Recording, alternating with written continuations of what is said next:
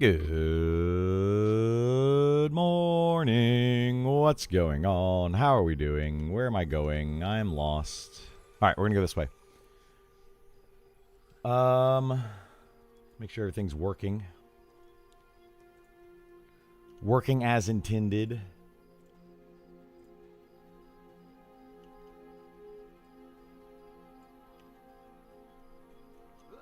I'm gonna go try to make some quick strength potions. Hopefully. Hopefully.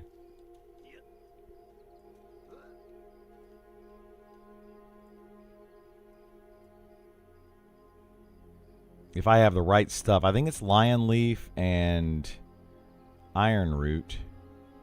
I believe is what is used. I think. Oh, I need to get on Discord.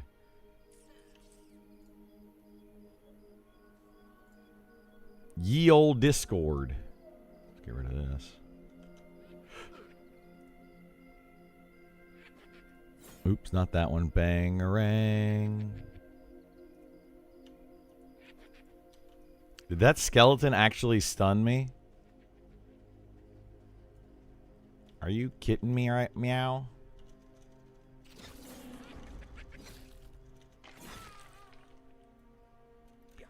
That skeleton actually stunned me. Stunning. So I want to make... Oh, it's Nomad's Grace. It's Nomad's Grace and Iron... shoot.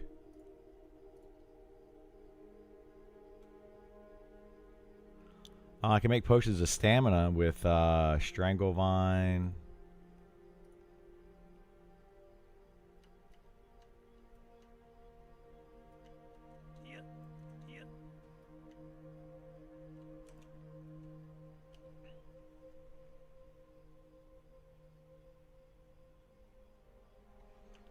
No, you're good. You're good. I just tried to do something different and it didn't work. So I was like, whatever.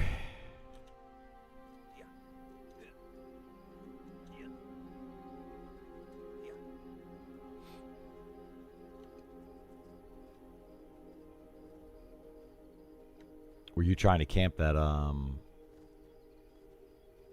Yeah, I was gonna say, it looks like you were trying to camp that.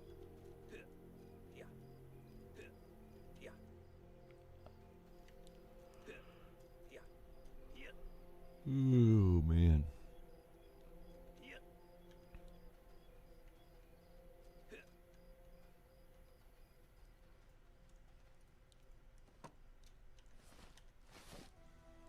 Okay, so we need Nomad's Grace. Do we have any Nomad's Grace? I have 20 Nomad's Grace. 40 Nomad's Grace. Okay, so we don't need Lion Leaf, but we need Iron Root, and then we only need like some Nomad's Grace. Okay, so we should be able to make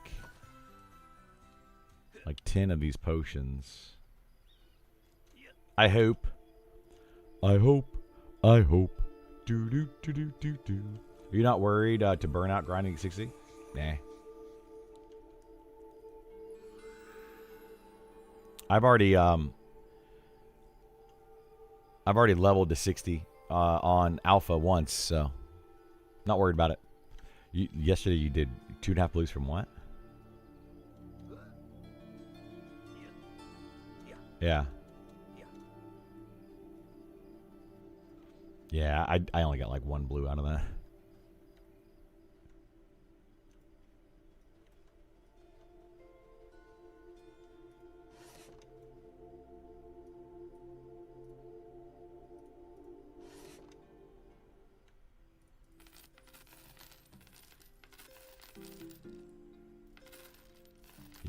He might.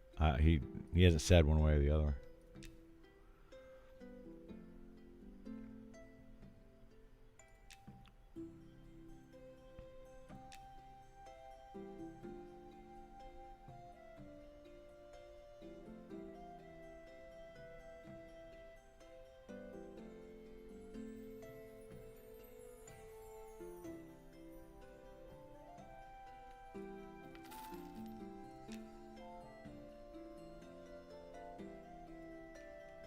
That's a lot of strength potions. Potions don't stack? They do not. It's pretty silly. They do last for an hour each. But yeah, they do not stack.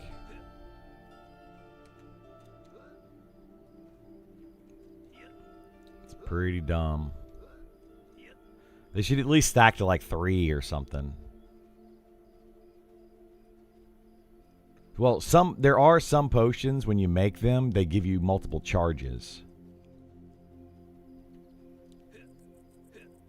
So like you can make one potion and it has like, 5 charges on it or whatever.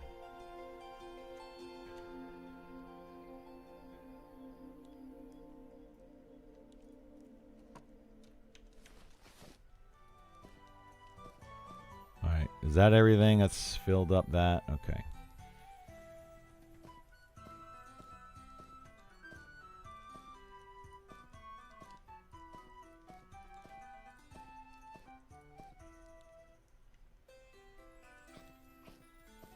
Let's go get some food.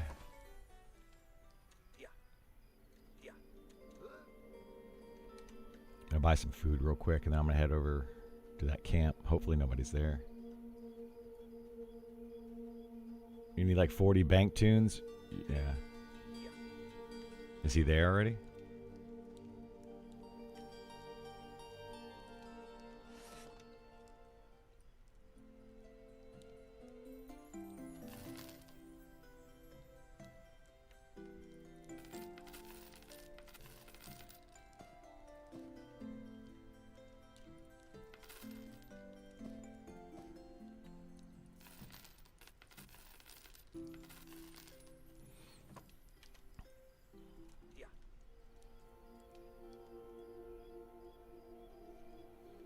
Think homes will provide storage space. The boxes made a place. Yeah, I mean they'll have some storage. Yeah, that'll be one thing, like one really good thing to having a home is storage space.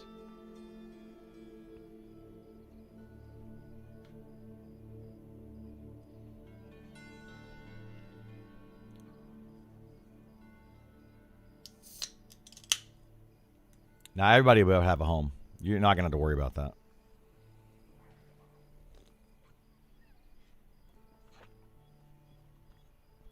There's so much housing in this game.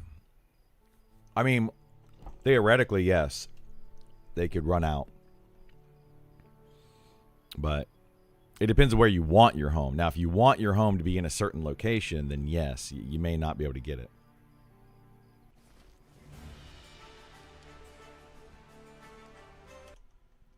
What the heck, man?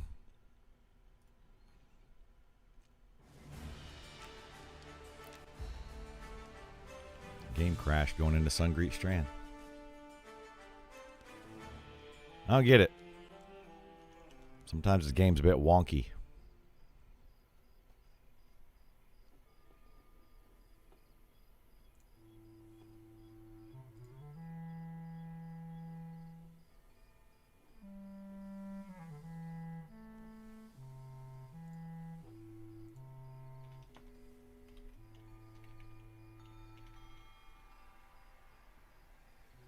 Yeah, and pretty much everybody is. I mean, it's just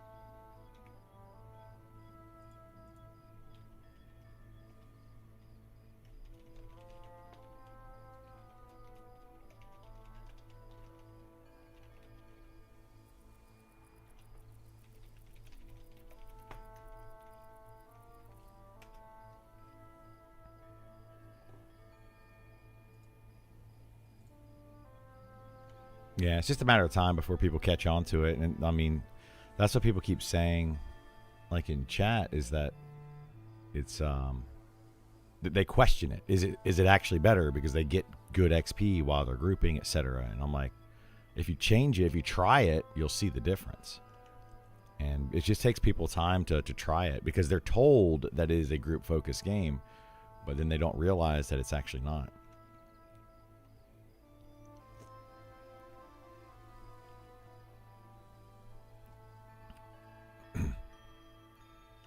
Yeah. Yeah, low level, you don't notice it, but it's still there, but you just don't notice it as much.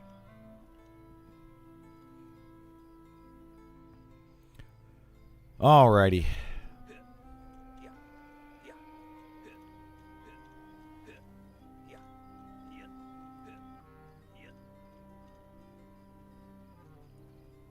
Yeah.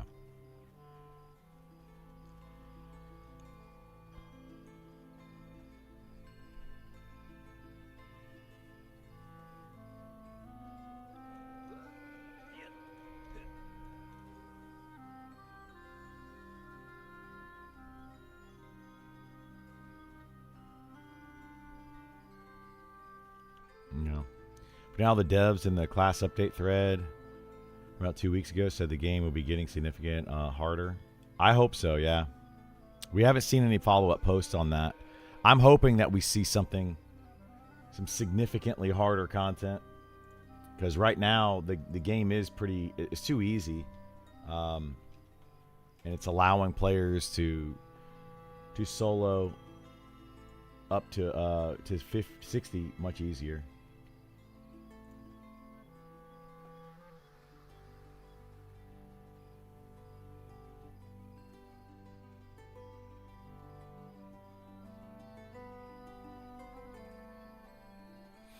Which is not the intent for the game. So hopefully we see what happens. Like hopefully they start making some adjustments. There's a lot of adjustments that need to be made. A lot of balance changes that need to happen. And hopefully we see those soon. Last time I looked, there wasn't anything new on Monsters and Memories. Yeah, no new game announcements.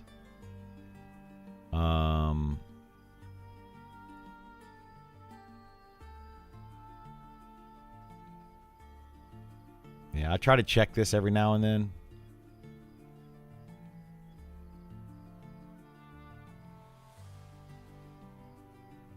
Yeah, class update right here.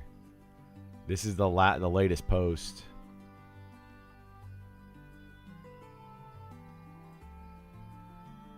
So we'll just have to see what happens.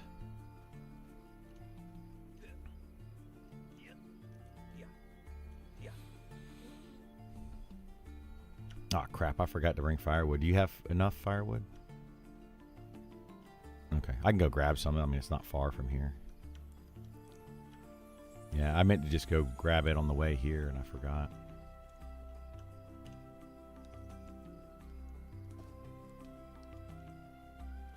Yeah, that works.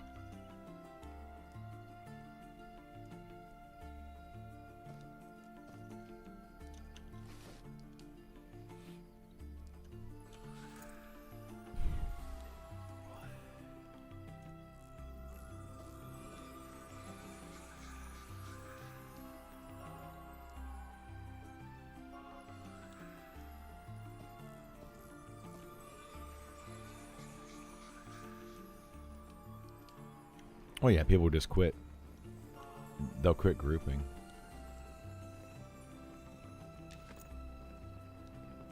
Yep.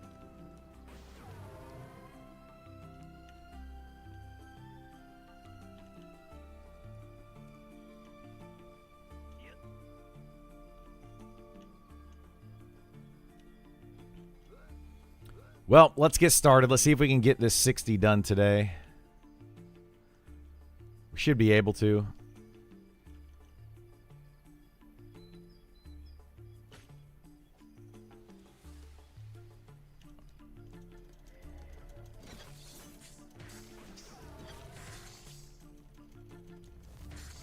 Hopefully we get this done today and then be over with.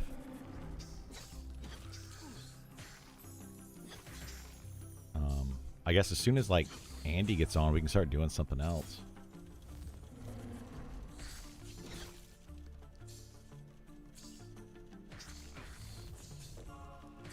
Yeah. 2. Yeah, it bums me out that I couldn't get on really at all when I was gone.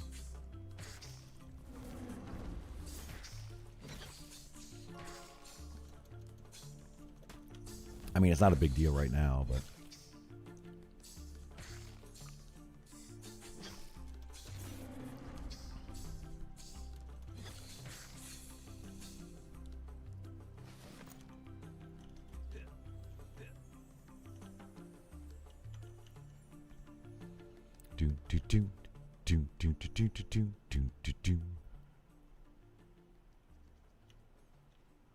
How many arrows do I have? 155. Oh no.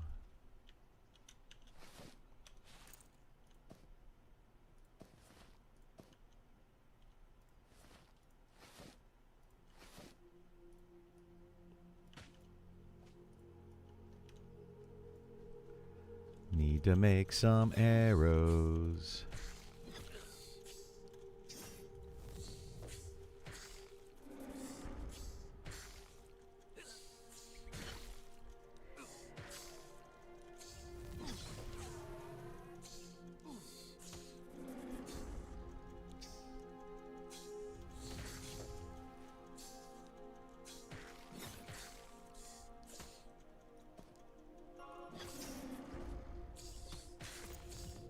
We're good to go now. We got arrows. We got our buffs. We got our potions. We got everything we need. Now we just need XP. XP all day. What I could use is some hot tea. I got so cold yesterday. I was like freezing. Now I need some hot tea. With some honey in it. My throat's getting like weird. I don't know what's going on with it. Because I'm talking so much, man. I'm talking so much.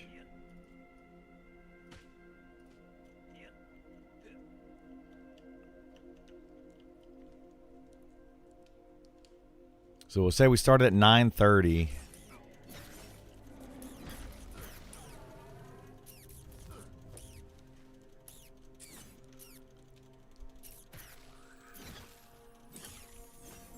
I'm going to check and see how much XP I get in an hour as soon as I hit this next bubble. I'm just going to watch it until I get the next bubble after that.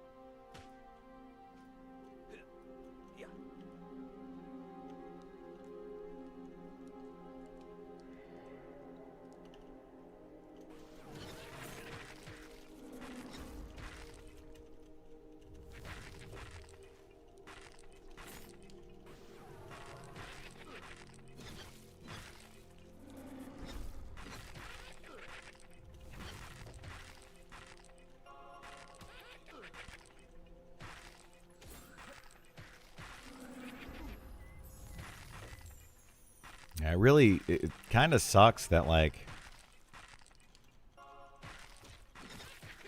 for a fighter to really level up, like, it's going to take forever for most people to level up, trying to get groups and stuff. I really feel bad for players, for, like, the pugs and casual players.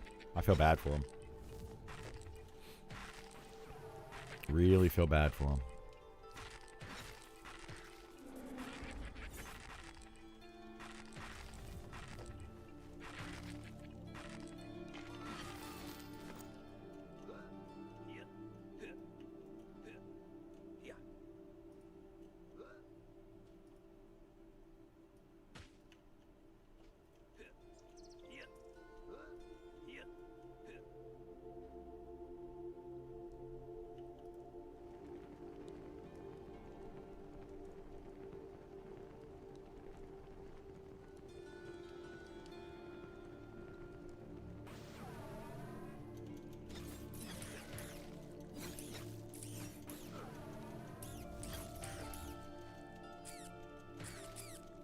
That rough. I intended to play solo, self-found.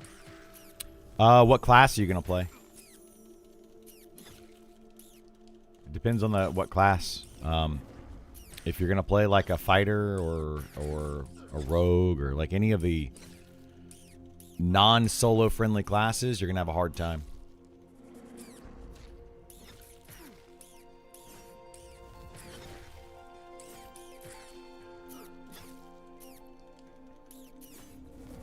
Bow attack bug is really annoying. It's very annoying, Ryan. Yeah, very annoying.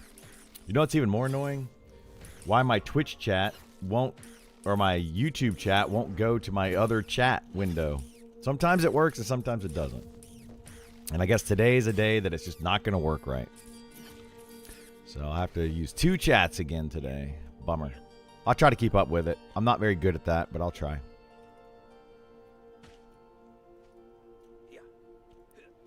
But yes, that bow attack is very annoying. And I mean, nothing I can really do about it. I guess I could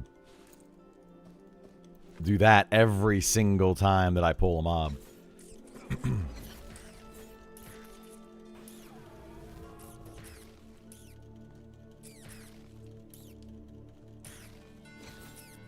Do you always keep the same abilities loaded? I've been messing with shield tanking versus dual wield DPS. Shield tanking is worthless. Absolutely worthless. Shields are just not worth having in this game right now. For anyone.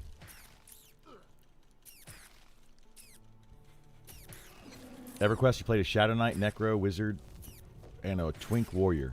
Well, Shadow Knight, Necro, Wizard can all solo, so you could play solo self-found with all 3 of those classes and get to level 60.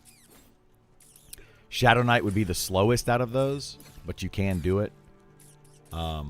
So those would be okay. Fighter, though, or Warrior, you're going to struggle. You're really going to struggle.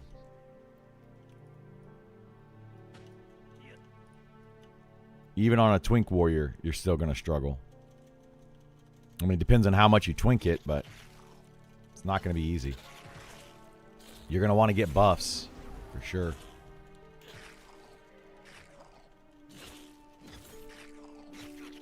Like HP regen and all sorts of stuff.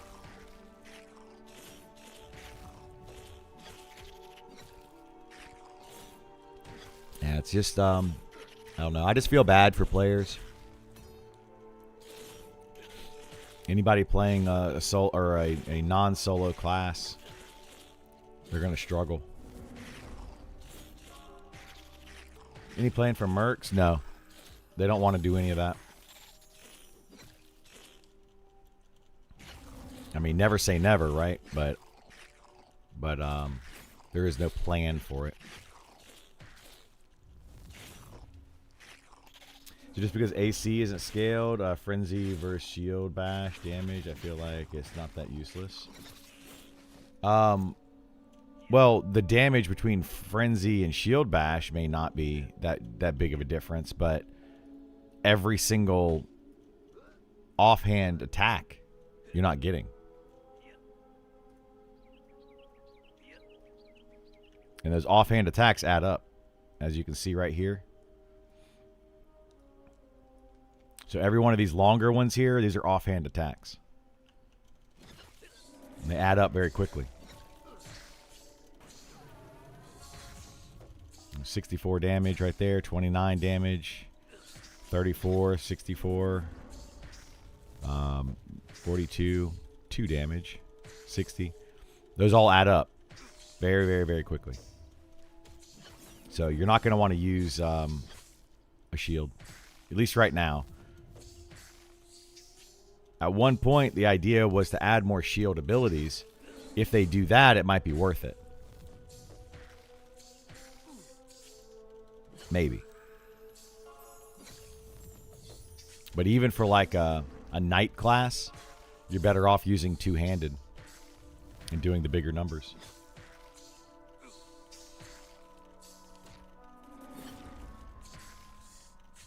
If you have 3 or 4 mobs and no CC, you're not going to be able to control the mobs. So it doesn't matter. They're not going to be hitting you. They're going to be hitting your healer. You're going to be taking so much damage at higher levels. They're literally just going to be going straight to your healer. So there's no way you're going to be able to control the threat.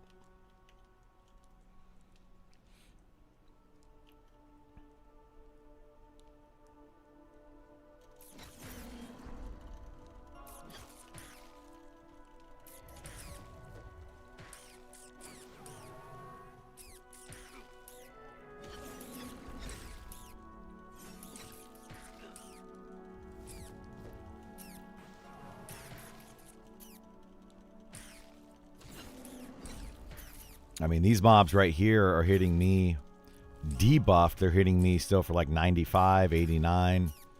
That's debuffed.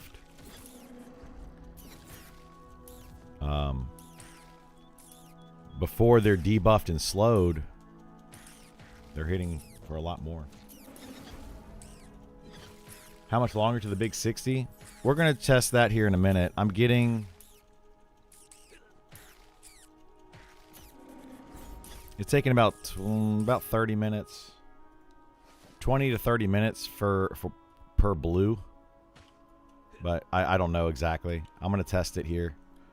When I hit my next yellow bubble, I'm going to see how long it takes to get to the next yellow bubble after that. But it's like, I would say 30 minutes per blue. So that would take 2 to 2.5 hours per yellow.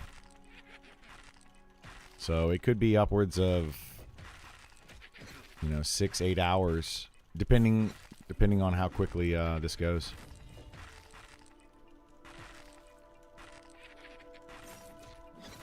Good morning. How you doing, Achilles? Welcome back, my friend. Welcome back. Glad you came back after yesterday's fiasco of craziness in chat. I know that you agree with a lot of the things I say, so. There's some people out there, though, they're oblivious, man. They're just oblivious. I love those discussions. Yeah, they can be fun, for sure. Or that, I shouldn't say fun. They can be interesting, for sure. I'm not going to even argue with people today or debate with people today. I'm going to give my opinion and just let it go.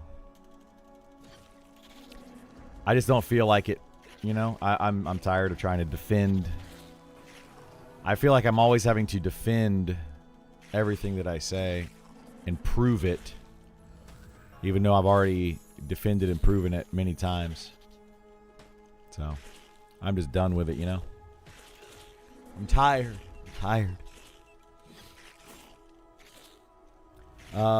They're interesting for someone new to the game. Not sure how many times you've had to talk about Charm previously. I have talked about Charm almost every day that I've streamed. At some point during the stream, I've talked about Charm. So yeah, I mean, I get it. Part of the problem, with streaming is you constantly repeating yourself. So people that are in the channel a lot are going to hear me repeat a lot of things. Because somebody might come in new to the channel or new to the game and not really know all the nuances. And I don't want to tell those people, go away, you're an idiot. I want to explain it to them, but at the same time, it's like I've already explained it so many times. So I'm not going to debate it.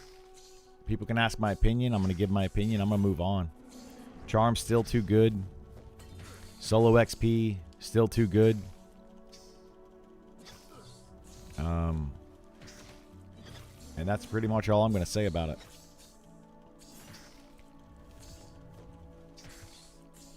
Got to make a video and make a exclamation point charm? Yeah, I probably should. I appreciate your opinions, Criddle. Definitely helped me and my group plan some stuff. Awesome. I'm glad, Moose. I'm glad. Like I said, I'm happy to help you guys out. I'm happy to answer questions, I am an open book when it comes to this game, for the most part. There are some things that I'm not going to chat about. There are some things that I'm not going to, reveal for spoiler reasons or whatever. But for the most part, I'm going to tell you guys exactly what's going on. Because, and I don't sugarcoat it. I'm not going to sugarcoat it. I'll tell you my exact feelings about this game or any game that I play. Or even games that I don't play. Like a Drooling Online Adventures. I haven't played it, but it looks like a fun, awesome game. And it will be my fallback game if this game doesn't work out. Definitely my fallback game. At least right now it is.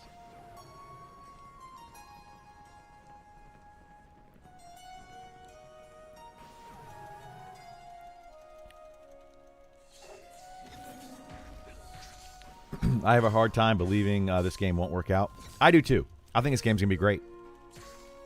I think it's going to work out just fine. Drooling is fun. Yeah. Definitely check it out. Next playtest. Oh, we'll see. You know, it depends on what I'm doing with this game. Like I haven't played a Drooling Online for a couple of reasons. One, because it's not there yet for me. Like when I first tried this game, which was well over a year ago, I was like, not there yet. I was still playing Pantheon at the time. This game was just not there yet. And I was just like, I'm going to let it cook some. After a while, though, I got into it. I started playing it.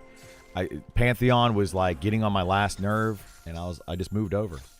And I'm just like, nope, Monsters Memories is definitely better. I'm enjoying it more. I like where they're going with it more. The development company, everything about this game was just better in every way for me and my play style than Pantheon. I don't want to pull that. I might get the skeleton if I pull that right now. And I'm trying to be nice to Gift back here.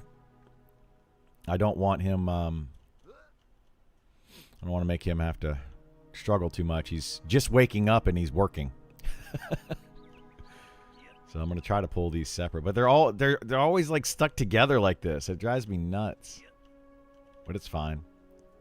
It gives him time to med up.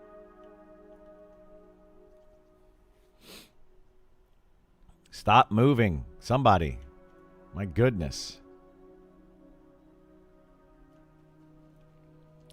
I got in for the PvP server this past weekend, and it's still a blast. Awesome. I'm glad you're enjoying it. You know, if I couldn't play on the PvE server and all I had access to was the PvP server, I'd probably do the same. You know, I'd go play the PvP server. Are these guys like, are they on a walkathon? What the heck's going on here? There. Oh, he stopped. Oh, he stopped too. They're going to get to the edge of where they're allowed to go. My goodness gracious, dude. It's bananas.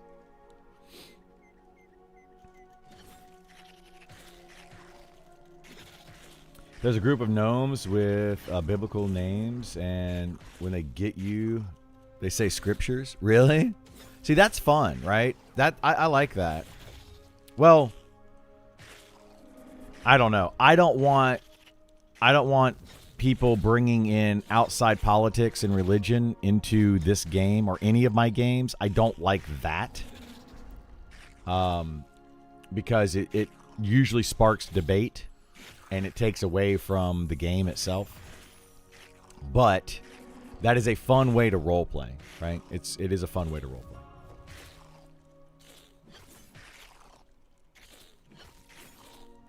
Like, the idea they have is there. I wish that they would do it, though, within the confines of the game and be like, we are, you know, the followers of... What god am I? Am I agnostic, or did I choose... I don't know if I can see it what I chose. I'm pretty sure I chose the God of War, which... I forget what Master War, I think is what it's called in this game. Like, we are the followers of Master War. You know, like, and then find scripture within the game to quote to people. I think that would be a lot of fun. I think that'd be awesome. Might I hit you with some questions about the game? You can hit me with all the questions you want, New Smurf. I'm not debating things today, though. I refuse to debate topics today. So I will give you my opinion. If you ask me a question, I'm going to answer the question, and that's it. That's it. I'm not explaining things. Like, I'm not going into a ton of detail. I'm just not doing it today. I did it way too much yesterday, and it made it not fun for me and not fun for chat. It's fun, though. I look at getting ganked, like aggroing a redcon. Yeah, I get it. But the thing is, it's like aggroing a redcon. If you're not in an area that has redcon mobs, you shouldn't aggro a redcon. You know? A redcon coming around the corner and jumping on you, though. It's kind of... Biblical stuff isn't politics, though, right? No, politics or religion. I try to keep... I keep that off my stream. I would prefer it to stay out of my video games as well. Unless the video game is focused on that. Like, if I was playing, let's say... like when the whatchamacallit?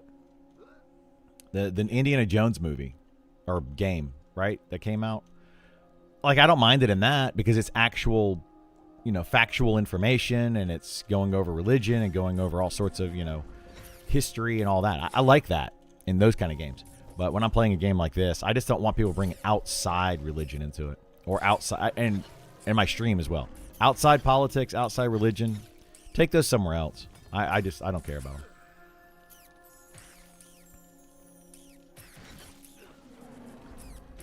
them. Yeah, I get that. Definitely breaks the zone.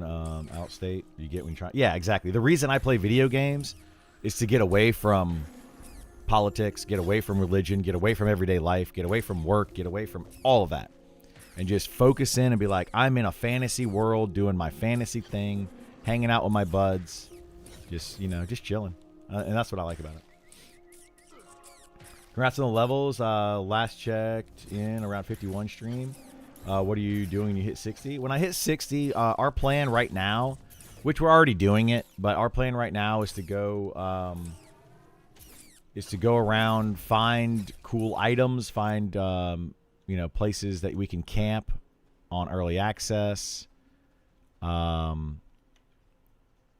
We might try to do some raid content maybe this weekend. I'm gonna see if I can thread the needle here. Nice. I nailed it. Man, I'm on point today. Any good drops off the Giants last night? We did get a few drops off the Giants last night, yeah. What did we get? We got a wrist. An intelligence wrist. I don't think I have it on me. But yeah, we got an int wrist for Stein. And we got a second int wrist for Stein. Oh, I did get this. I got this whalebone spear. Pretty solid weapon. It's over a 0.5 ratio. So for like a rogue, for backstabs, it's a pretty solid weapon. Will Chuboxing be allowed June 1st? Yes, Chuboxing will be allowed on boxing servers. So you make sure you go to the correct server. It'll say name of server, and then no box or roleplay or whatever, PvP. It'll have like in parentheses next to it. So make sure you're on a boxing server. Is there a limit? There is no limit. You can box as many characters as you want. However, I will say this. They are checking for any type of third-party software. So just be aware that if you're trying to box multiple characters and you cannot do it yourself, physically pushing the buttons on every single one of those characters, you might want to limit how many characters you do. Love you all. Jesus is Lord. Oh my gosh. Oh my gosh. No. You know, like I'm all for people that are religious. I just don't want to bring it into my video games, you know? Because it sparks too much debate. You know? You believe what you believe, and that's fine. I'm okay with it. As long as you're not hurting other people.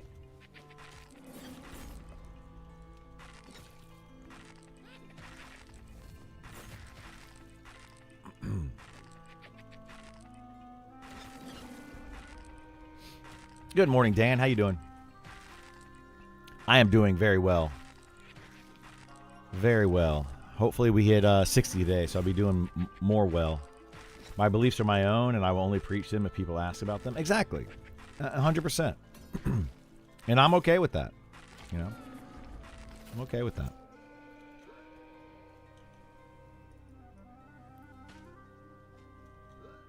You know, we all have different beliefs in life. And long as you respect other people,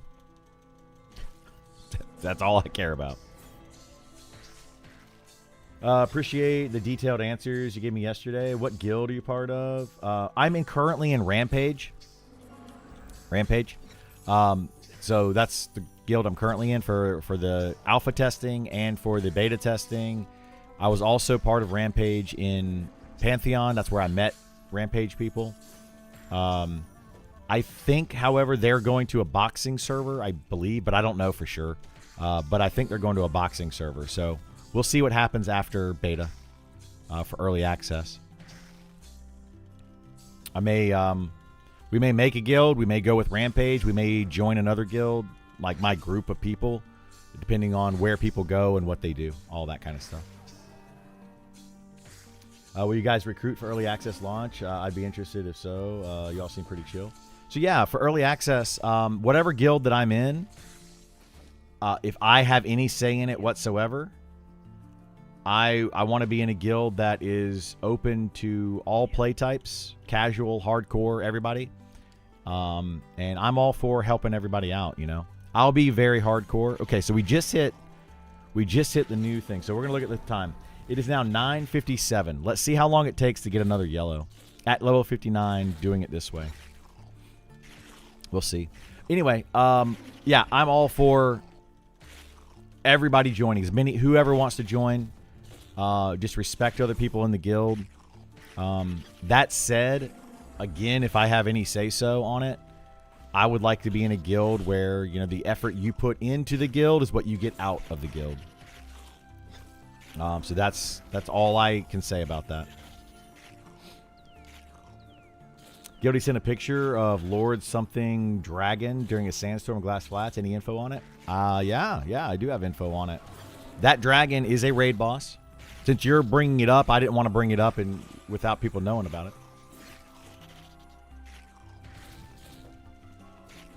But yes, that is a raid boss. It is a dragon. It is probably the hardest encounter in the game. I would say it is definitely the hardest encounter in the game. It does an AoE fire spell, an AoE fear spell or ability, and a debuff, AoE debuff. Or not debuff, sorry, an AoE, yeah, like not debuff, but dispel. It'll dispel your buffs. Very, very challenging fight.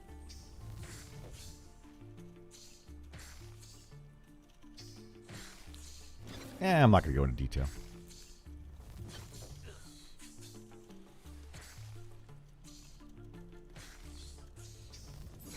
Well, people have seen it now. They know what it does.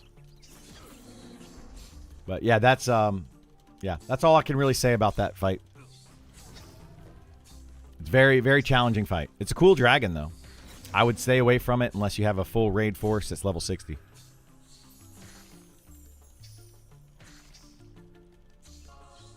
Work meeting. Sounds good. Hey, what's going on, Jared? How you doing, bud? Earmuffs engaged? Yeah. I'm not going to give a lot of detail on that and how it functions. Anything like that. But it's a really cool fight. Well, it's just a really hard fight. Let's just put it that way. It's not really... doesn't do anything special. It's really... It's pretty cool.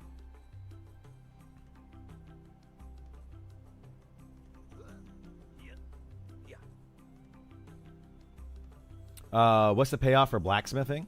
Nothing.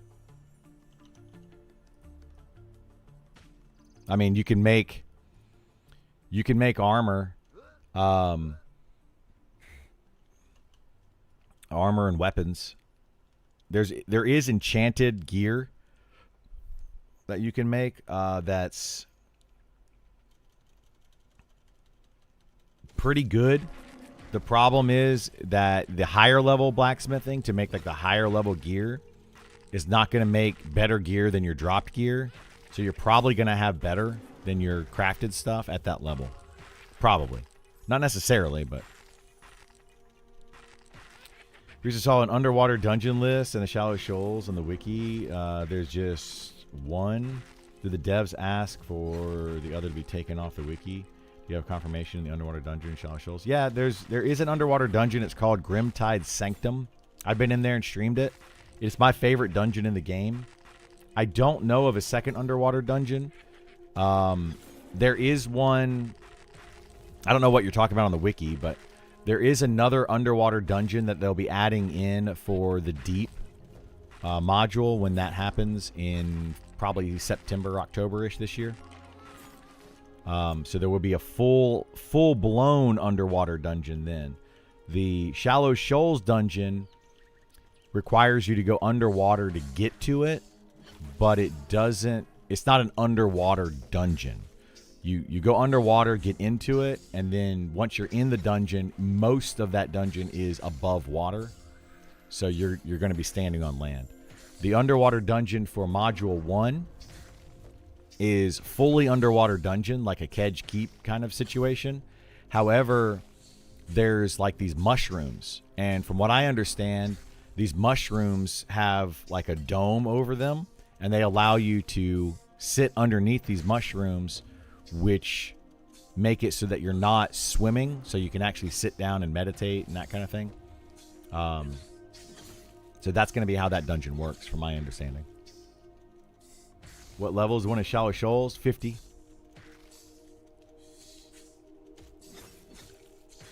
The mobs are like high 40s, low 50s.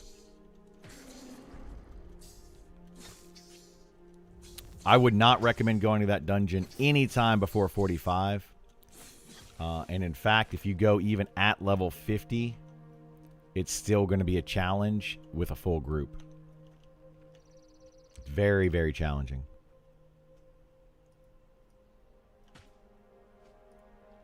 Do you know when the next open test is? I don't know. They haven't announced it.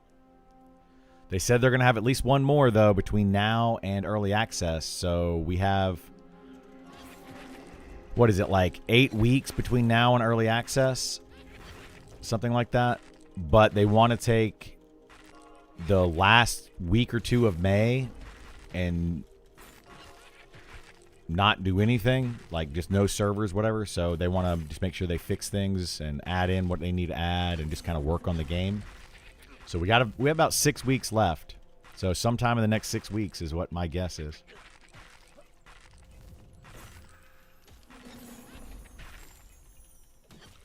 But terribly expensive? It is, yeah. Blacksmithing is terribly expensive, especially now to level up. They changed it recently and made it much more difficult to level blacksmith. Well, any of the trade skills they made more difficult because you can't make an item above what you can see on your like what you've learned, basically. So you actually have to make things on your that's actually pops up in your list. Weapons I'm using, here, I'll show them to you. We're using Hadir's Iron Fist, which is pretty good, and Mace of Malice, which is also pretty good. Both of these are okay. They're around level 40 to 45 to obtain. I would say, well, yeah, 45. Just by 45, you could have both those weapons. I need to get some new ones, but I haven't really gone farming and all that yet.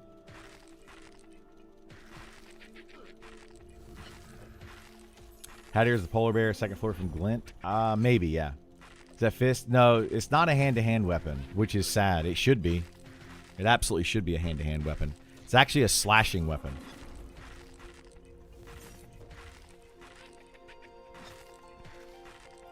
Which also makes sense. Because it's like a bear claw, you know? But, yeah. The mace comes from from Demeter in Fallen Pass. It's down on the beach. Oh my gosh, why do these guys have to turn around all at the same time?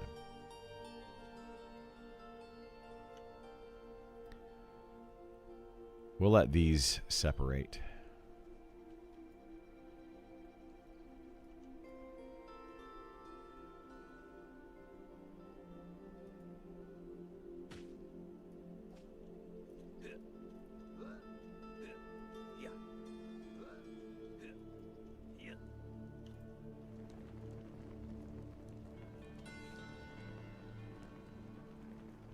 Yeah, hopefully they keep working on the trade skill stuff. Some of that trade skill stuff is just it wasn't easy to level necessarily, but it was like it cost a lot of materials, but it wasn't like trivial, or it wasn't it wasn't easy, but it wasn't super hard. That's what I meant to say. But like you can make some decent stuff with blacksmith. I would say that blacksmithing early levels is definitely worth it. Like, did anybody play EverQuest in 1999? I remember way back then, everybody wanted banded armor. Banded armor was just really good armor for anybody, you know, low level, so they can have some starting gear. Because starting gear was very difficult to get. But nobody did blacksmithing later on. And it's the same way in this game. Same exact way in this game. Like, early gear is worth having. That early crafted gear is actually very good. Oops. But, yeah, later on, it's just not worth it. Jewel crafting, on the other hand, is exactly like it was in EverQuest. Nobody had it early on because it was just way too expensive and hard to level. But then late game, everybody wanted it, right? Because you had all the resist gear. It had really good stats on it. So it was just, yeah, a lot of people had that stuff. And that's the same way it is in this game. It's still, jewel crafting, though, wasn't hard to level. It's probably more difficult to level now, but not crazy hard.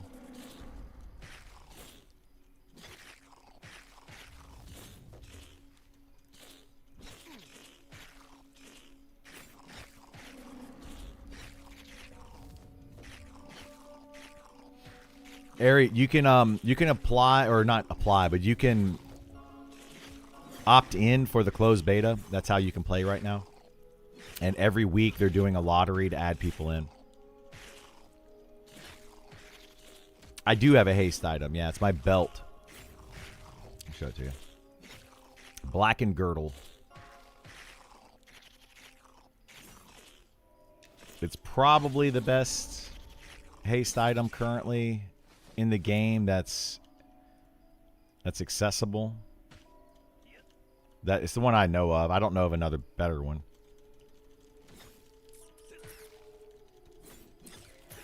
It's from Glass Flats Undead. There's an undead, bunch of undead camps in Glass Flats. Bunch of mobs over there. I would just recommend once you get to like level, let's see, high 40s, you can go to those Glass Flats Undead and just start killing stuff. There's tons of stuff over there, but you need to be high 40s to do it. Sucks that haste lowers your max hit. Yeah, they said they fix it. Did they not fix it? I haven't tested it. Like, I haven't looked to see if haste actually lowers it.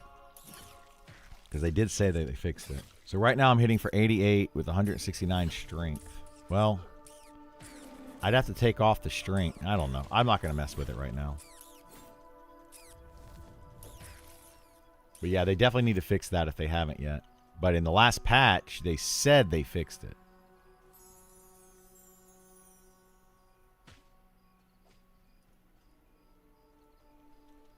Might need an enchanter or something to deal with the casters. Yeah, there are casters and stuff. Yeah, I recommend if you go into that undead area, if you're not just on the outskirts, so you can be on the outskirts of it and pull a bunch of mobs. Not that bad. But if you start going into that undead area, you definitely want to have a group. especially if you're in like the 40 range, like 45 to between 45 and 50, trying to go in there. You're gonna need a group. It's not easy, and the deeper you go, the more challenging it gets. So definitely bring a group. I would recommend a CC enchanter preferably, but any type of CC will help out. PvP servers, so our PvE exposure isn't very high. Yeah. What undead area is that? So in Glass Flats, the giant tower that you see in Glass Flats?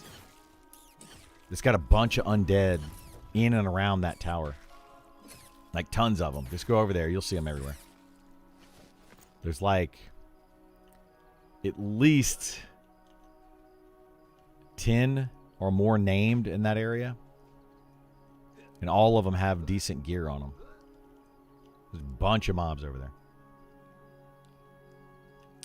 Go inside of there too. Like you can go inside of the mountain. Like there's a mountain right there, part of that undead area that goes inside, and there's just tons of stuff over there. Been hearing haste isn't working correctly. Yeah, people keep saying it's not working. I personally haven't tested it. They say that, haste works. It increases your attack speed, I believe, but it reduces your maximum hit, your damage. So, if it reduces your damage by the same amount that it increases your attack speed, it kind of defeats the purpose, right?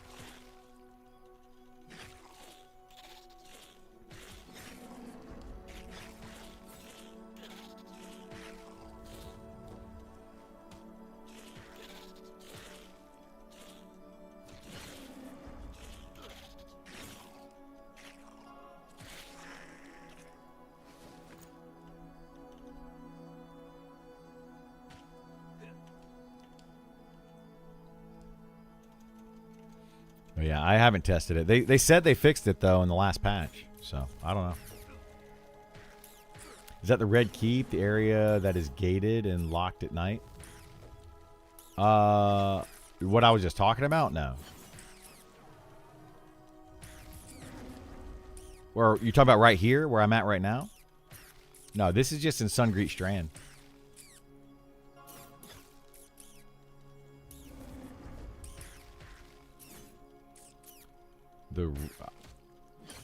Are you talking about the cemetery? That's low level, like super low level, with bats and rats during the day and the skeletons at night. I just tested it on a light blue. My max hit was 52, with or without my haste cloak. Okay, maybe they did fix it then.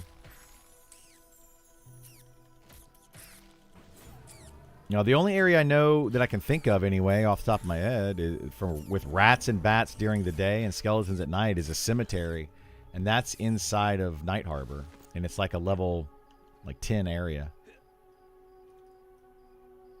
That doesn't mean that there's not another one somewhere that I'm just not thinking of, but the undead area I'm talking about, when you go from Sungreet Strand into Glass Flats. Just run into Glass Flats a little bit, and you'll see a giant tower. Like, big tower that's glowing on the top. Kind of hard to miss. That's the undead area I'm talking about.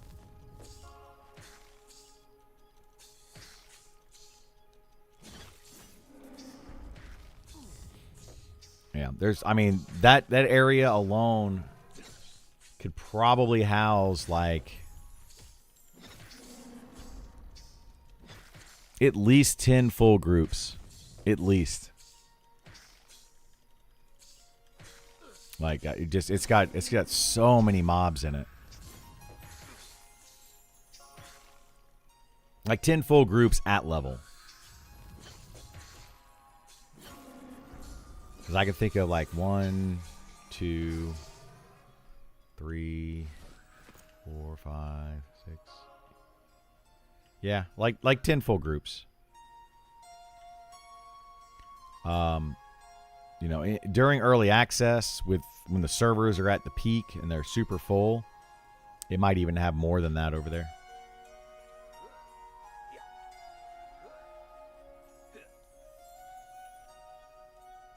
You're level 10 right now and you want to go to Glass Flats? I would not recommend it. Yeah, every mob over there well, no, you could go pretty soon, actually. I don't remember what level those mobs were. There's goblins, though. As soon as you go into Glass Flats from Sungreet Strand, as soon as you zone in, turn to your left, and there's goblins that are over there that are like high teens or 20 or something. Yeah, like definitely worth doing. I only got just inside the entrance, so I don't know how high the mobs got. Yeah. Oh, inside. So inside the if you're talking about the cemetery inside Night Harbor with the undead. So there's rats during the day. Those around level 10 to 15. I wouldn't go any. Yeah, like by level 15, you don't want to go in at the daytime. It would just be too low. And then you can go up to 16 at night. So the skeletons and stuff are like 1 or 2 levels higher inside of Night Harbor. It's a cool place to go. It's definitely a good place to XP if you don't want to leave town. There's a couple named in there. You know, it's not bad, but it's not like a super high level place. It's not huge. You could probably only have like 2 full groups inside the cemetery, and you'll run out of mobs. Like an upper and a lower group, I would say. A third group would definitely, you'd run out of mobs with 3 groups. Do pets not steal XP if they do more than 50% of the damage? Anybody steals if they do more than 50% of the damage. Well, you mean like if it's your pet? They don't, no. Like your pet can do 100% of the damage and you get XP. Well, yeah, it can do 100% of the damage and you get XP. You do have to tag a mob, though, I think. At least there was a bug at one point that if you just sent your pet to attack something and never did anything to the mob, then it wouldn't give you credit. But I don't know if they fixed that or not. They may have.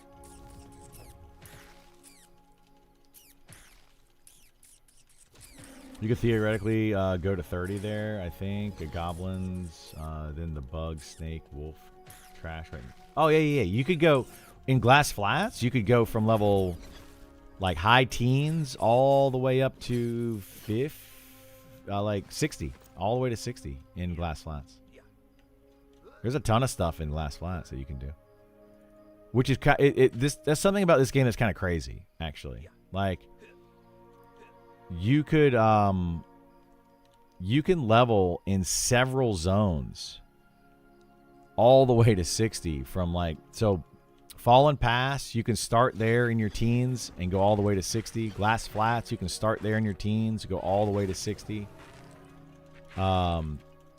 Night Harbor, you can level 1 to 60. Vale of Zintar, you could probably start there around level 30, like mid to high 20s, I guess, and go all the way to 60. Shallow Shoals, I wouldn't start XPing there until at least your 30s. Most of it's going to be 40s, but it goes all the way up to, you can probably go all the way to 60 there, probably. I'm trying to think of what would get you from 50 to 60 over there. Most of Shallow Shoals is like level 30s to 40s. So it's one thing that I really like about this game is that the ability to go to a zone and you have something to do in every zone, like for many levels. Or you could go to a zone for a little while and then go back. You know? Like, hey, today we're going to go to this zone. We're going to go to Fallen Pass today. We're going to go to Vale of Zintar tomorrow. We're going to go to Night Harbor. And then we're going to go back to Fallen Pass and just kind of rotate it. So you get something fresh and new. How would you level on a Night Harbor? 45 to 60? So you do the Pale Tower will take you probably all the way to like 50 by itself. Then there's mobs that are like, I mean, it would be hard from 50 to 60. Mobs start to, become light blue. But you can keep going. I mean, you get XP off of green mobs in this game. So, it would be slower, but it's possible.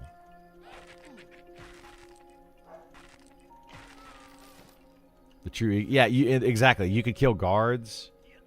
You could. There's a lot of stuff you can kill. In fact, yeah, that's what people would probably do. Is they would fight the red mantle guards. They did. I know people that did that. Those would be dark blue to you till 60. So yeah.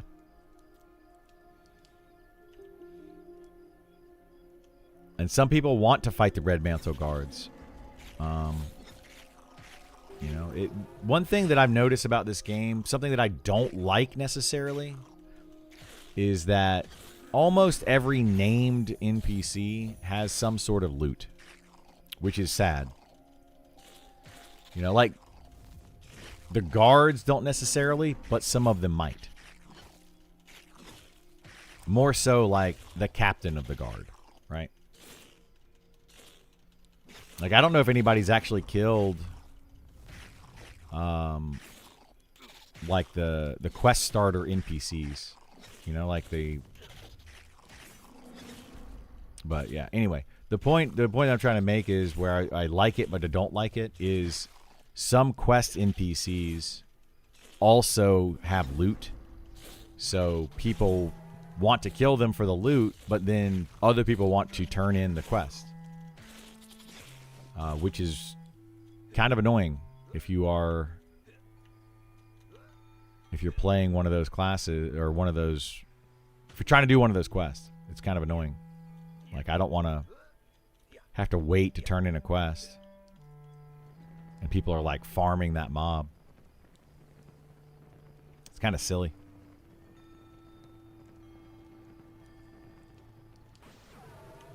But whatever. What you gonna do, What you gonna do? So yeah, it's taking about 20 minutes per blue. Give or take. So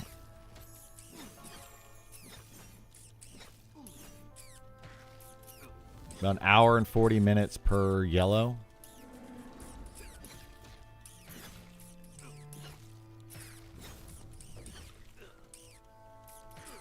Let's say an hour and a half per yellow.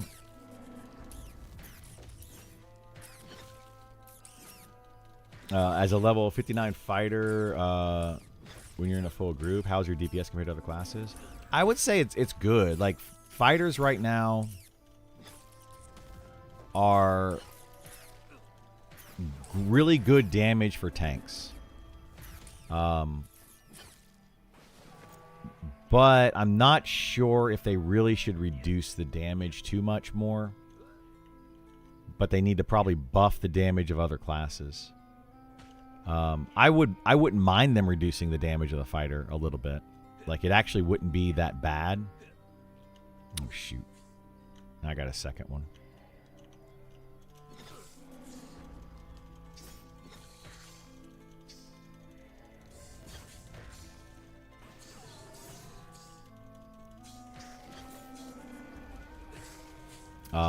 But yeah, fighter damage is actually really good right now. It's on par, if not better, than Monk. It's definitely better than Rogue.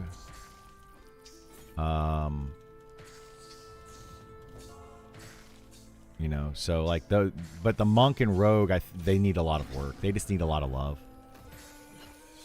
Is there anything you would like to see in a class overhaul for fighter? Yeah, I would like to see them take away the crit and the triple attack and give me something like Riposte, more defensive abilities. But their idea might be that the fighter is not supposed to be super defensive, although it is the only physical defensive tank in the game, like strictly physical defensive tank in the game. So I don't know. Yeah, fighter DPS is better than rogue right now. Which feels bad. At least in my experience it is. I mean, I haven't parsed it personally. But a fighter at level 55 fighter, they get triple attack and crit. So triple attack plus crit is obviously better than double attack without crit. The only thing that a rogue has is the ability to... They've got like their double backstab that they can do at 50 plus that allows them to do a couple hundred damage per backstab. But I don't feel like it makes up for, you know, the difference. Like it needs to be more. I think their backstab should do like 1,000 damage.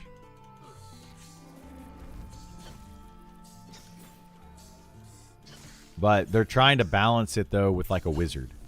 So let's say a wizard or if they make a rogue at level 50 plus do 1,000 point backstab,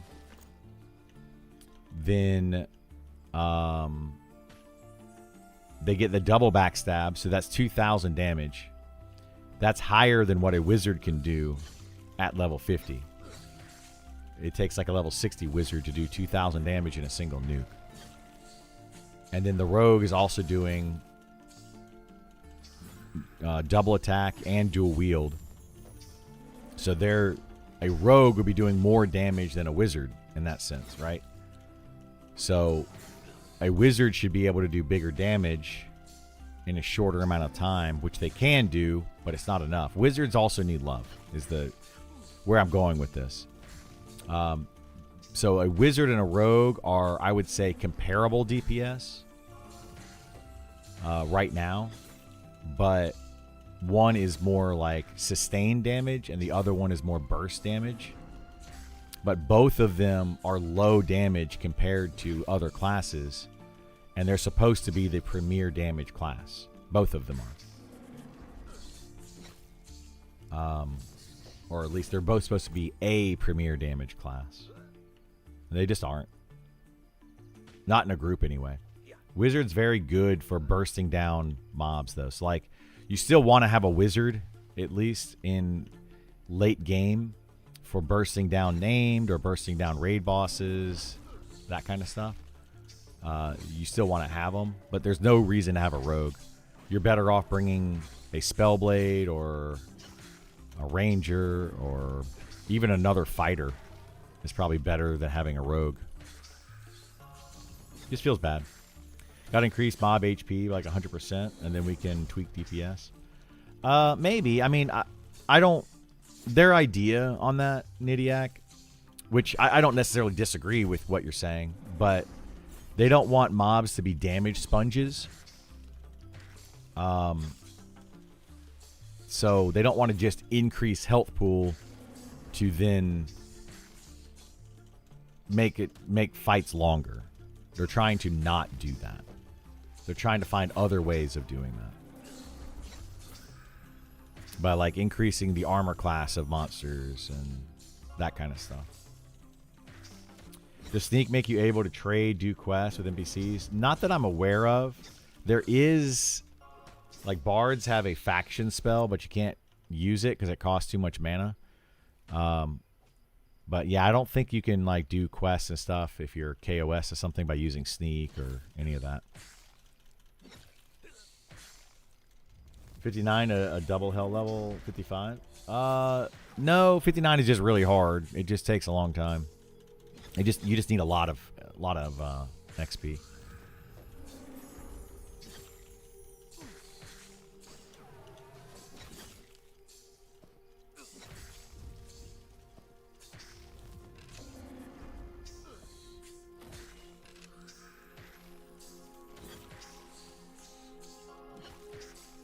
I just feel like they're already able to kill stuff really fast. With classes, definitely need work. Yeah. They fix monk and rogue, content will be super trivial. Yeah, they're working on a lot of that. I agree though. Like I think that the monk and rogue DPS needs to come up. Or I mean, another option is bring everybody else down. You know, which I'd be fine with. If they think that Monk and Rogue are where DPS should be, then they need to bring a lot of and Wizard. They need to bring a lot of classes down. If that's the case, then they need to bring down like the Beastmaster needs to come down. All of the pets in the game need to come down. They'd have to nerf a lot of stuff, which would feel really bad. So it just depends on how they want to do it. There's just a lot of balance that needs to happen. How does the 10% reset on Frenzy Shield Bash from Ren feel? It does not feel fluid, no. I just spam my abilities, so I don't even know. Like, right there, I'm about to do Rend right now. Boom, Rend, and it reset Frenzy. So, you know, let's see if it resets it again this time. Rend. Nope.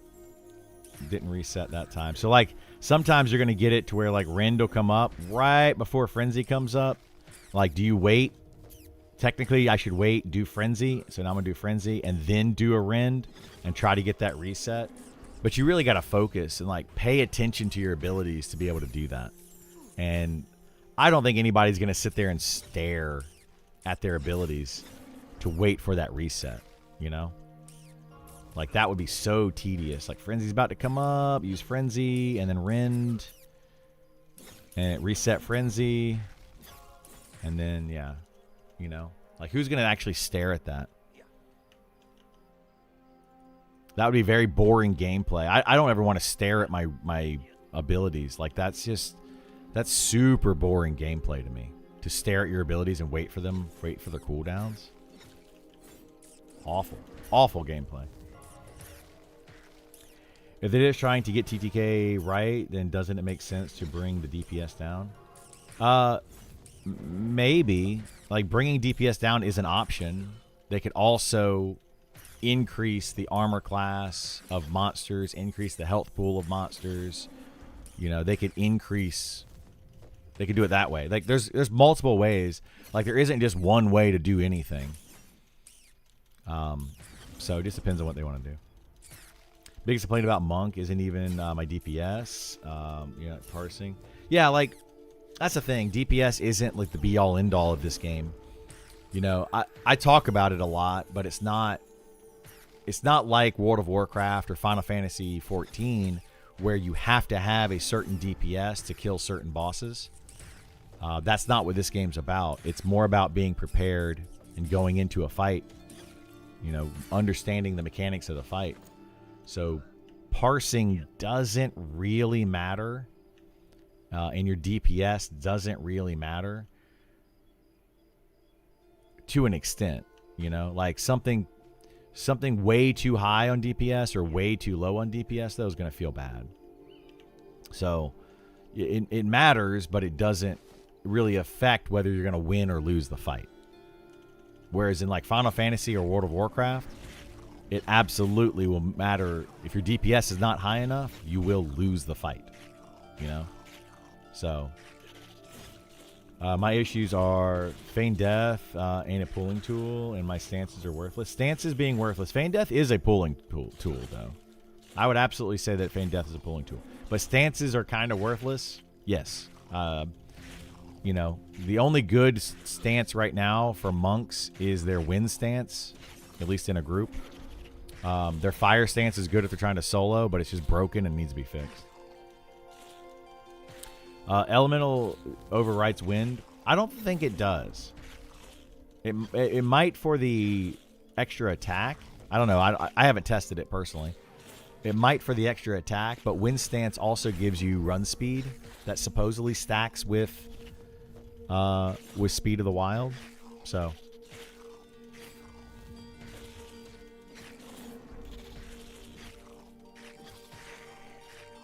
Mana regen negates water. It doesn't. That doesn't either. The mana regen and the water definitely, those should stack because it's not a proc, or it's a, when the water stance procs, it just gives you healing and gives you mana. So if you have enlightenment and your water stance procs, it still gives you the mana. It doesn't overwrite one or the other. It's very inconsistent. Yeah, I would agree with you that it's not enough mana to really justify using Water Stance, and it's not really enough healing. It's not supposed to be a lot, but I feel like it's also too little. And if they go too high with it, it could be broken. If they go too low with it, it's not worth using. So they got to find a middle ground there for sure. But yeah, I think overall with the monk, they need to work on the stances. They don't feel good.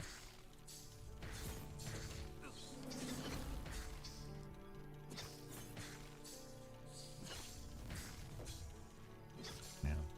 Makes sense. The cooldowns seem low regardless. Yeah, the cooldowns are fairly low. If you're talking about the Rend and Frenzy cooldowns and all that stuff, yeah, they're pretty low. What's wrong with Rogue? The only thing wrong with Rogue is it's missing its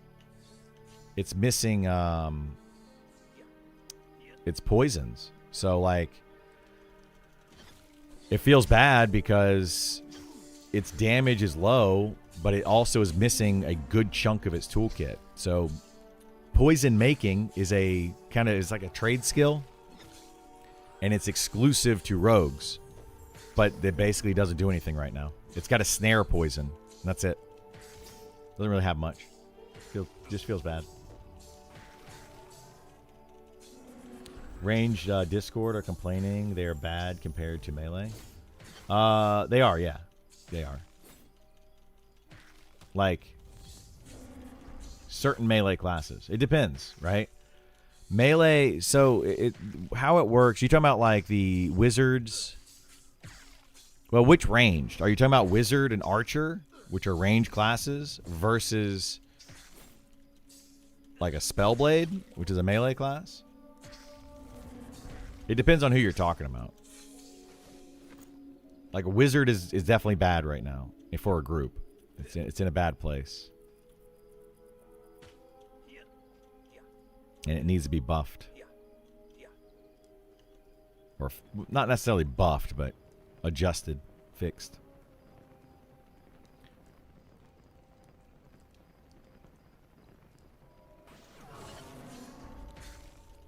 If Rogue and Monk DPS doesn't feel good in comparison to the others, then bring others DPS down would fix both at once in theory. Well, yeah.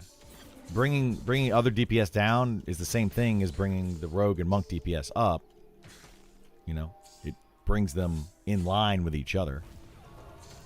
Yeah, I mean, a nerf or a buff can fix the same problem, right? If you have a problem of one class is stronger than another class, you can nerf one class, or you can buff the other class, or you can do a combination of the two. It's, yeah.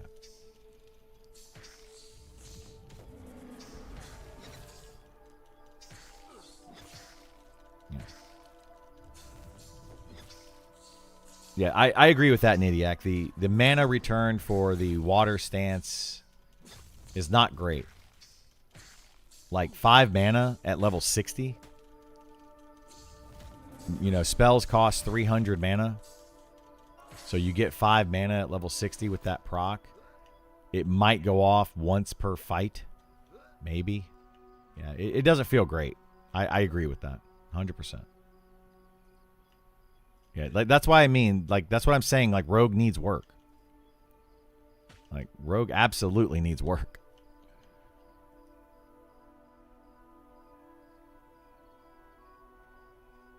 Or sorry, not Rogue, Monk. Well, they both, Rogue and Monk, both need work for sure.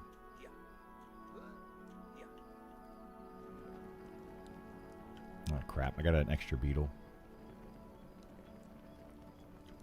Apparently. Top 3 DPS classes, regardless of melee, range, caster. I mean, that depends, really. Oops. That really depends. But right now, I would probably put high-level Spellblade with good gear near the top. I would say an Elementalist is near the top. An Archer is near the top. Beastmaster is near the top. Those are probably your 4 best right now, overall. And then any charmed pet. Clearly, any charmed pet is way above everybody else.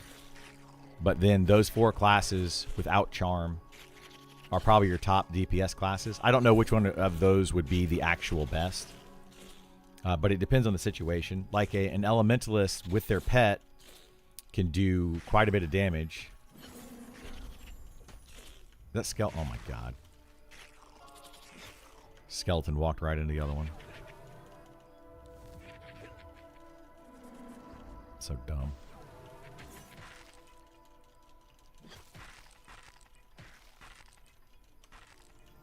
What?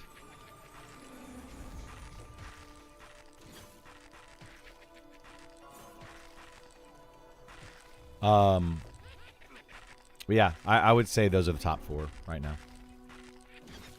Seems like all MMOs struggle with getting wizards right. Seems like such a straightforward class too. It is a straightforward class. I think the problem with wizards is that you want to make them good for a group, right? So they need sustained damage. But the issue with a wizard is their nukes do a ton of damage, so they could potentially burst down mobs super duper fast. So they have to somehow balance their burst damage with their sustained damage, and that becomes the problem. You know, if a wizard, basically what you have to balance on a wizard is mana regen. Effectively is what you have to do.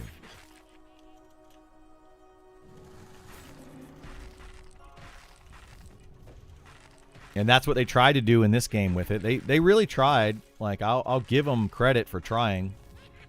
They just haven't hit the mark yet on wizards.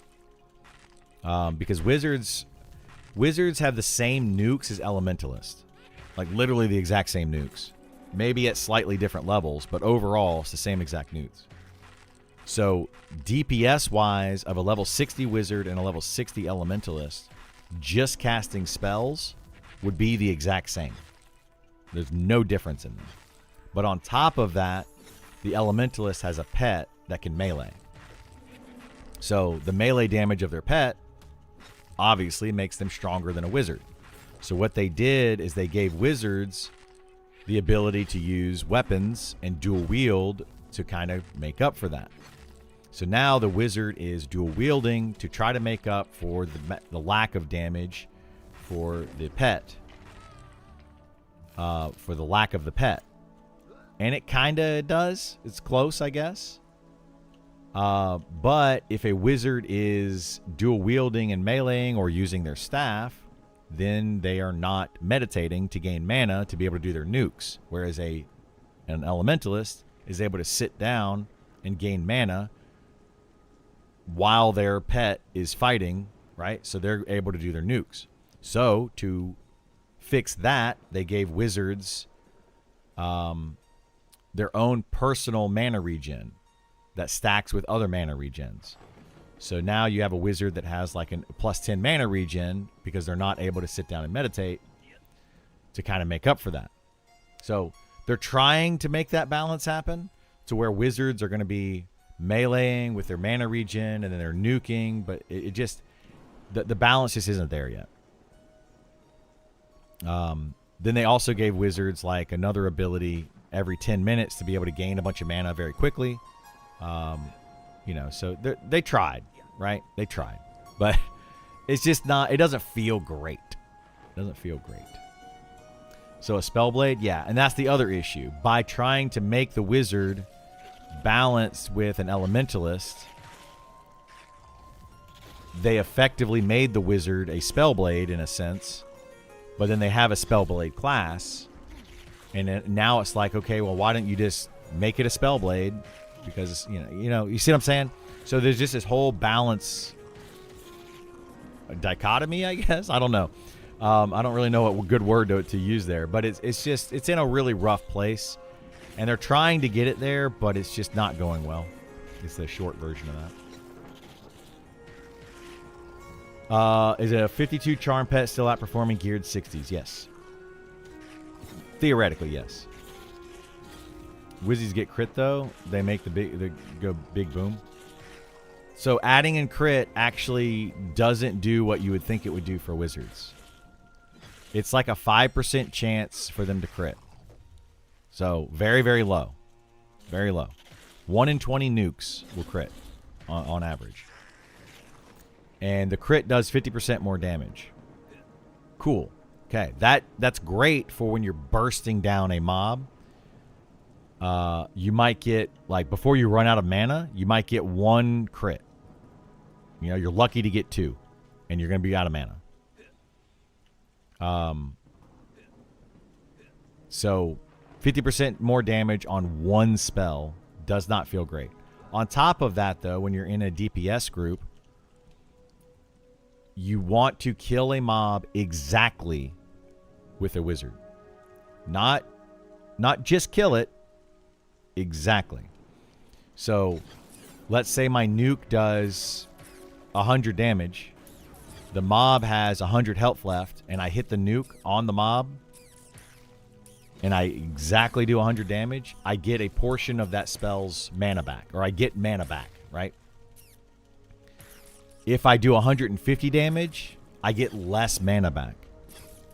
So if that nuke that you cast on a mob that has 100 health happens to crit, you do 150 damage, you get less mana back for doing that.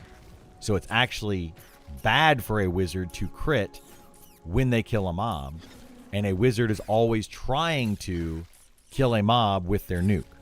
So you see where crit doesn't really help the wizard that much. It helps the wizard with burning a mob, chain nuking, in which case 1 nuke out of 10 or out of 20 will actually land and crit.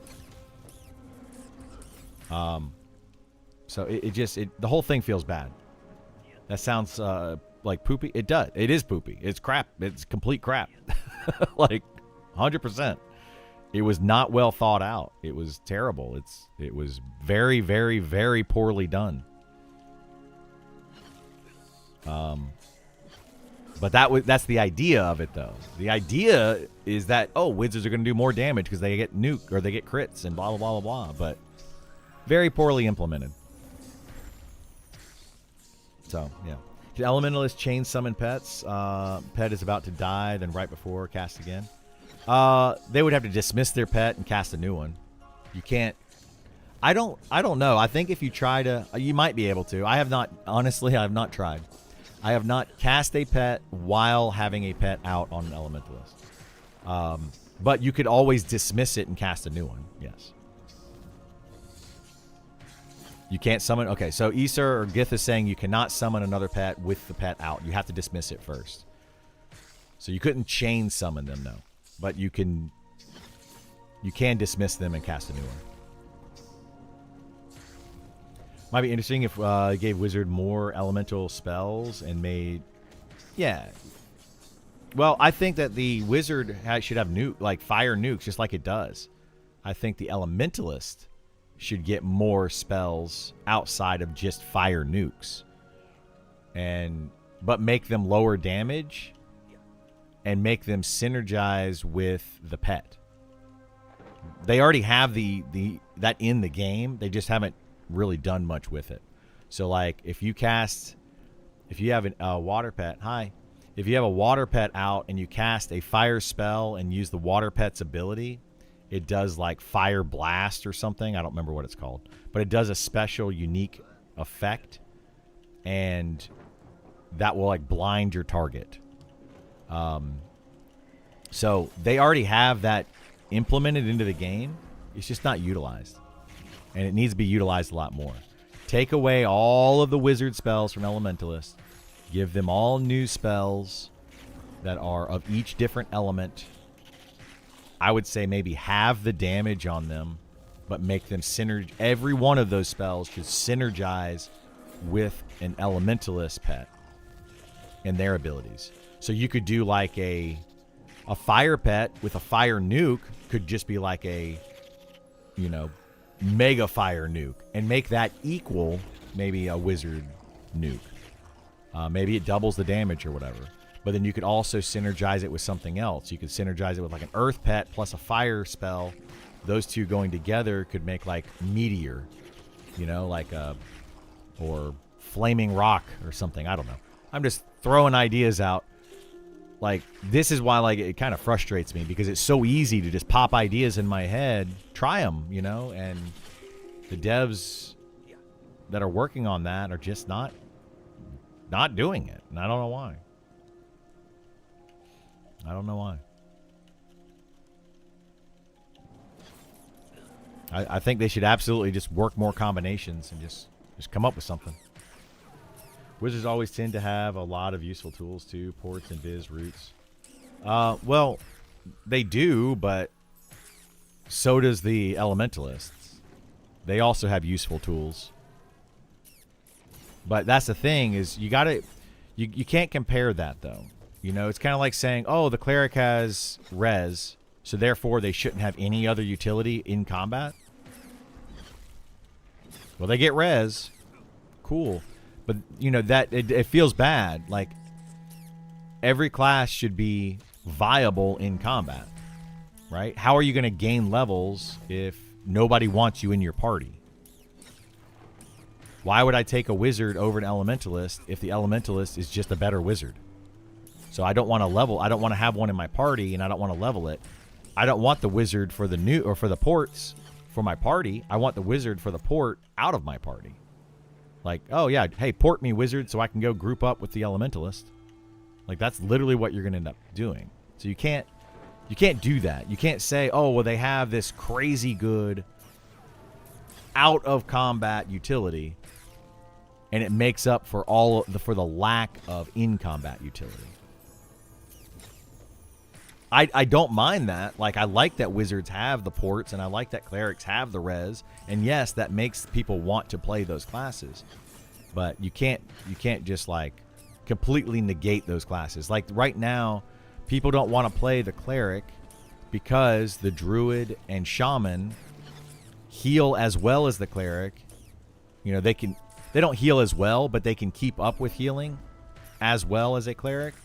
But they also have a lot more utility, like haste, speed of the wolf, or spirit of the whatever it's called, speed of the wild. They've got damage shields. They've got snare. They've got damaging abilities, dots, you know, nukes, pets. A lot of other things that they can do in combat while also healing. Whereas the cleric can heal, and it can heal well, and it can stun a mob, and that's about it. You know, like, but you don't need more healing. Like, over healing is also bad.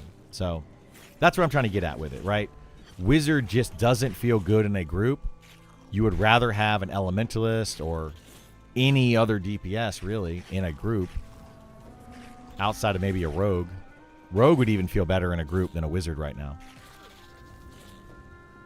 At least Rogue's got consistent DPS, and it has the ability to sap, so it can, you know, do some additional stuff that way. So, and it has the stealth to go recover your corpse. But that's another one of those like ports or whatever. Stealth doesn't really do much for a rogue outside or in combat, other than allow them to do their backstab. They have to be in stealth to do their backstab.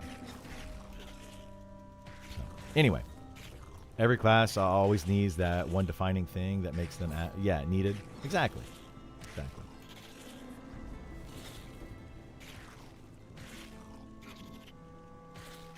No, I don't agree with that censorship rules. The team at Monster Memory would never make this game good. I think they can make it good.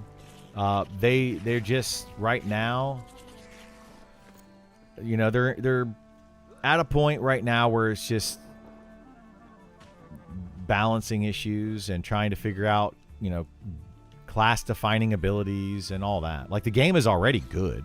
Like, I like the game. I think it's a great game. It just needs some tweaks. Can rogues stealth while in combat? Yes. There is no like in combat, out of combat mechanics really in this game that I can think of. Anybody know of one? Like, is there an in combat, out of combat mechanic that anybody can think of? But I'm pretty sure that rogues can just hit stealth whenever they want. Now, if a mob is already aggroed on you and you hit stealth, the mob is still aggroed on you and it'll come find you. Stealth is kind of like, if it doesn't know you're there, it still won't know that you're there. Yeah, there's Q and not Q. The only thing that in combat and out of combat does is this up here. It's like top left corner is where my mouse cursor is. It makes your health bar flash, right? I don't know of any ability in the game that is like, you can't use that because you're not in combat or out of combat.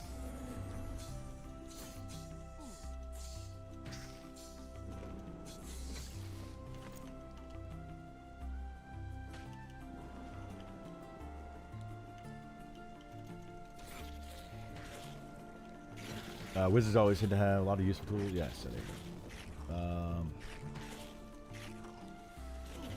Rogue is super annoying with group at the moment because the stealth sound effect sounds like failed ASMR. Does it? I don't think I've grouped with rogues enough to really get annoyed by the sound effect.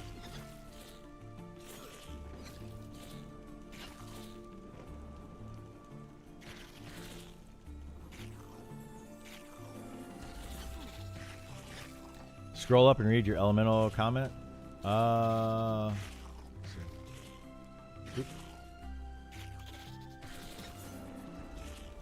46 Elementalist and advocate for the changes you're speaking about. Me having the same nuke line as a base damage as a wizard makes 0 sense, in my opinion. Gut my DD spells and add the power to Fluffy Pet. Yep, 100%, yeah. I agree with that, New Smurf.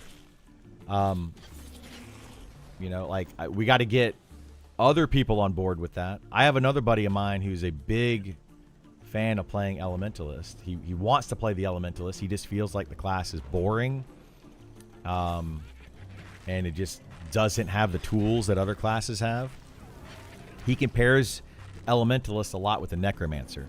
Necromancer has a lot of tools for in-combat tools, and their pets are very similar.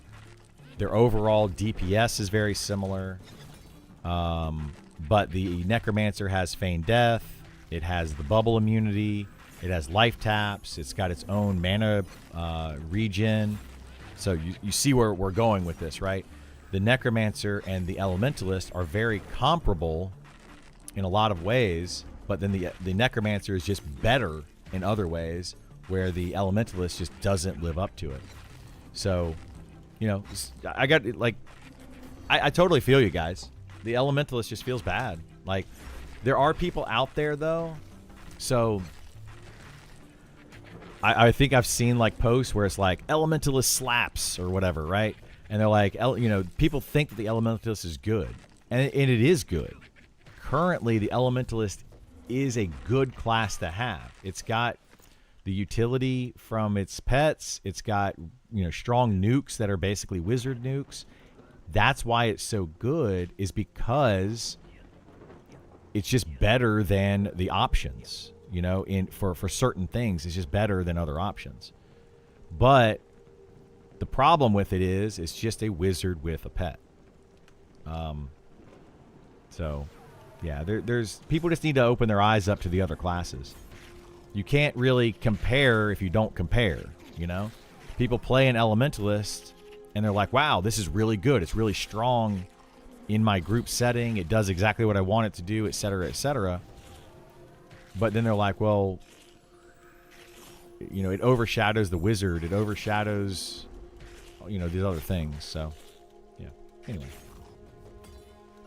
Necro versus Magician is a 20-year-old problem. Eminem inherited copy-pasting both those classes. I agree, yeah. And I think that they need to go back and reevaluate both those classes.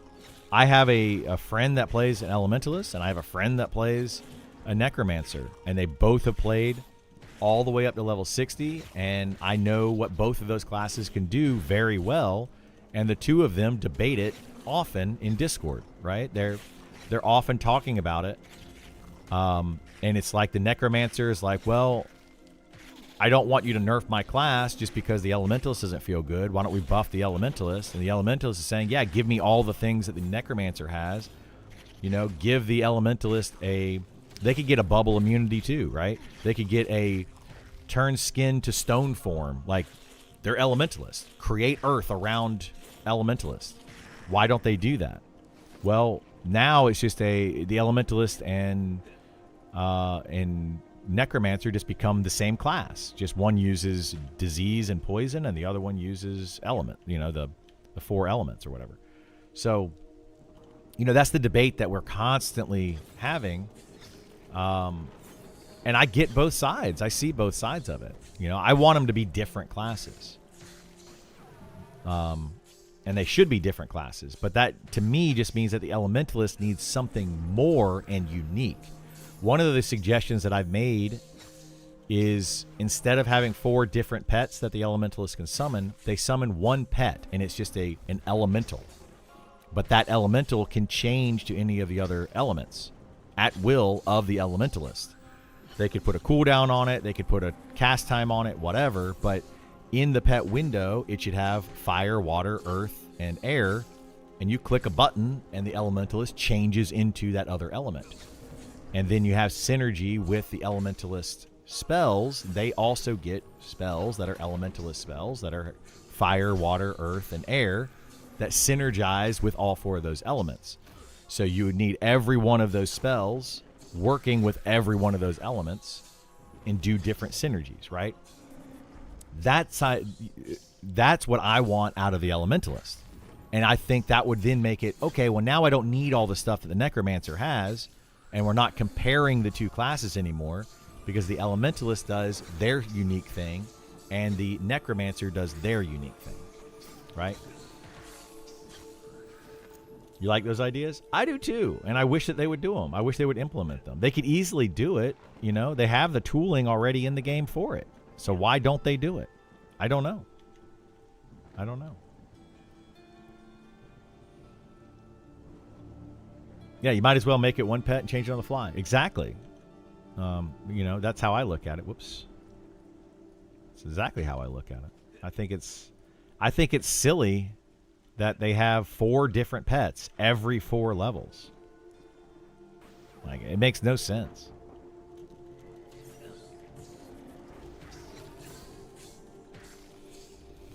I personally, if you ask me, I think it was lazy design.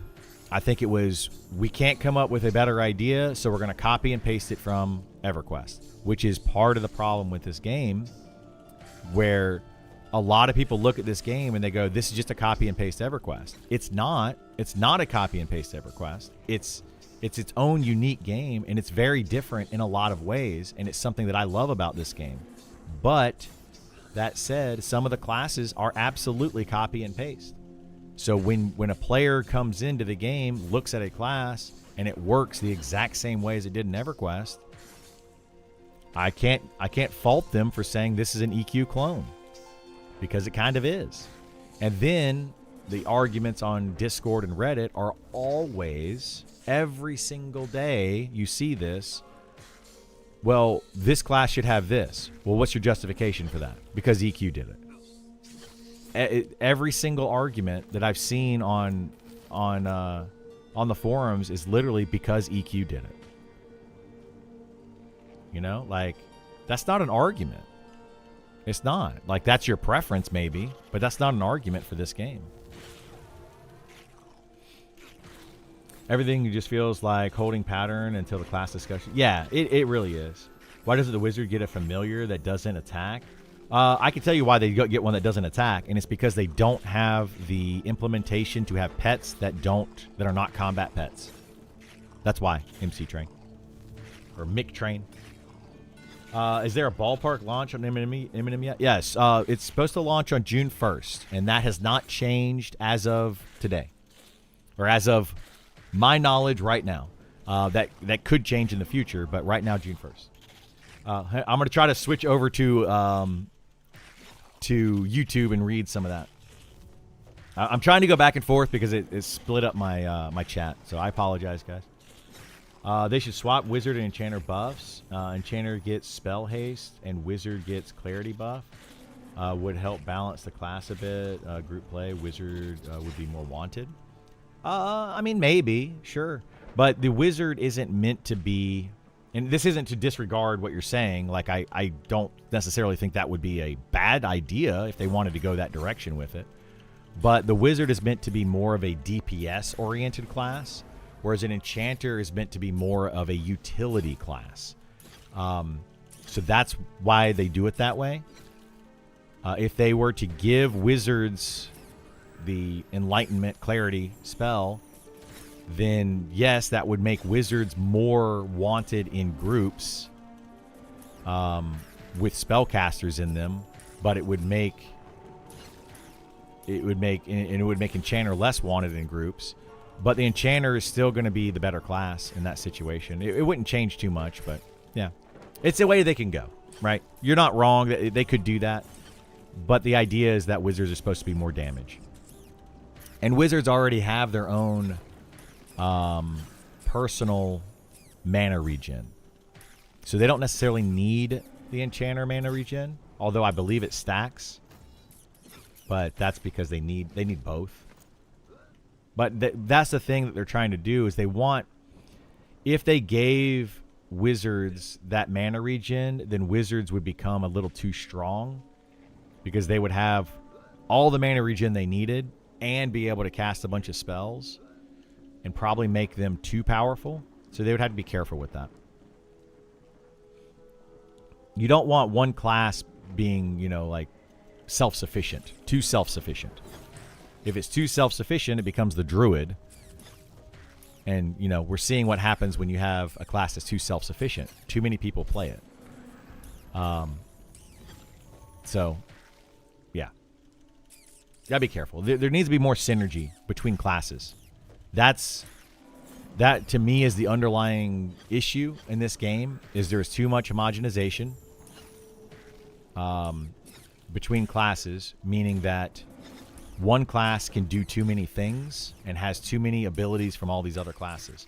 So, like right now, what is the need to have a tank in your group, right? You could have a Beastmaster pet, you could have a mage pet. And groups have actually done this. They've had mage pets tank for their group. So like there's no need for a tank. So there should always be a need for a tank, a need for a healer, a need for DPS, and a need for utility and crowd control. And if there's not a need for one of those things, then that class or that role becomes obsolete. If they completely remove the need of a tank, then fighters become 100% obsolete in the game. Like, why would you want a fighter in your party if you don't need a tank? You would just get more DPS. So, yeah. Bard is good. Can still charm kite so easily. Yeah, Bard is really good. Bard is very strong right now. I think what they need to do with Bard, I know this is a hot take, people are going to disagree, I think they should remove charm completely from Bard and buff its buffs. Like, increase its utility and increase its DPS. Give them double attack and increase their buffs a little bit more, or give them additional buffs. Like their haste buff is okay where it's at. Their speed buff is okay where it's at. Their secondary haste and their slows are okay where they're at. But their stat buffs could definitely go up. Like you could, I think they can only get like +5 or something to a stat. I don't remember exactly off the top of my head, but increase their stat buffs, increase their rift abilities, the dissonant rift and whatever the different rift abilities that do damage to mobs. Increase those, substantially increase those. You could make a bard a solid DPS class, to where the bard could be like dual wielding, double attacking, using all of its rift abilities. So, 5 different rift abilities on a mob, and actually make it DPS really well if you wanted to go that route. You could also, increase. You could increase. Freaking mob spawned on me.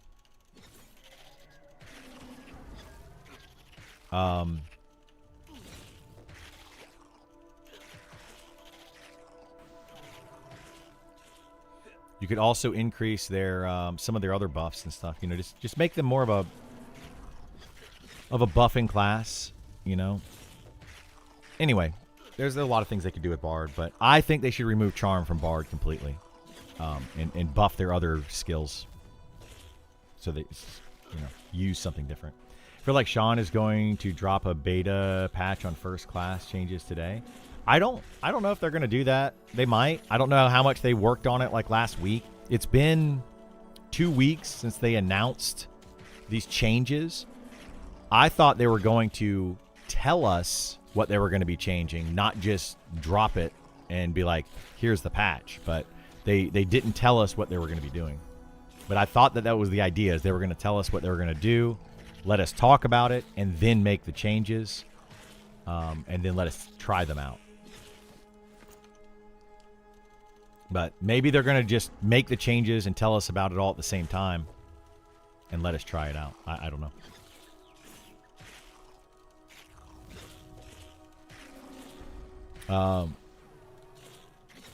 I hope they just change it. Yeah, like at this point, it's been 2 weeks. They need to just change it.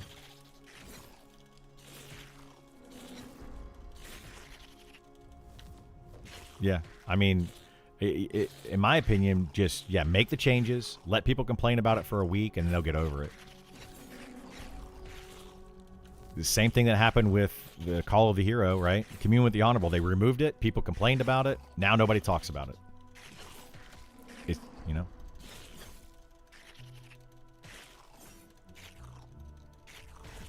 Yeah, I get you, man. I feel you, and I feel your frustration. Sorry, I'm talking to Gith in Discord.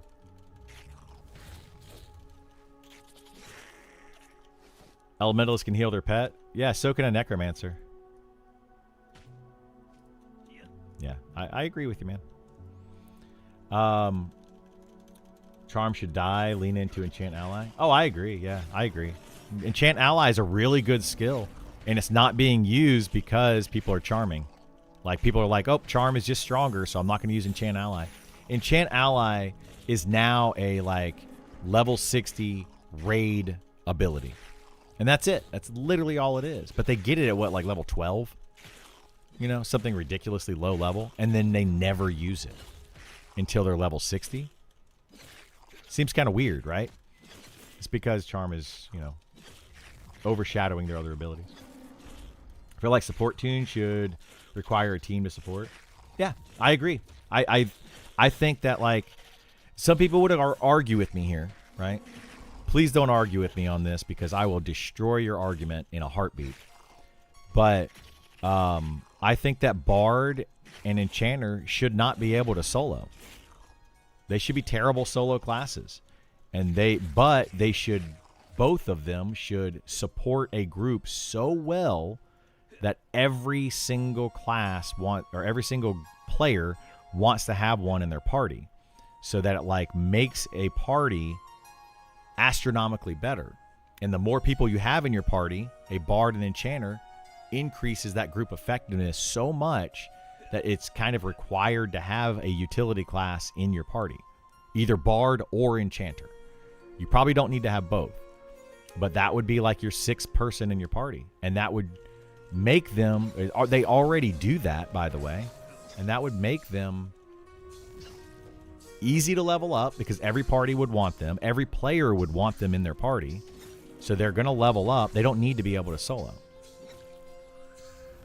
You know, and that would also take away a lot of the solo ability classes in the game, you know, and I know people are going to be like, well, you should be able to solo. Okay, well, tell that to the rogue. Right? Tell that to the rogue. If you think every class in this game should solo, then tell that to the rogue, the fighter, the spellblade. You know, tell that to all these classes that can't solo very well. But then also don't bring a lot to the party, and they're just kind of sitting around twiddling their thumbs because there's so many solo classes. You should not be able to solo. I mean, I don't disagree with that. I think the entire game should require at least one other person to group with to be able to do anything. Like, healers should be terrible DPS. I need Sal, please. I think that healers should be so bad DPS that they can't solo, and they're going to need somebody else, you know? I think tanks should be bad DPS, but I think mobs should hit so stinking hard that you need a tank to take the hits, and then you need the DPS to kill the mob. And make it to where it requires other people in your party. That's my personal opinion. Now, should they do that? Probably not. You know, I do feel for people that want to be able to play solo classes and don't have the time to group up. And, you know, I feel for those people. So, but, sorry, I got something in my teeth. But the fact is, certain classes just can't really solo. And it in today's gaming, it pushes too many people to the solo classes.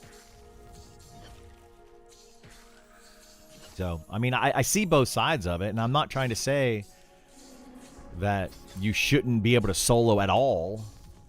Like, I totally get that people want to play that way. So, where I would like it to where nobody can solo, I don't think that they should do that in the game.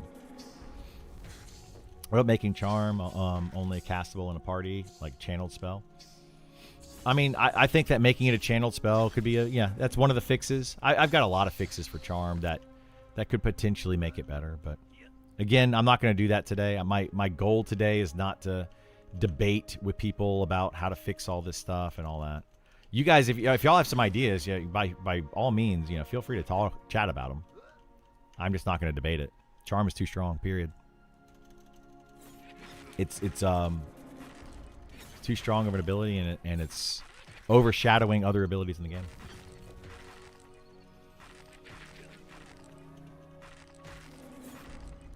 Yeah.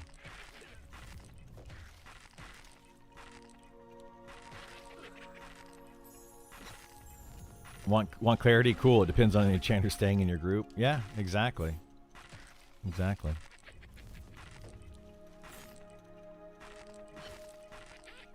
Yeah, I agree with Isar on this. Well, I don't mind people being able to solo. It should just not be the best way to play. Every class, in my opinion, should do something well, but then something bad. That's the balance that I'm looking for, the trade-off. Like mobs should hit so stinking hard that anyone but a tank will get 2 or 3 shot by the mob, to where they literally don't want to go near it because the mobs are just going to hit so hard. Like wizards should fear a mob getting near them. And a tank should be like, man, I can take a hit all day, but my goodness, I can't do any damage to it. Like somebody asked me earlier what I think they should do with fighters. Take their DPS, cut it in half. I don't care. Cut it in half. If they cut it in half, increase the mob damage output by double, so that tanks have to tank it. And then also give them threat abilities. Give the fighter more threat abilities, so that they don't have to have DPS to maintain threat. And then you can also itemize that.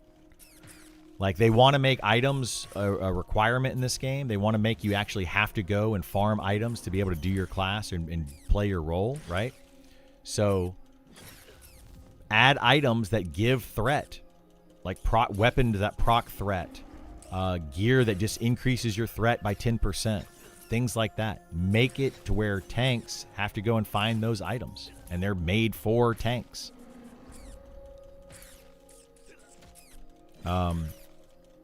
Make armor class mean more than it currently does. Have a mob hit for 100% more damage, but then make armor class mean more, to where, if I have 300 armor and a wizard has 150 armor, make it reduce that damage more, so that tanks, actually mean something. But right now, it just feels bad because, tanks are good, tanks are needed, and people are using them, but they're not required. That's the problem. They're not required at all.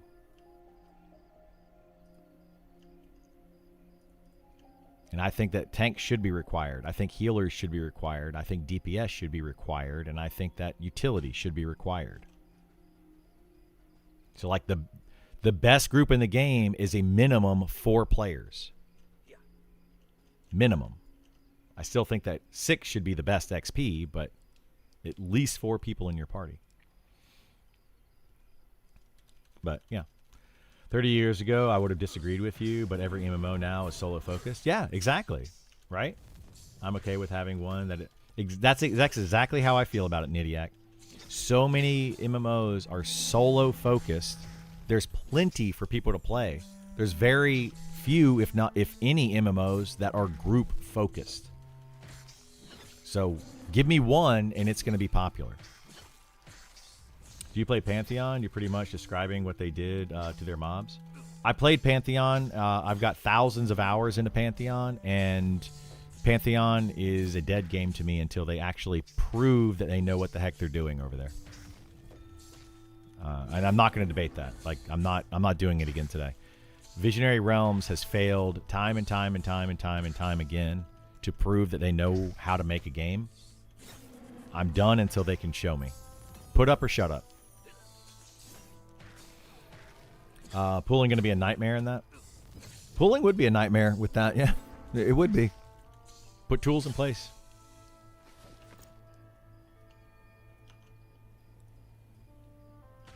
No, Pantheon didn't do what I'm talking about. Pantheon still has, to my knowledge, elite mobs and solo mobs, does it not? Like I want to say that that's not happening until their spring update. So they're still talking about the things that I'm talking about. They haven't done what I've said. They haven't really implemented it. Anyway, I'm not going to Pantheon. I don't care about Pantheon until they set a spring update. It's going to be summer before that update comes out. Again, another one of those bold claims by Visionary Realms. They keep saying a lot of stuff, and they're not doing the things that they're saying. I can talk all day, too. I can make bold claims. Hey, guys, I'm going to win the lottery tomorrow. You watch. I'm going to do it. Doesn't mean it's going to happen. As a tank, I felt outside the Holy Trinity. I was support for the Charm Pet, not the tank. Yeah, exactly. It's 100% what this game is. 100%.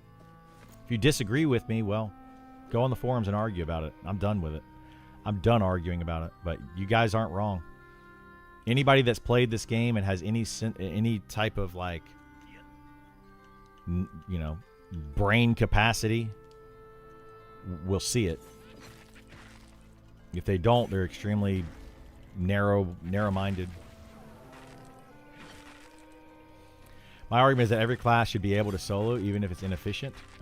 Grouping is much more efficient, but allow solo play provides options for different play styles. I don't disagree with that. Sometimes players don't have much time, so it's nice to log in. Yeah, I don't disagree with that at all, Cheese Pizza. But that's not currently what this game is. This game is currently solo is the most efficient. So, until they change that, I'm going to continue to say, change it.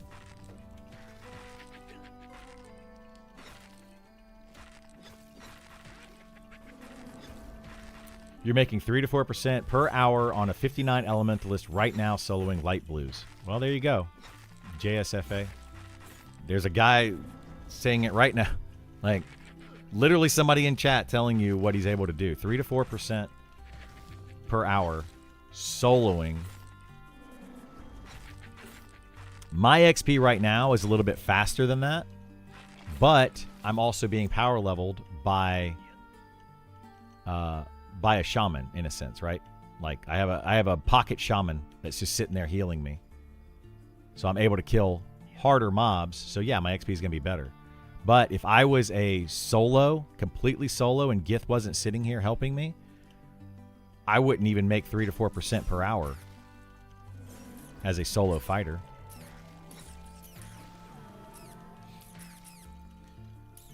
So, doesn't soloing have huge downtime, making it worse? For some classes, yes. For some classes, no. So the issue right now, Dreamweb, is that if you play certain classes solo, so I'll address the downtime in a second. If you say play certain classes solo, though, you're able to get more XP than a full party of 6, going like full tilt and like literally pulling mobs non-stop, killing them every 10 to 20 seconds. And you have to do that with high-level mobs, the highest mobs that your group can possibly take, to keep up with the good solo classes that are doing it solo. Now, we're talking about the downtime side of it.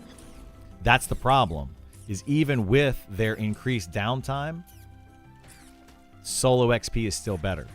So a solo player can, in fact, pull slower. They can take breaks. They can be like, okay, I'm going to pull a few mobs. Now I'm going to have 5 minutes of downtime while I med up. I'm going to go fold some laundry, go to the bathroom, make a quick snack, and then I'm going to come back and continue doing that. They have the ability, solo players have the ability, solo players on certain solo classes, right? The good solo classes have the ability to kill a few mobs, take a break, come back, kill a few mobs, take a break. For a full party of 6 to even come close to the same amount of XP per hour, they have to go 100% focused and pulling as fast as possible. They can't take any breaks. They can't go AFK. If anybody in your party goes AFK, it slows your XP down, and it makes it worse. But a solo player can take a break whenever the heck they want. Like, that shouldn't be the case, right? It's fine that they can take the breaks. I don't mind that. But they shouldn't be able to keep up XP-wise if they're only playing at like half the rate. So what ends up happening is taking a solo player. This is another side effect of that. Taking a solo player and putting another player like Gith outside of the party allows you to power level. Why would I group up on my fighter into a party of 6 getting slower XP when I can just have somebody sit outside of it and power level me, getting twice the amount of XP? It takes away from the entire idea of this game being a group-focused social MMO. Like, that's the issue with it. But again, I'm not going to debate it. Like, I'll give you my opinion. I'm going to give you my examples, and I'm going to move on.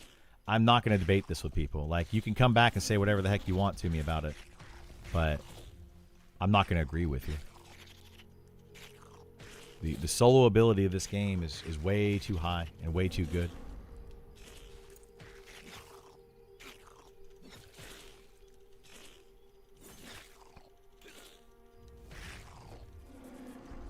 I work a seasonal business, so 4 months a year. Nice. Awesome.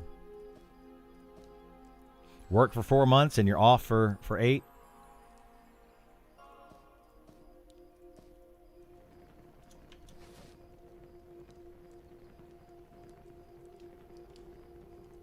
Move on 1 hour later, still talking about it. We talk about it all day because people disagree and they want to understand why. I get a lot of new people in here,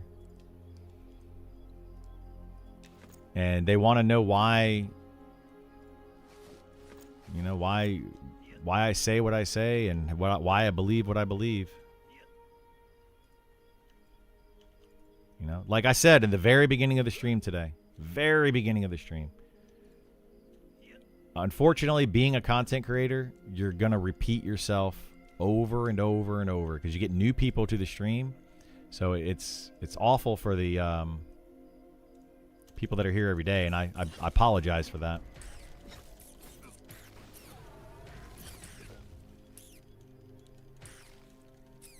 Yeah.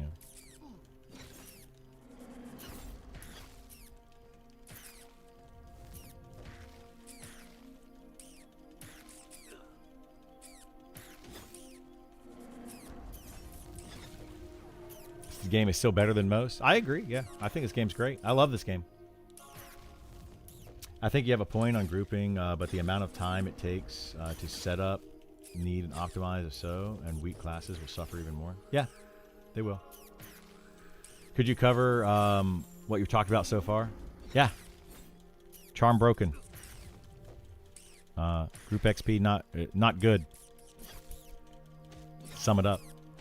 Does anyone know what dungeon at the end of the valley?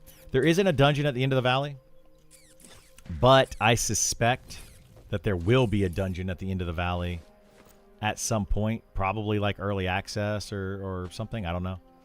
But there's just a wall at the end of the valley with what appears to be a doorway, but like a walled off doorway. So there's nothing there. I was being sarcastic. Why did you repeat yourself? I know you're being sarcastic. I did a TLDR. Maybe Odev will see it if we talk about it enough. Maybe. The devs already know. What's that?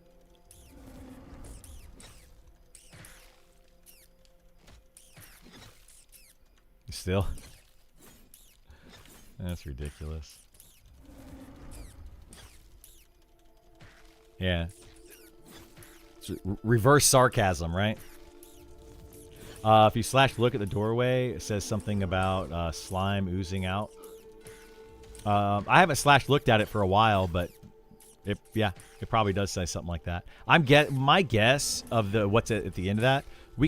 Let's just change the topic completely from what we were talking about. My guess at the end of this doorway, or at the end of this canyon or whatever, is that, yeah, you're going to have to probably do a quest or something to get in there, and it's going to be more of these slime-covered mobs. I hope that's what it is. Or, like, maybe you actually have to fight ooze and stuff inside of there. Like, could be ooze creatures. That could be really fun. I would like to see more mobs like that do different things. Like an ooze mob that, when you hit it, as you fight it, it breaks up into smaller oozes. You know, that could be really fun.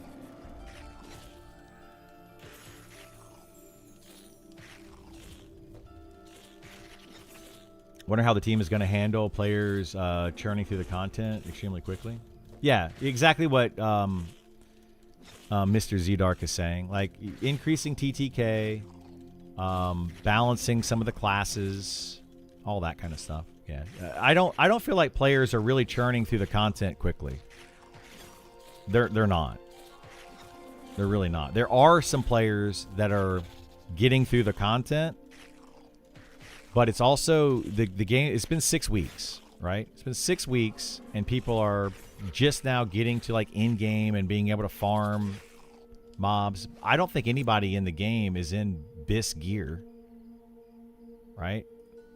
Like fully BIS gear yet. Even the level 60s that have been there for, you know, a week or two or whatever, they've been to 60. It takes a while to actually gear up and do everything in this game. It takes a long time. Are there currently level 60 dungeon bosses in the game? Any chase items? Yes. Yeah, there's several. We were killing level 60s last night on stream. So all 3 named that we were killing last night, or farming last night, are all level 60. There's another 1, 2, 3, 4 level 60 mobs, named mobs that I can think of off the top of my head, and that doesn't even include raids. And they all drop decent gear. Like, they all have things that are worth getting. So, not many people are camping them or doing them.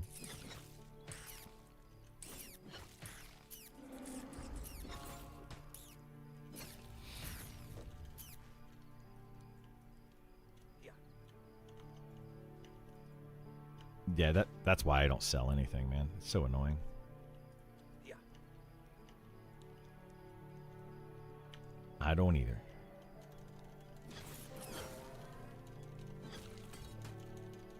Seems quite fast for this type of game. I mean, 6 weeks.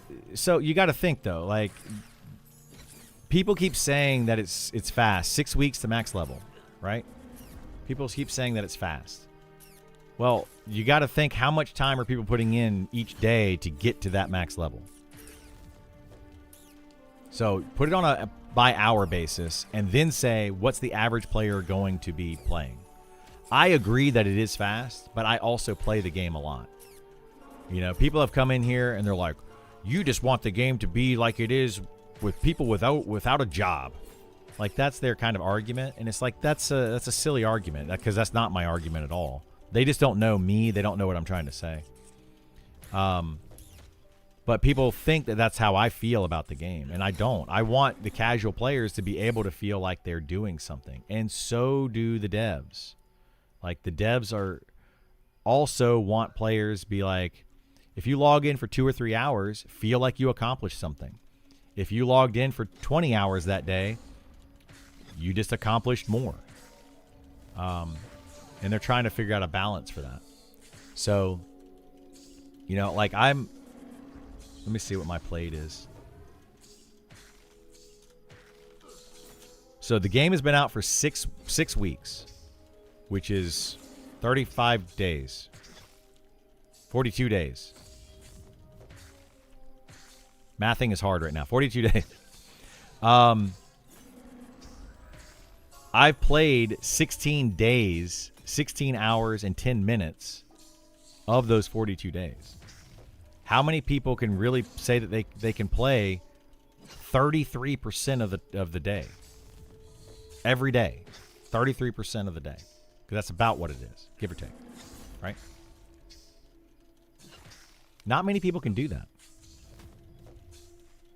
You got 16 days, 23 hours on a 59 Elementalist. Probably takes 20-ish more hours to hit 60. There you go. So that we're about the same. 16 days, 16 hours, 16 days, 23 hours.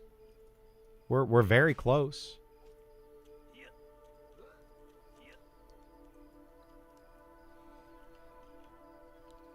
So that kind of gives you an idea, you know.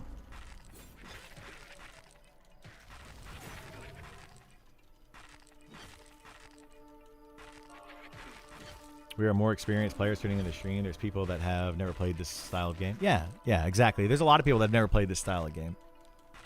And they're going to take a lot longer to get to that level. And this is me not having ever having to form a group, because I have a static group that I play with. It's me not having to figure out where things are, what to do, that kind of stuff. We just know where to go. We know what we can kill. We know what we're doing. We already knew that.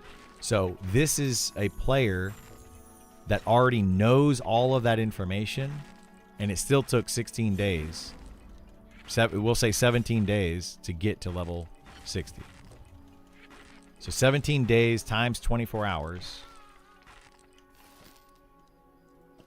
That's how long it's going to take. Now, you decide if that is good or bad or whatever. So what would that be? 17 days, 24 hours, 240 plus another 7 times 24, so 140. So 380 hours plus 4 times 17 would be 40. So 420 hours. Plus, so what was that? 435 hours? Did I do that right? Did I just nail my math in my head? Let's check.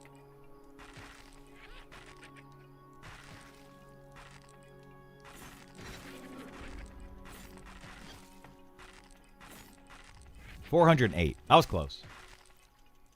So 408 hours approximately to get to level 60. And that's what I said in the very beginning, right? Very beginning. People have been asking me since beta started, how long does it take to get to level 60?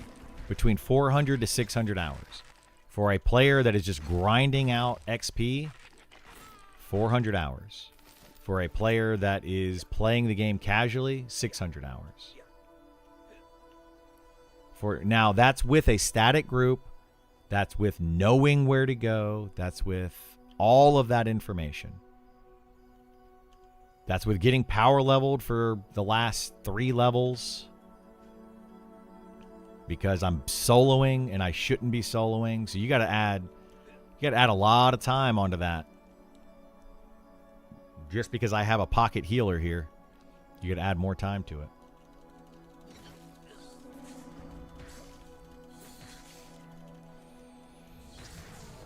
I have a wife and 2, 4, and a 6-year-old and a full-time job. You're gonna play about 3 hours a night max. Yeah, and that's gonna take you 100+ days, like 150 days, to get to max level. It's gonna take you nearly 6 months if you play for 3 hours a night max. On average, 3 hours a day. 6 months. That's insane, guys. That's insane.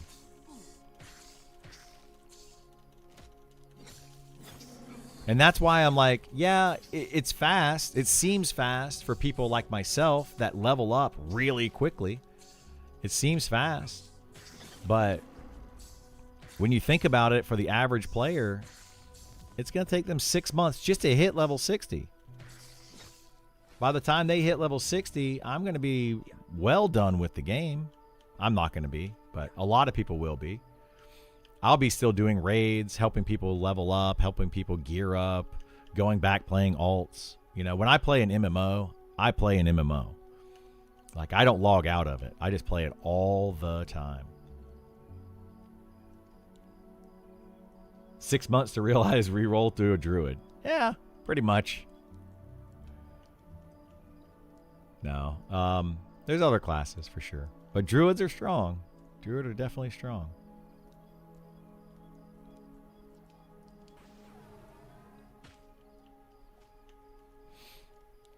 I have a wife and 2 kids. And you work at a button factory? Did anybody sing that song? Hi, my name is Joe. I have a wife and 2 kids, and I work at a button factory. My boss came in and said, Joe, are you busy? I said, no. Anybody know that song?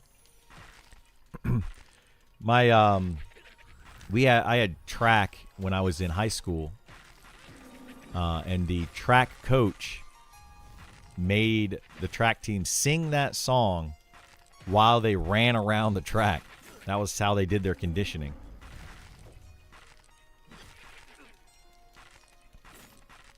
Total accounts on beta, 4,316, and approximately 2,080 are 5 to 20. Yeah, there you go. Where are you getting those statistics? 4,316. Do they have those on the website now? Need to raise TTK, lower solo XP, raise group XP, increase melee DPS. Yeah, I mean, I don't know if they need to increase melee DPS per se, Brian, but I agree with those other things.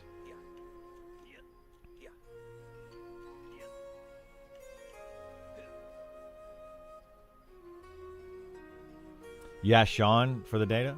Okay. Like just now? Like today? Or when did you ask him? Because he hasn't streamed in over a week. Well, yeah, it's been over a week now that he hasn't streamed.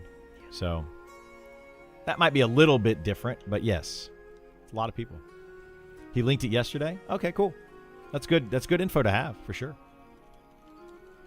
So over half the player base is still under level 20. It's crazy. It's crazy. Yeah, they're just playing casually. Gonna duo static Enchanter Druid or Enchanter Necro with real life friends to streamline maximizing those 3-hour periods.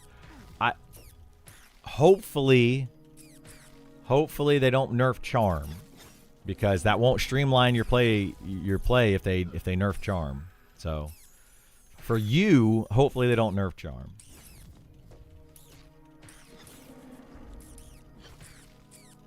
Oh yeah, Brian, it took me we'll adapt. Absolutely. I love it. Brian, yeah, it took me 6 months or so to get to level 60 in EverQuest originally. Now, I was still in high school when EverQuest came out. I was my senior year in high school. And then I went into summer, and I did go to college. I'll let you all decide how that worked out, because I was playing EverQuest on my first year of college when EverQuest was brand new. I didn't graduate college until 10 years later. So you can kind of you can kind of guess what happened because of EverQuest. Got your PhD? Yeah. I got my PhD in EverQuest. No, I was definitely a degenerate, and I played a lot of EverQuest. But I did graduate. It took me 10 years, but I did graduate. Okay? And I graduated with all A's in my core classes, like all of my, so, you know, I'm proud of myself. I just, my original classes, my first 6 or 7 years of college, my best grade was a C because I never showed up to class. But when I focused and I did finish my last 2 years of college, I got all A's. So, did you get best in slot though? You know, as an EverQuest player, yes, I did. EverQuest and then EverQuest 2 hit. That's the reason it took me 10 years. I played EverQuest for like 5 years or whatever. Whenever EverQuest 2 came out, I switched over to EverQuest 2. And that was even worse for me. EverQuest 1 was bad. EverQuest 2 was terrible. Like literally life-ruining kind of terrible stuff. Like it's I don't recommend it to anybody, guys. I really don't. Even though I love this game and I currently play it 10, 12 hours a day, it can ruin your life. Don't let it do that.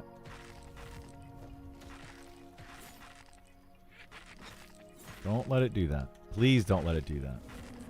At the very least, don't let it ruin your relationship with your friends and family. That it didn't do for me. Luckily.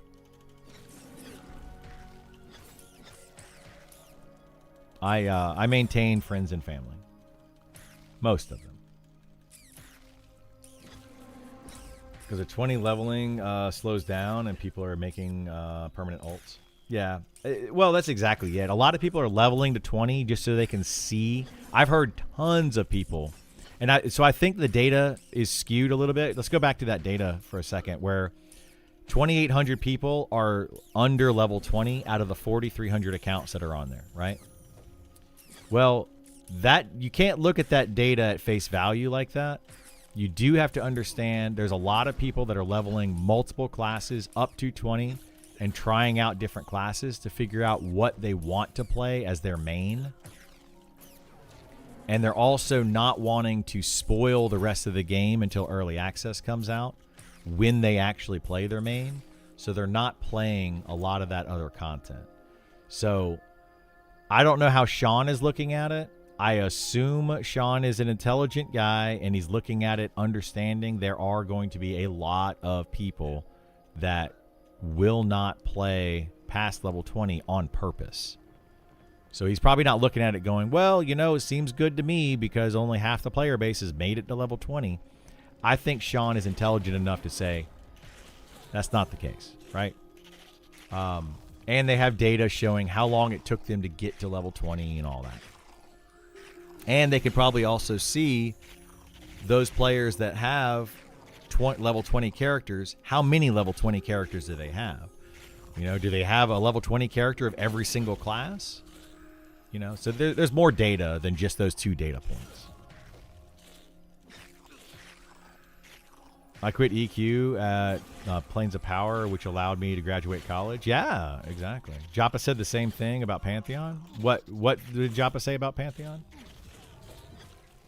Am I retired? No, I am now.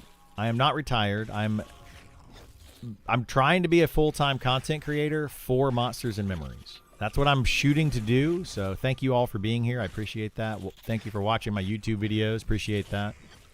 You know, all that stuff. It really helps me out. But yeah, Monsters and Memories is going to be the main game. But hopefully we can transition this into like playing Monsters and Memories as my main game, but also playing other things. But as any content creator will tell you, that is very hard to do. Like, go ask most like WoW streamers. When they stream a different game, people don't like it. You know, Final Fantasy streamers, when they stream a different game, people don't like it. So I would like to transition it into playing a lot of games. But yeah, I'm trying the full content. Like, and I've been doing content creation though for going on 10 years. I didn't utilize YouTube much, but I streamed a lot. And I'm trying to utilize YouTube more and see how we do with that. Most of the population isn't leveling past 20, is what Joppa said. Well, yeah, but there's a difference between Pantheon and Monsters and Memories, because the content in Pantheon stops around level 20. Like, there really isn't content to do after level 20. There is now, finally. So what Joppa was saying was more coping, saying, oh, people love the game, they want to play it, they just don't want to level past 20 because, you know, they don't want to spoil the game. No, there was literally nothing to do past 20. Literally nothing. Like, I leveled a character to 50 in Pantheon, and I don't think I did. I think the highest level enemy that I killed that was worth killing was like 28 or something like that. And then like the little pseudo dragon. But anyway, point being, there's just no content in Pantheon. This game's got content all the way up to 60 and things to do. So they're different animals.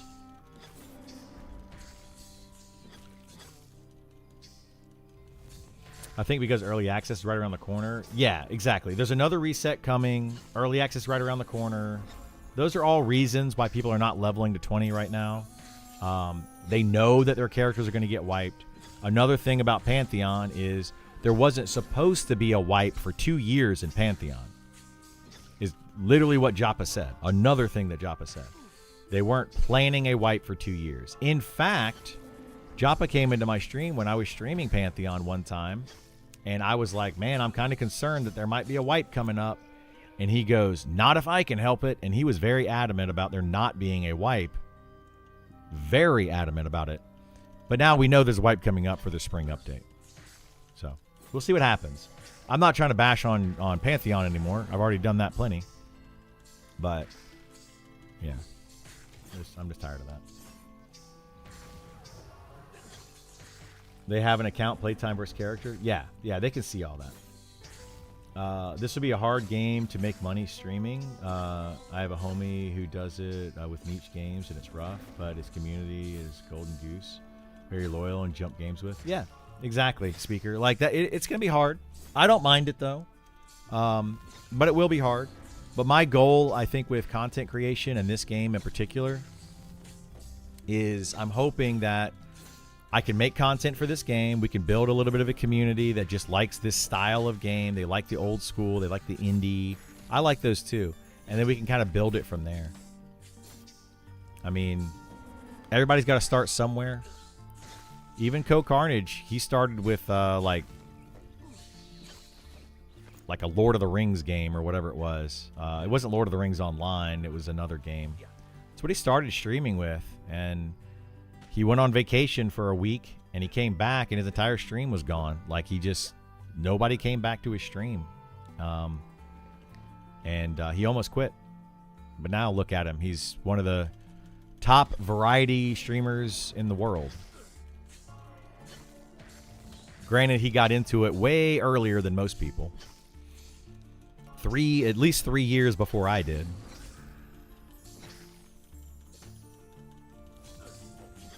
Which makes a big difference. Makes a big difference. Timing is everything.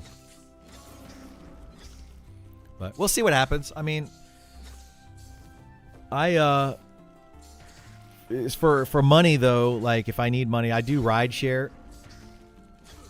On like whenever I need to pay the bills. So I do work, but it's flexible work right now.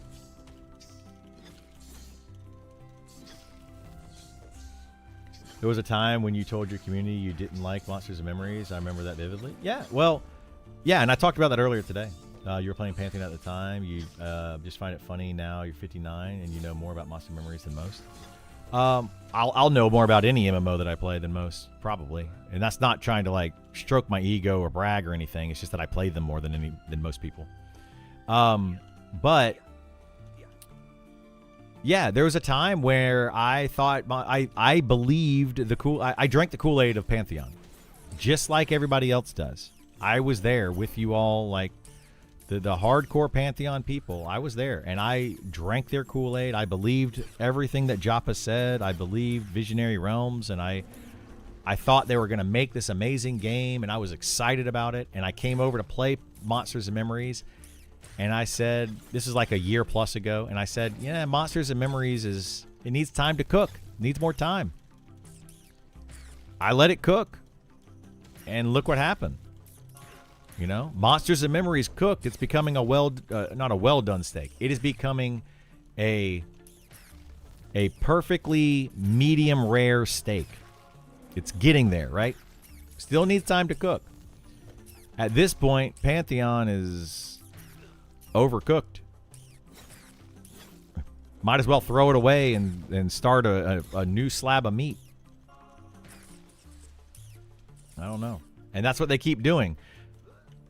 That's the problem. Is Pantheon started to cook it and never got there. Couldn't get that good sear on it, you know? So they're like, we failed that. Let's get a new slab of meat on here and see if we can sear that one properly. Then they got a new slab of meat. Nope, they failed at it again. They didn't sear it properly again, so they tossed it out. Put a new slab of... That's all they keep doing. Pantheon keeps throwing new slab of meat on the pan and can't get that sear right. Oh, my goodness. Pantheon's well done with ketchup? Yeah. Pantheon definitely needs a condiment. Absolutely needs a condiment to eat. Whereas this game, right now, little undercooked, but very tasty. But it needs a little bit more time to keep cooking. You know, it's got to simmer a little bit. But it's very tasty. That game, honestly, just completely lost the plot it did, yeah. You've been watching too many cooking shows? You know what, Feisty? Shush your face. Feisty's my girlfriend, by the way. For those that don't know, might be new to the channel. She and her daughter watch so many cooking shows. I know more about cooking than I ever thought I would know about cooking from watching cooking shows. I'm tired of watching cooking shows. I gave up after Brad died. Yeah, I don't think that Brad's death necessarily was the downfall of Pantheon. I think that it definitely did not help. But I think that the downfall of Pantheon was, I don't know. I'm going to be mean. I'm about to be really mean. And I don't dislike Joppa as a person. But putting somebody who is not a game developer as the lead designer of a video game is not the smartest idea. I mean, I hate to say it, but you can't do that. You know? Just because you love video games does not make you a good game designer. There's a reason that I don't design video games. You know, I love video games. I may not be the best game designer out there. That's like all business. The people who should be there or not. Yeah, that's 100%. Just like every other business, you know. You hire people and you put them in places. Like you hire them for their knowledge and you hire them for their skill. You don't hire them for their... what's the word I'm looking for? You don't hire somebody for their, God, what is I'm looking for something very specific. I got the word right on the tip of my tongue. Because they like some passion. Yeah. You don't hire it for their passion. You don't hire them or charisma. That's another one. Yeah. I mean, charisma gets you very far in life. It really does. It gets you extremely far in life. Charisma can get you in the door. And get you, like, Joppa has a lot of charisma. I'll give him that. He's got a lot of charisma. people like him. That's something that I lack, is charisma. I don't have it. I wish I had it. I'd probably be a much better content creator if I had it. But he is not a game developer, and he should not be at the forefront of that game at all. That's why I'm very, very glad that we have Sean as the top end of Monsters and Memories. You talk to Sean, and I feel like, okay, he's a game developer. Yeah, you know. But if your leader likes Charm, your game is going to fail. Well, Joppa likes Charm, but Joppa wouldn't put it into the game because he kept saying that it was broken. I will give Joppa credit on that one. He did not put Charm into the game because he knew how broken Charm was. Just saying. He might have had a few good ideas. Might have had a few.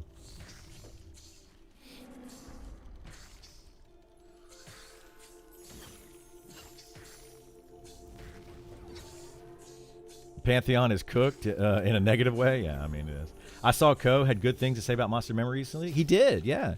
Ko is not even an MMO gamer anymore. I hope my biggest hope for streaming and making content for this game is that Ko comes in, or Julia would work too. Julia is Ko Carnage's artist. If you guys don't know, she used to come into my Pantheon streams. And she liked Pantheon a lot. She played it a lot. And she used to come in.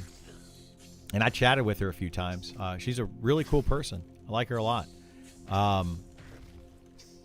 But like my goal with right now with this game is if we can get Ko Carnage to just notice this channel and he raids us one day with like 15,000 people, dude, that'd be insane.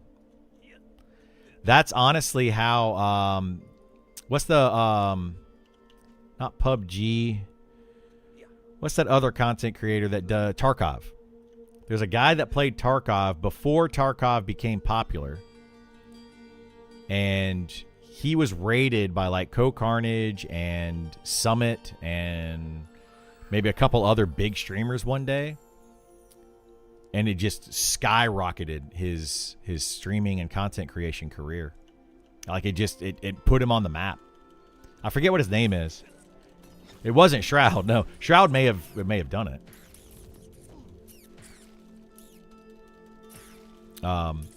But no, the guy was like he was like a nobody. He had maybe like 50 people in his stream.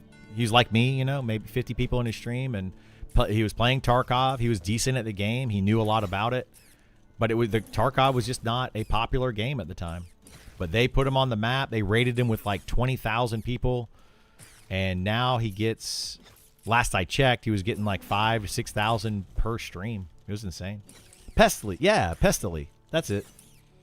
Yeah, is it Pestily? Pestily? Whatever his name is. Yeah, and now that guy streams all sorts of stuff. Yeah, he's a great guy. Great guy. Like he was a nobody prior to that. You know, big fan of him. Yeah, cool guy. But yeah, prior to that one day, you know, and that's when Tarkov just blew up as a game too. And now I'm pretty sure he streams all sorts of shooter games. He could stream almost anything at this point, and get a decent viewership.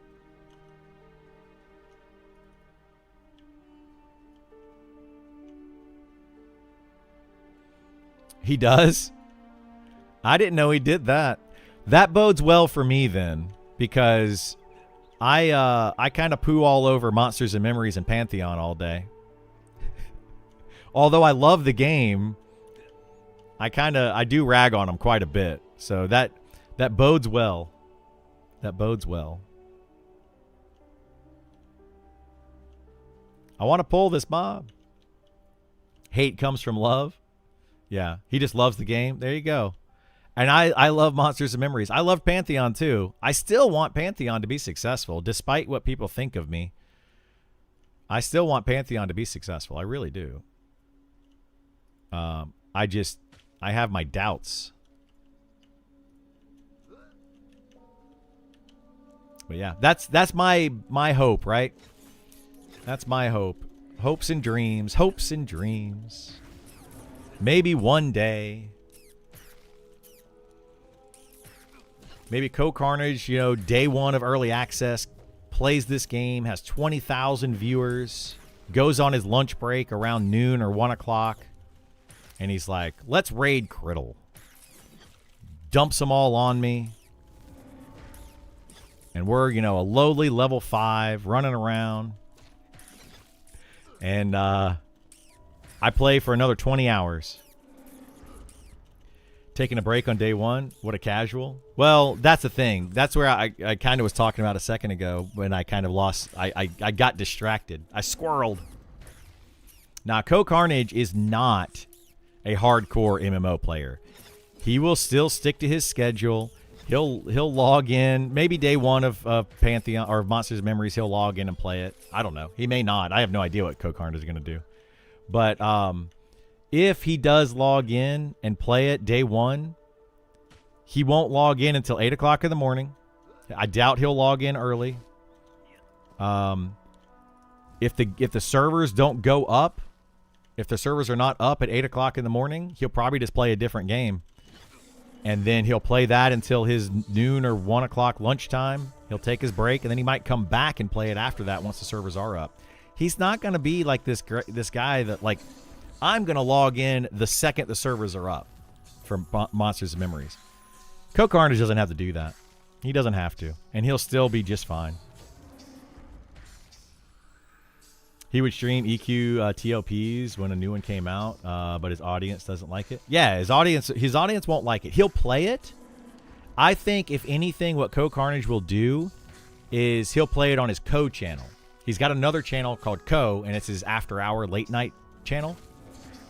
He'll play it probably on that and get 5,000 viewers, you know, 3,000 to 5,000, and he'll do that. He's likely about to do a whole Metro series playthrough again because the new one was just announced. Yes, I see that happening soon too, Burl. Yeah, he'll probably do that. He was a hardcore progression EQ player back in the day. If he likes it, he'll stream it on his other channel as a cozy stream. Yeah, I think that will be more likely of Co, but he still won't play it hardcore. He was, you know, he did say that he played EQ. I mean, I'm only speaking of what I know about Co.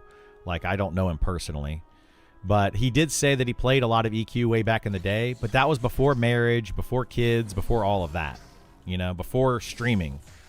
Now he's got his streaming job. And I don't see him doing that. Even when there was like a TLP server that came out for EverQuest, he played it pretty hard. He even played Final Fantasy XIV pretty hard. From during one of the expansions, but he won't stick to it, and that's the thing about Co, right? He won't stick to an MMO anymore. He doesn't, and he won't. He might play it casually here and there, but he won't stick to it. So that's kind of my hope, is that he streams it, gets thousands upon thousands of people, dumps those on somebody like myself or another content creator that's good for Monsters and Memories, and you know, and it skyrockets, you know, some other content creator's career. Same thing happened to that guy with Asmongold with Diablo 4. What's that guy's name? The redheaded guy that has like long curly redhead hair. He played Diablo 4. Nobody knew who the heck he was. Asmongold talked about him a few times, sent him a computer, and now that dude's like ARPG king. Yeah, Darth Microtransaction, that guy. Yeah. He was a nobody, and then Asmongold is just like, boom. Oh, we hit... Okay, so yeah, that took us like right at an hour. Like an hour and 10 minutes. Took us like an hour and 10 minutes to get to one yellow. And I'm a little bit in. So like right, a little bit over an hour. What if Gith is Co in hiding? Gith is definitely not Co. But Gith doesn't need to be Co. Gith is a very successful doctor. He doesn't need to be Co. He's fine. He's just fine. But yeah, Darth microtransactions was the same way, you know, same exact thing as that Pestily. He got seen by big content creators. They liked what he was saying or doing, and you know, boom, they put him on the map.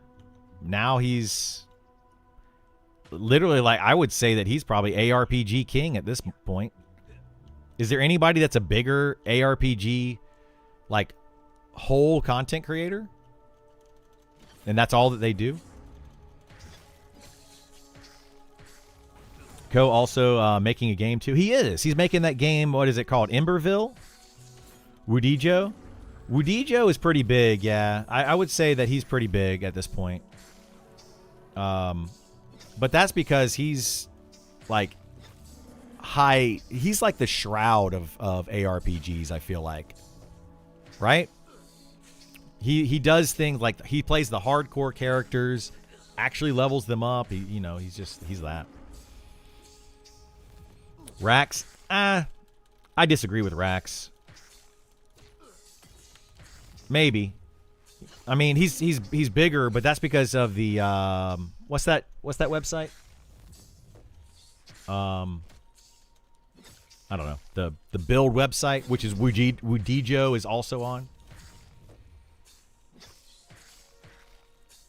Rax is arguably the smartest Diablo player.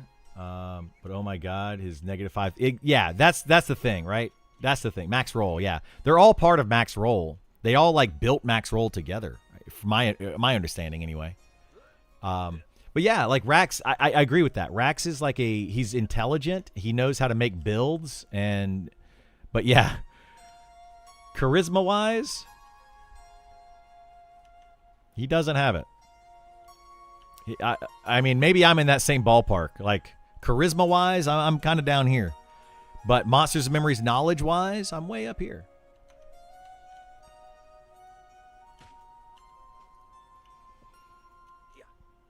Quinn is the largest audience? I don't know who that is.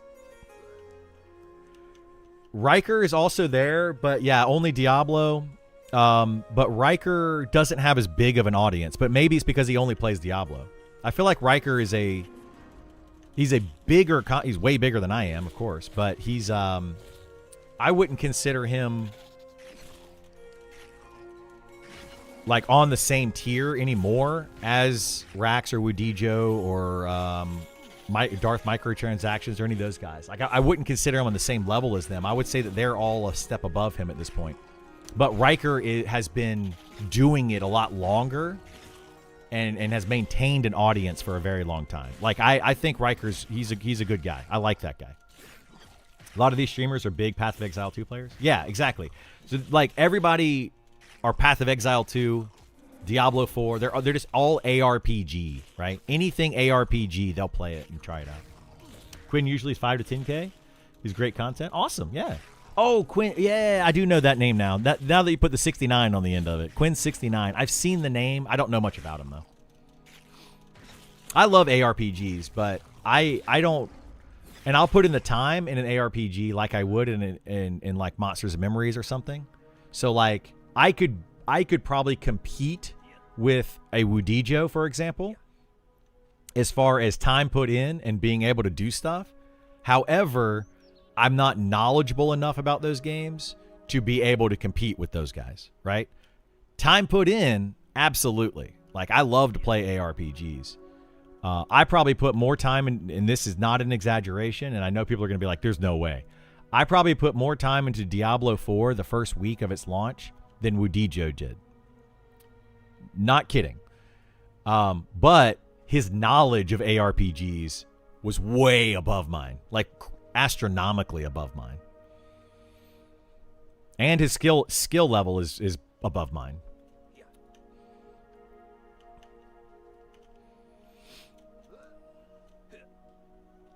Take care, Mr. Z. Mr. Z Dark. Have a good one.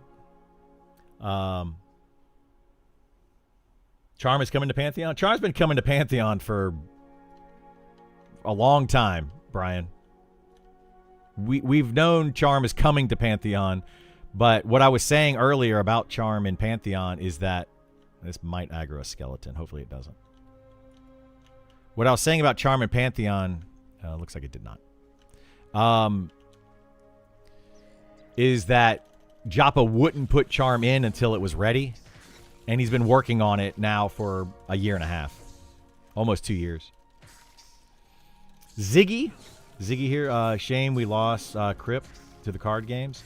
Yeah, Crip was he was a very popular ARPG streamer until what? Hearthstone and some of the other card games. Dude, Crip could destroy in those games. He was so good, man. He's so knowledgeable. As the game gets more content, more will follow. What, you talking about Monsters and Memories? Yeah, absolutely. Absolutely. That, you know, that's my biggest hope right now for this game is, you know, is that we can build an audience. I mean, I've already built an audience for the game, and I appreciate you all being here. Again, I can't say, you know, that enough. Like, you all being here and chatting and all that and just hanging out, it means a lot to me because it's hard growing on Twitch or YouTube. It's very hard to do, especially with a niche game. It's actually easier to grow with a niche game than it is the popular games, but it's still hard to do. So, Hearthstone, he got such a large audience. Yeah, Hearthstone is fun, man. Speaking of Hearthstone, there was a guy that used to stream Hearthstone a ton. Sal, when you can, please. What was his name? Ratsma. Does anybody know that? Does anybody watch Hearthstone streamers? There's a guy named Ratsma, or Ratsme. That guy put me on the map in streaming. That one guy. Because I played Fortnite Save the World. And he played Hearthstone at the time. And, but he played Fortnite Save the World casually off stream. But he would get like 1,000+ people playing Hearthstone. And he loved my stream.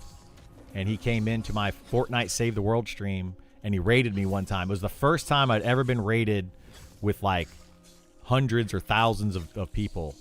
And, yeah, like, that guy, he put me on the map. Yeah. Hey, what is this game, Eric? I've been lurking in the stream yesterday and today, and I feel like you're on the same area all the time. Yeah, it is like that. Is it a skill rep faction farm? So it's like RuneScape. It's a lot like RuneScape. So right now this area is an XP area. So this is just level 50 mobs. So it's good XP. I'm level 59, and they're easy mobs to kill, and they're decent XP. So I'm trying to get to level 60. We only have 40%, a little less than 40% to go. So yeah. It's just a very grindy game. You got to do this for hundreds of hours to get to max level. And I know some people are going to be like, that seems boring. But it's a lot like... this game is more like EverQuest than any other game in the genre. But it has some RuneScape vibes as well.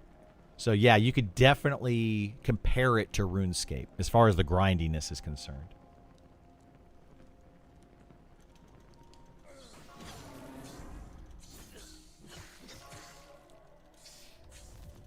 Yeah, I don't get Crip and his fascination with Hearthstone and the Bazaar.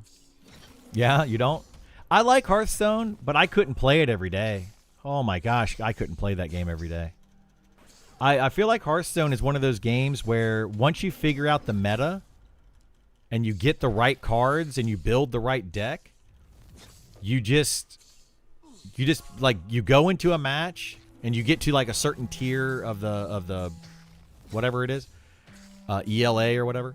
When you get to that certain tier, it's just you play a card, they play a card. By like the third card out, you know if you've won or lost. It's kind of like a chess match to me. You know, you're playing in chess. After like 3 or 4 or 5 moves, you know who won. You can tell. And that to me is what kind of ruins those games for me. Now, one thing I do like that Hearthstone did, and I think Crip does this a lot. I haven't watched a lot of Crip, but I have seen him stream a couple times back when I enjoyed playing Hearthstone. I noticed that he plays a lot of those random where you randomly get 3 cards and you have to choose one card and create a deck that way, and then you get 3 strikes and you're out. He plays those a lot, and that to me is a fun way to play a card game because it's like the going into a local game store and playing, Magic the Gathering there, where you open up a pack, you take a card out, and you pass the pack, and everybody does that. Kind of like that. Whatever floats one's boat. It's definitely not my cup of joe, but I can see the appeal for RuneScape player. Yeah. I love it. Like, this is fun to me for a couple reasons. One, I'm sitting here grinding out, playing a video game, but I'm able to hang out, chat with you all, chat with my friends. That's what I love about it. It's like playing a board game at a table with friends, but you're playing a video game. Or it's like playing a video game. Like you remember sleepovers when you were a kid?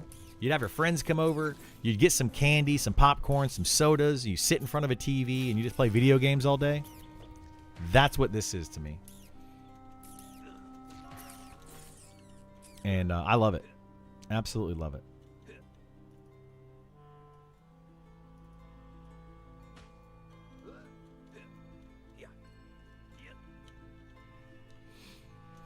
Love the grind, but I have the luxury of time. Yeah, that's true. I don't really have the luxury of time. I'm trying to make the luxury of time. That's a great feeling. It really is a great feeling. I have made some lifelong friends. This guy right here, Gith, is a lifelong friend of mine now. I've made a lot of lifelong friends by playing these games. Some that I'm closer with some of the guys that I played this game with than some of my real life friends, and I've known them longer. Like in some cases. You thought it was an AI companion? He kind of is AI. No, he's not an AI companion. Gith is an actual player. Some people think that I'm boxing him. I'm not. I promise. Yeah, he's an actual player. I've just known him for a very long time. Has a lot of WoW vibes too. Yeah, it's got a lot of classic WoW vibes. Are you actually beating the bat with a bow? It's a graphical thing. Yeah, it's just a bug. I'm using a mace and a claw right now. Yeah, they just got to fix that.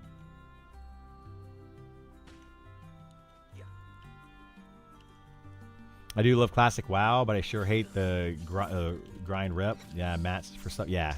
And that's going to be this game. This game, like, if you like classic WoW, you might like this game. Very possible. You love raiding and questing? Yeah, the raiding is what I'm looking forward to a lot in this game, and I know it's not going to be the focus. A lot of people don't. They're like, oh, this game's not going to have any raiding. It absolutely will have raiding. It will have a substantial amount of raiding, but it's not the focus of the game.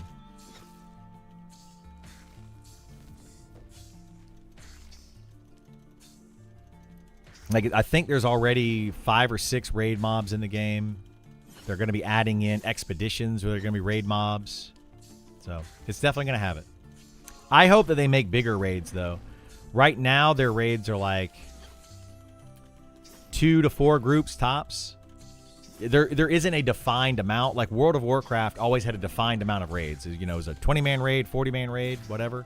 10-man raid. This game does not define raids, so you can bring 100 people if you want. You can bring as many or as few people as you want to a raid. Which I think might need to change. They're going to have to cap it, I think. But maybe not. We'll have to see how it plays out. But people are just going to end up zerging. If you can zerg a raid, people will zerg a raid.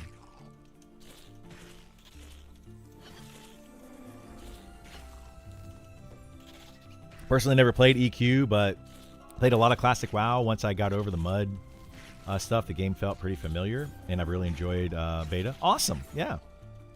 I didn't like the mud stuff at all. Right? Are you saying, Augor, that you didn't like the mud system? I hated it. Like, C, just a minute ago, C was saying that, because I played Pantheon before this game, and I played this game, and I did not like this game in the beginning. One of the things that I hated about it was the mud system. I was like, oh my gosh, this mud system is so infuriating and it's awful and blah, blah, blah, blah. I bashed on this game pretty hard about a year or so ago, year and a half ago. I bashed on it pretty hard and I did not like it. But they've definitely come a long way. It is also one of those games that kind of grows on you. Once you figure things out, I think that's like kind of the draw to this game too, is in the beginning, the game seems very unpolished and bad. I'll be honest, right? Very unpolished and bad.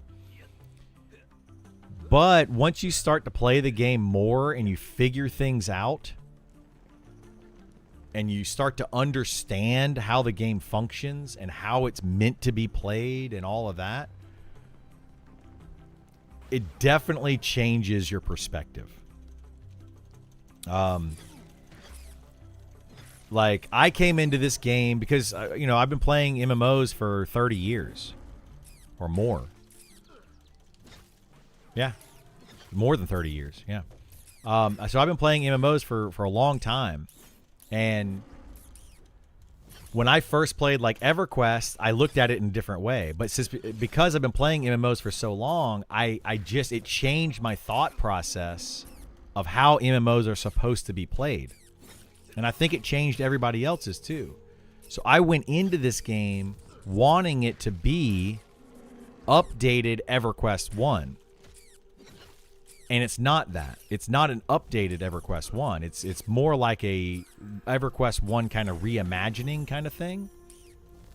And I forgot how much that I really enjoyed the original EverQuest 1 before everybody knew all the nuances, before everybody knew how to kill all the bosses, when it was the exploration, when it was the awe of it. And that's what you have to do with this game, is you have to look at it in that perspective. Don't look at it from the perspective of, we've had, 27 years of EverQuest. We know Charm is going to be super strong. We know this, we know that. If you look at it outside of that perspective, it's a really fun game. So, yeah. Is loot shared or individual? It's shared. Yeah, because if it's individual, you should Zerg everything. But if it's shared, it would be... Yeah, so it's shared loot. When you kill a boss, it drops its item or items, and you have to give those to the people. So yeah, having a Zerg guild killing raid bosses means that you have more people that you have to gear. So that could be a bad thing. Yeah, you do have to look at it that way. Oh, yes. Zerg everything, ninja loot. Got it. Yes. Yeah. Not a big fan. It's a bit too convoluted. I like the idea of making you pay attention to the world. But I do think it needs highlighting, what needs done, or something similar. So yeah, you're looking at it, and I agree with you. Like I would have said definitely like a year or so ago, I would have said probably the same thing you're saying now. And I still don't disagree with what you're saying, that the game needs a little bit more hand-holding, right? I don't want to use the term hand-holding because people are going to be like, no hand-holding at all. A little bit more quality of life, a little bit more of here's how to play the game would be nice. But another thing that I love about this is when you figure those things out without the hand-holding, by actually talking to other players and learning about the game and exploring and learning by failing, nothing really beats that. There's nothing out there that beats the satisfaction you get from that first time you beat a hard boss that you didn't know how to do. Like, I don't like World of Warcraft now because it ends up being, you wait till somebody beats it, they make a YouTube video, tell you how to do it, and then you beat it. That's what World of Warcraft has become. And honestly, as a content creator, that's kind of what I'm doing in this game. I mean, I'll be honest with you. I'm kind of a hypocrite. But like that satisfaction just, it hits differently. It really hits differently. So that's why I love this game right now. It's part of the reason why I love this game right now. I mean, if the game gets big enough, it would just be solved and there would be Wowhead. Yeah, I mean, that'll exactly, that will happen, yeah. But it's not there yet. So it's going to be at least a really fun ride for the next couple of years. At the very least, it's going to be a fun ride. You know? I'm looking at today, now, what we're doing right today, you know? That's why I don't want to go back and play EverQuest. I don't want to go back and play World of Warcraft or something like, because those games already have a lot of that solved.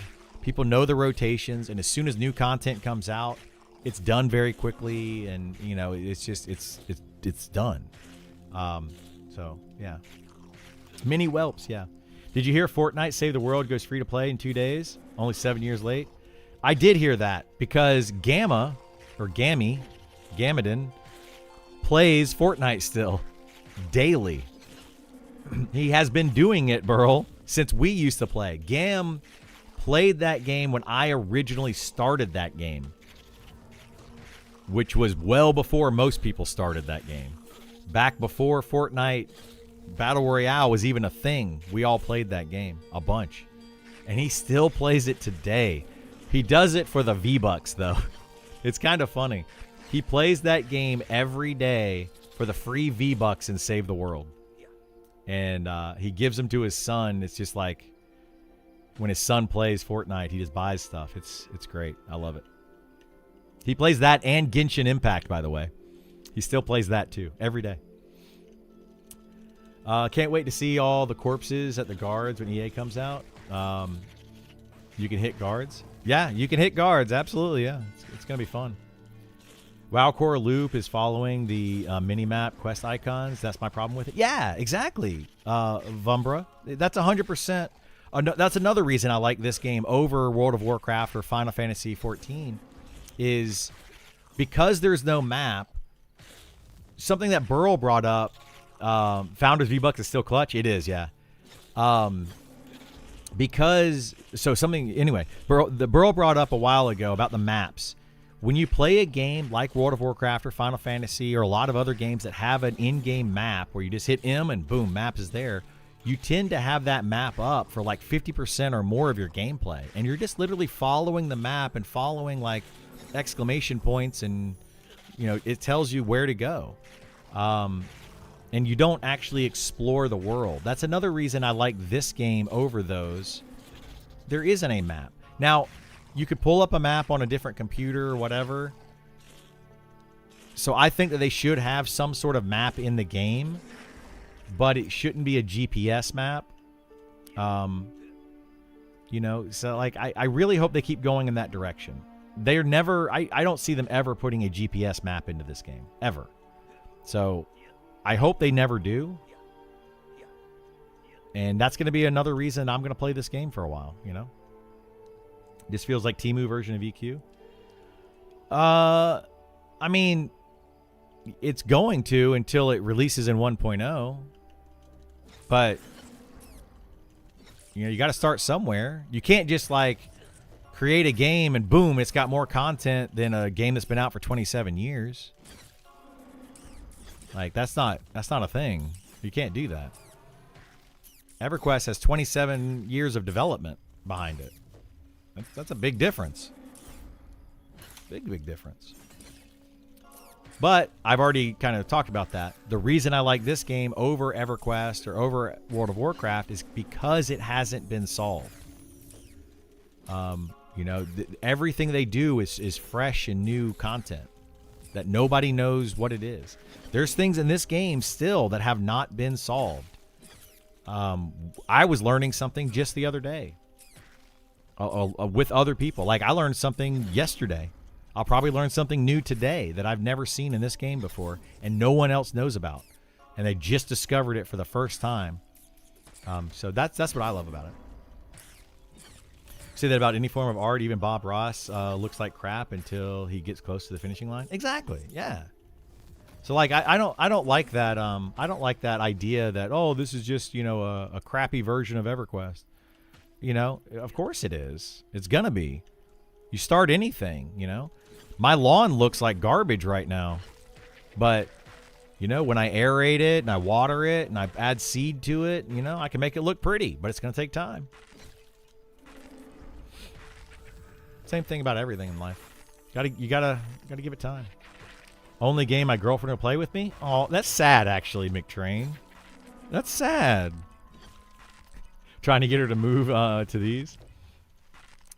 Yeah, my girlfriend plays like Legend of Zelda.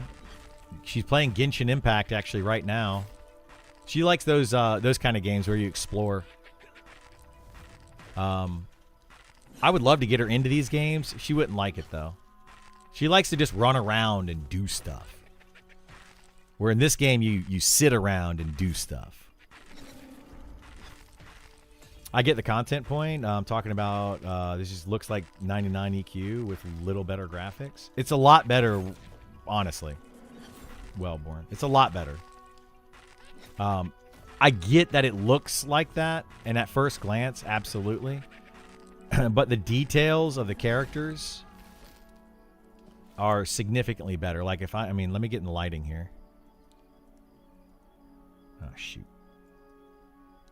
Like the details on these characters is significantly better than EverQuest did.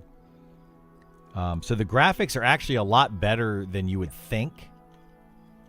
They're just low poly count, which makes it look like EQ style. But when I first started playing this game a year ago, I would have definitely agreed. I'd been like, man, this looks just like EverQuest. But the art team in this game does everything by hand.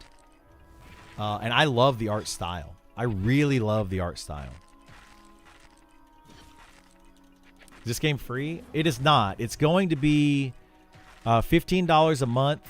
I mean, right now the beta test is free if you opt in and get selected. But when the game comes out, early access, it'll be $15 a month starting June 1st. Do you know if duel is triggered by main hand swings or no? It's its independent thing. Yeah, dual wield is independent thing. Art team and Eminem is amazing. It is, yeah. Music is also very good. Yeah, it's also very good. Playing EverQuest now, kind of thought it was EverQuest scrolling. Yeah, I mean it's very similar.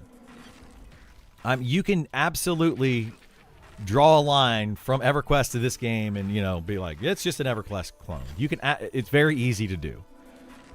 So I'm not gonna dispute that by any means. The game plays, and it does look a lot like EverQuest. 100% cannot dispute it.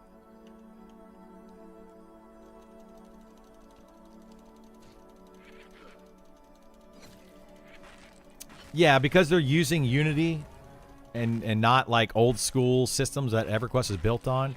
This game can grow to something much bigger than EverQuest could ever be, potentially. So, looks smoother. It is, yeah. Isn't P99 a private server? Yeah, P99 is.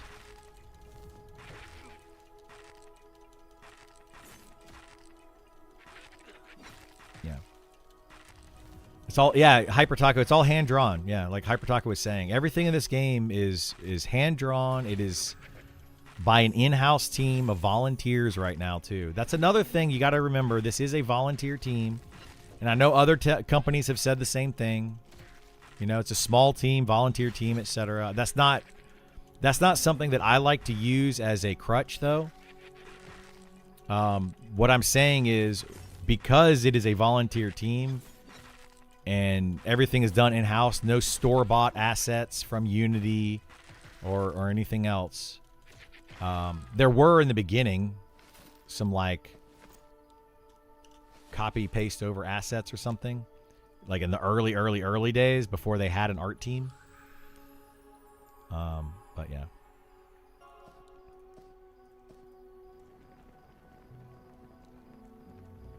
When is it coming out? So June 1st is when the game officially launches in early access. But from the time when it launches in early access, they are not wiping the servers, the early access servers at all. Unless there's like a huge major problem. But Sean has said that if they run into something like that, the worst they'll do is a rollback. So they're not planning on wiping any of the servers. But then they're going to launch new servers again when 1.0 comes out. And this game is planned at 1.0 of this game is going to be about the same size approximately as EverQuest 1 when it first launched in 1999. So approximately 100-ish zones. It's going to have 18 classes with, I don't know, a bunch of races. I don't know how many races there are. So yeah, it's not going to be a game for everyone. I'm not trying to convince anybody to come play it, but it is a fun game. Has Sean said anything more on gifting the game subs to a friend? I know they planned for it. That was a while ago. He hasn't said anything that I know of, but I remember him mentioning that, and I think the plan is still that you will be able to buy a friend, like gift a friend a sub, I think. So like, you know, I could just pay for Gith or whatever, you know, and just like pay for his account. So I think that's the idea. I don't know anything. I don't know how that would work though, or if it'll be available day one of early access or anything like that. I don't know. Deep gnomes look really neat. They do. The deep gnomes look awesome. There's actually deep dwarves or deep gnomes already in the game, and deep elves already in the game that you can see.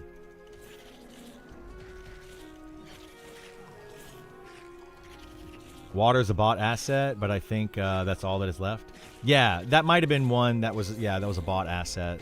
The water looks really good in the game. Like, really, really good. But yeah, the rest of the game is made by Zukin, ZBrushed, Goblin. I don't know who the other art people are on the team, but those guys stream and they actually show how they make the art in this game. They do a great job of it. Let's talk about the elephant in the room. How about the water physics, though? The water physics are great. Yeah, they're really good. Like this cloak right here that I have, that I'm wearing right now, when I first got this cloak, it was just a yellow cloak. And I guess over the last week or two, somebody came in and shaded it and added in all the shading to it. So it looks a lot better.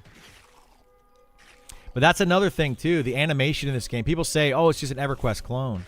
The animation in this game is not like top tier, you know, Unreal Engine 5 animation. But it is way better than EQ. You actually have like different, when you use different weapons, they actually have different animations.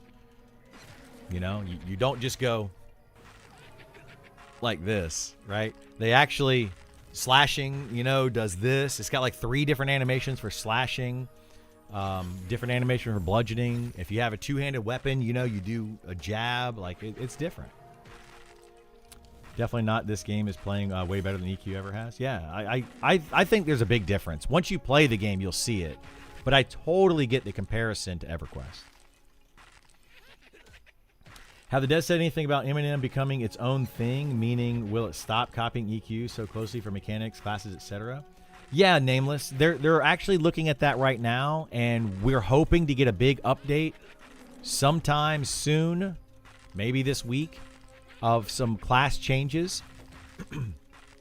So yes, I think that's one of my biggest complaints about it as well. I'm right there with you. And one of the things that I don't like is so much of the copy and paste of the classes from EverQuest to this game. There's still going to be a lot of that. Like, I don't think that's going to necessarily go away completely, but like I'm hoping to see something like the hybrid classes become less of a cleric fighter combination, which is basically what EverQuest did, and making them actually, you know, their own, like Paladin, Ranger, Shadow Knight, making them their own classes. and trying to get away from as much of the EverQuest feel as possible. The combat style, though, the way that the mechanics of the game play, that kind of thing, that is probably going to stay. That's not going to go anywhere. But hopefully some of the classes start to diverge.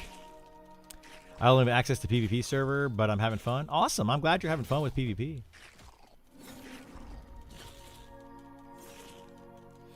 Why does it seem Eminem's team is progressing faster than Pantheon? It's a voluntary team. You know,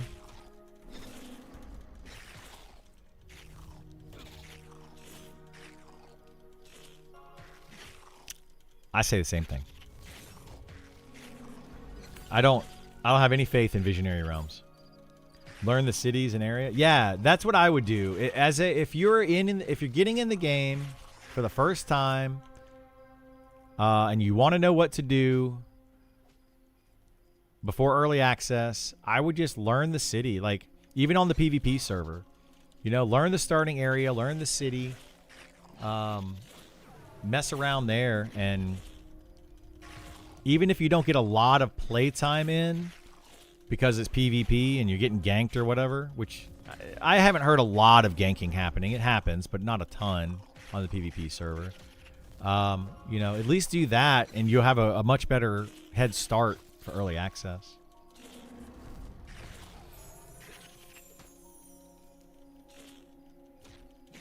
I don't see it. You don't see the EverQuest copy? Yeah. Oh my gosh, dude. It's funny, man. If anybody that's just like, nah, this isn't a copy of EverQuest, anybody that says that is just like a fanboy. That's that toxic positivity that people talk about. Toxic positivity can absolutely ruin this game. I can feel like EQ it needs its own flavor. Yeah, I think it needs its own flavor too. I agree. So outside of the XP issues that I've talked about, the charm issues that I've talked about, outside of all that stuff, the only other real complaint that I would have would be its extreme closeness to EverQuest. As far as like the class design is concerned, or all of the classes. There are 3 new classes though. So you got the Inquisitor, the Spellblade. Wasn't there another new class that was not in EverQuest? Am I just like drawing a blank here? I thought there were 3 or 2. The Archer. Yes. Thank you. Esar whispered in my ear. Archer. No, he just said it normally. But yeah, those are 3 new classes that were not in EverQuest. Now, some would argue that those 3 classes don't need to be in this game. And I don't disagree with that necessarily. But, there are some different classes that are outside of the EverQuest classes.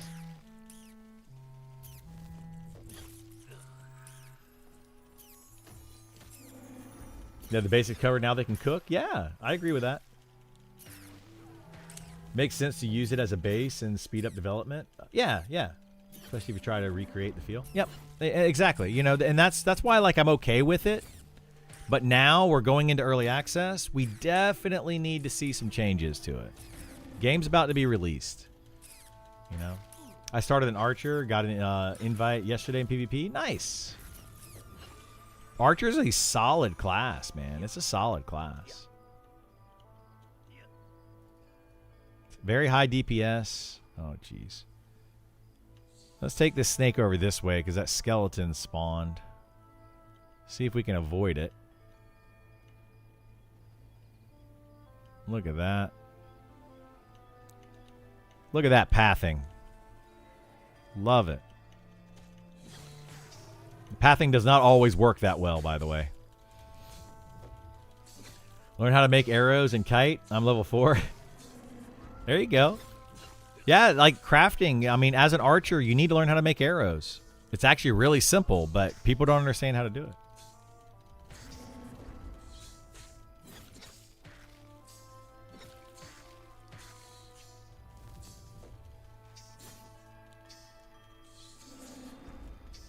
Heard a lot of people playing PvP are not PvPers. Yeah, well, they sent out like 500 PvP exclusive, 500 plus one friend invite, PvP exclusive invites out a few days ago. So there's potentially 1,000 new players on the PvP server that are just not PvPers. They just want to play the game.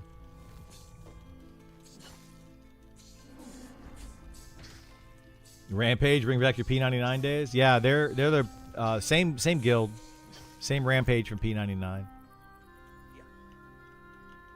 I didn't start playing with them until Pantheon, but they're pretty big in this game. They're very into it. They love it. I don't know much about them from their P99 days, other than they talk about it all the time. Almost everybody in the guild that was in it for P9, they're just always talking about P99. Always. That's something else you would do if you're stuck in PvP server, learn the basics of crafting. Yeah.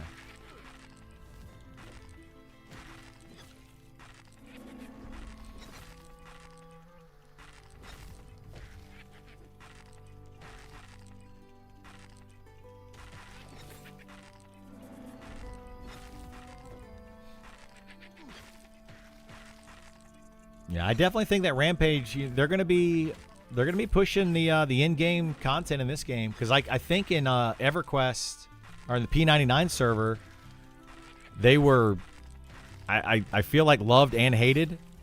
From what I've gathered, I guess they woke the sleeper on P99, and so they were just a top-end raid guild on that.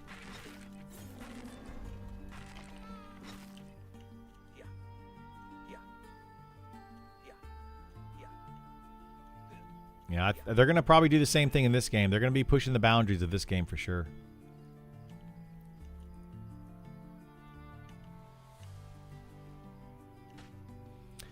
Should I leave my fletching kit in the bank?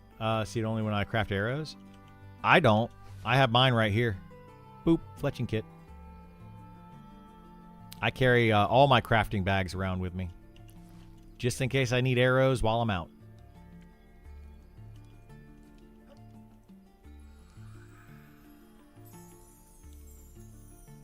Yeah, as long as it's empty, you can put the bag in a bag.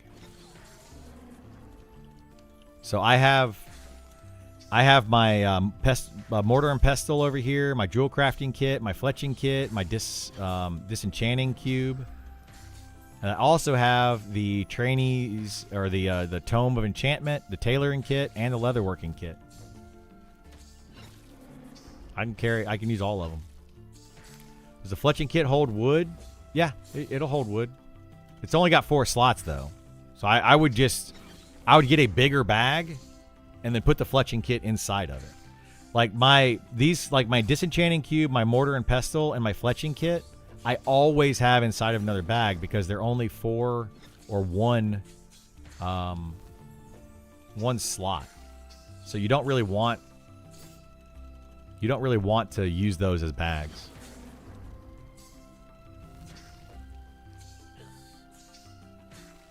Yeah, you have to put wood in it to be able to craft with it, so yeah. What is the bow I see using in the offhand? It's not me using my offhand, but it's Pasha's bow. Pasha's favor. It's just a decent stat bow. Not crazy good, but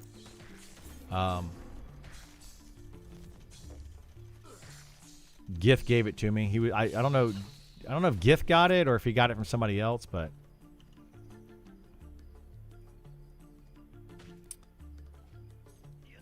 okay, yeah, he said he got it for me.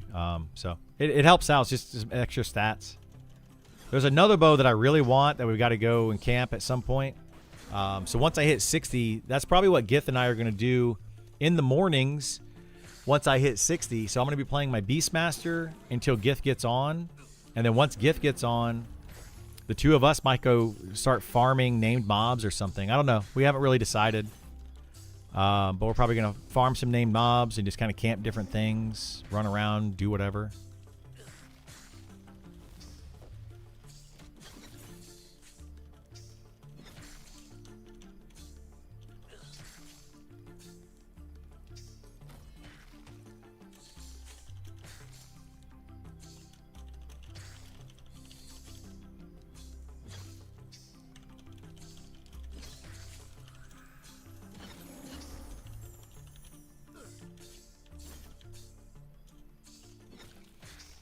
Bam Bam. What's up, dude?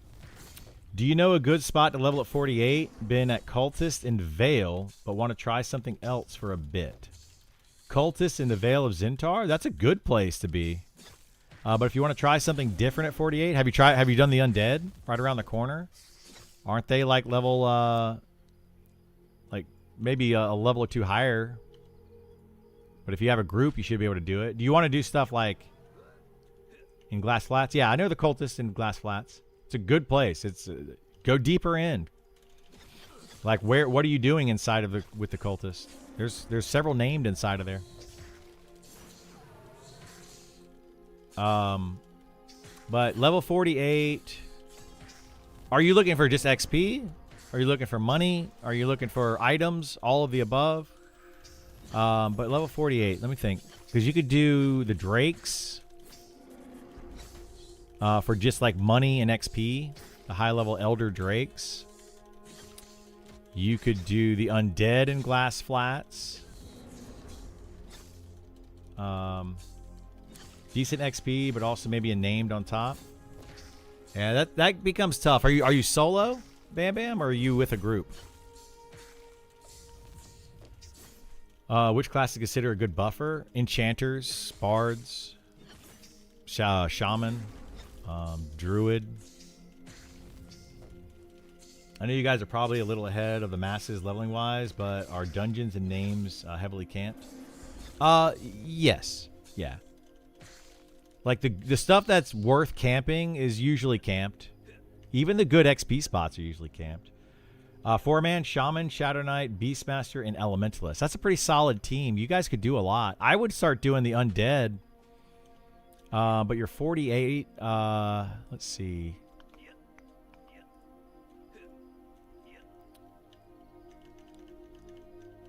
You could start doing maybe the lower Salmon area in Fallen Pass. Those are like level, like high 40s, low 50s. The Drakes are level 48, 49, and 50, so there'd be Yellow Con to you.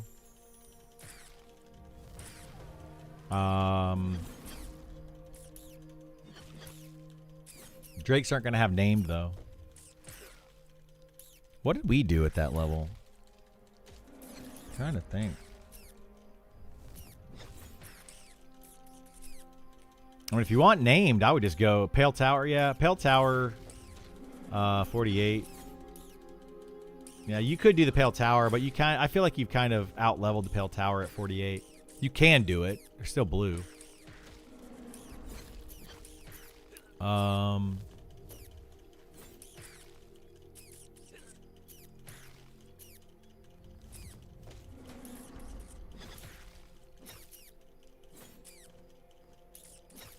Yeah, that's a tough level range for like named. You need to start getting into like the level 50 named there. Like I want to say the Cultists have named inside of there that are like level 51, 52, which might be a little bit tough for you guys. Yeah, you could do the Glass Flats Undead. Shallow Shoals does have some. Yeah, have you tried the Orc Fortress in Shallow Shoals? Isn't that like level 45? That could be really good blue con mobs with some named in there. They're too what? Oh, is it? Okay, so I'm being told Orc is too low. Okay. Yeah, those might be a little too low. You never tried the Orcs? Yeah, I'm hearing that 48 might be a little too high for the Orcs. Yeah, the Orcs of Shallow Shoals, though, I want to say those are good at like 40 to 45. Like you could go Pale Tower at 40 to 45 and then probably go to Orcs until like 46, 47 maybe. I think Pale Tower and Orcs are about the same, maybe. Yeah, at Orcs, that con White at 45. Okay, so yeah. Maybe. You could try the Orcs if you don't mind doing stuff that's like lower.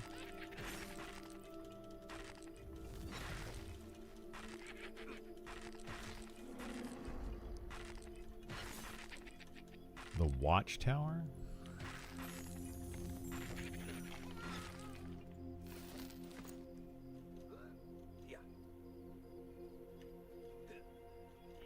Oh, yeah. Yeah. So yeah, that's okay. So Gith is telling me a good spot for you guys to check out. So go to Fallen Pass, go through the Pyrmos village up to where the rats are, and you get to the bridge. You know where the bridge is, right? When you're on the bridge going farther in, look to your right, and there's a castle. That castle should be about right for you guys, and there's some named at the top of that castle. There's 3 different towers that are at the top of it, and all 3 of those towers have a named inside of them. That might be a good place to check out. So you're killing undead. You get some named. Yeah. Yeah, one of them has a See and Viz hat for casters. I don't know if it's int casters only. I think it's int casters only, but yeah.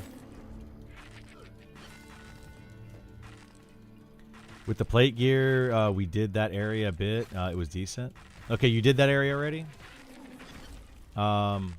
Did you do those 3 named up there?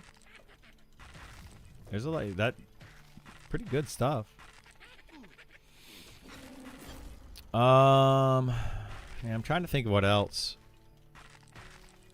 I mean, I would keep going cultist, honestly, since you're over there and you know that area. I would go deeper into the cultists because they go up to level 50. The named in there are like 52. Yeah, you could do the like lower Salmon area. You could do that. Ah, crap, I pulled 2. There's like the Stable Master and the those mobs that are over there, like the Gardener and Stable Master and all that stuff. The what? Yeah, Yvette, the Gardener. She drops... Oh, I don't have that item on me. Oh, no, I do have it. It's right here. She drops this right here. Blightborn Sickle. That's her common drop, actually, which is really good for wisdom casters.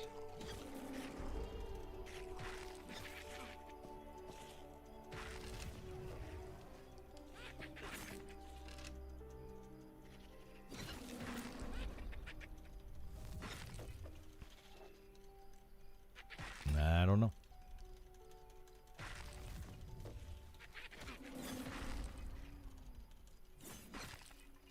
What's the 5 HP lantern tick? It ticks every 6 seconds. So the 5 HP just adds your regeneration. So it's every health tick adds 5 HP.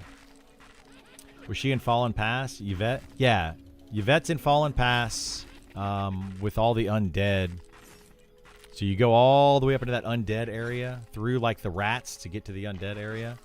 And then you go down the hill that's in that undead area.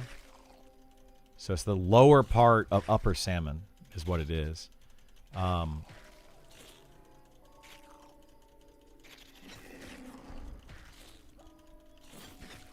yeah, she runs around down there.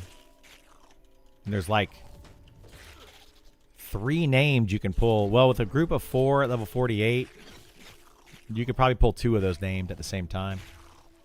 But there's like 4 or 5 named in a small area right there. So you can just kind of move around in that area. Yeah, no worries. Yeah, we camped that for a while not too long ago. I was streaming it. I don't remember when, though. Repeat the tower that you just said, New Smurf. So, in Fallen Pass, when you first zone into Fallen Pass, from Sungreet, or from Shaded Dunes, you go up the big ramp, which takes you into the Pyrmos village. From there, you go out the right-hand side in the back, and you're going to be going towards the rats. So you'll see maybe like a roaming Drake and stuff, Plagueborn Drake over there. But you go way back in there, and you'll eventually get to some rats. Once you hit the rats, you turn left and go to a bridge. There's a bridge gap that goes over to more rats. But if you're going over that bridge and you look to the right, there's a big castle, like a ruined castle, and there's a bunch of undead in that ruined castle. And there's at least 3 named mobs in the towers at the top of that ruined castle. There's also some other named, like Felix roams around over there. There's a rat that spawns over there. The chieftain rat, I think, is around level 40 and drops a really good breastplate. Better breastplate than what I'm wearing. So if you're around level 40, you can do that. The rat castle? Yeah, it's not a rat castle, though. It's actually an undead castle. There is a raid mob over there, but I'm not going to tell you anything else about that. You could never find a chieftain? Yeah, chieftain's a rare spawn over there, but he's over there with the rats. He's not in the castle, though. Yeah, the undead, there's the ghouls up there in the castle. Ghouls and skeletons and stuff.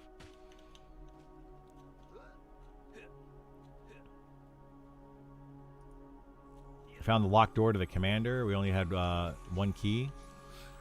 Yes. Yeah, the commander, that's... You don't want to go in there. I'll just say that. You don't want to go in that locked door unless you know why you're going in that locked door. Have I done it? Yes, I have done it. But that's where I kind of draw the line on giving out info on that kind of stuff. You know, I'll tell you guys a lot, but I want you to figure some stuff out.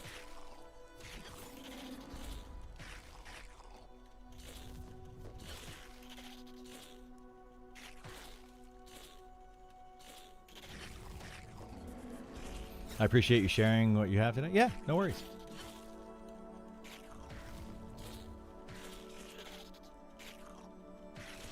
Where baby from? Wait, what? Where baby?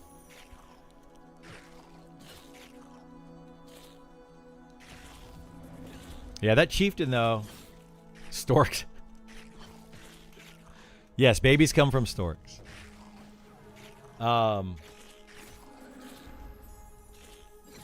Yeah, that chieftain, I highly recommend any tank go and camp that chieftain. Like, I would try to push my group. The problem is my group already know, like, we kind of have places we want to go at certain levels. And I know where we're going at level 40. I don't know what we're going to do in the, like, mid to high 30s. So maybe I can convince them to go over there and camp the chieftain in the mid to high 30s on EA. But I would like to get that breastplate from over there because it's a really good breastplate. What about the 4 named mobs in the Green Lake in Fallen Pass? You kill 4, collect stabs, put them in the middle. Is it worth doing? And a level is the boss 60.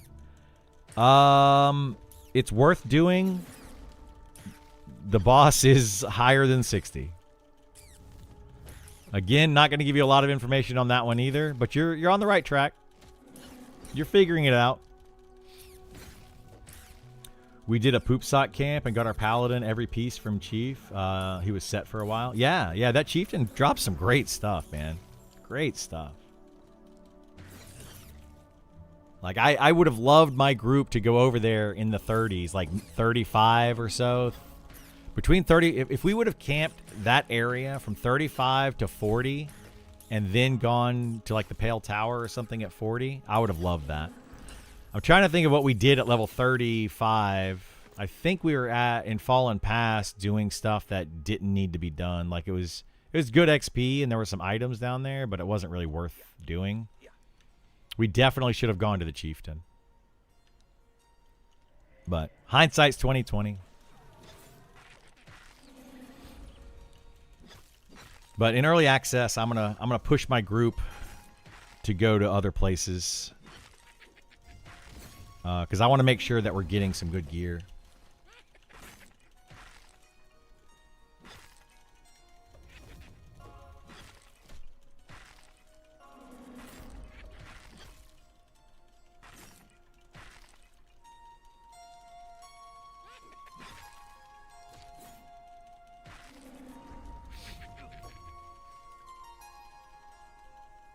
Gear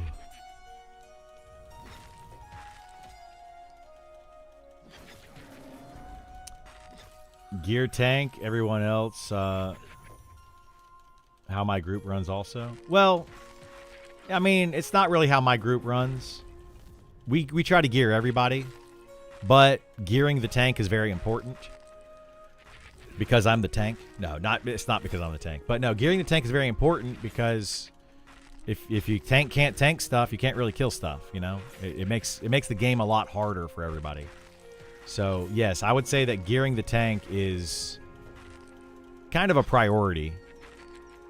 You know, I've got okay gear. It's not great. I could definitely use some better stuff. But, you know.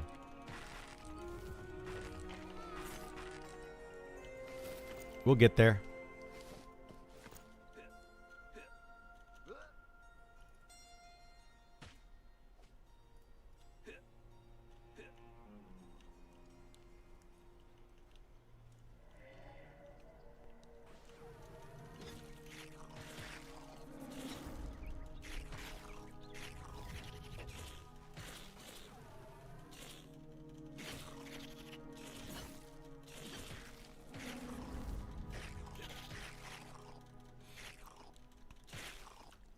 Oh, yeah. It would take forever. Yeah, it was... Yeah, it was taking us, what, 2 hours of blue or something like that.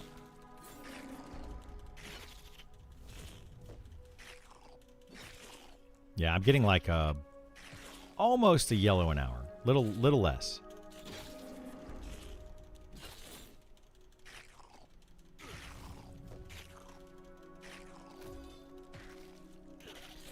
When you get to Ratman, you have to cross the bridge. Yeah, there you go.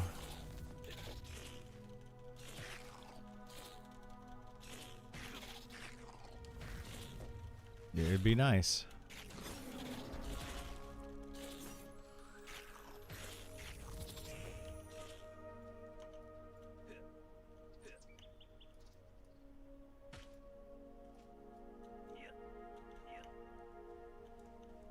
Yeah, I need to make a post once I hit 60 and just be like, here's my take on getting to level 60. As shown while streaming. I think I know exactly what you described. There you go.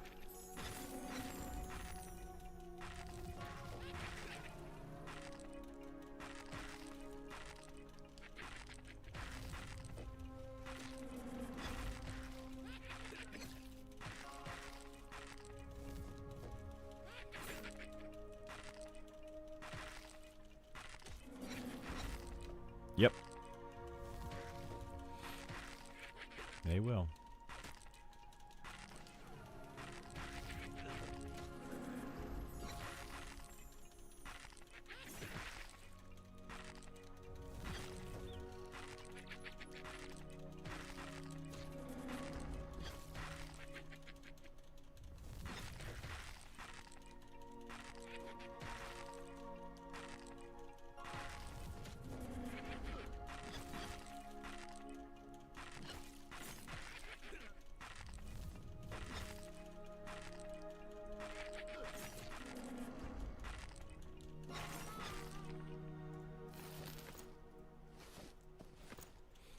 Yeah, I also want to like, kind of somehow, I don't know how we can do it, get them to remove the ability to do basically what we're doing right now. Like the whole power leveling thing, it takes away from that whole group dynamic.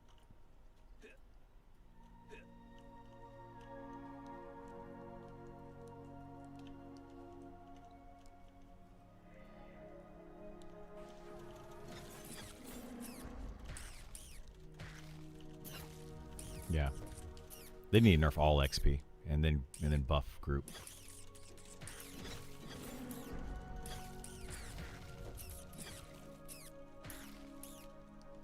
Oh man. Can't heal another player in combat unless in group. I mean, you can, but yeah, that's they could do something like that. But I don't know. That wouldn't work for this game. I don't think they're going to be able to change it to where you can't power level somebody like this. Like, they're not going to change that. It's not going to happen. But I wish that they would do something like that. Exactly what Nidiak said. It would make raids not only weird, but basically impossible. You would have to put a healer in every single raid group, multiple healers in the tank group. It would be really rough. Unless they made like raid frames, which they could do, so they could make raid frames and then you could heal within a raid as well. But yeah. I don't expect to see that happen.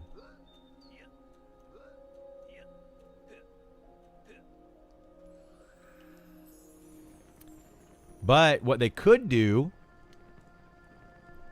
is make the spells, when you cast it on a player, make it effective based on the player receiving the effect rather than the player casting the effect.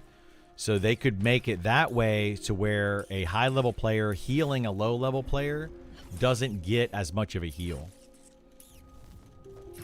That might solve some of it. Like, if I take a fighter and I give them a damage shield from a level 60 and a regen from a level 60, and armor and health buffs from level 60s, they basically are gods at level 1, and they can just run around and kill tons of stuff. So it just allows them to power level them. So they could do that where the player receiving the spell gets a much weaker version of the spell. And that would help out with power leveling, and it would help out with that kind of gameplay without completely negating it. Like I think it's still fun to twink characters and it's fun to power level characters, but it would at least slow it down some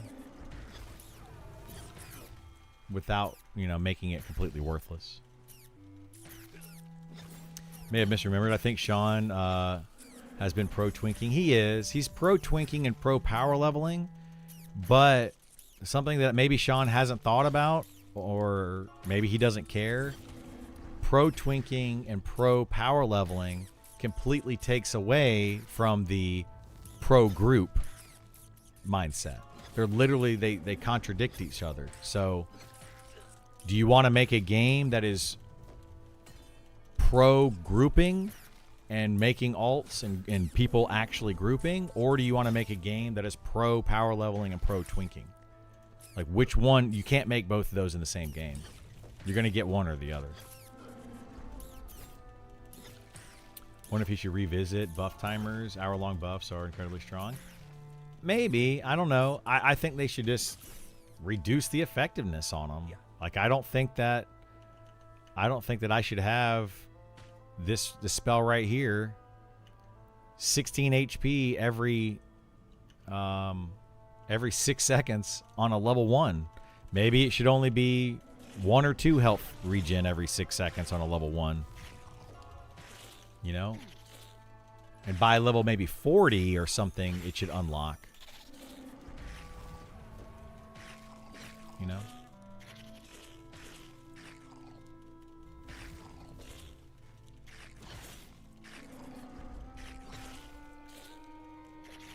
I think you just assumed level scaling was a thing.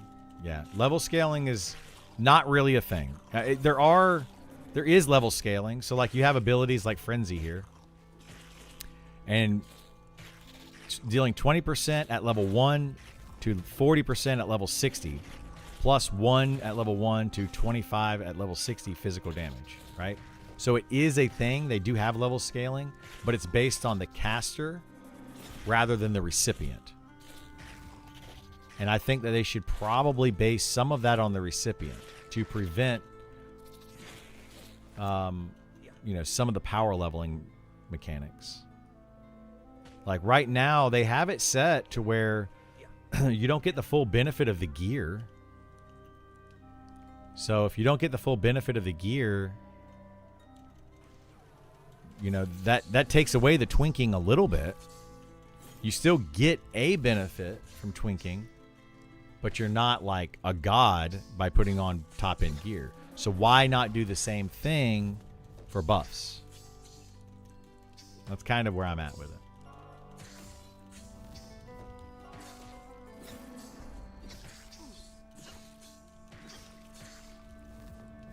Yeah, scaling down to the character. Yeah, it does not scale down to the character at all.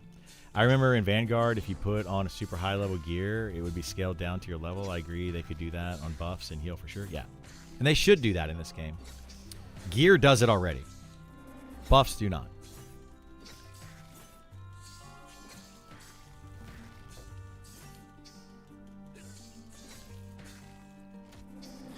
It doesn't really scale down on gear, though. So it's not like I put on a piece of armor that's got 100 AC on it, but my character only gets 25, let's say. How it works is I still show that I would have, max AC. I still show that I would have 100 AC. But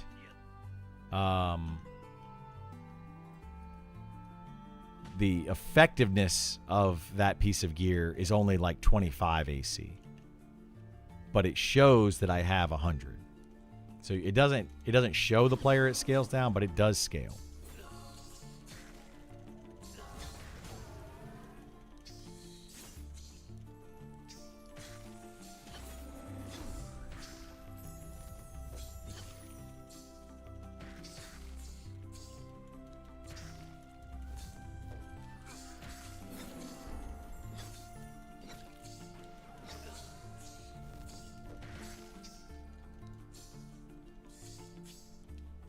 You drink more water.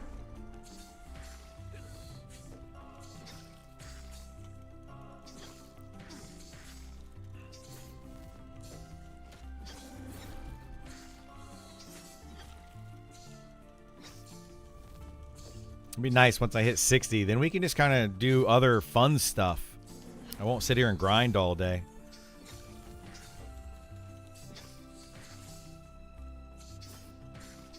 Which... this is fun to me, but probably not fun to you all. Come to the dark side, join the PvP server. No thanks.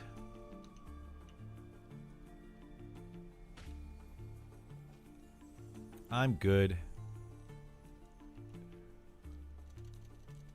What fun stuff?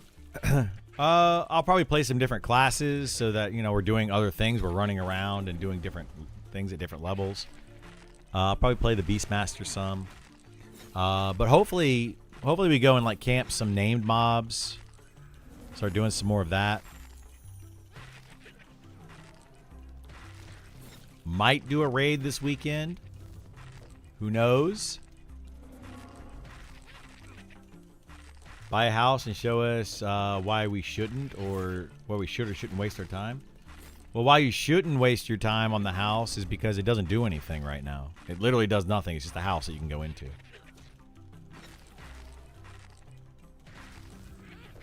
PvP server where no one PvPs. Well, I think people do PvP on the PvP server, but right now you just have an influx of PvE players. So 99% of people watching are just tabbed? Probably, yeah. Yeah, I would agree with that. They probably have me tabbed out and are just listening in and or have me up on a different monitor, and just listening for whenever I say something that's important. No plans for the future? There are future plans for housing, yes. There's lots of plans for housing. There was some PvP earlier in Telekir, was there? We got one of them, but they got 3 of us, and we dipped. Oh, man. Rampage Guild, mostly the same from P99. The leaders, the starters, yes. The main people, yes. But no, there's a lot of new people from Monsters and Memories that are in this Rampage. So it's not all the same people, but the original people that made it on P99 are in it, yeah. Between the alpha and beta, which class have you played? Seriously, 20 plus. I have played or had access to and played myself Fighter, Monk, Enchanter, Elementalist, Wizard, Druid. I have played all of those at level 60, personally.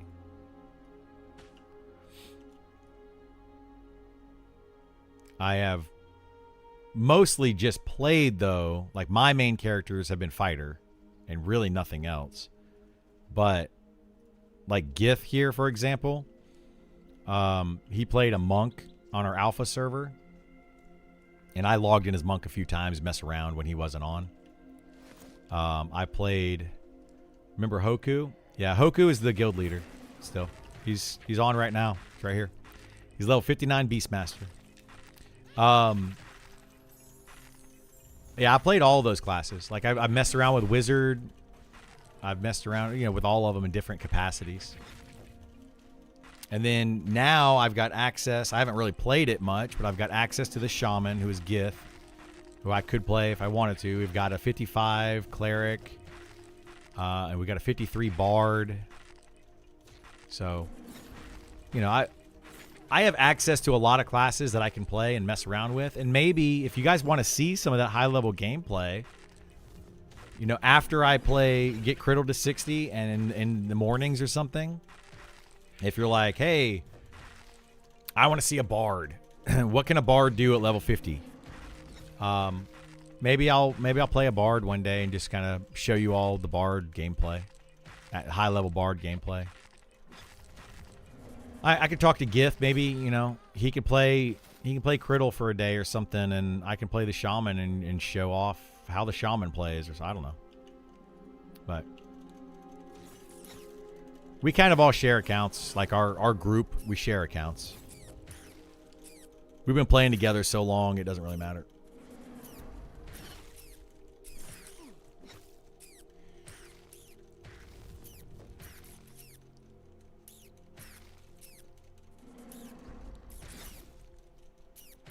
My math might have been off on the XP. It might be 2 hours per blue or per yellow. Because it's still fast, but anyway. Good way to multi-box. It's a great way to multi-box. We're going to be playing on a no-box server. We would like to play on like a one-box server so that we can multi-box like one character. But we don't want... What I don't want to see is people running around on 6 characters just taking up entire zones. So we're probably going to play on a no-box server. So we don't do that. But, we do help each other out a lot. So like Gith right now, he's level 60 and he's helping me level. So we do this, if me and Gith, which... chances are we will be the first 2 to level 60 in early access. We will be happy to log in our friends and play them when they're not able to get on to catch them up and all that kind of stuff. We're going to do everything we can to help people out. But that's just the way we are, We help each other out a lot.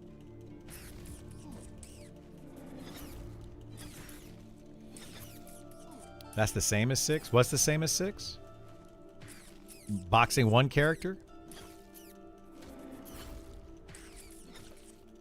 Yeah, we would love to be able, I would like to be able to box one character on a one box server. So I would play like Criddle and then play Gammy or something as a Bard and just play those 2. And then Gith could play like Gith and another character, right? And we have 4 characters. And then we get one more person to play 2 characters. So we have 3 people playing 6 characters. We would like to do that for early access. At least for the XPing, the leveling up. But yeah. Whatever.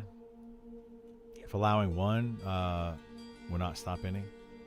Well, yeah, they could set it up that way. They could make it where you could allow 1, but it would be really hard to police. So I don't see them doing it. I would love to have a one box server, but they're not going to do it. People are going to box anyway, honestly. They're going to be boxing. They're not going to stop it. So I'm surprised they're even trying to stop it. I'm glad they are, and I hope some people get in trouble for doing it, but I honestly don't think they're going to be able to stop it enough. What you're going to end up seeing are people that are just really careful about doing it on no-box servers to give them an advantage. That's what you're going to see. That's what's going to happen. Same thing with the using bots and macros and all that kind of stuff. People that are really good at it are still going to do it. It's unfortunate, but it's going to happen. They will catch some of them, though. So we will see.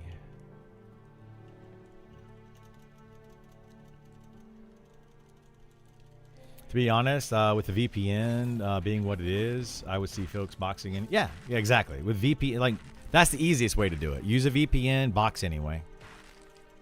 There's even other ways to do it. Like, I could be playing Gith right now, and you guys probably wouldn't even know. To be honest. Like, mostly he just sits there and heals every now and then. But I'm not boxing him. In fact, I can show you who he is right now. He's in Discord with me. He's right there. So, like, I can prove that he's playing. But anyway, yeah, I don't know how they're going to be able to tell. I really don't. I don't know what their plan is going to be. I'll be reporting them. Get those stinky boxes out of here. Yeah, people are going to report them for sure. But you also got to think, some people, like Gith looks like a box character right now. He really looks like a box character, the way that he's playing. So you're gonna see somebody and report them, and they're not going to be boxing. You know, and then it's going to be kind of like, well, who is boxing, who isn't boxing? You know, like how can you really know? And you don't want to send in a bunch of false reports and be the boy who cried wolf. You don't want to be that guy. You don't want to be the tattletale that's constantly telling on people for boxing when they're not boxing. There's already a guy on this server. I'm not going to name him because I'm not that type of person. But there's a guy on this server that will report you for coming close to their camp. I'm not kidding you. Like Gith and I are sitting here doing this, right? We're fighting. Let's say this other guy was doing what we're doing. And you run down this ramp and run down this hallway to look at this wall down here and then run back up the ramp. The dude will literally report you for stealing his camp. And all you're doing is running around looking at stuff. Like, it's a problem. There's a lot of issues with that. Healers in a duo always look like a box. They do. They always look like a box. I'll perform a thorough no-mish investigation each time. Okay. I mean, I'm all for people reporting boxers. If you think somebody's boxing, report them. I'm all for it because on a no-box server, I want people playing their one character, right? I want them doing it.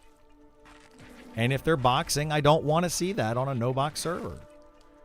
But I also don't want somebody just crying wolf every time they see something they disagree with. Plus, let's be frank, revenue from one sub versus having 6 subs boxing. I mean, yeah, but I don't know. I don't know what's going to happen, man. We'll see. We'll see. Then let him report everyone. Yeah, he does. He already reports everyone. The dude reports everyone all the time. But guess what? We're pretty sure he's boxing a lot. I think that's why he reports everybody and freaks out when anybody comes near him. I don't think he wants anybody to know that he's boxing. Like, I legit think that's what's happening. He's boxing multiple characters, and if you go near him, you're going to see that he's boxing multiple characters, and you're going to report him. So instead, he preemptively reports you. I really think that's what's happening.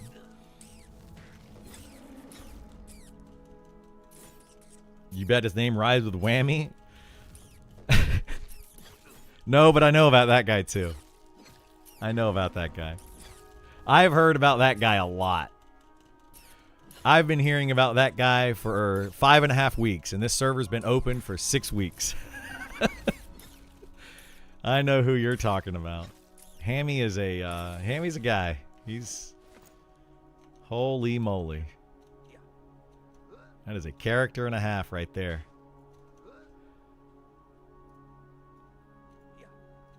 He leveled up quickly though, didn't he? That guy leveled up quickly for being. He was on all the time, but holy moly! I haven't grouped with him. I don't know anything about the guy, but I have heard stories. I have heard stories, man. Golly. 10% of the time, he's right every time. There you go. Let's report him for reporting everyone. Yeah. He could have scripts set to pull X mob every Y minutes, and you mess up his script. That could be true too, yeah. He hit the brakes at 48, as most had enough of him. Yeah, that's what I've noticed. Like, he was like one of the only tanks. And I don't want to talk badly about anybody. I honestly have never grouped with the guy. I have never talked to the guy. I am literally repeating hearsay and things that I've heard, right? But yeah, that's what I've heard, is that he was just on a lot, so he just happened to be a high-level tank when people wanted him, so people grabbed him all the time, and that's how he leveled. But then he hit the point where, like, everybody has played with him that and is like, nope, I don't want to group with him anymore, and he just ran out of people to group with. It is reputation to the finest and exactly how it's supposed to be working in a game like Monsters and Memories. If you create a bad reputation for yourself, you're no longer going to get groups. It is what it is. You're not 60 yet? No, I'm not 60 yet. Get over here and power level me, Kaz. Esar's the only one that's helping me out, or Gith. Gith's the only one that's helping me out. You suck. Hey, Kaz. Leonardo is talking about your best friend Hammy. Kaz is where I learned about Hammy. Or sorry, somebody that rhymes with whammy. Don't call me Alardo. Not you. Leonardo.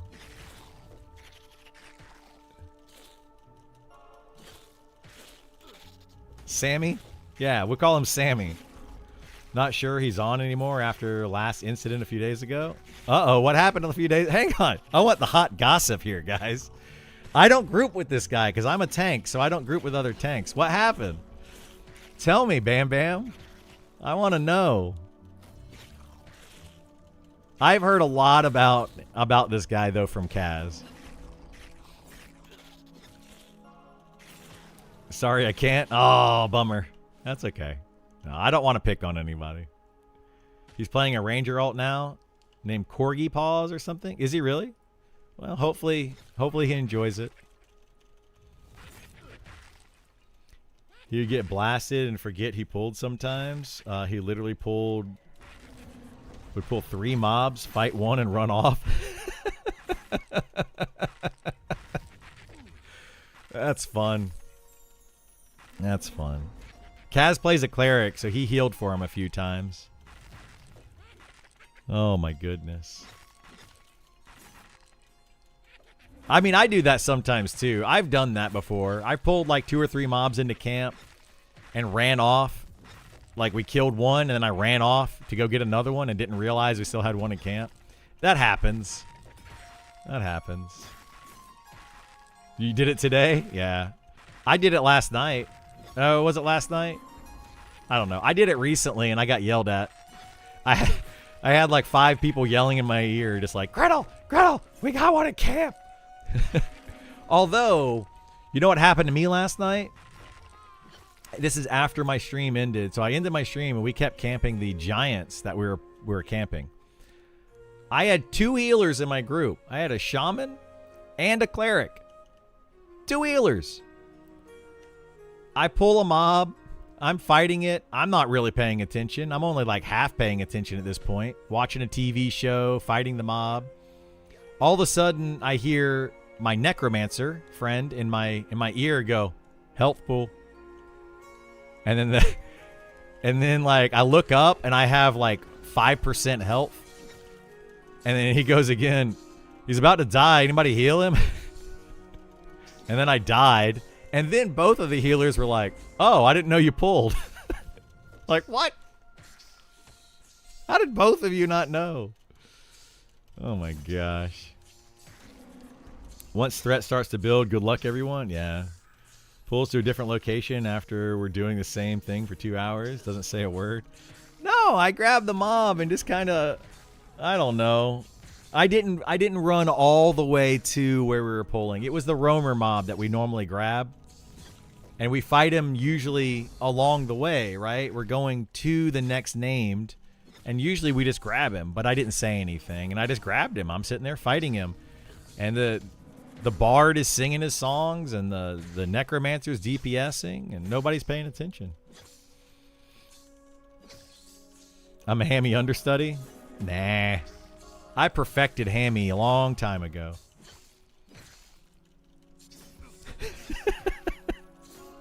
No, it happens. I get it.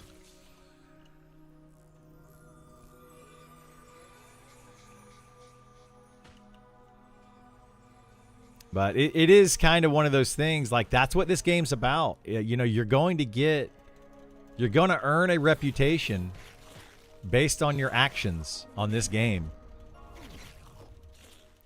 And Hammy is he's number one right now. I think he's probably the only person on the server that has a well-known reputation.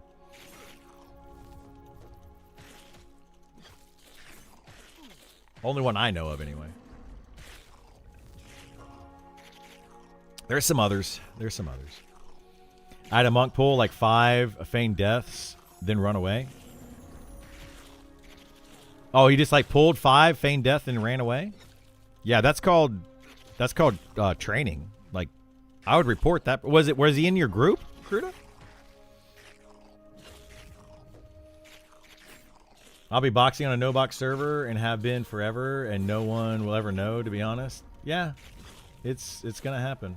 But yeah, teasing. I don't care if people box, though. Most games allow it. Yeah, we'll see. We'll see. Monk math. 1 equals 5. Yeah, dude.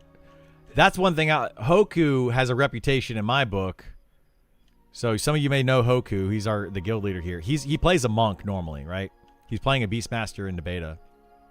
But normally he plays a monk. That dude is a crazy puller. Like, he will just pull. When you're not ready, he's pulling anyway. Like, he's like, we're pulling. We're going. We're doing this. That guy, he's bonkers sometimes. He's killed me a couple of times.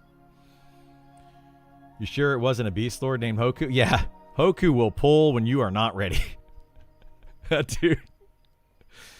Oh my gosh, man. You don't have to worry about not having a mob in camp with him. He will keep pulling and just pray that everybody else is paying attention. What are these mobs like synced? The heck? They came down here together, they turn around, go back together. Somebody stop moving. Yeah, we're gonna pull this skeleton instead.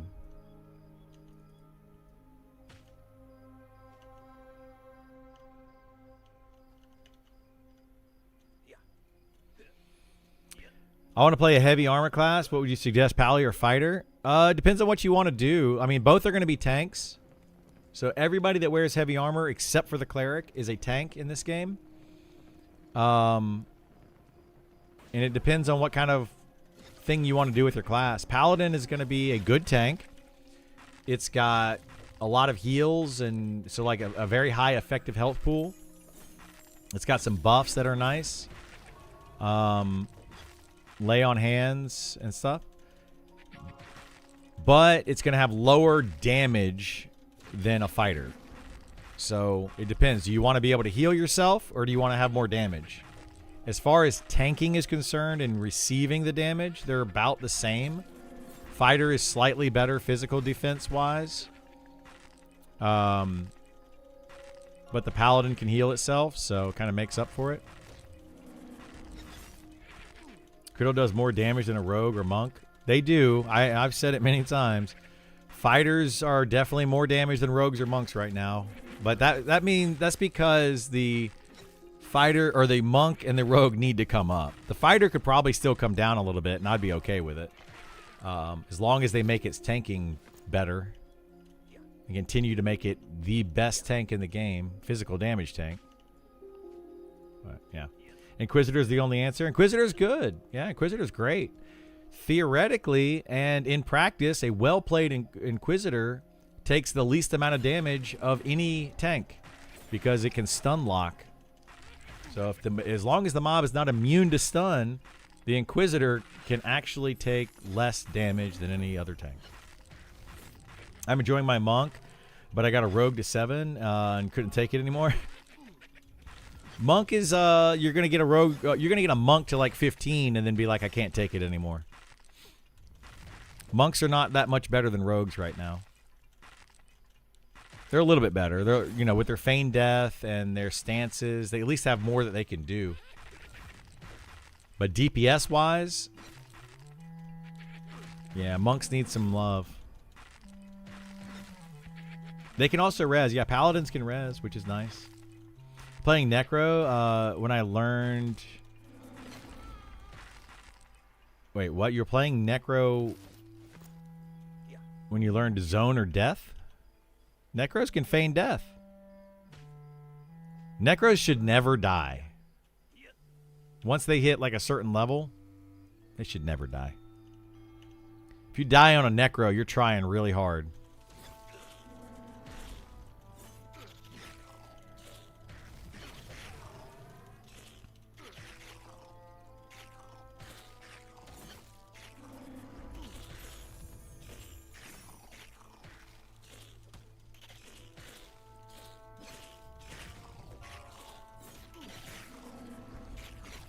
I think Pally sounds nice. Do you have a recommendation for stat spread between strength, stamina, and wisdom? I would not put points into strength. As you can see over right above my head on my stats.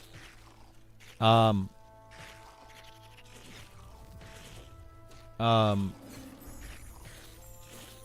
probably a little longer than that,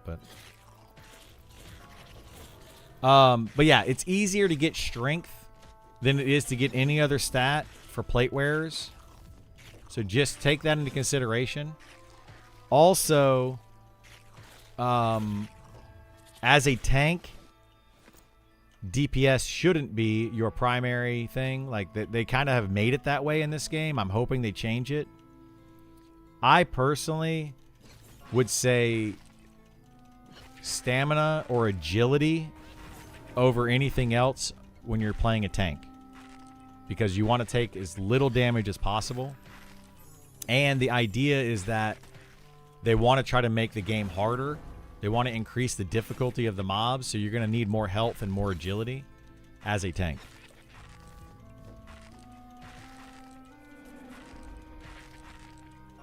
Yeah, Dex I wouldn't say is really necessary, but Dex will help you hit mobs more often. So Dex is okay. But I wouldn't worry about that much on a tank. Not going to make a huge difference. Show up to hold aggro. There's other ways to hold aggro though. Especially on a paladin. Paladin casting heals can hold aggro pretty well.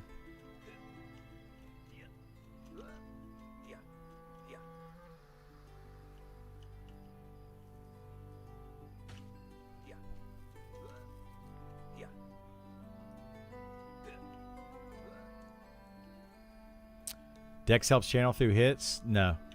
Not that I'm aware of.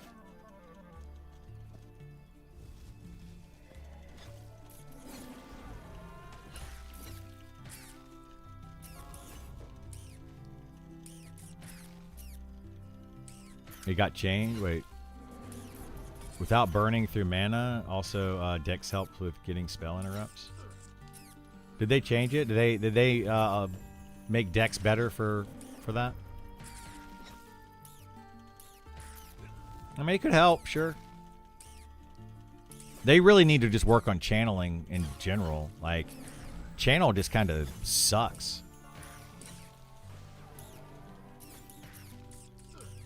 It does do that? Okay. Then, yeah, I mean, Dex could be good for him, sure. I personally wouldn't put points into Dex, but I don't play Knight classes very often, so I would take it. Brew here plays a Shadow Knight, high-level Shadow Knight. Did you get 60? Did you hit 60, Brew? He's 59 last I saw, but he might be 60 now. But yeah, he plays a high-level Shadow Knight, so he would know better than I would about that kind of stuff.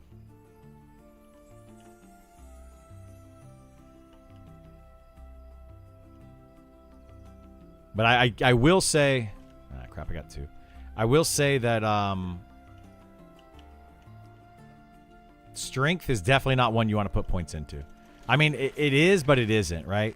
Like, people are saying, go Dex because it helps you hit the mob more often, which helps with threat. But going strength increases your damage, which also helps with threat. So, but it's easier to gain strength, to get strength, than it is to get the other stats. At least right now, with the current itemization. So, yeah. I personally would go agility or stamina. Stamina is only going to increase your health pool, though. So it depends. Like, you have to think about a couple things. Like, effective health pool. How much is one stamina, which is 10 health? So your effective health pool goes up by 10. But how much is one agility when compared to one stamina? When compared to one AC and things like that. Like, there's a whole effective health pool factor that you need to look at. And that's, I don't know, it's tough. It's a tough calculation that we don't really know yet. I don't think anybody's actually calculated it out. They ever fix shields? Strength will help block. Supposed to, but shields just suck right now. They're terrible.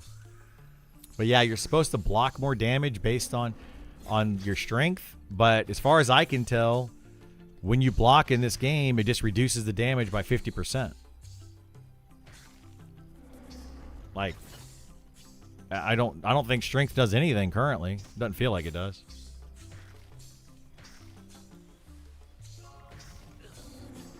But hopefully they adjust it where shields actually matter. The best agility value and AC values are probably all mob dependent. Maybe. It's possible. But I put in, for my character creation, I maxed out stamina, so I had 10 points to spend. I maxed out stamina, and I think I had 2 points left, and I put them into agility. So that gives you my stat pool. So I would, if I didn't put any points into stamina, I could have put points into agility and had like 10 or 8 more agility than I currently have. But I would have 8 less stamina than I currently have. So 8 stamina at my level would be, well, level 60, I think it's 80 health. I think it's 10 health per stamina at level 60. I think. Is this piece stamina? This is 1 stamina, 5. Okay, so let's see. 9. Yeah, I'm getting 9 right now at level 59. I'm pretty sure it goes up to 10 at level 60.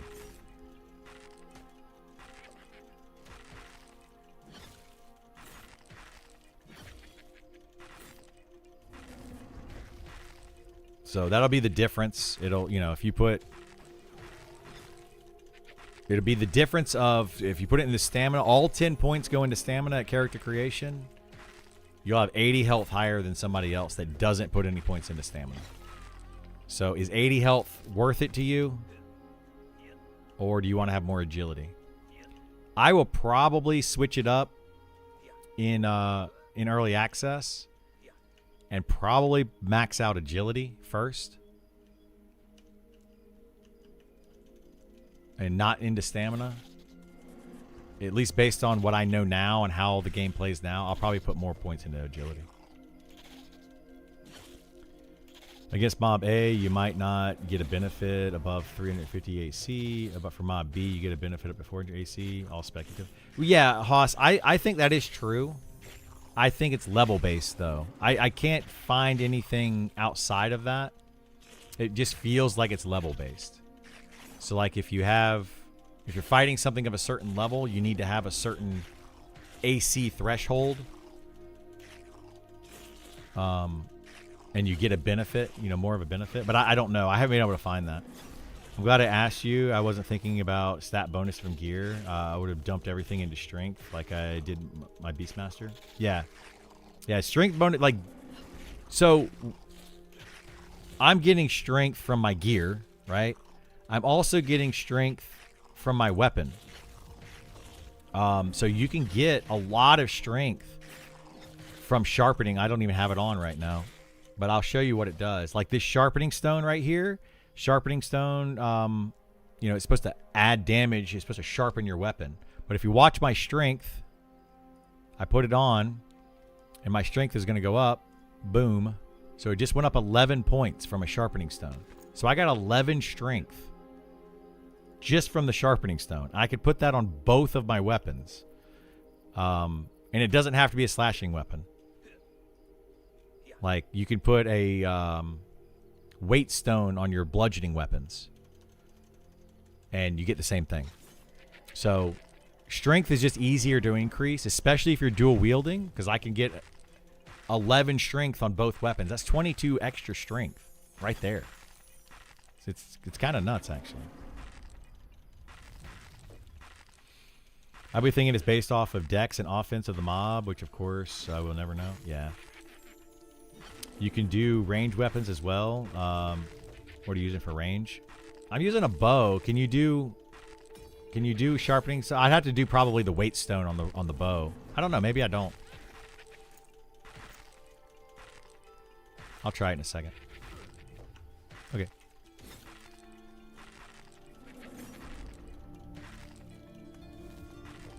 You won't do bows? Yeah. I could probably throw in like a dagger. Right? I could throw in a dagger. And probably put sharpening on that as well. But I don't know, like, what range weapons are out there that have stats on them. Okay. Outside of bows. Like, I know bows do. You got a pocket knife? Yeah. It doesn't have any stats on it, though, right? But it's a good weapon to start out with. So, like, is this Seam Ripper primary or secondary? Oh, it does have it? So, yeah, you could do that. Yeah, I don't think bows work, though. Let's see. Oh, wait. Let's see if it actually goes through. Yeah, it didn't go through on that. And I don't think you can do it on arrows. No, can't do it on arrows either. Almost there. Yeah, we're getting there, Shira. It's slow, but moving. But yeah, you got to look at all that stuff.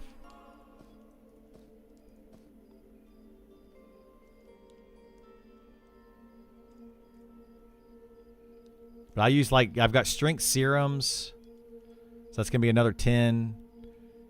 If I had the weight stone, I could put it on the Mesa Malice.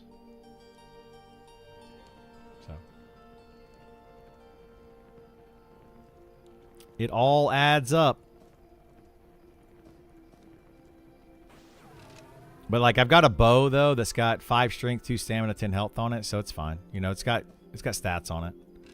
But if I could get another 11 strength, be worth it, right? Definitely be worth it. I guess it'll only give me 6 more strength on that bow, though.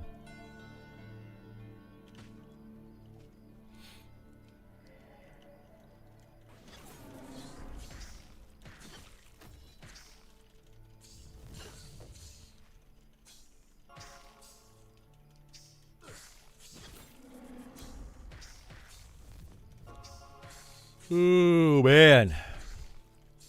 Slowly getting there. So stinking slow.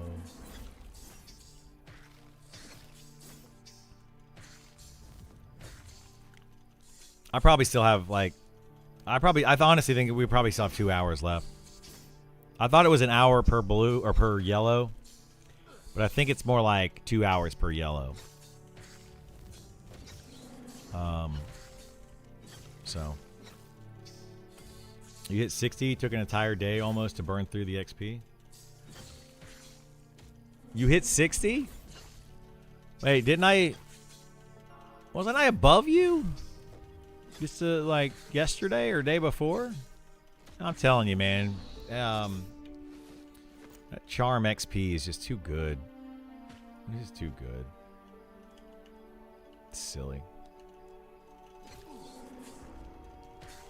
I hope they fix that. I really do. Not that I don't want people being able to solo, but like this is just dumb. Like I hate that this is the best way to XP. I really don't like it. 10-ish hours ago? Oh, so you played last night? Oh, that's, well, yeah. Last night, we went and farmed some stuff last night. I could have been closer. I may have been able to hit it yesterday if we didn't go farm the stuff that we did last night or camp stuff, but whatever. It was fun. We enjoyed it. But yeah, congrats on getting 60. Enchanter privilege, yeah. It is enchanter privilege, but it's charm privilege. But it's fine, you know. It is what it is. I just really want to see grouping being the main way to play.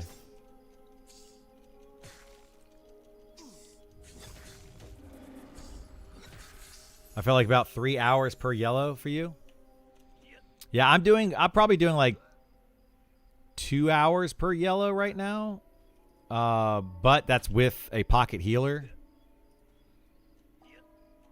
But if I was in a group, it would probably be like 4 to 5 hours per yellow. It'd be awful. You're in a group of 6. It's just bad. Like, I don't know why it's so bad. It doesn't need to be that bad.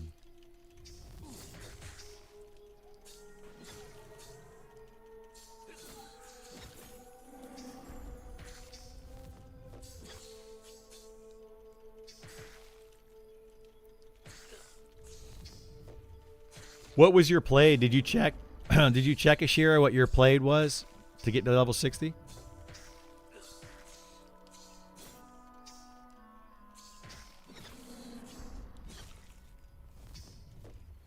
$17 days? So basically the same. Yeah, basically the same as me.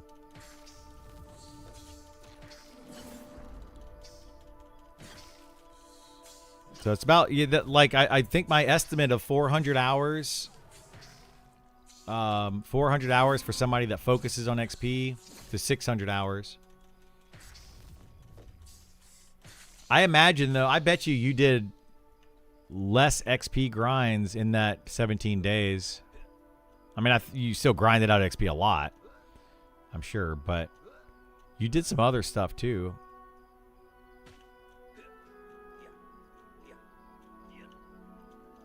I've done nothing but grind XP.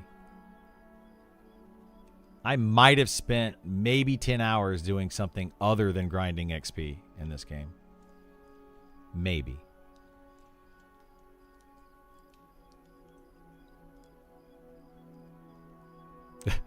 That's funny that you say it that way. Because, like, the argument right now for most people are like, well, you can't do it past 52. And it's like, you didn't even start doing it until 52. Like, that's funny. That is so funny. Like, I don't know. People are crazy, dude. They're just so crazy.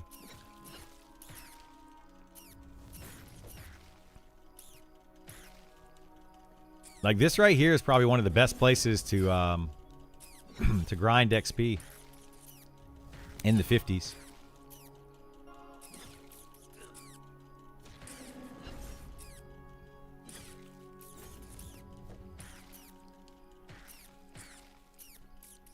But we'll see what they do. We'll see what the changes, the class changes. We'll see the enemy balance changes, TTK, all that kind of stuff.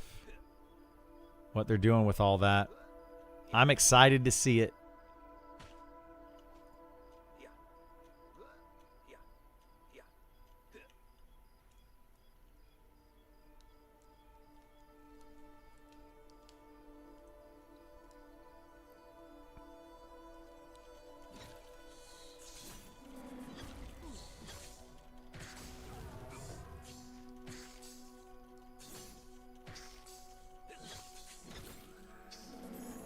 3 hours? Yeah. Probably 2, but maybe 3. I did totally grind a bit harder to hit 60 just in case they nuke my class hard. Would rather put effort in now. Yeah.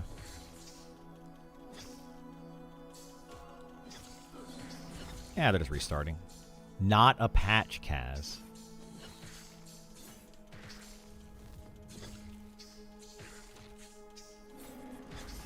Hey, nobody ever said that they were English majors.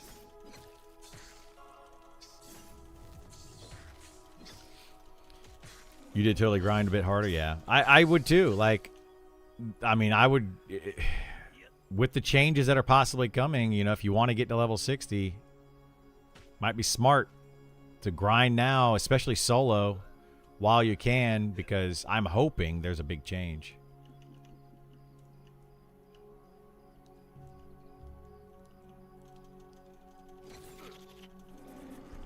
Why are they too rare?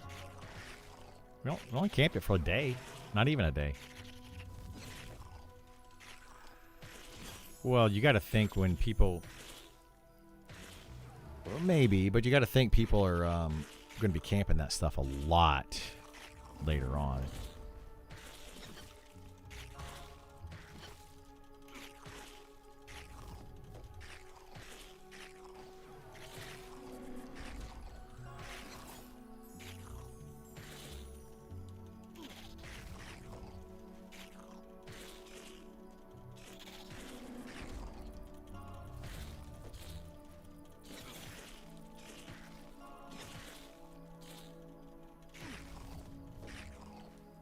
I bet you they took the broken ones out because you could disenchant them. Maybe. Yeah, that's my guess. I don't know. No, maybe it's just they just changed the drop chance.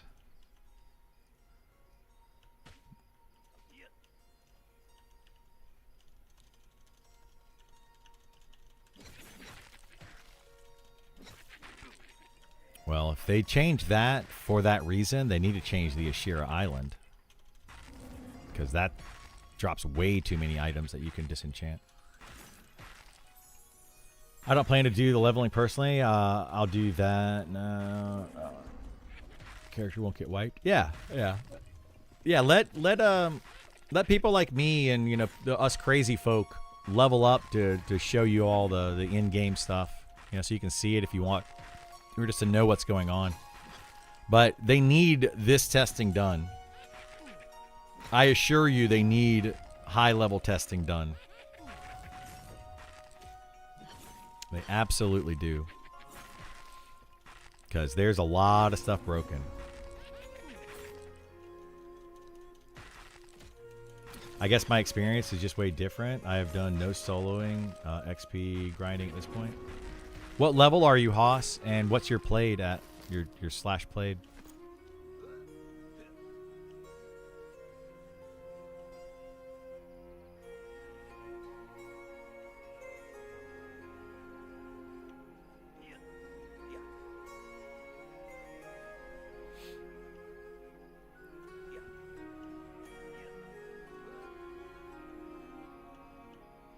Why do these mobs always walk together? It drives me nuts. So often, they're just like side by side. Just stop it, mom. Stop it.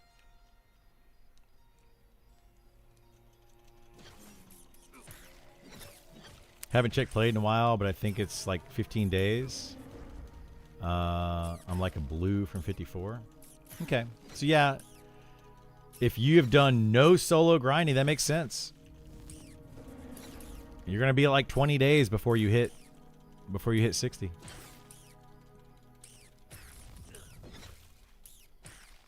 Level 47, 9 days. Okay, so yeah, you're going to also hit about 20 days to hit level 60. If you've done no solo. You also have mining, enchanting, and jewel crafting. I do too. Well, I've got mining up and jewel crafting up. My enchanting is a little bit behind.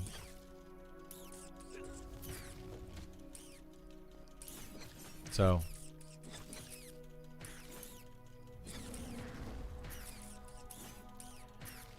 All things considered, Group XP is slower. I'm telling you. People can believe me or not believe me, but I don't know. Seems to be that way to me.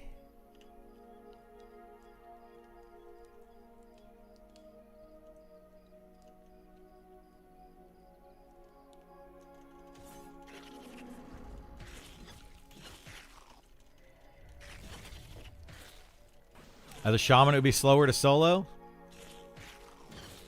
You should ask the shaman that's sitting right here. That's level 60. It's not. It's actually, it's about equal. It's about equal.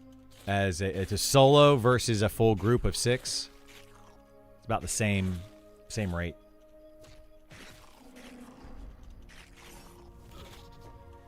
At least for Gith it was. Yeah, like Gith and I duoed a lot, which sped up our XP. He soloed some as well. So I mean, it's faster. Solo duo is just way faster than a full group of 6. Wanted to test that last night on Crocs. Yes, it's low level, but I soloed. Then I got into a group of 6, and solo was way faster. Yeah, it's insanely faster. I'm telling you guys, like, I'm not joking about it. It's a good 50% faster to solo.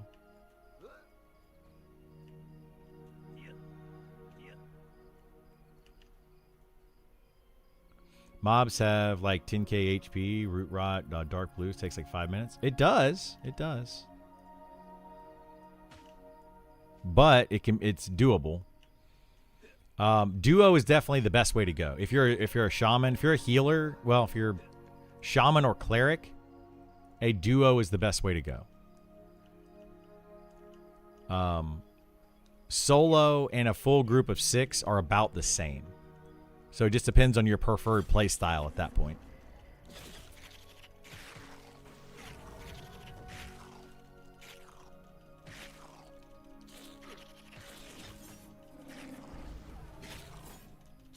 You can believe duo, but not solo? Yeah. Well, duo is definitely the best way to go with the shaman. 100%.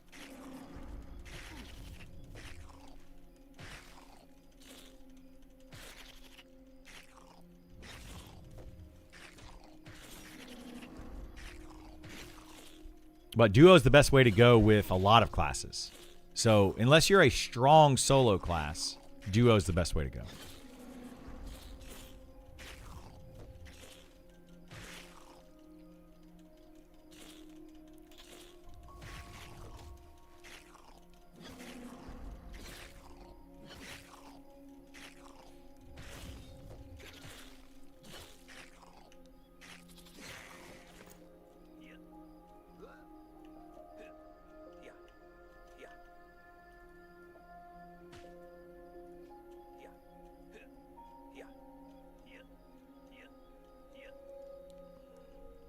While the servers are resetting, I'm going to grab something to eat real quick.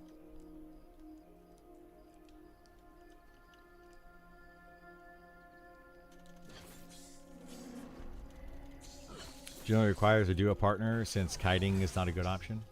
Well, yeah, I would get a duo partner. What?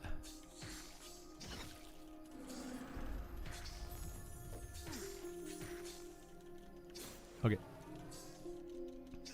Is there a fraction to grind early levels of Night Harbor? Not really. I mean, you can kill Ashira and gain faction with like the Night Harbor guards or something like that. But there's right now, for the most part, faction is not worth worrying about in this game. There's not a lot of faction stuff. There's a few things. Wow, my voice is going crazy.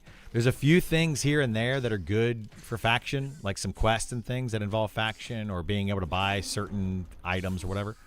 But nothing you would really need to worry about. Yeah, bins. Don't kill that Ashira. That Ashira is nice. Yeah, there's the bins faction is the only one. There's a quest that's associated with it. It's the only one that I would really worry about, but not really. Like, Nothing that you need to worry about right now.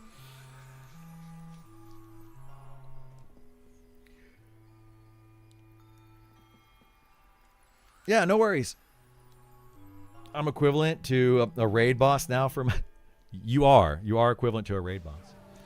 All right, I'll be back in just a minute. The servers are going down for a quick restart. And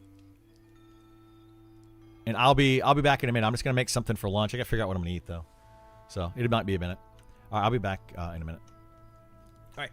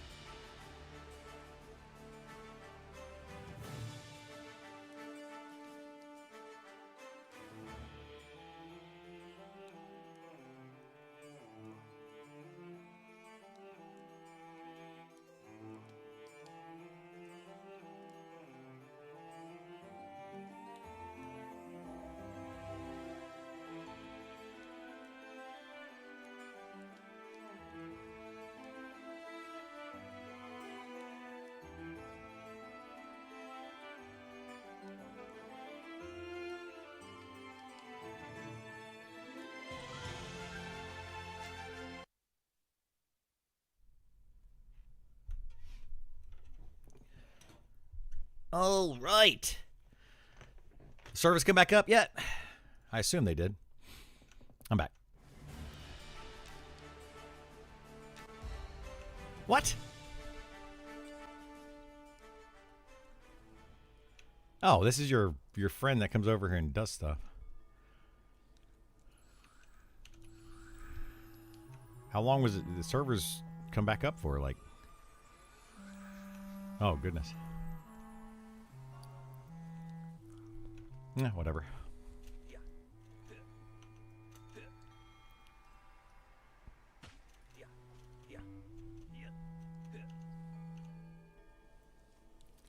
Leftover bangers and mash? No, I just made a sandwich.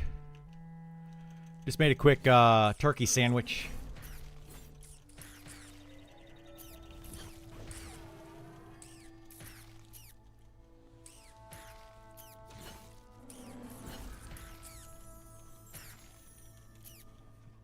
You ready to make a tuna fish sandwich? Close. Close. No, I just made a turkey. Mustard mayo turkey. And then I made some tea.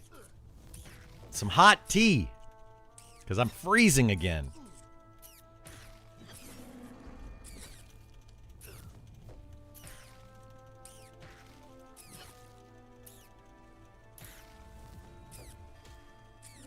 Okay, like, this is dumb.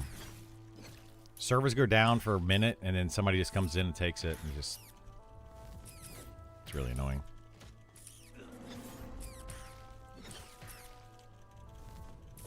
And it's fine as long as we got mobs to pull. I don't care.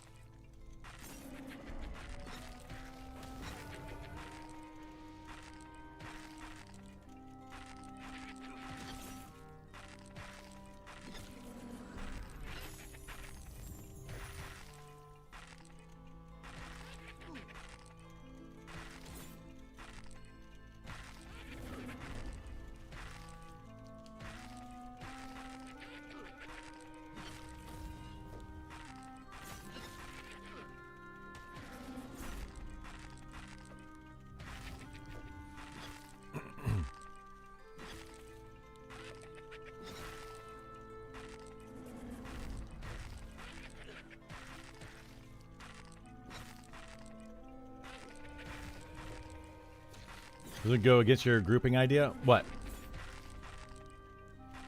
What's the cons on these guys? These are level 50, exactly.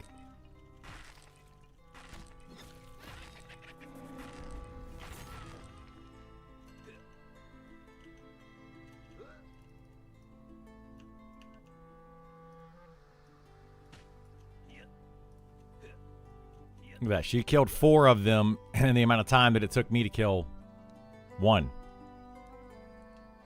Wizards are great. They're amazing soloers.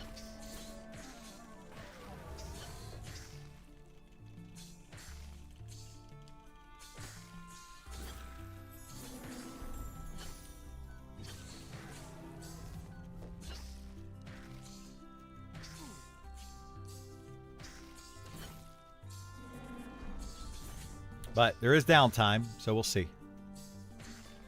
We'll see. We'll see.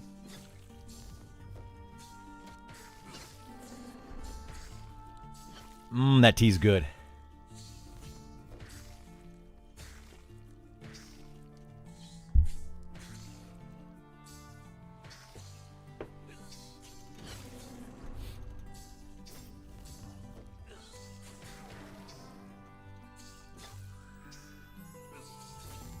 But that's the thing though, right? That's what I was talking about earlier. Yeah, she might have to sit down. She can pull 2 or whatever.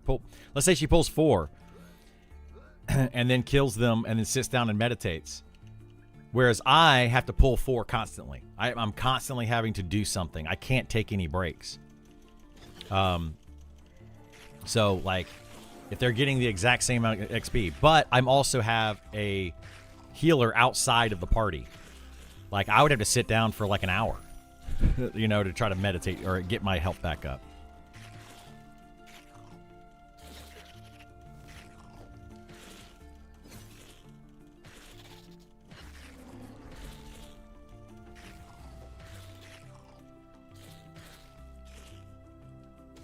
Yeah, but you're not going to get aggro. That's, you know, if you sit where you don't have aggro, then it's bad.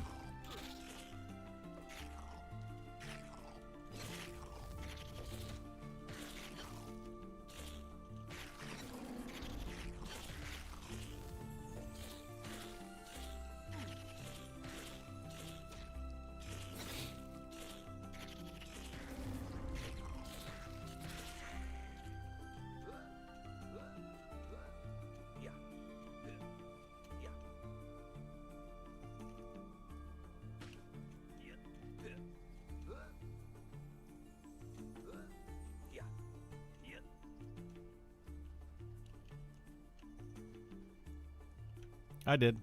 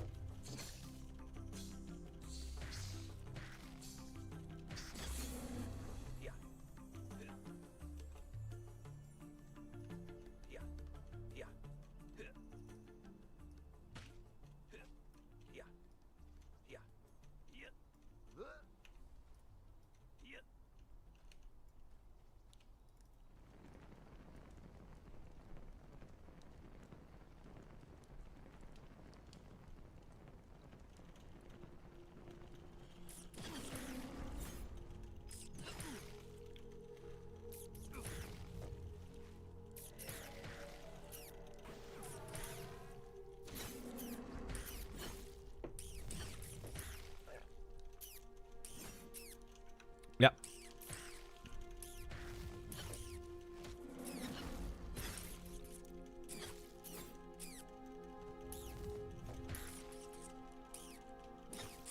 I'm sure he gets a lot of that.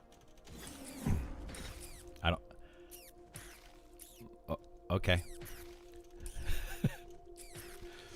I don't... we're not like buddy-buddy or anything.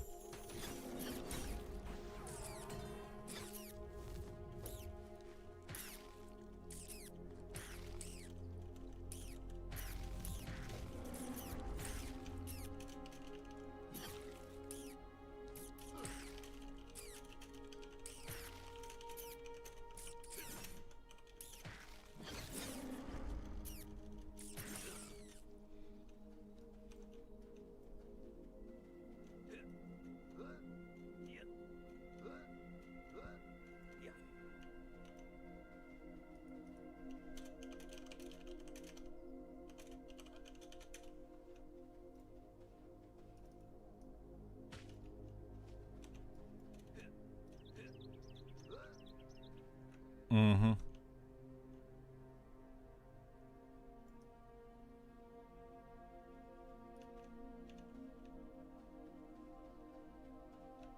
There's two coming, sir.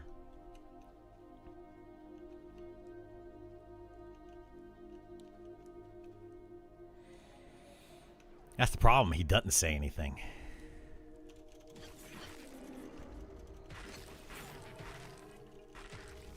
Yeah, we'll get there soon, Let's Play.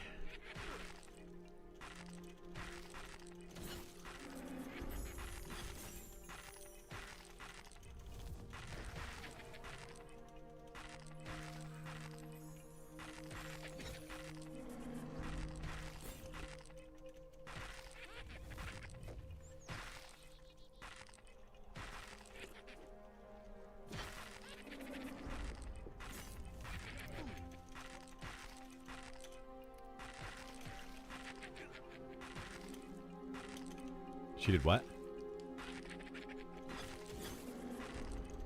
Oh, no, she sent me a tell about it.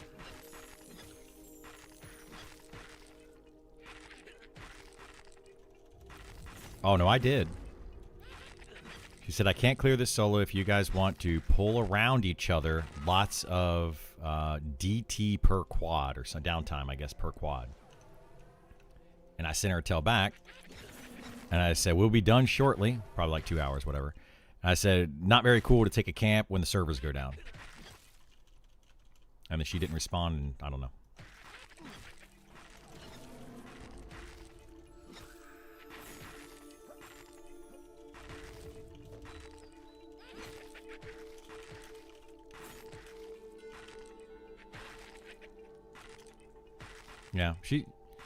Yeah, she's sending me a tell now saying that she only wanted to pull 2 or whatever.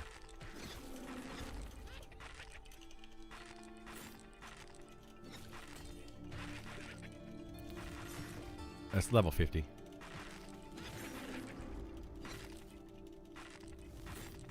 Want to buy Rage Streams? What's Rage Stream? There's Stream Raiders. I used to do that.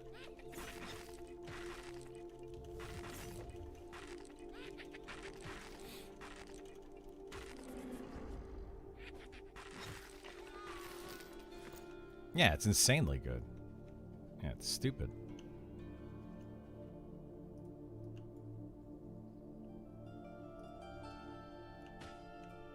You can, yeah. You do two sets, and then you do another. Then you meditate for a little bit, and then you do 2 sets, and yep.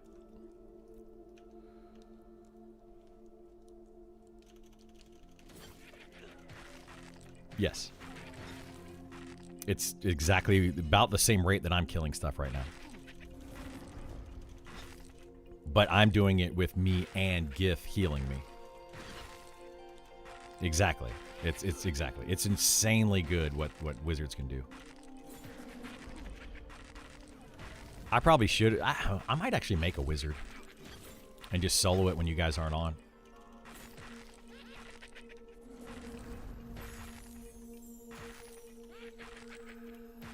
I can't kill a green.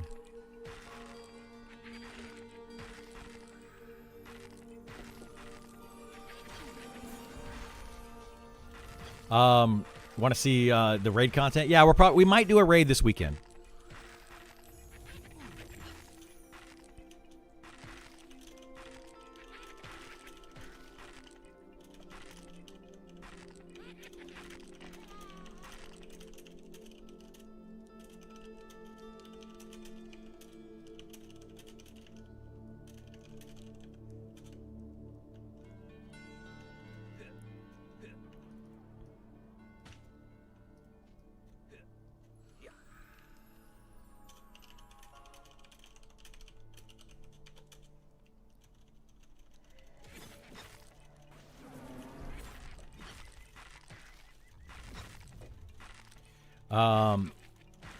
I don't think you can stream high-end content. No, you absolutely can stream high-end content. I can stream whatever the heck I want.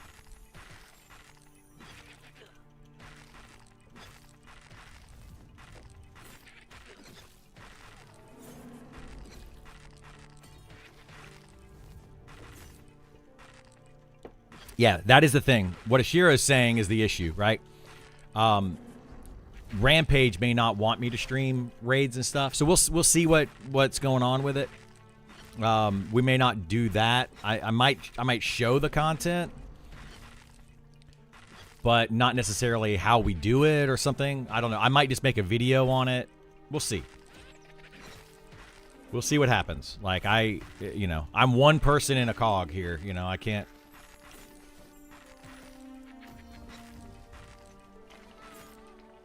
There's a lot of people gatekeeping. It's not just Rampage Let's Play. There's a lot of gatekeeping happening.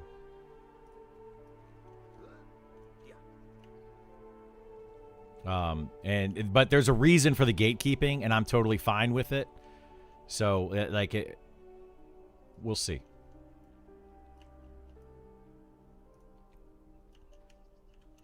Wait, you actually already did it, Kaz?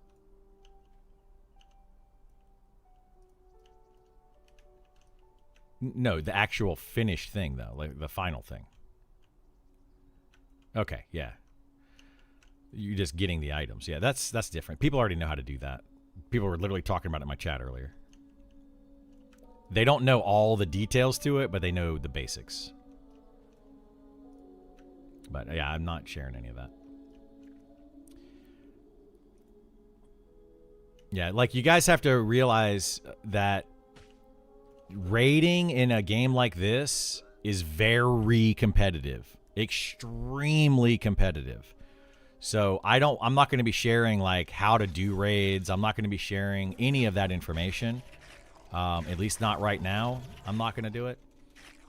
Because, you know, like I said, it's extremely competitive. And if one guild shares it, and other guilds will do it.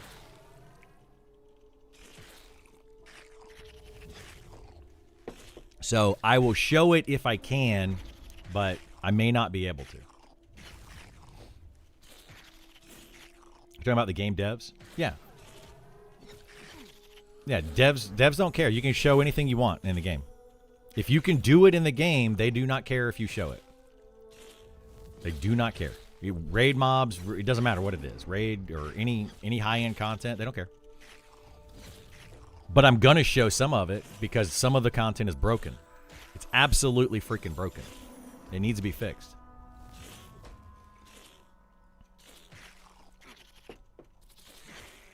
And if we don't show it, we don't make it aware, people aware of it, then they won't fix it.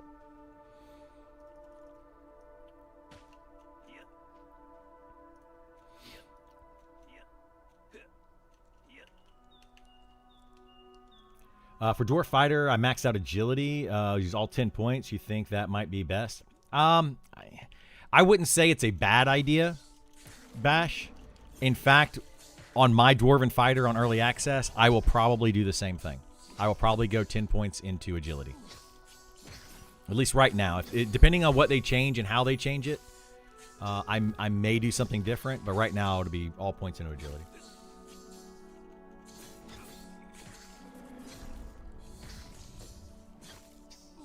Nine points agility, 1 point dex or stamina. It really won't matter at that point. I'd probably put stamina, but that's just me. Yeah, I did 8 points into stamina, 2 points into agility when I made this character. But I'll probably flip that when I make it for early access. Most likely.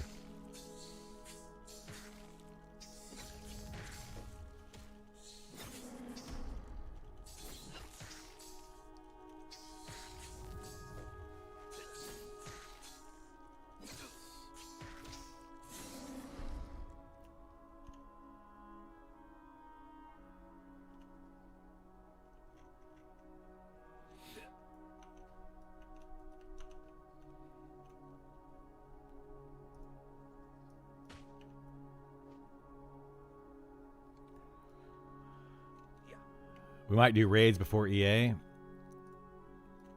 I don't know. We'll see if we can get more people.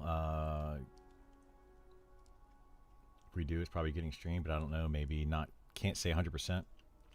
Who's that? You talk or like what guild are you in? Yeah, I mean you can. There's nothing against anybody streaming any type of raid content.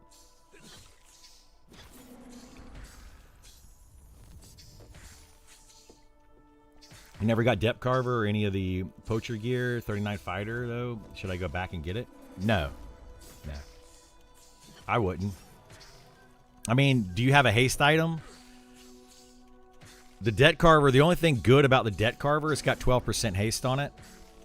So it's a good haste item that you can get, and it's a decent weapon for the level that you can get it.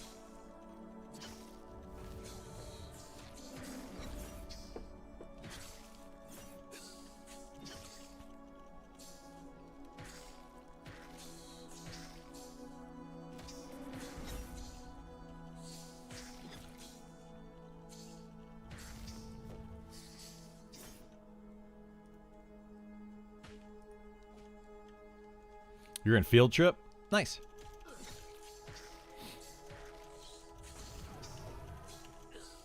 Yeah, I wouldn't mind doing some of the raid content and showing it off. But of course, you know, it's gonna come down to guilds. You know, some guilds are gonna be okay with it and some aren't. You know, I know how to do all the raid content in the game, but I'm not sharing that with people because it's kind of secretive.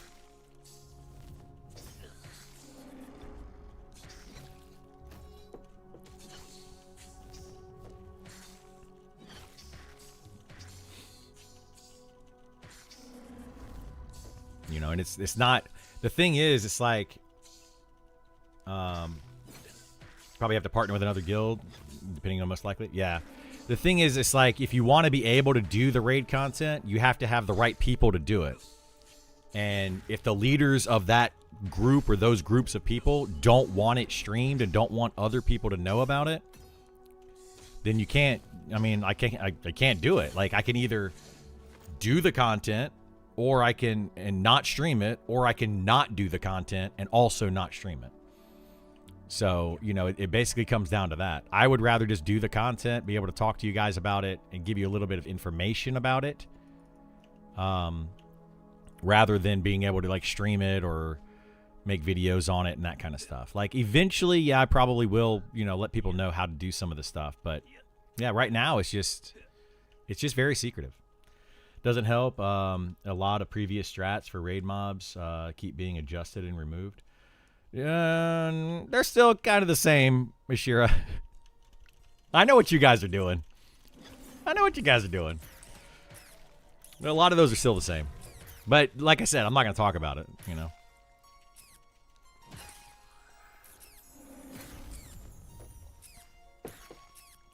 I think it's silly.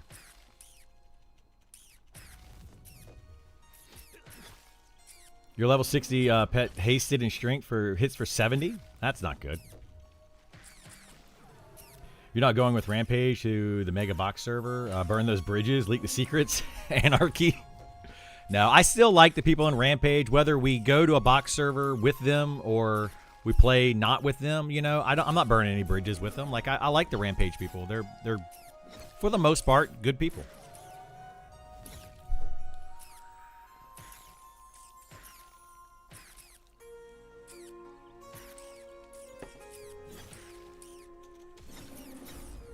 Not to mention, you know, when we go into early access, you know, being able to have somebody that you share strategies and stuff with, like, they might learn something, we might learn something, even if we're not on the same server and in the same guild. That's another thing. Communication, like, people don't realize the dynamics of raid guilds and how they function. A raid guild, generally speaking, on one server, does not just do everything on their own. They talk to guilds from other servers, and they all work together. And they all find out stuff together. They figure out strategies to help each other out. Happens all the time. When we were in EverQuest 2, in my raid guild, we were like basically dominating the server. But we were constantly talking to other raid guilds on different servers and getting information from them and sharing information with them, you know, so that we could make sure that we maintain the lead on our server. And they maintain the lead on their server. We work together because we're on separate servers, and we didn't really care that much because we're not competing with them directly. So it works out. Also in Rampage, but also just an honorary member. Understanding I'm not going with them on EA as well. Yeah, I mean, we might go with them on EA, but I think I don't know. Like, we're gonna see. Yeah. But yeah. Anyway. But that's the thing. Like, same thing that you're doing, Ashira. You know, like, you're learning a lot by being in a guild with other people. They're figuring out a lot of stuff that they deem very important. You know, and they don't want other people to know about. And if they share, if Hoku, for example, comes and tells me something, and I tell the entire world about it, you know, he's gonna stop telling me stuff. So it's a shared understanding, you know. There's probably things that I'm not being told by certain people because they think that I'm gonna tell other people, you know. So it's a whole thing. There's things that my group won't even tell me. In fact, did you know that? It's really sad. I have known Gith for over 20 years, and well, Gith probably tells me everything, but some of the other people in my group will probably not. You know, they're just gonna be like, "Nah, let's not tell Criddle. He's gonna blab his mouth." I do talk a lot. Sorry, I had to go away. Did you comment about my 9 agility, 1 stamina? Yeah, I would do the 9 agility, 1 stamina. That's probably what I'll do on my dwarf fighter come early access. Bash. That's almost. I think that's exactly what I'm gonna do, unless they make changes between now and early access. That's 100% what I'm gonna do.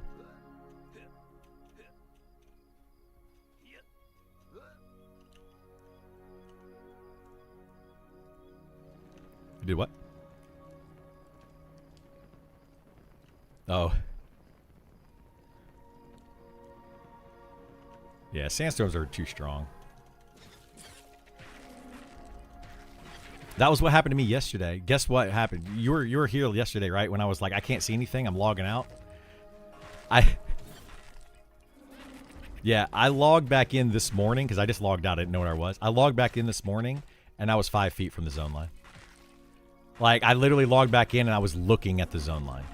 All I had to do was keep moving. But there was a mob. There was like a drake sitting there, and I'm like, where did this drake come from? Apparently, somebody had zoned a drake over there. So I just thought that I was in some weird place, and I didn't know what was going on. Agility start seems good on a fighter. It is, yeah, it's very good. After world and server first, it might slack up some. Maybe, yeah. But like, technically, every single raid in this game has already been done on the alpha. So there already has been a world first.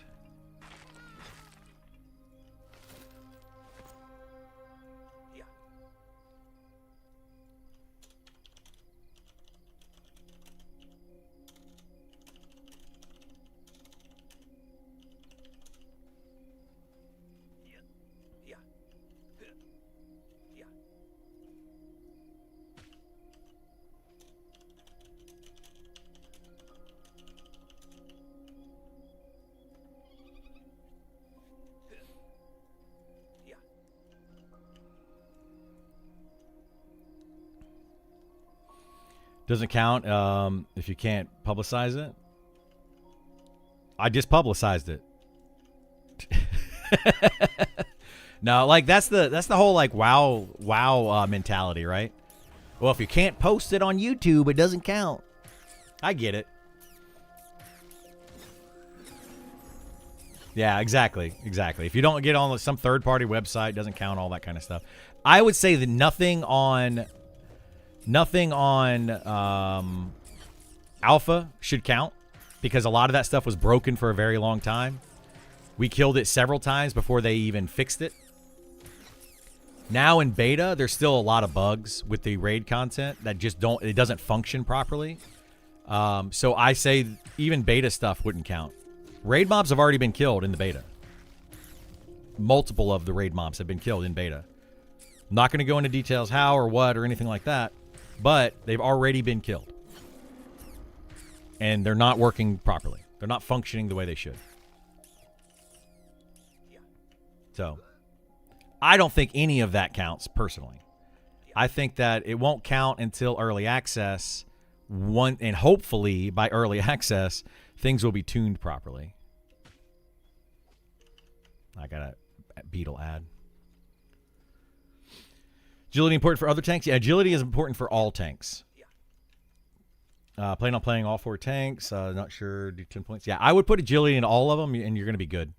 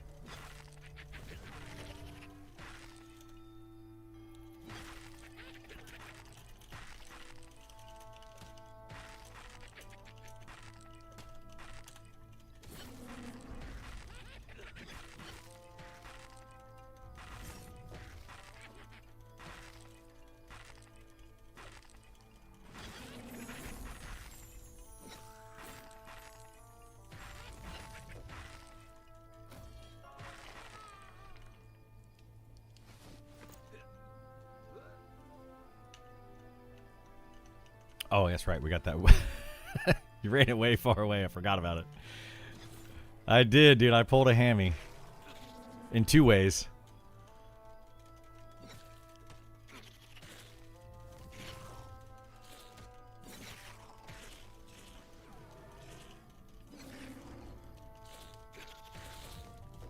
Speaking of takes, do they serve more of an equal role, or is it still pretty different compared to EQ? Like SK was king of grouping, Warrior king of raids, Paladins. They're kind of the same, yeah. Shadow Knight in this game is probably the best overall tank for level 1 to 60 leveling. They can also do raid tanking just fine. Like, they're good at it. Fighters are a little bit better because the physical damage mitigation is better. But, you know, it's not significantly better. Like in EverQuest, warriors were just significantly better than everybody else as far as tanking, raid tanks was concerned. This game, they have a slight advantage, but it's not crazy. But yeah, right now I'd say SK, best group tank, fighter, best overall raid tank. Paladin is a good group tank, can also raid tank, but just has the bonus of being able to heal. Probably a really good off tank, I would say, because of their ability to heal and gain threat on multiple targets through healing. Would be really good. Inquisitor is going to be your best magical mitigation tank. So they're going to take like the magic hits. So yeah, there you go. Hey, what's going on, Nevar? How you doing, bud?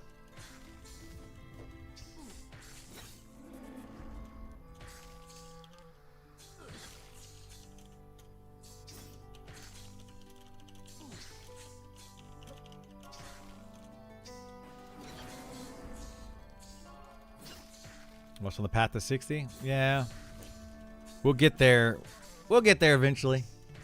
It'll happen. It should be soonish today. All raids shall be done with 30 Shadow Knights, all harm touching at the same time. Yeah. I mean, honestly, you could. I mean, you couldn't really do the raids that way. But yeah, if you get enough Shadow Knights and everybody just runs up and harm touches it, they're probably, I don't think they need to necessarily fix that, but they probably should look at that and at least consider it. Because what does a Shadow Knight do? Is it 600 damage at level 60 with their harm touch? But raid bosses, I don't know how much a raid boss has.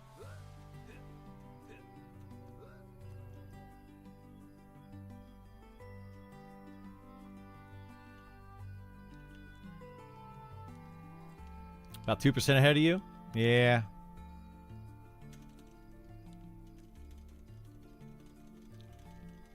I took off last week. I wasn't even on for 5 days last week. So I'm a little bit behind because of that.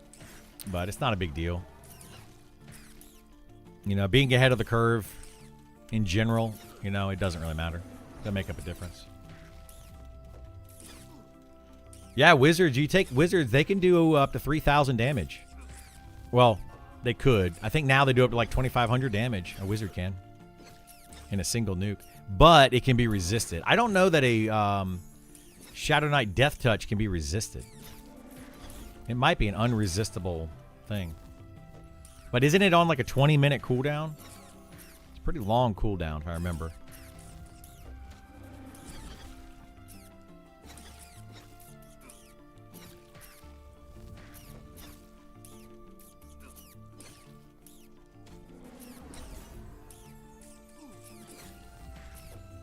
$30 minutes, maybe an hour. Yeah, it's something long.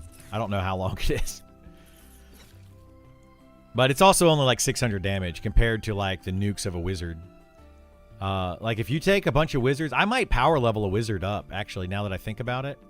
I might not do the Beastmaster and level up a wizard on my off hours or on my like stream hours. Because you can quad kite, you know, like I could slap some int gear on a wizard, just straight int gear. Get him tons of mana and just quad kite. Like that quad kiting made them so good. And then take a level 60 wizard to a raid, you know, and just blast stuff down. I don't know, we'll see. We'll see what I do. I don't know what level they can start quadding, though. I also want to test out the wizard staff mechanics.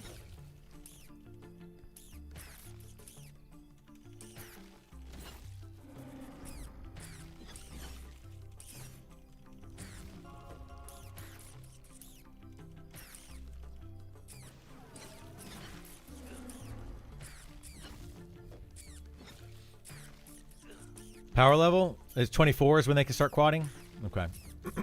Power level. Yeah, I'm not really power leveling, but yes, Gith's outside of the party, just healing me up so I can finally get to 60 here. Classic Wizard had mana burn AA. Yeah, that was awesome. They're not gonna put that in this game, or they don't plan to anyway. They might. Who knows? Who knows?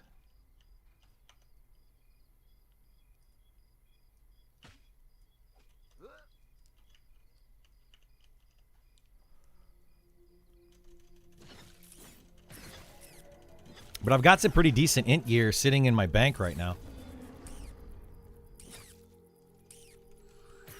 So, yeah, playing a wizard might be fun. What classes can be wizard? Or what races can be wizard? See, gnome wizard, that could be fun. I don't know, I might look into it. We'll see. I gotta figure something out to play for the next 6 weeks or so for the beta. Outside of what I'm doing normally. Better off making a necro?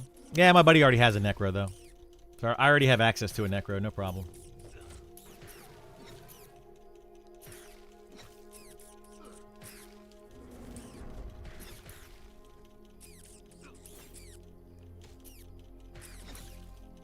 The play nice policy is going to be a disaster. You think so, Speaker? Yeah, I think that the play nice policy is going to be... It's going to be rough for them to enforce. It's going to be rough to enforce, for sure.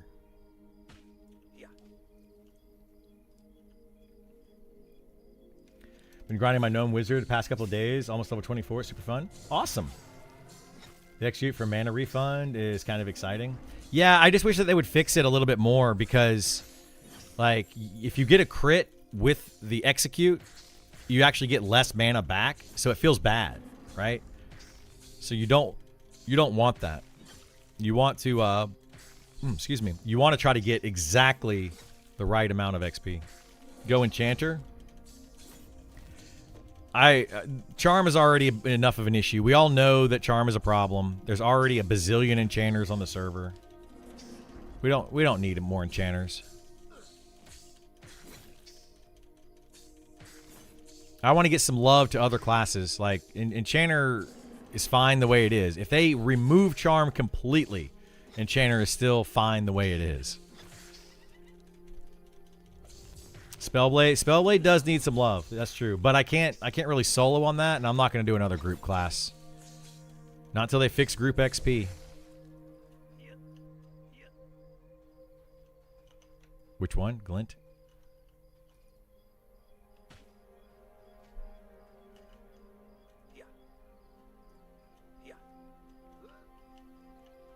Well, it can't be if you think about it. Who's figured it out, right? Hi, bye.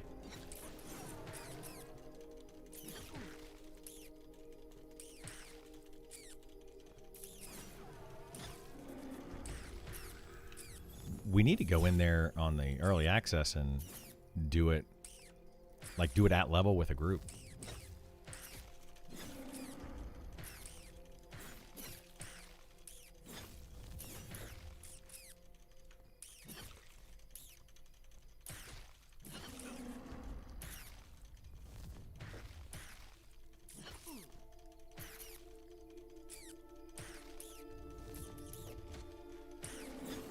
Yeah. We can do that. We just have to make sure that we're getting the right gear along the way. That's going to be the other issue.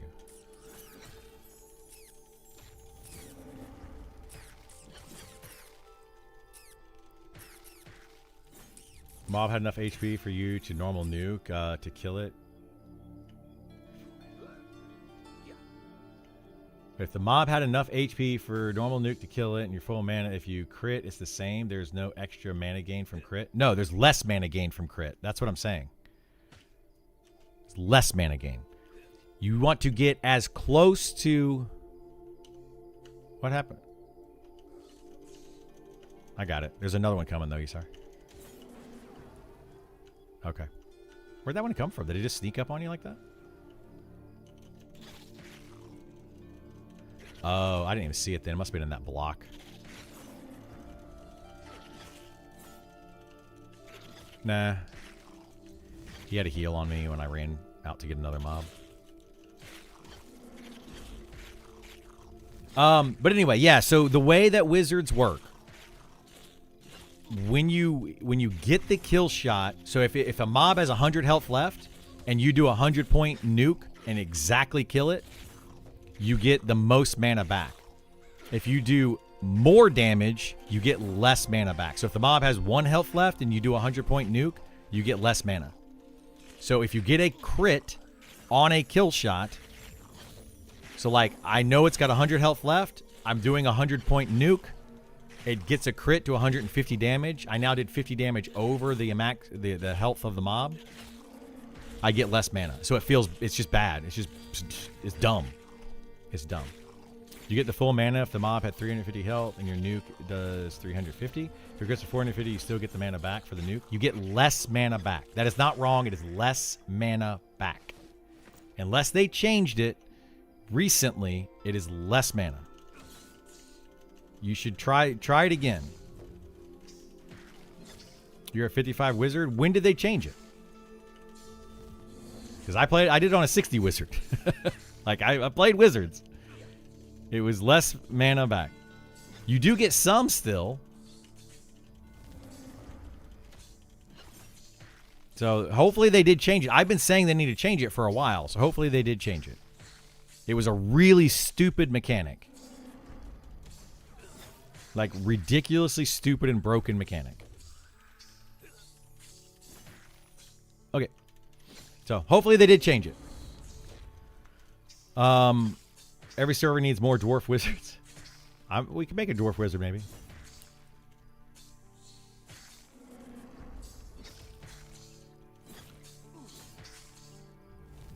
What would your thoughts be to give a slot for light source like Pantheon did for two-handed enjoyers? Well, they do have a slot. You can put light sources on your belt. Right here. See, look. Lantern, secondary, and belt. Which means it can go where your inventory slot is. So it can actually go down here on your bag slots. That's your belt slot.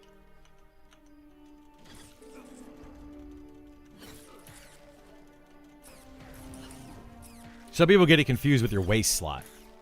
Right here. It's not your waist slot, it's your belt slot. Everyone talk about how charm needs more oomph? Yeah, exactly. Resist feel awful, or partial resist feel awful too. Resist are terrible, yeah. Okay. Okay, I won't pull two. Part of why there are so many enchanters is because their trade skill advantages too, though. Fair to say? No. No. Has nothing to do with trade skill. Has everything to do with charm.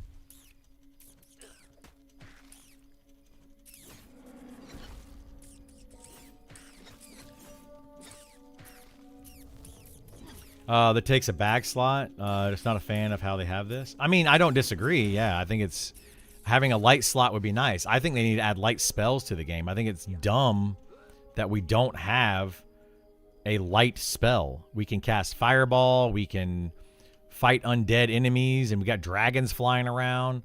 And they're like, you can't cast a light spell. It's dumb. It's just dumb. Makes no sense.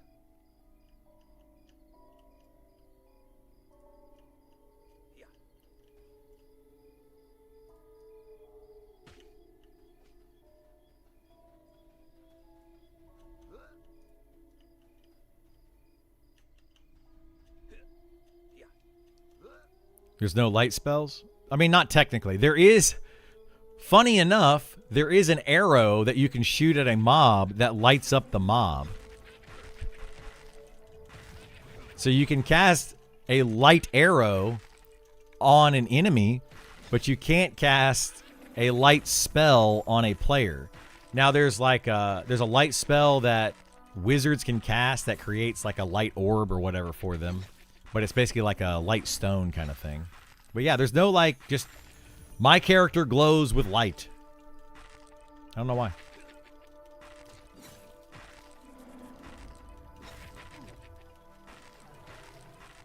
Spellblade can cast a light spell. It just drains your mana 5% a tick. Yeah, like stuff like that is, you know, what they have in the game. It's just dumb. Jewel crafting is crucial, and they are the only class with crafting skills, unless I'm mistaken. No, anybody can do jewel crafting. No, literally anyone can do jewel crafting. You don't have to be an enchanter to do jewel crafting.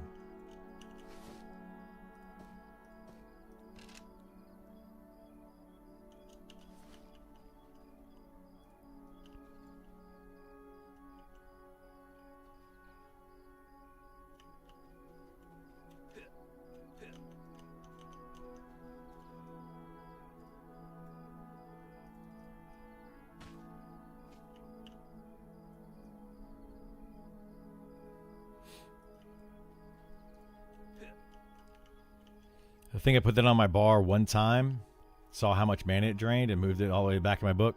Sounds about right. Yeah, they don't want light. They don't want lighting in this game to be good. You know, like it's a huge part of the fantasy and stuff. And I get it, you know. I don't want lighting. But here's the thing.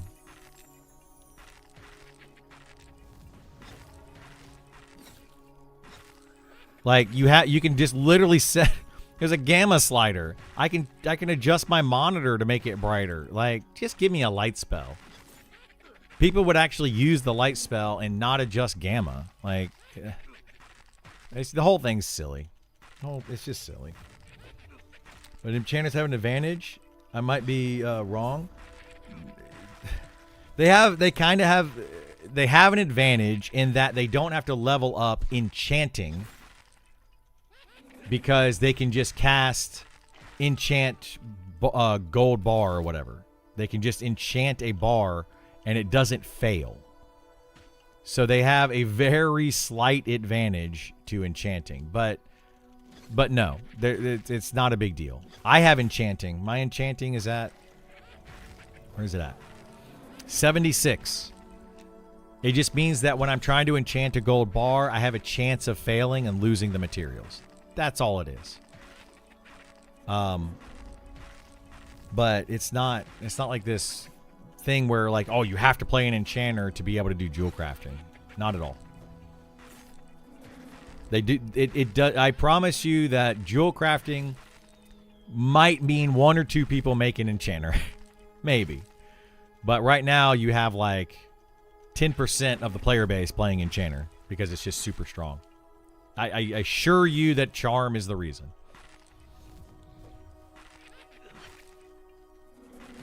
I have a special night vision button on my monitor. I don't use it, but other people might. Yeah, exactly. Like monitors have night vision buttons, and it just adjusts your monitor. Like, the whole thing is silly. Here's why the lighting thing is silly.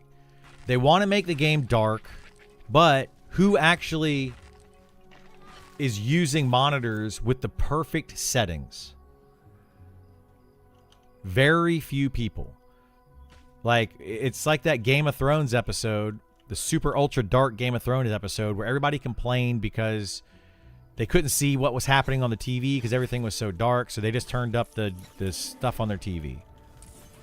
So the thing is, they can't know what everyone's monitor settings are, what kind of monitor they have, their graphical settings, the lighting ambiance in their room.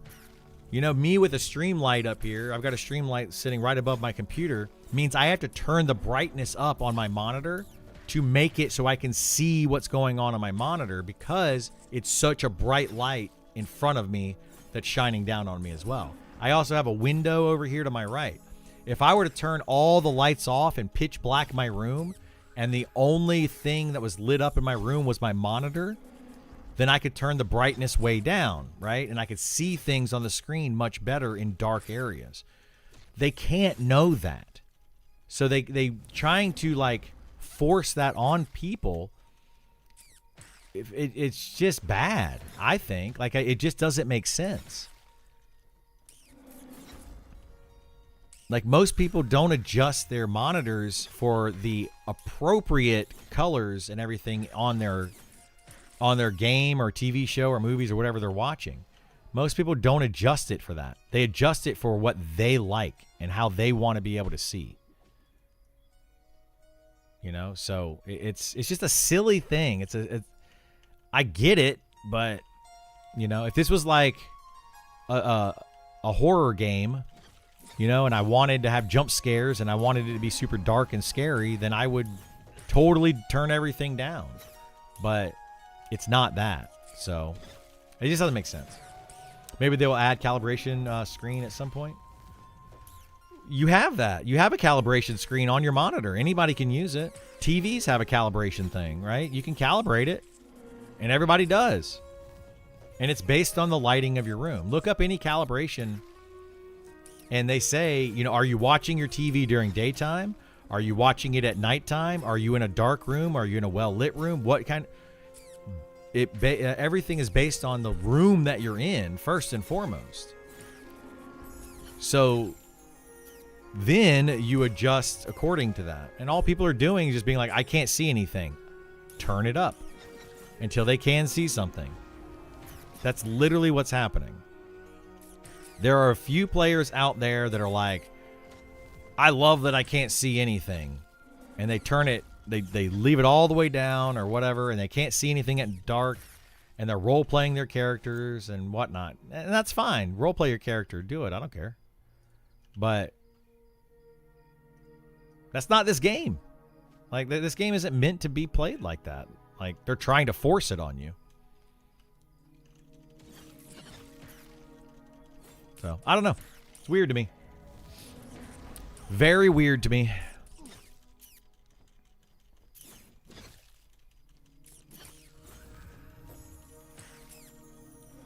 Like, some people even think that this gamma slider right here is cheating. They don't like it. But, I mean, the devs put it in the game. So, it's there. I'm going to use it. And if they don't put it in the game, I'm just going to adjust my monitor. That's all I'm going to do. And what are they going to do? Come in and be like, oh, you're not allowed to adjust your monitor? That's cheating. Ban. Like that. What? Makes no sense. Oh, the Deep Race is going to have infravision? They're going to have ultravision to see in the dark. Because that's seriously roll dark, or yeah, deep elf, whatever. Just to not deal with the darkness. Yeah, they will. However, they will have the option for ultravision. You have the option for infravision now. But there's a couple other issues with that as well. Ultravision is going to have whiteout. So during the day, excuse me, I'm burping. During the day, you're not going to be able to see. It's going to be a white screen. So you'll be able to see better at night, but not during the day. So you're still going to have to turn it down during the day. It's just the whole thing that's just silly, man. The entire thing is silly.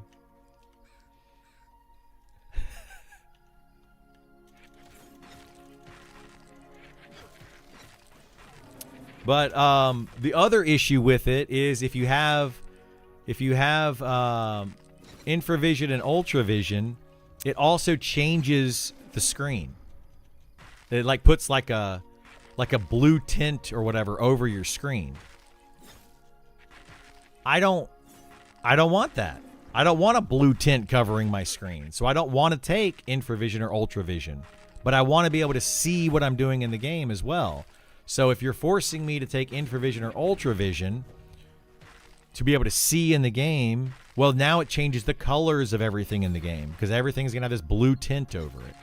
So it's just, I get what they're trying to do and I understand it.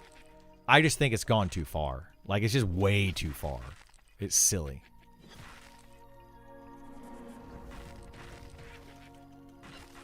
But, you know, what are we going to do about it?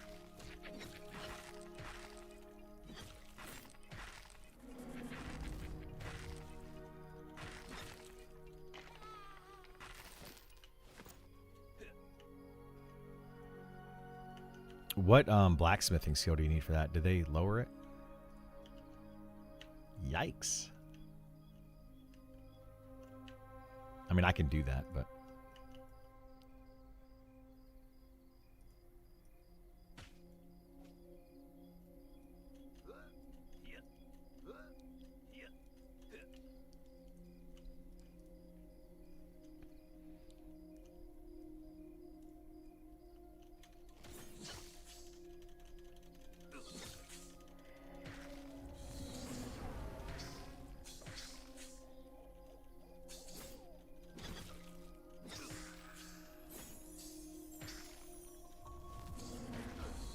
Can you guys even craft it, though? Is the issue.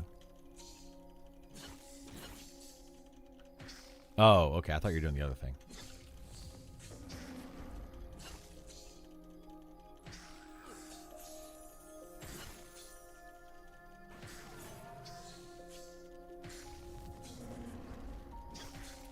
For fire, limited to how far to advance your bow skill versus, say...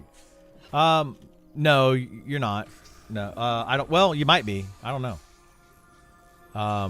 My archery goes up to 150, so probably, yeah. Archery probably for archers goes up to 300, I'm assuming. But you don't use it anyway, so it doesn't matter. Like, archers and rangers actually use it for some DPS, but anybody else uses it just for pulling. So it's not a big deal. Dwarves still flip when jumping. Can they double backflip too? No, they can only front flip. Even if they're moving backwards, they still only front flip.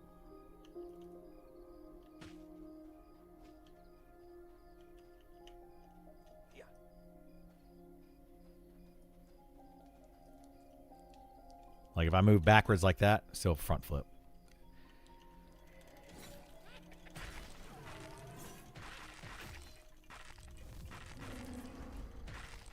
Ooh.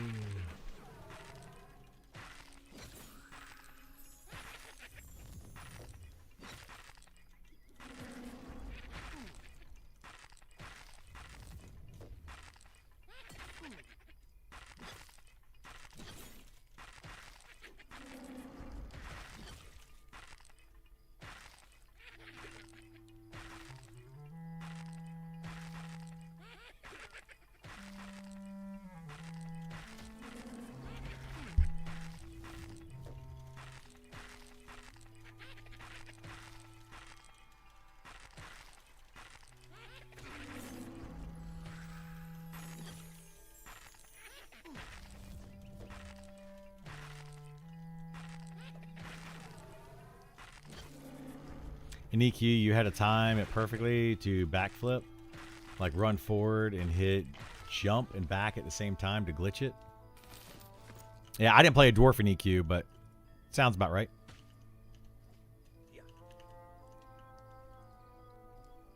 He's leveling.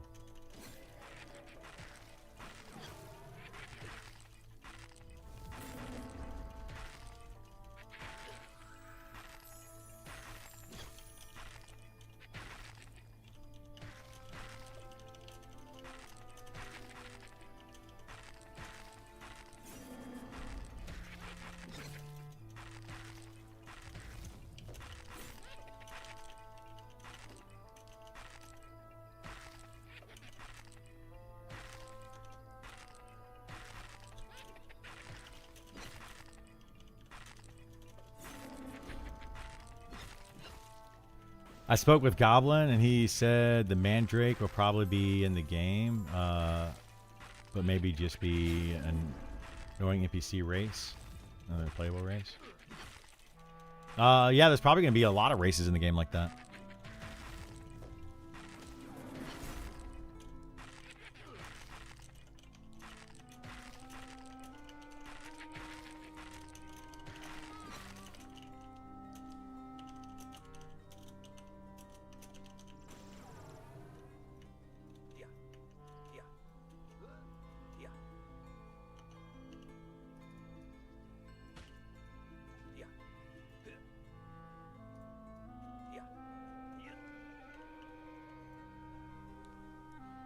Played both Rogue and Dwarf Warrior. Loved it more with all the hate dwarves got. Why did dwarves get so much hate in EverQuest? Were they bad for some reason? I don't remember them being that bad. I played a gnome. Gnome enchanter.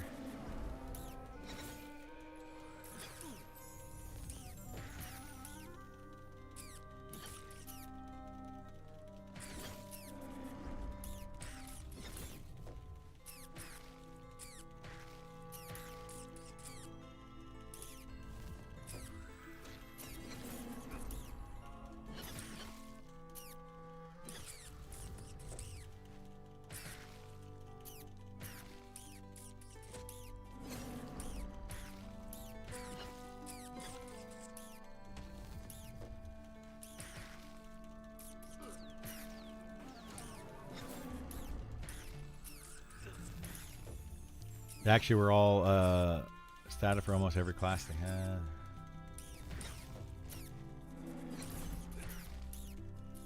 It was all jealousy, you think?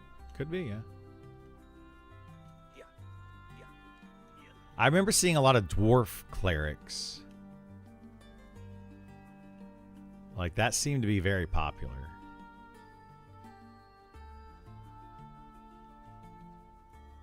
I don't know if I can pull that snake.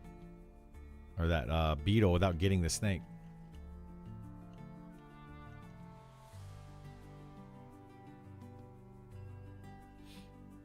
Yeah, the non-ogre warriors, that whole thing. I don't think there was a single ogre warrior on my server, though. I'm pretty sure the top warriors on my server were both human.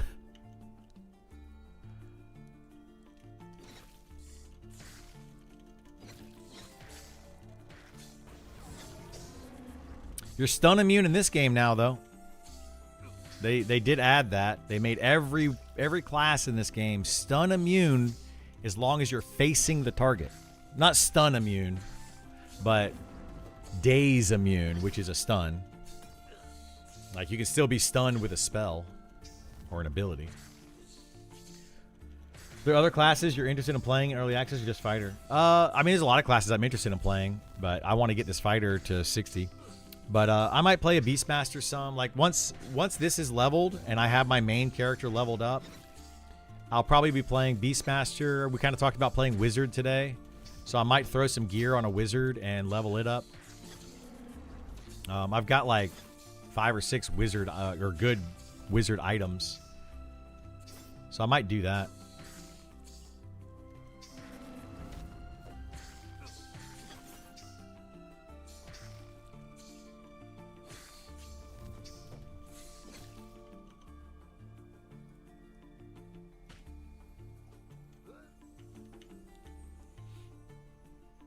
Yeah, Ixar were really good for the extra AC and the AC and health regen. They're really good. Goblin also said we would be getting more faces for each race. Might not be right away, but he said it'll be there. Yeah, more variety. Yeah, that's coming for sure. What I hope that they do, I really hope that they allow us to have like a one-time barbershop thing where you can change your character looks after early access starts. Because I don't know how much of that they're going to have in the start of early access. They actually changed some things already. Like recently they changed some of the faces and stuff. Because Gith here, I'm pretty sure, had like a little mustache. But he no longer does.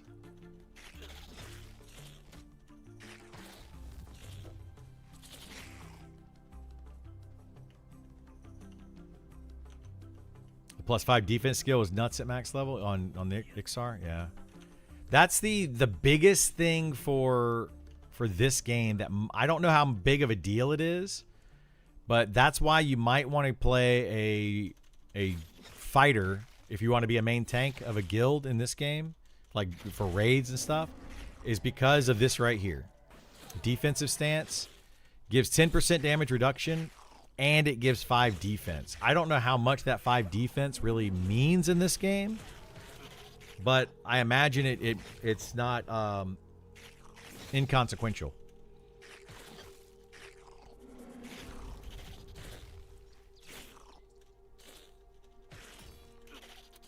Female dwarves with beards are the least played race? You think so? They may have been. You got rid of the mustache. I didn't want it. But they kept giving it back. Nice. Nice.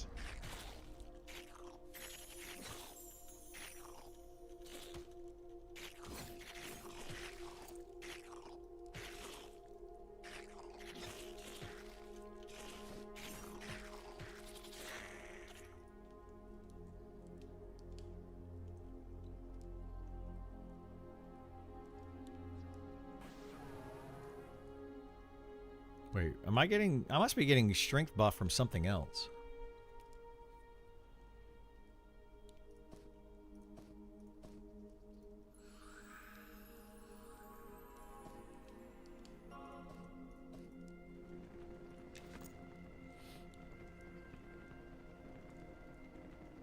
I don't know about Monster Mirror either, but EQ 5 defense was like you had defense at level 61. Yeah, that's I mean that's literally what it would be in this game too. I just don't know how much defense matters in this game. You know, is it more important than level? Like I don't know what it means. Like having the higher defense, I'm sure matters, right? I'm positive it matters, but I don't know if it means that you're level 61. Or if it's just like you you're still level 60 but you have slightly higher defense. It depends on how the math works. But I'm sure it does matter.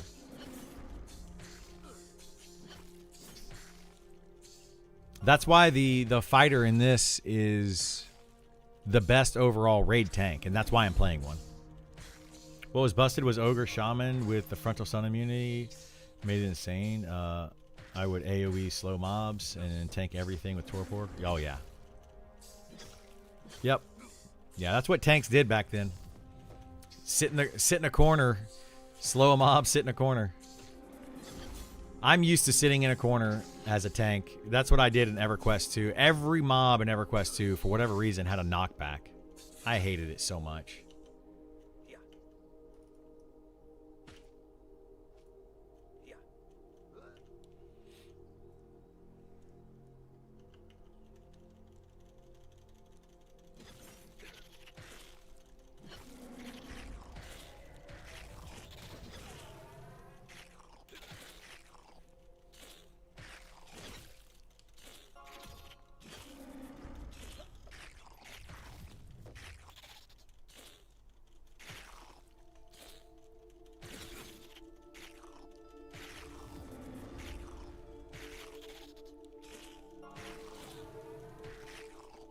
Taking forever. I just want it to be over. I feel for anyone that is trying to play a fighter without a set group. You're trying to play a fighter without a set group? Oh my god. You can power level with Feign Death, yeah.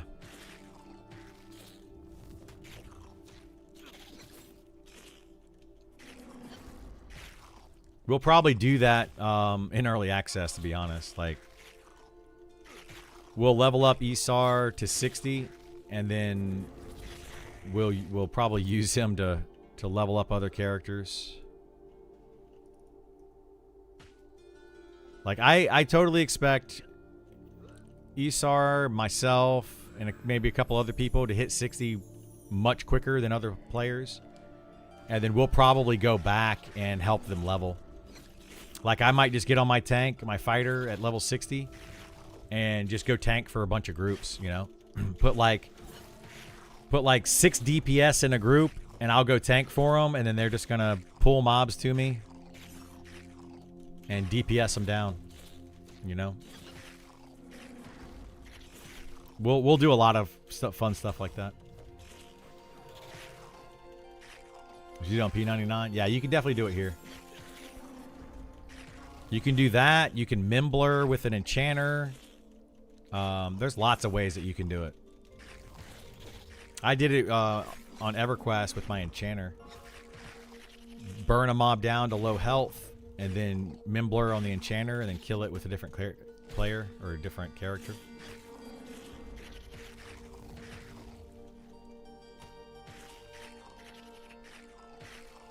Bard swarm PL? No, you can't. You can't do the Bard swarm kiting. You can't do that in this game. You can do like a Bard swarm charming kind of thing, but it's very different. People got him confused. They really got him confused. Like swarm kiting was a completely different animal than charm kiting.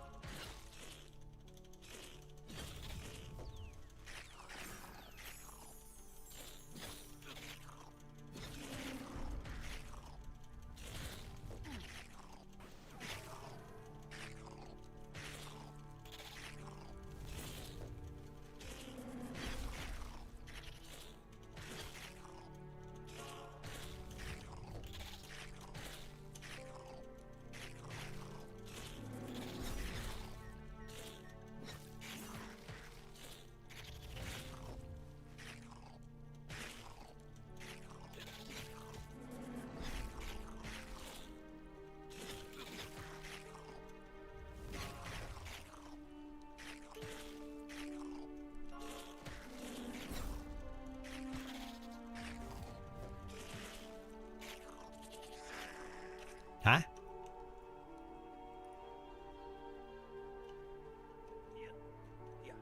Oh, yeah. I don't know why. Not like I'm the first.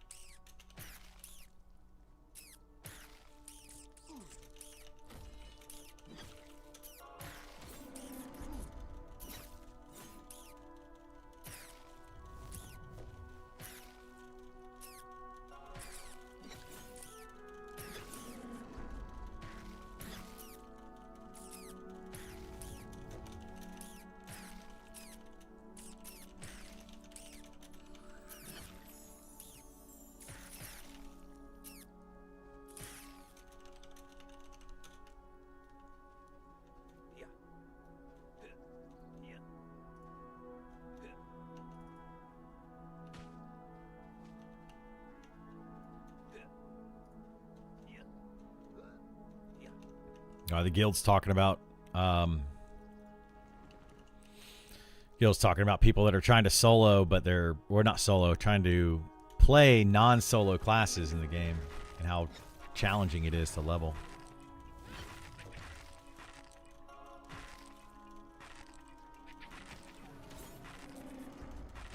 Feels bad, man. Feels bad. Really wish that they would change it.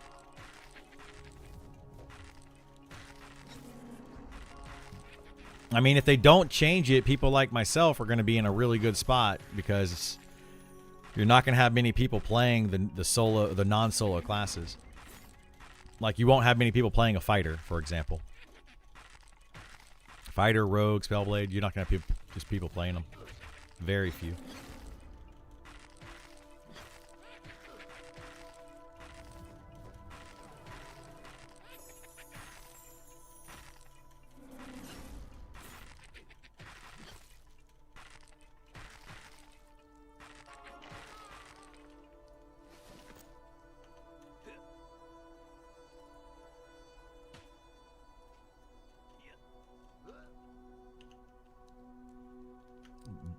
The pieces are no drop, so don't get them if you can't do it. I don't think he's got it either, because does he have blacksmithing?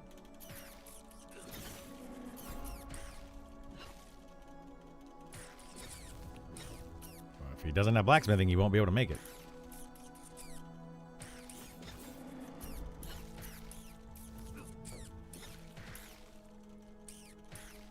It's a pain in the butt to level it up now.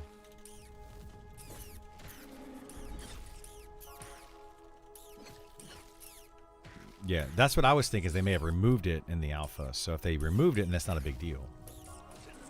If they didn't remove it, then I can craft it if they need me to. I've got 230 in blacksmithing.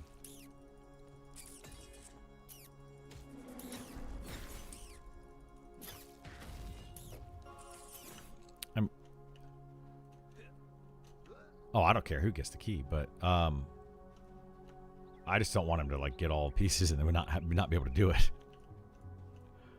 That would really suck. They should remove any type of thing. Like if it's a quest item like that, that's dumb if they make you require it, you know. But it would be something they would do in this game.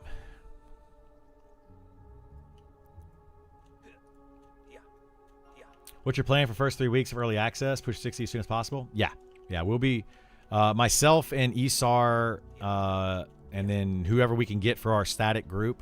Well, we have a static group ready, but whenever they can log on, we'll be pushing for 60 as soon as possible, yeah.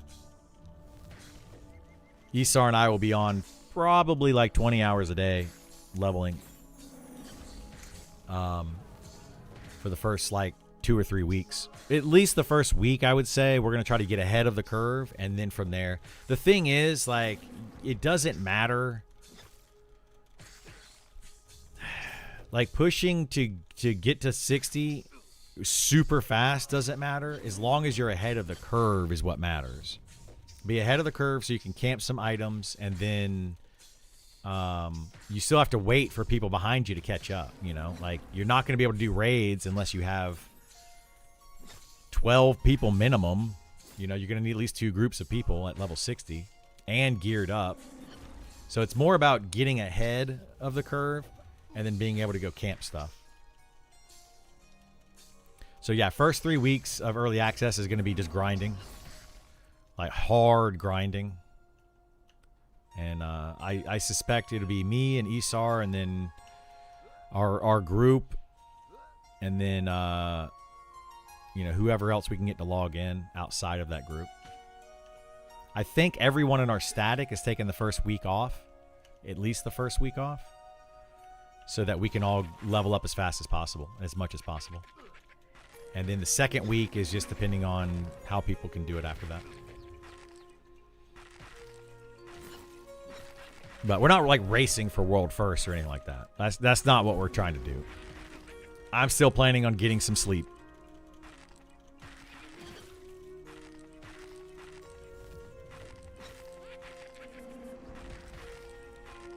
Bandy boys.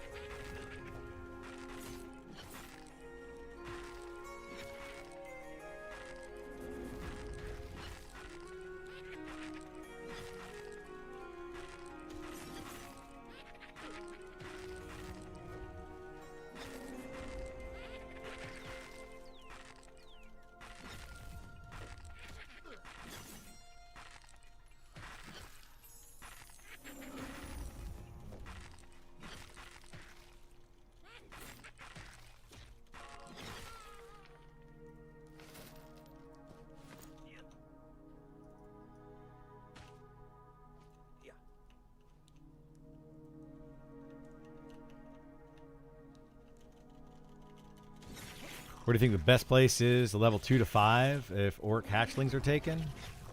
2 to 5? The newbie yard.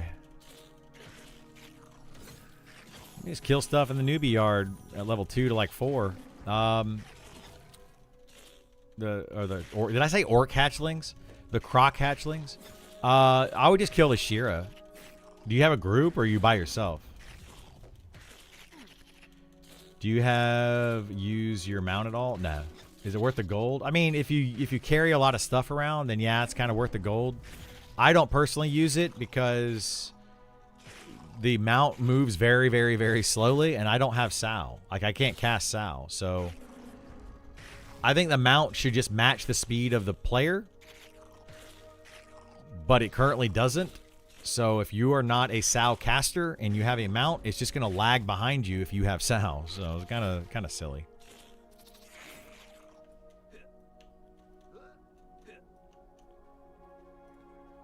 And it can die.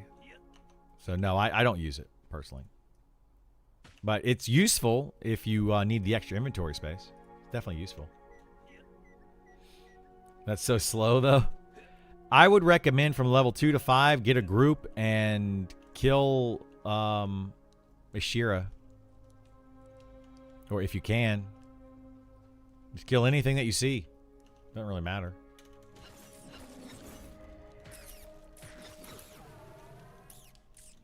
My wife would kill me if I took vacations to play games. Well, it's probably also not your job. No, for me, you know, like I'm a content creator. Gith is not married. Stein's not married. So, kind of makes it easier because me, Gith, and Stein will probably be on the most, I would imagine.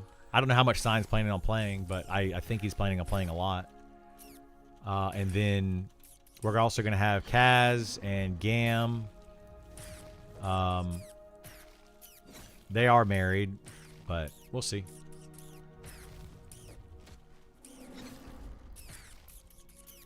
We haven't decided the server yet, Brew. We don't have a... I mean, they haven't announced servers, so we don't know. Did they? Did they announce the servers yet? Yeah. Like the actual server names and stuff? It'll probably be a no-box server, but other than that, we don't know.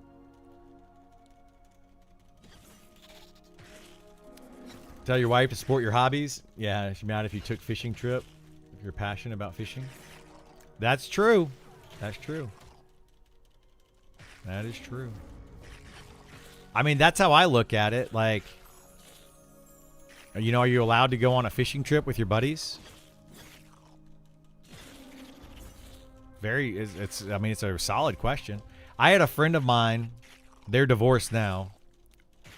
But I had a friend of mine who was happily married for, I don't know, 10 years or so. And they were together for like 20 years. Long story there. But they used to take separate vacations every year. They both planned their own separate vacations for like a week every year to do whatever they wanted to do.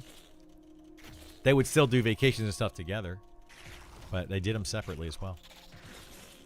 And it worked really well for their relationship. They divorced for other reasons. Like, it's not like they hated each other. They still don't hate each other.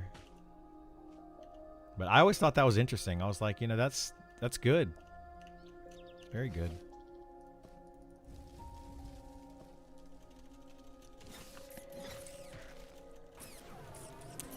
Have to test it out, but doubt she'd be really pleased. Yeah, I mean, most spouses wouldn't. My girlfriend's not going to be too happy that I'm going to be playing this game for a couple weeks straight without really talking to her.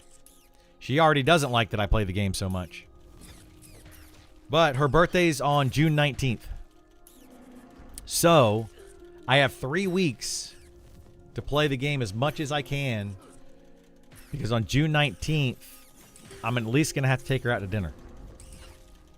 Do something with her.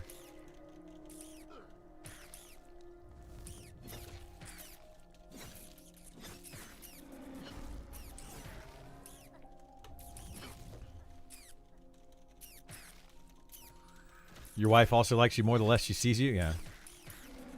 I mean, I was married at one point, and you know, my spouse at the time was very understanding of my gaming, but at the same time, I would say that I probably did it too much. I probably game too much now too, but this is who I am. Like, that's how I look at it. This is what I enjoy. This is what I want to do. So I'm gonna do it.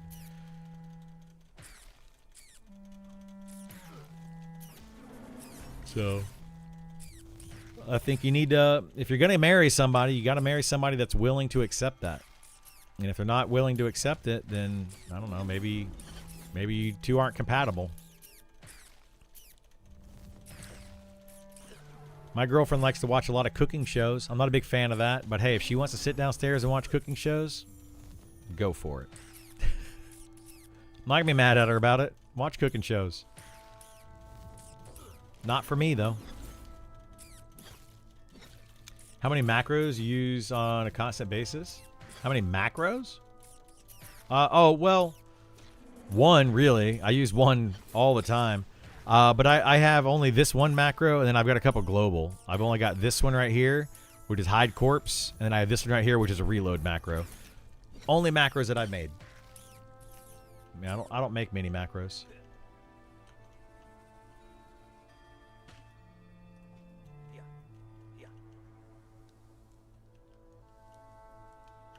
Gam was? Oh, yeah.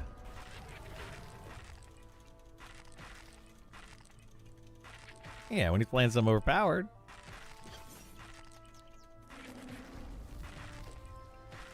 Playing Bard, though, he's like, all right, I'm done with this.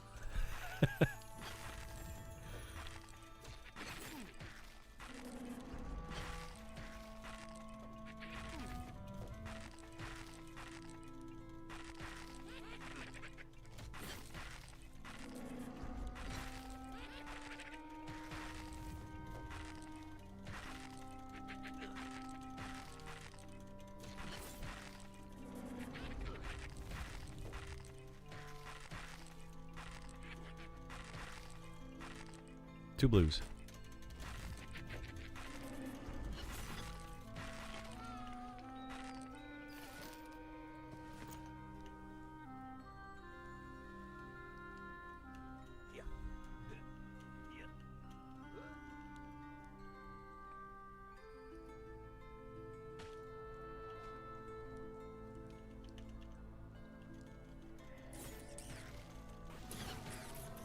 I really hate not playing a solo class. It's freaking awful.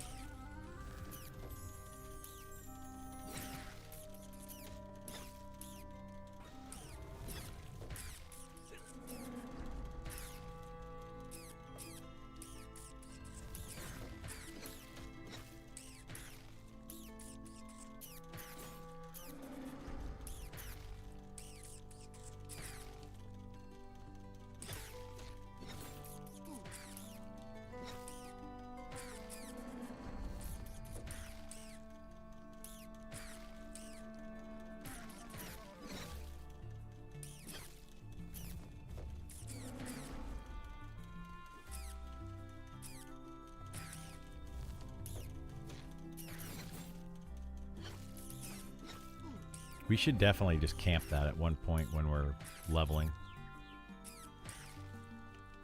Yeah.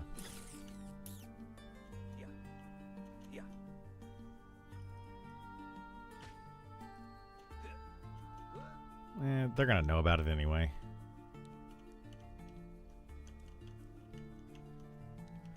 But by the end of this beta, people are gonna know pretty much everything.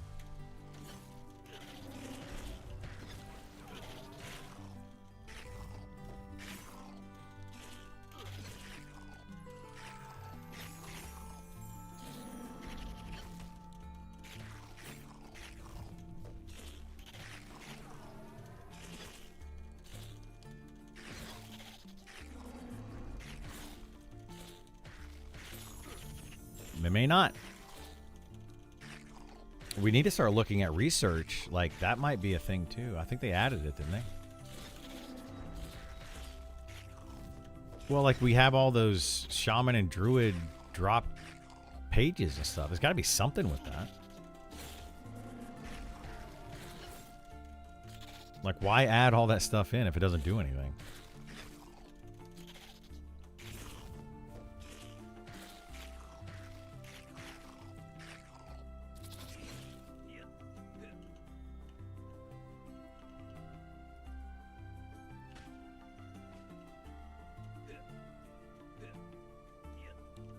Almost there. Can you check your played? It's about 17 days. Right just under, I think, 17 days. I asked earlier, but might have missed it. What is the lantern that gave 5 HP? Any info on that quest? It's not a quest. It's just a dropped item.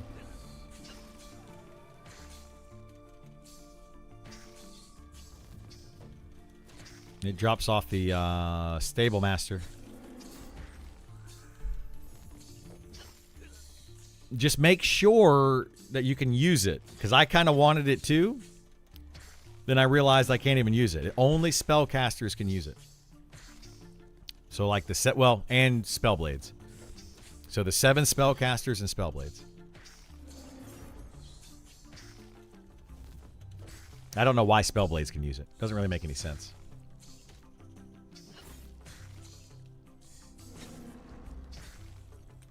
The level of the mob, like 50 something, low 50s, I think. 55? Okay. 55 is what I'm told. For the lantern.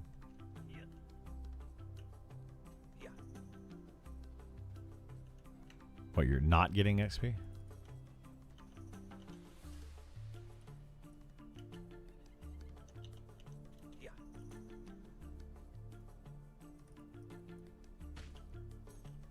Again, what, 53?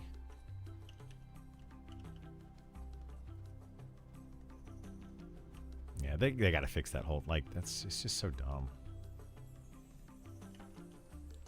Because you guys are able to just blast through mobs.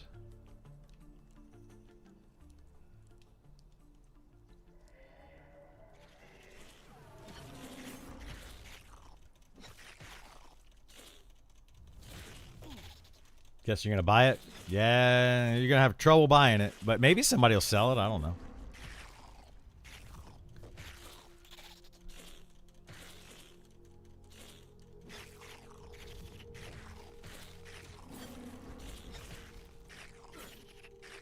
We'll definitely hit 60 today unless they take the servers down or something. Or they ban me. Wouldn't put it past them. I could see it now. Sean just like bans me right before I ding to 60.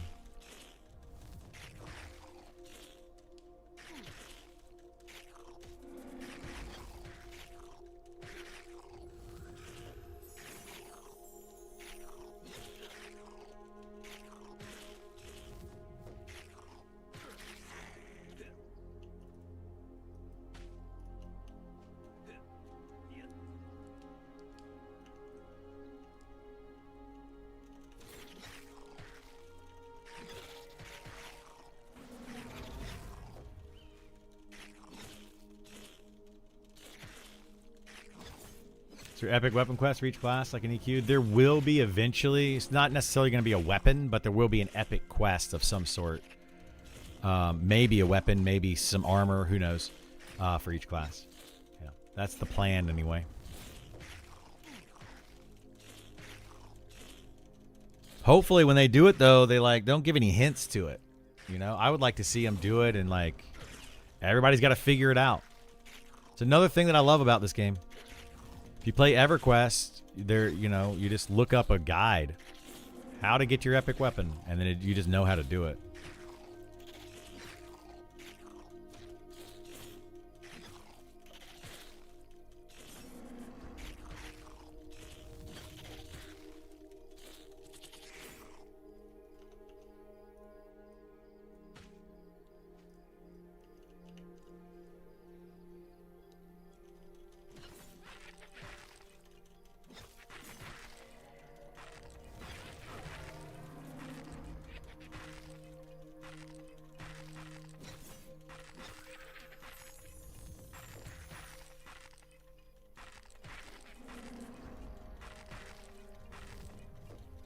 Back just in time.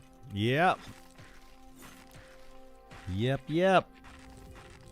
We'll be there before too long.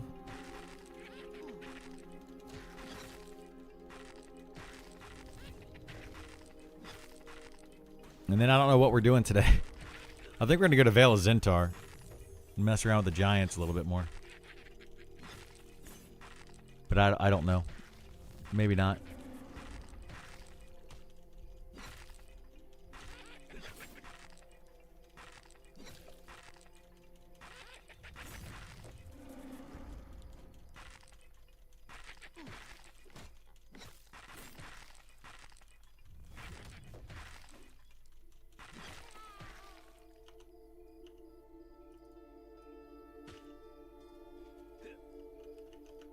I get level 60. I think I get 10. No, they get like 5. Hopefully it doesn't end up like EQ1 where everyone has to camp a 4-hour spawn. People troll by taking it out right when it spawns. That we'll see. We'll see. I think that might actually happen, unfortunately. The way that these devs have been making this game, like they're putting stuff like that into the game.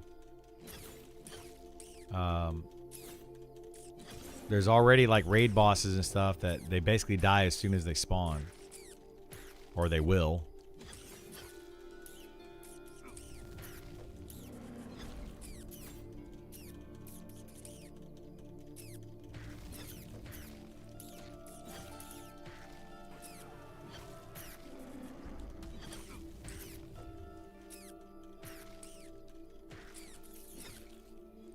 So we will see.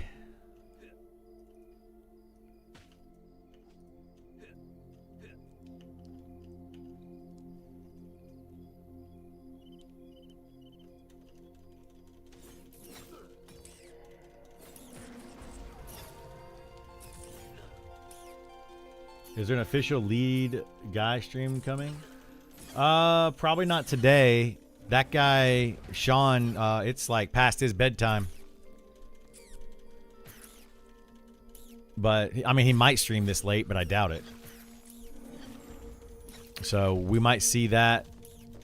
Today's Tuesday, though. Maybe tomorrow. He usually streams on Mondays, Wednesdays, or Fridays when he streams. And it's usually about 2 p.m. Eastern, which should have been 2 hours ago.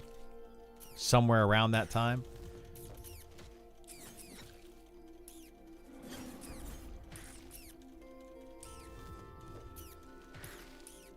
I don't think he cares if his pet dies. You just resummon it. Beastmasters are too strong, man. They're ridiculous.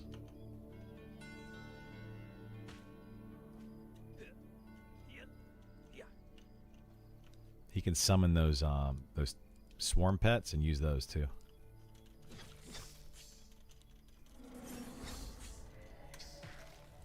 Be nice if the item could come from a few different spawns. That way it's not just one singular 4-hour spawn. Yeah, we'll see.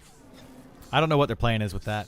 I just hope that it's not like items that are really good items that people want to have. Like the Pegasus Cloak, for example. People wanted to have it for a clicky for the Levitate, but then people also needed it for They're epic weapons. So they need to make it to where it's just mundane items that no one needs except for that quest.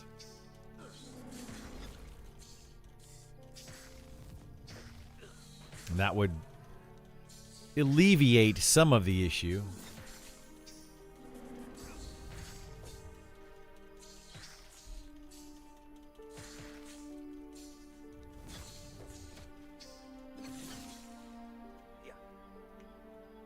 Yeah, and no drop. Yeah, exactly. Oh, shoot. I pulled 2.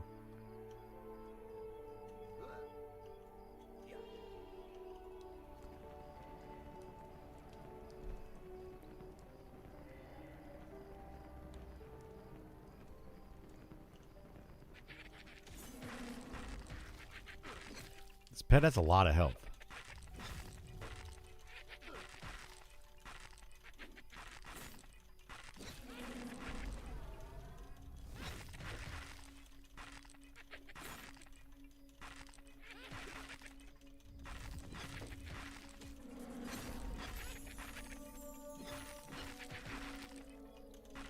Yeah, he just has to summon another one.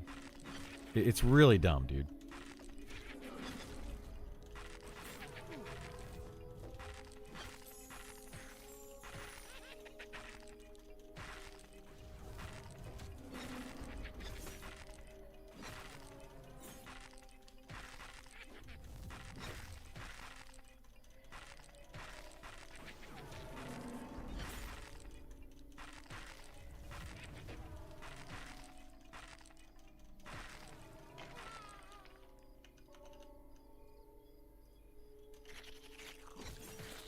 Yeah, that's what I was telling you.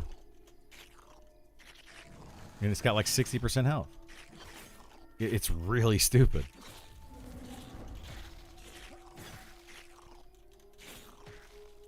That's how they're killing certain mobs.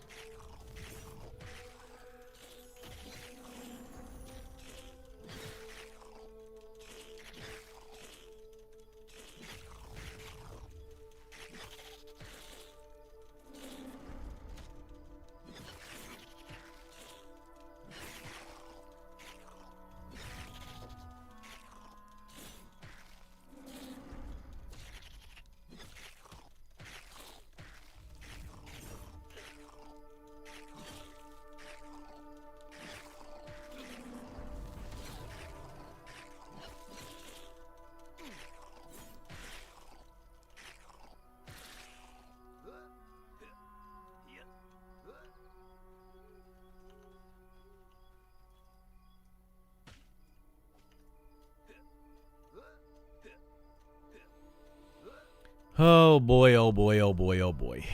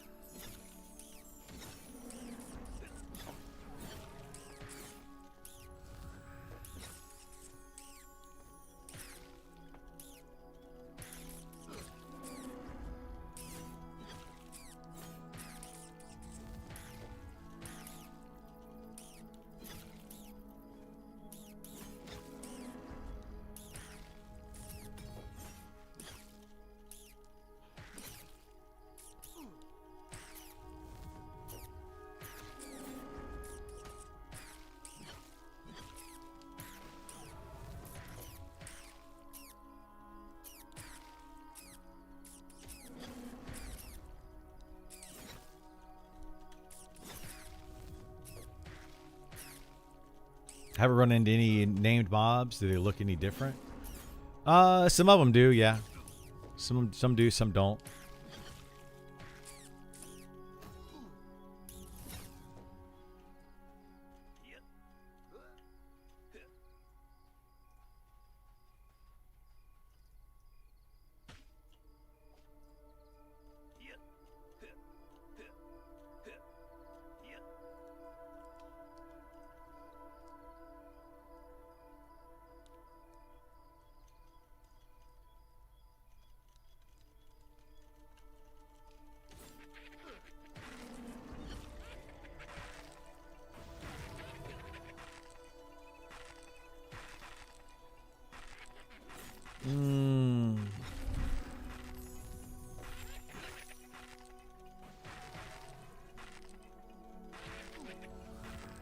boring.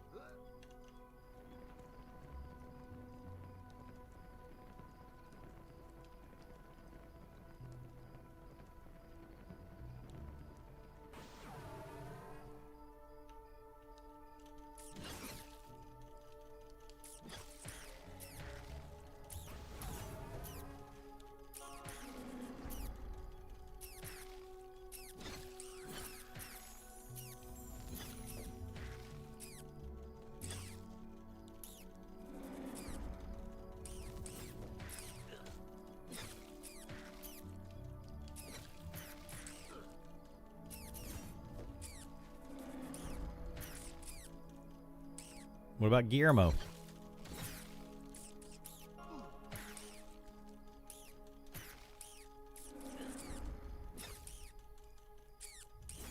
Yeah, it's really good.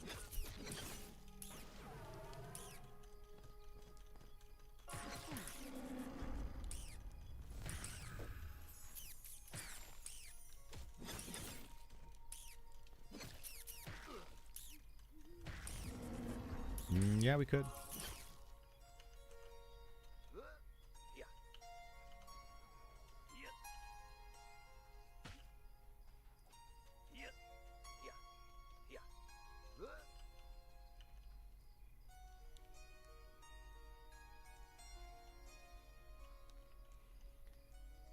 I believe in the past, Aesir's pet had been named after cases he's dealt with the previous day, so I'm curious about today's pet. Imbecile. That's probably his, just my guess, his residence or something. Or his doctors that work underneath him or the nurses or whatever. It's my guess.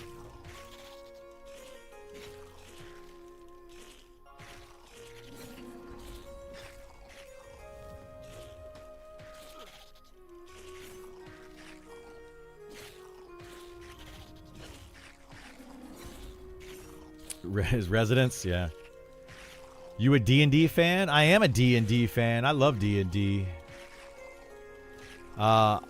In fact, we might just do like a morning Solasta stream or something at some point once I hit 60. Once we're past when people aren't online to do stuff with, since I can't really do much solo.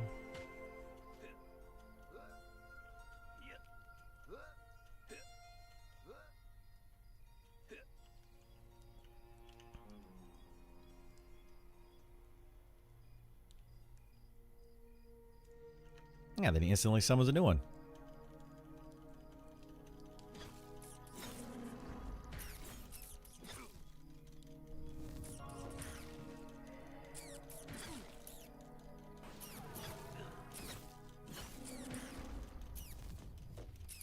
Imbecile used to be a medical term for a certain IQ level, or moron. Yeah, then they made it another term, and now that term is now banned by the public. We have another friend of ours that is also a doctor and likes to use those words like, it's a whole thing.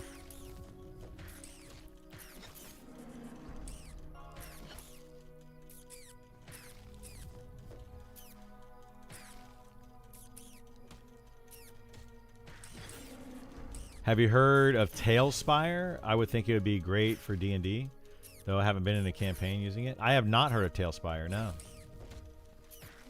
I prefer D&D 5th edition. I don't like, well, if are you assuming, I'm assuming you're talking about approximately, yeah. Just about.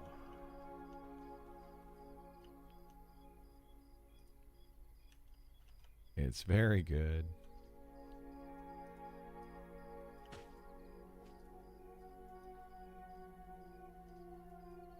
And if you were solo with a good solo class, it would be like 30 minutes of blue. It's on Steam. It's a tabletop simulator. Okay, I'll look into it. I really prefer D&D 5th edition, and I know a lot of old D&D players don't like that. I mean, I played D&D for like 30 years or something, or maybe longer now. And I like some of the old D&D stuff, but I like 5th edition because it allows new players to understand it and get into it. So I really like it for that reason.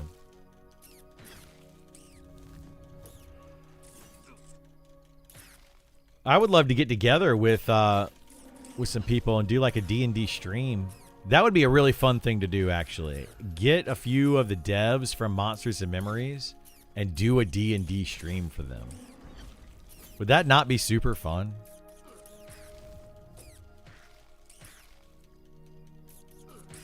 Fifth edition is the best edition that's been printed, in my opinion. 20-plus year DM here. Yeah, I love it. I think 5th edition is great. I don't like Pathfinder. I could not get into Pathfinder. Did not like it.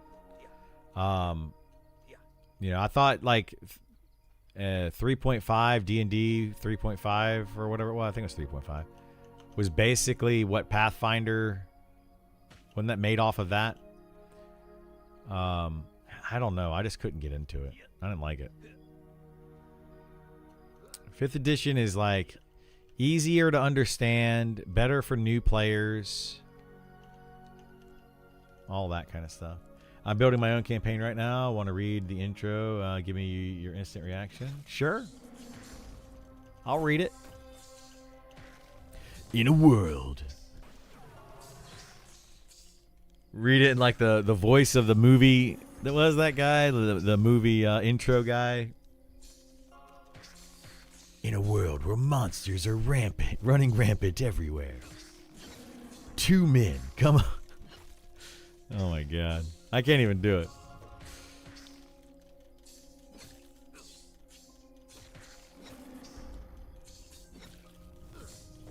You love that voice? I think it's great when he does it. It wasn't a bad impression. Thank you, thank you. You knew who I was talking about as soon as I did it, so. I use it for talking about fictitious versions of Waterworld. Oh my god, dude, I love Waterworld. People hate Waterworld, but I love it. I think it's great.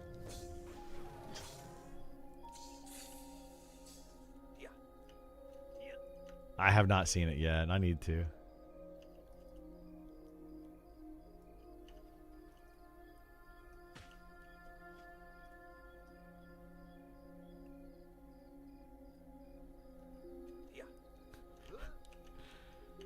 In a world where without water, everyone is very, very thirsty. Yeah.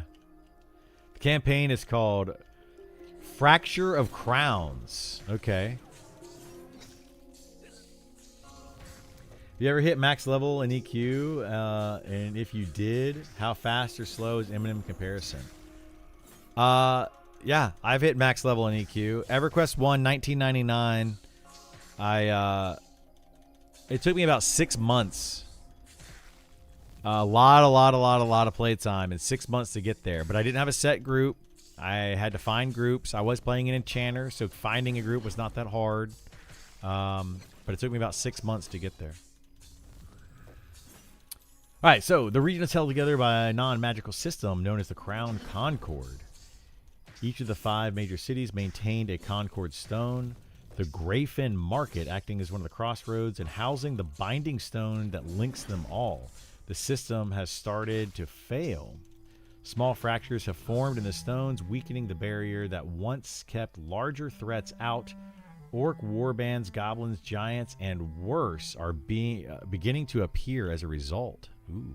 Worse than those? Ruh-roh. You arrive in Greyfen Market as things are starting to go wrong. What begins as a normal day quickly turns to the Binding Stone destabilizing, triggering the first major incident and making it clear this isn't isolated. From there, you'll choose where to go and what to deal with. Each city is facing its own problems, and those situations will get better or worse depending on what you do or don't do. The goal is to restore stability to the Concord, but it won't be possible to handle everything. And the world will keep moving while you're somewhere else. It's an interesting idea. Yeah, I like that concept. So, like, the idea is that you have to try to figure out how to stop the world from destabilizing, but you have different paths to go down. You know, giving the player choice. I like that.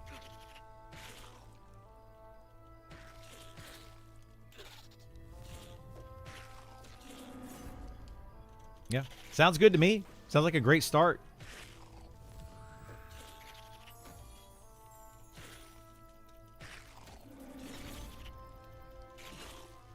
I think you should always give players choices, you know?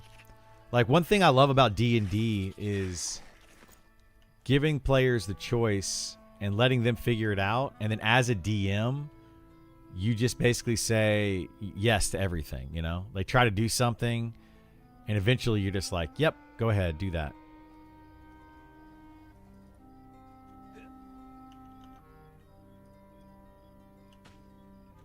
Snakes and scarabs as in-game mobs are kind of lame. I mean, among other things, but sure.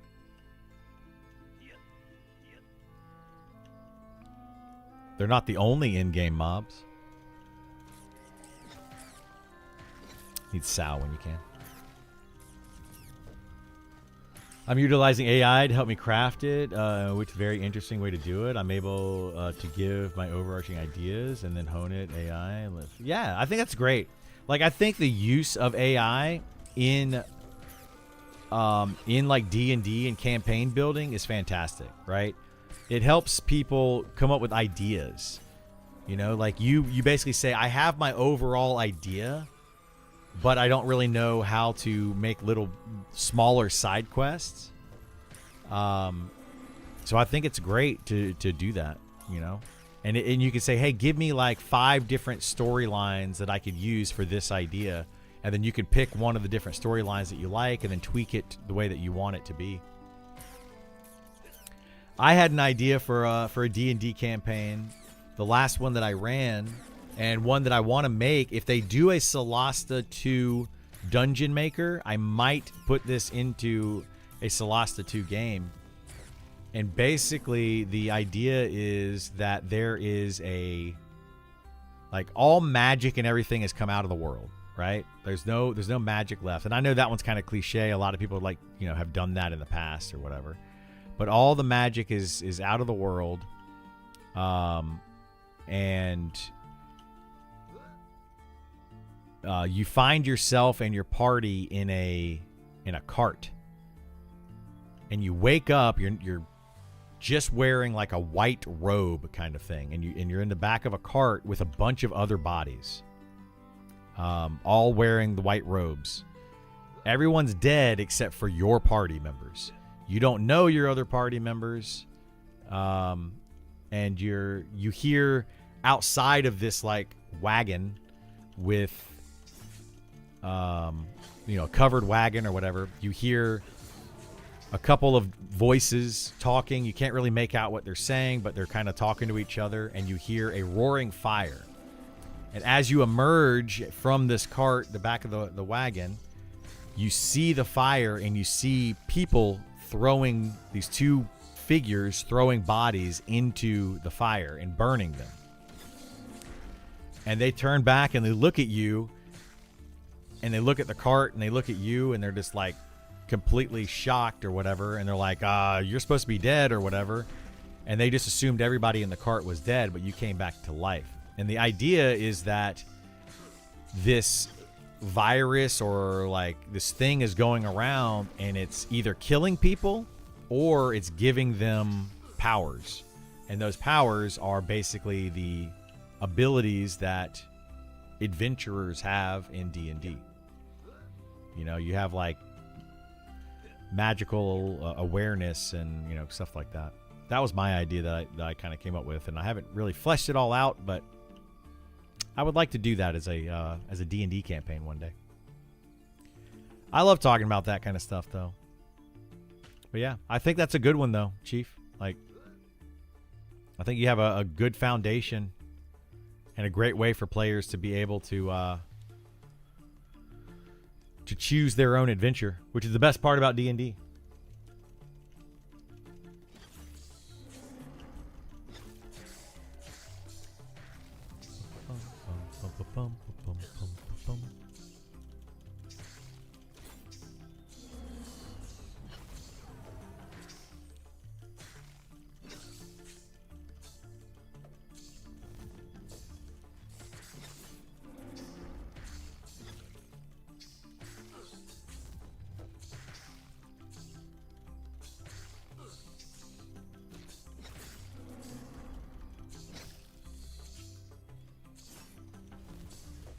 Oh my goodness gracious.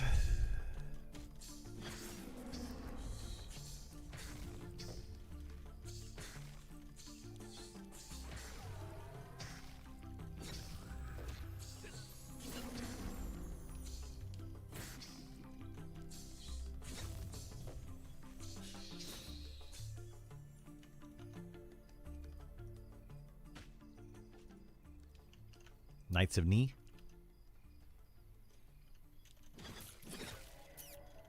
Or is it the Knights that say knee? It's the Knights that say knee, isn't it? I wonder if you hit 60, it will thank you for playing the beta. I don't think it does. I'm pretty sure somebody would have posted that by now if it did. I mean, I'm not the first one to hit 60. Let's see. There's at least like 10 or 11 people online right now. Well, there's 7 people online right now that are 60. But I think there's like 10 or 12 or something people that are already 60.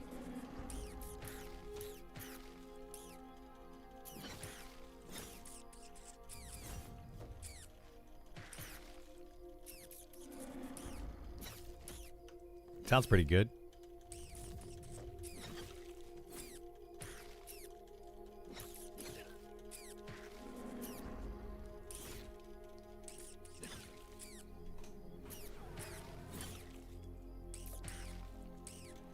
Craft of Jewelry doesn't have AC on it. Well, it's got like 2 AC on it.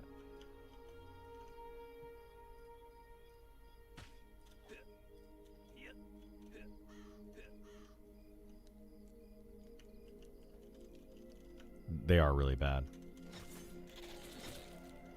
Maybe. I have 9 AC, 5 strength, 1 stamina, 4 agility, -2 wisdom, 5 HP.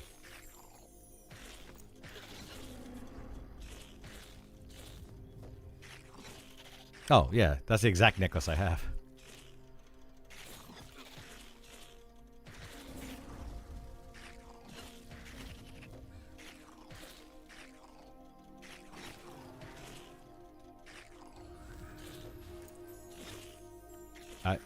Wait, Torque of the False God is what I have.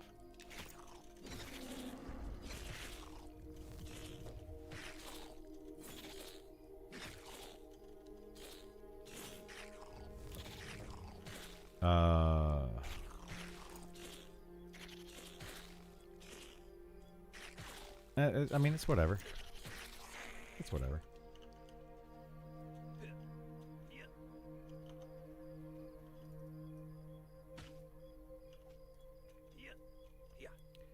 I'm really pumped about it. I've got a fight with a Kraken planned. Nice. Fight with Undead Pirate Captain. He keeps coming back alive.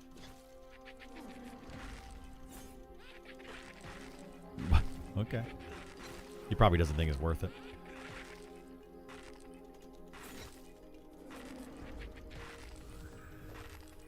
should continue to rule the capital city due to the corruption and greed, and giants who are being forced out of their homes and mountains, threatening the village.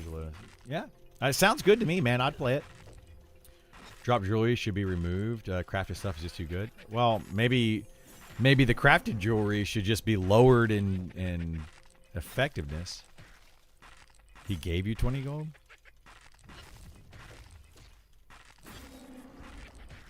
Oh, yeah. All right, don't worry about it. It's fine. It didn't sound like it was better than what I have. 9.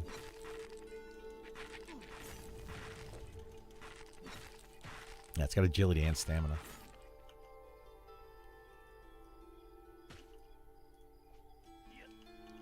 I did get it at like level 30 though, so. I feel like generally crafted jewelry almost always outpaces normal jewelry drops in world outside of large raid bosses, no matter which game you play. It does seem like that, doesn't it? It does seem that way. Like jewelry, yeah, jewelry in this game is just like you just want to get a jewel crafter to make it. Which is kind of silly, I think. There is some jewelry in this game that is better than jewel crafted jewelry, but it's not much.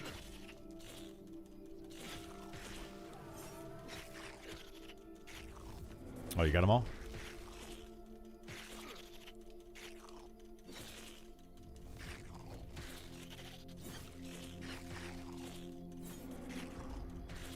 Bad time. We'll be done in like 10 minutes.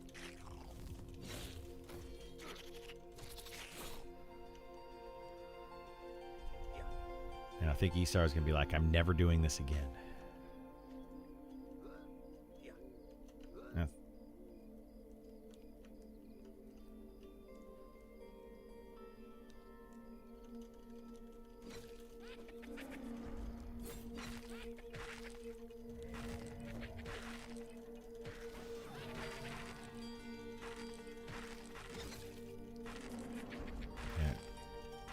Luckily, a healer isn't that big a deal for level. Like, as long as they can heal the tank, it doesn't matter.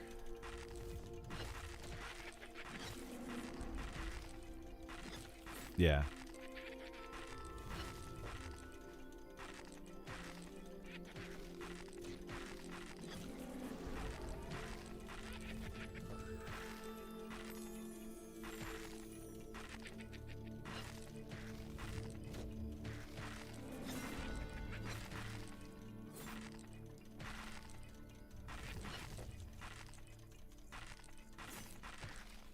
Well, I mean, I don't think we're going to really be farming it. I guess that honestly we could tank it. Like, exactly. I don't want to say too many details, but exactly. It's just dumb.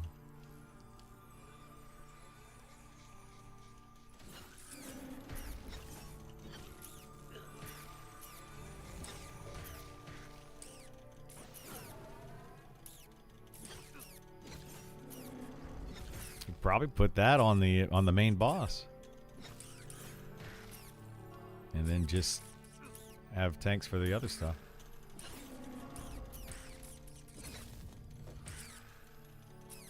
Yeah, we're pretty close. We're getting there. Slowly but surely. It does need to be nerfed. Very much so. Honestly, the Beast Lord pet is stronger than Charmed pets. Like,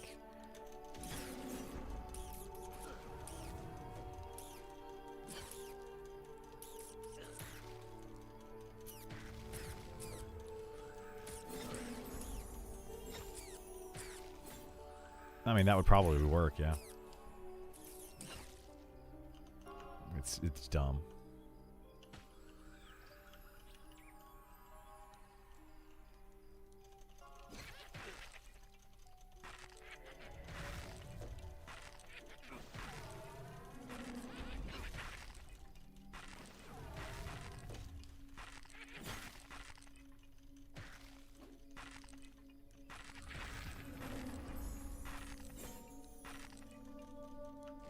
have to camp the cleric.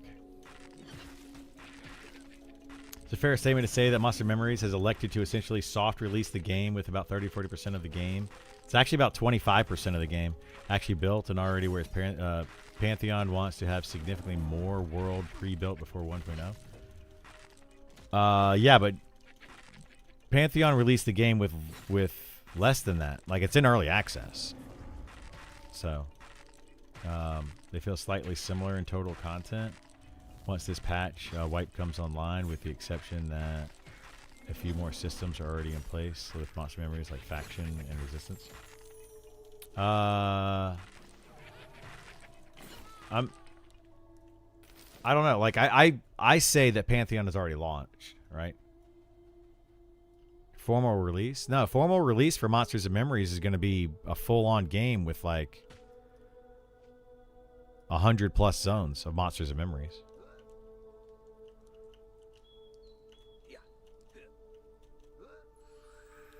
Like, this isn't the 1.0 release coming up in June. That's early access.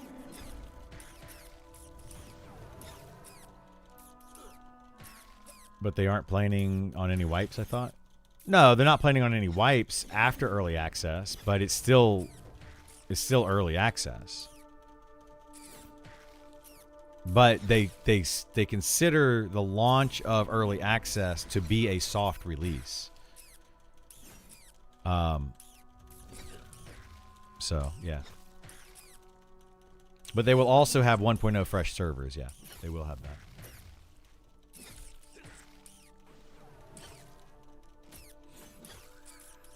Yeah, I have no hopes or anything of Pantheon. Like, you know, we can keep saying that Pantheon's going to release something for their spring update, but let's wait to see what happens before we start trying to talk about trying to compare Monsters and Memories and Pantheon. Like, we actually, you need to see something first.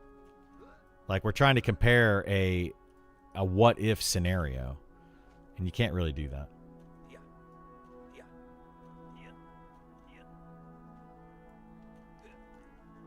You killed 8 to 12 an Elder Black Bear, no loot in this game. Yeah, I mean, animals don't have a lot of loot on them.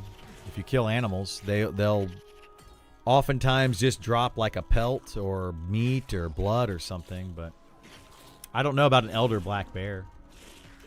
I mean, if you're getting 0 loot, I would just bug report it.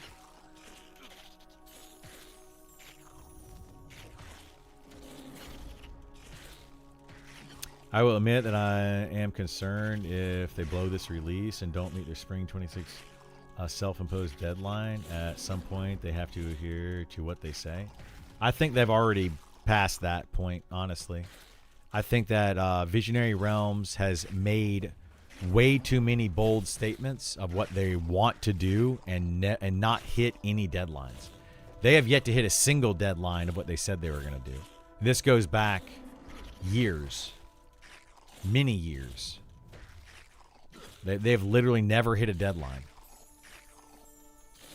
The funniest one, in my opinion, was back about a year ago. They were like, we're going to start doing bi-weekly updates. So every 2 weeks, they were going to put an update out.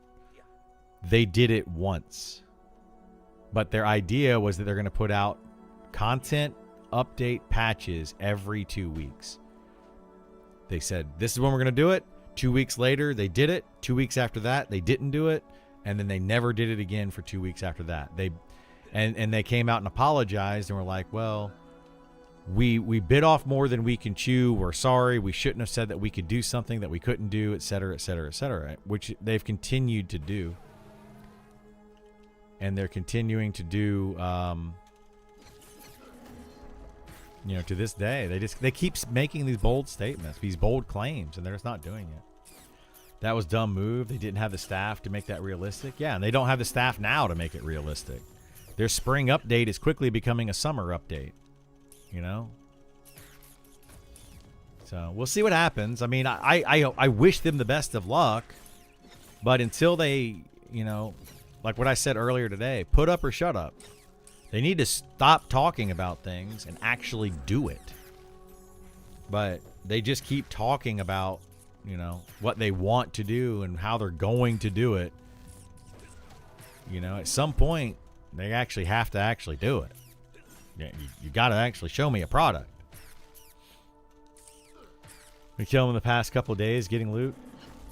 Yeah, if you were getting a loot before craft and you're not now, I don't know. I don't know what to say. I would just bug report it. Still think Pantheon feels the best. The controls are way tighter, responsive to internet, Monster Memories, and Adrenaline. Just hope they can figure it out, but really want all these games. Oh, yeah, I want them all to succeed. I would love to see them all succeed. But yeah, I don't disagree with you. I think that Pantheon's, you know, Pantheon is a good foundation for a game. They just have a really bad dev team. Or a really bad company, or whatever. I don't know. Whatever's happening within Visionary Realms is the problem. But the foundation of the game is great. You know, the ideas are great. Everything that they talk about sounds great. They're just not doing it.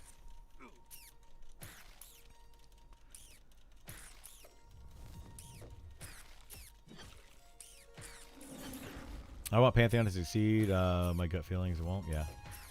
Yep, same.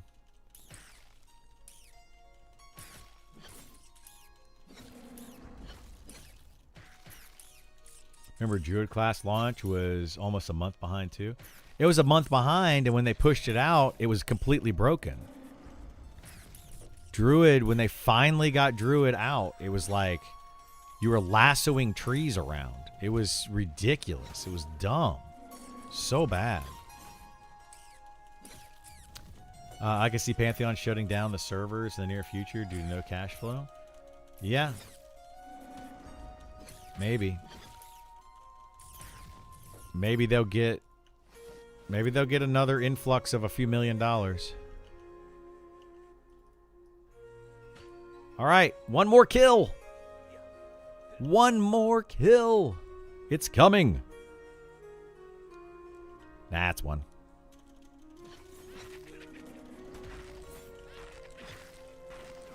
This is it. It's happening.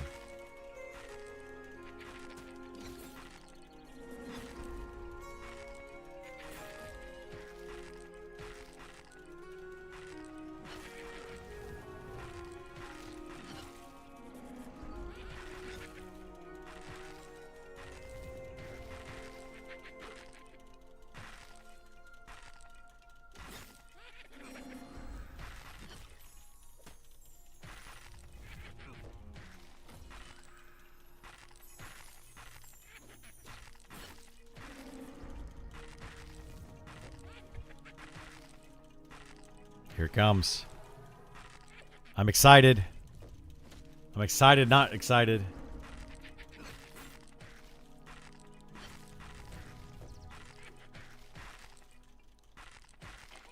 Oh my god. Nope. Esar was right.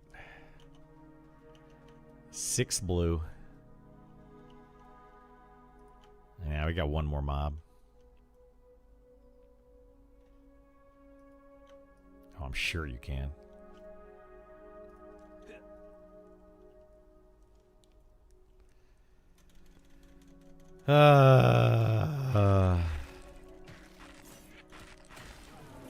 My goodness. I swear, like, what Easter's saying in my ear, there's a 6th blue, right? There's like this. It's like it gives you 99.999% of XP, and then you're allowed to go over it. Like, you always have to get that one more extra kill. Every time.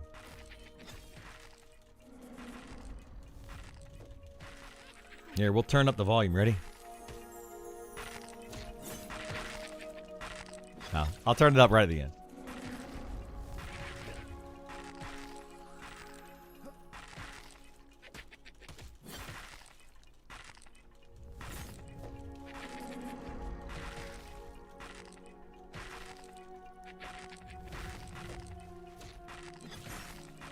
All right, here we go.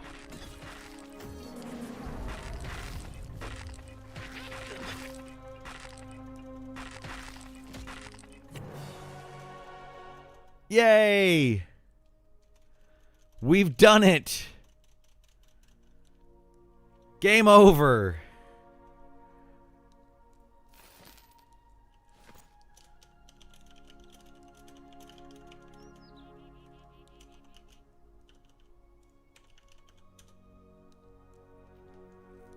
Time to uninstall. Exactly. No, this is one of the. It's like that. What's that episode of South Park? He said, "Are we staying here? Or are we going to do something else?"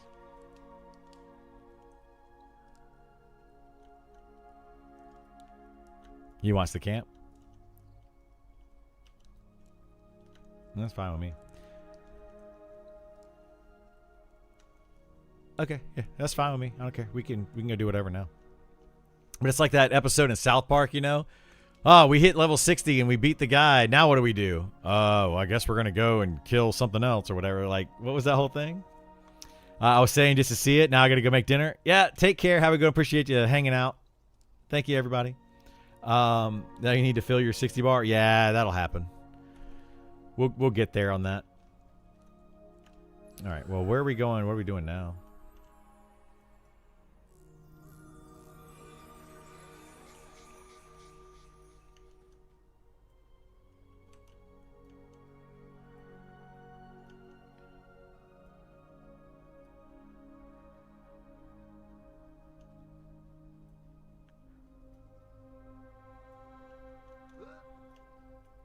Farm gear now? Yeah, that's pretty much what we're going to do.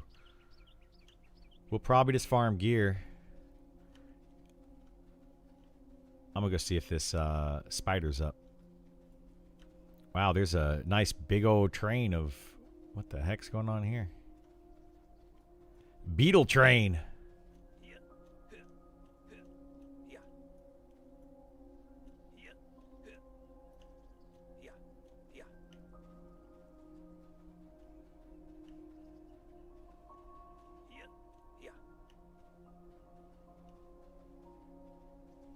I don't see the giant spider.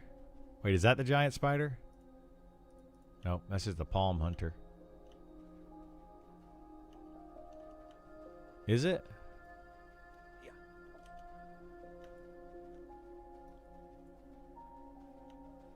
She's the one that drops that sickle that we got that has 7 wisdom on it. And then she drops a saddle as well, I think.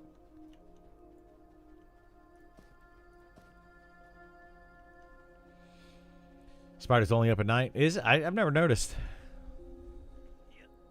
Well. Wow. What the heck is going on here? Tavern patron? Somebody has a whole big train of these tavern patrons over here. This is... What the heck's happening? What's going on here? All the things you miss when you're grinding out XP over in the corner of the world.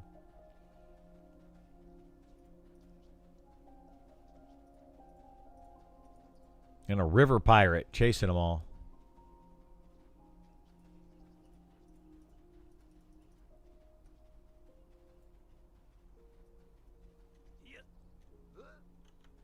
Yeah. I would definitely kill that.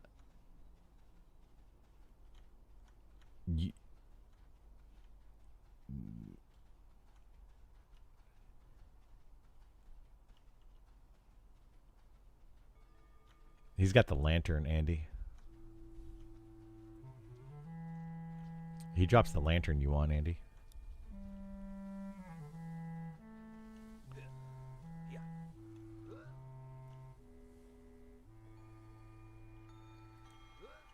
I mean, I can come over there. It'll take me a minute to run that far.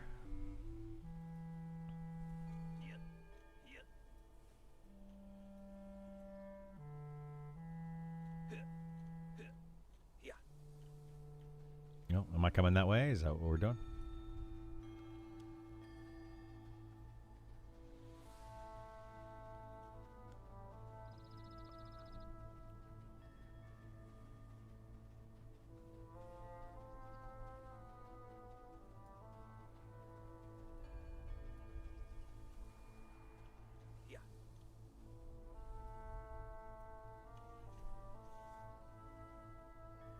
It's not a praying, just a static pull, strategic pull.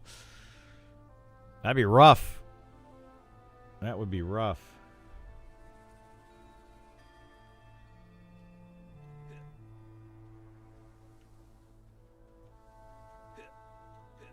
Well, we got to figure out what we're going to do now. Hey, look. People are charming still.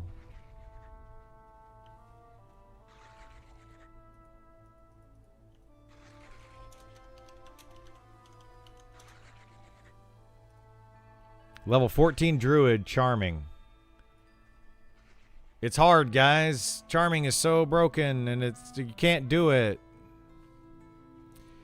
Reiko, thank you so much for the sub. I appreciate it, bud.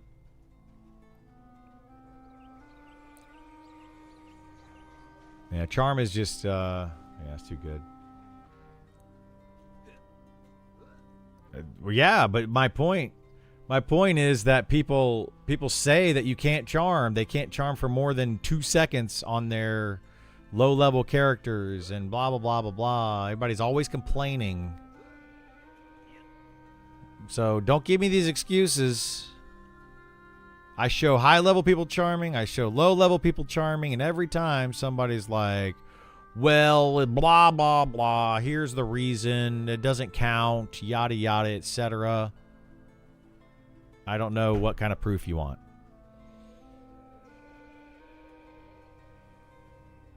I mean, how much proof do people really need?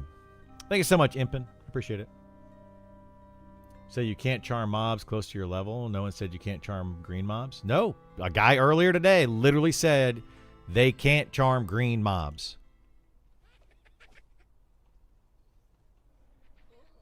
Like, it's every single time it's some sort of stupid excuse. It's every time people have an excuse to why charm is not broken. I'm telling you, man, charm's broken. It needs to be fixed. Charisma gear will fix it, yeah? That's like saying, I'm a tank. I can't tank this mob. Oh, no, I can't tank. Oh, AC gear will fix it. like, come on. It's supposed to. Like, you got to gear up. That's just crazy. Oh, no. Heaven forbid you actually have to get gear to use your skills.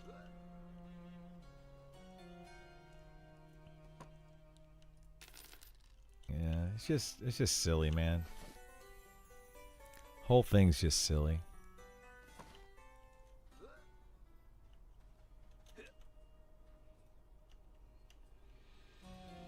Need more charisma. You been to that green castle? You can't actually go inside the green castle. You can get really close. You get very close to it. But you cannot go inside the green castle.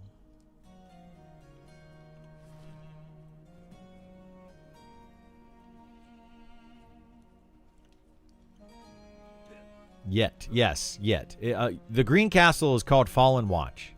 It will be available in early access.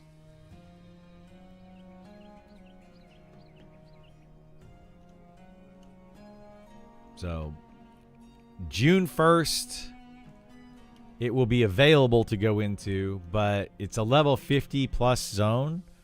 So I don't expect to see anybody in there for a few weeks at least. I mean, unless you're like a rogue stealthing around and that kind of thing. People will go in there for that, sure. Is there any profession that are not worth crafting up because they are broke?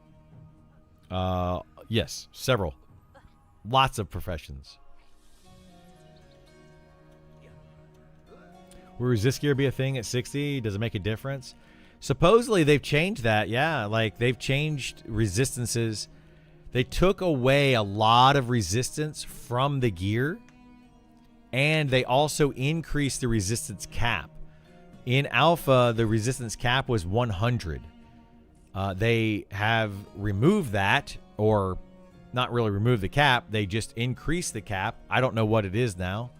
But then they removed a lot of resistance gear from the gear, or from resistance from gear. So it's very hard.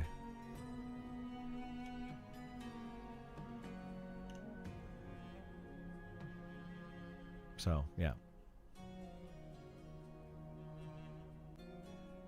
Wizard getting a visit level 1 is awesome. Yeah, it is. Am I still running that way or not? I mean, I am running that way, but should I stop?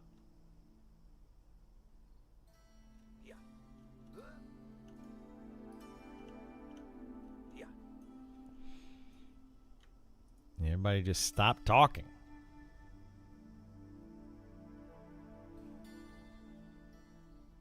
Yeah. 2600 HP, that gonna be enough? No, my alpha character had like 3000 or something. But I also do have Berserker Wrath right now, which is giving me plus 20 stamina, which is like 160 health.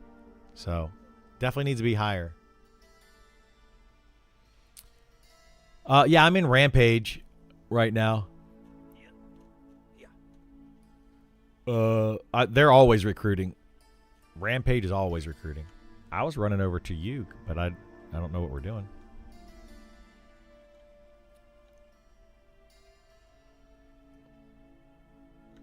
All right, well, I don't know where Easter went.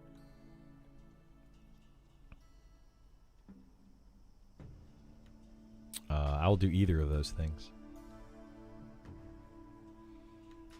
I'm running towards Fallen Pass now, though.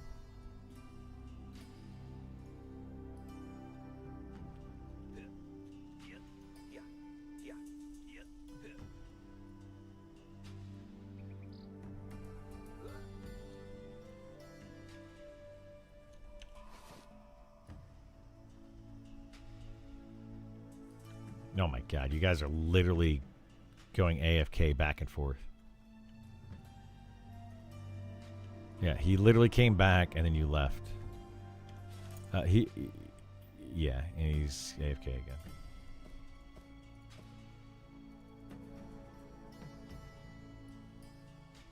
How long are you gonna be gone?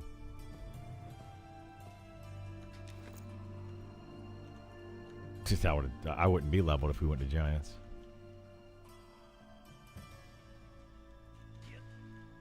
Yeah. Last question for me for a few. What do we even know about the currently unplayed races available in June? No new races in June. There will be new races in probably September, October with Module 1. So I believe the Deep Gnomes and Deep Elves are going to be the next races coming out.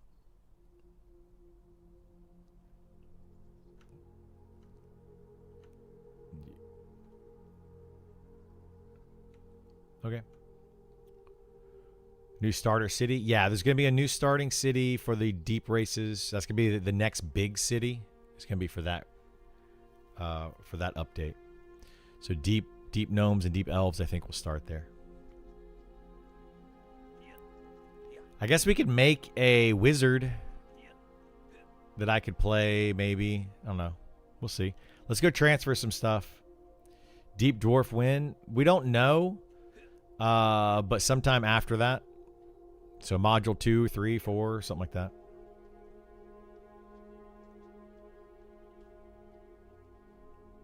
I don't plan to start a new character for 1.0. I will make a new character for early access, of course, because we have to. But no, I don't plan on starting another one at this point for 1.0. I'll probably be very invested in whatever I'm doing. I might start a new character at 1.0, like an alt. That's a possibility, sure.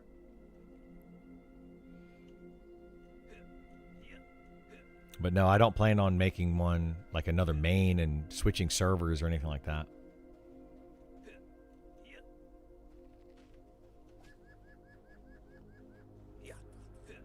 But let's go transfer some stuff over. Is Eminem going sub-based revenue? Yeah, it's $15 a month starting June 1st.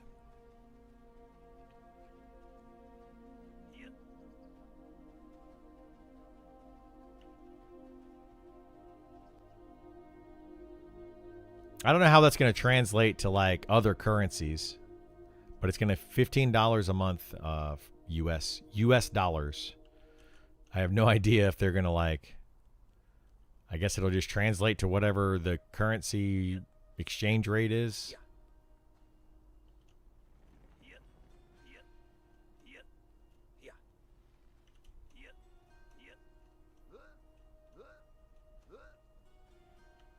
Yeah. I don't think anybody's seen it.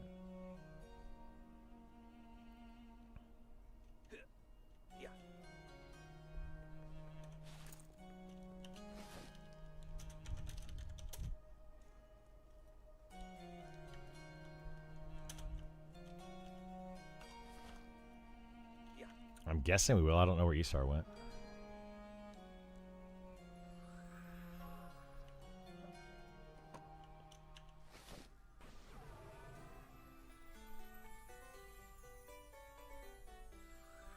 So I've got, for a wizard, I've got gloves.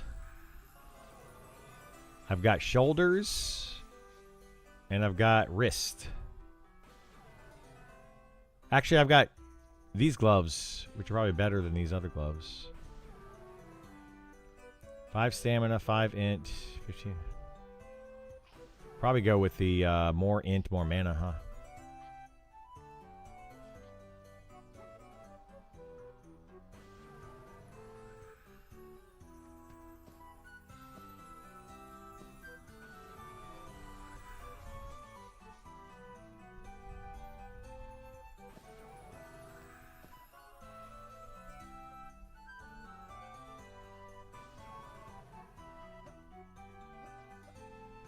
Congrats to 60, fellow beta player here. Any advice on where to explore 45 plus in a group? There's a lot of places you can go, 45 plus. Trying to think of what would be the most fun. Have you tried the Orc Fortress over in Shallow Shoals? Like, that's a fun place, and I think more people need to go and do it and experience it. So around level 45-ish, the mob should be blue con to you. Try Shallow Shoals, Orc Island. Yeah, Orc Island would be good. You loved it? Cool. Beat you to it? Yeah. I wish more people would go check out that island. Outside of that, like 45, you can start doing the undead in Glass Flats. They're going to be like high 40s, low 50s.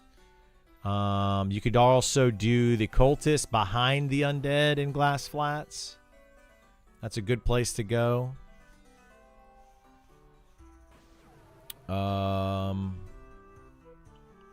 Trying to think of what else.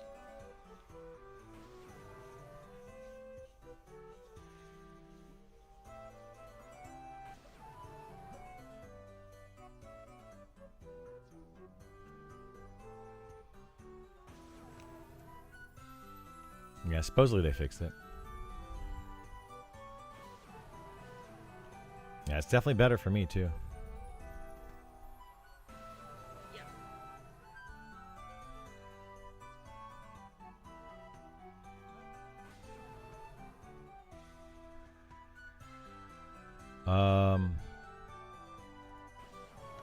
Well, where are we going? Andy was wondering where he should run to.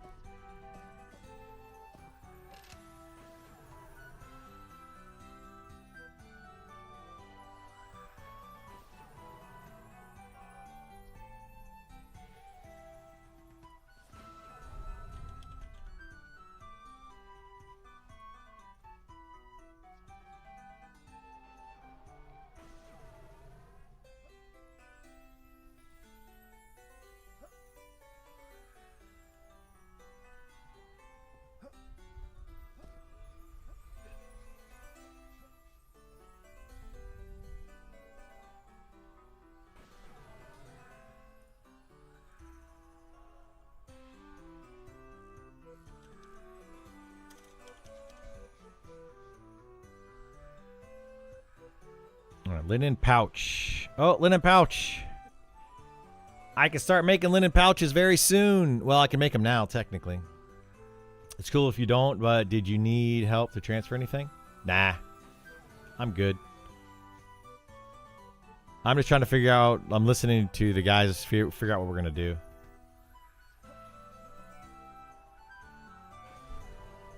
There's a lot of things that I need to do. I gotta figure out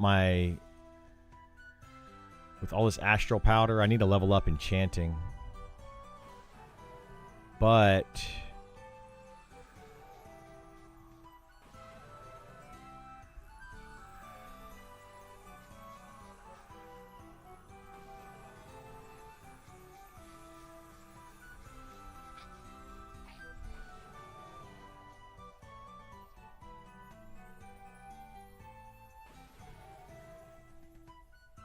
is that where I'm headed?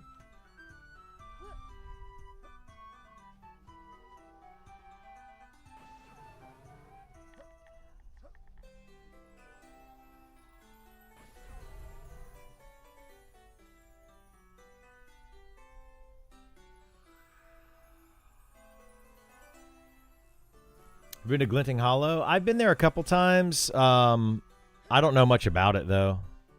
We're going to look into it soon, I think.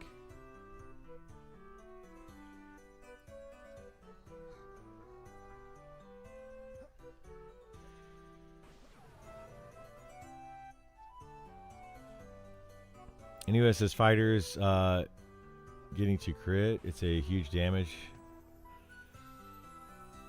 Yeah, it's not that great. What would you do with all the powder bars? With all this powder, I would do bars to level it up. Yeah, right now I'm just kind of saving it because the way that they changed things, I can't use that to level up anymore. So I have to actually level up a different way. I don't like it. I might be the reason why they changed it. Oops.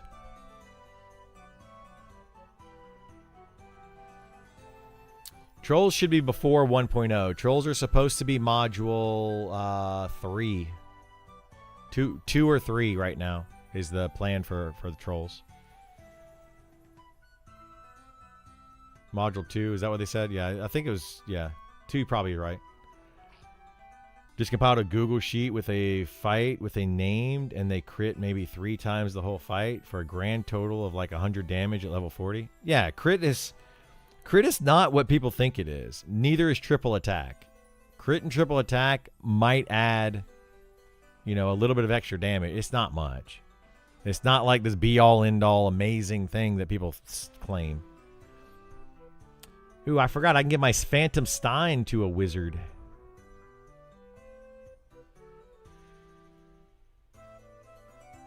I think we're going to do that. We're going to make a wizard. Yo, wizard, Harry. Harry Potter.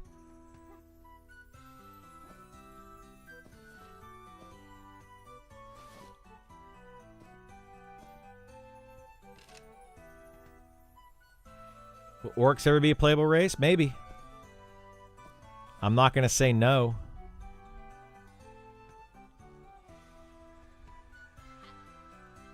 Wait, did I put dex on these? Oh, I put agility on those.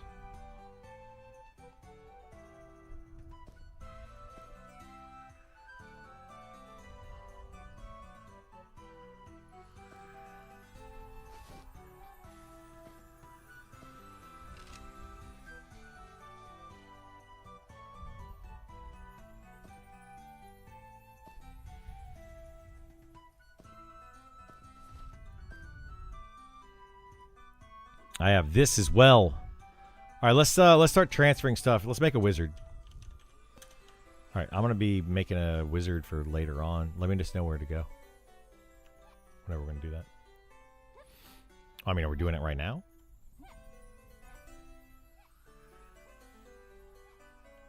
Okay, I'll head there whenever then. Whenever we're ready to go. Are we doing it when I get there? Okay, then I'll head there now.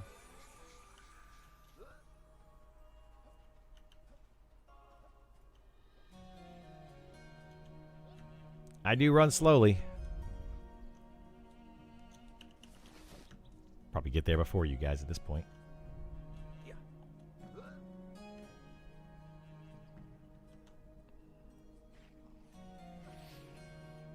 Yeah, apparently not going to do the new character now. They want me to run to the giant camp, so we're going to do that.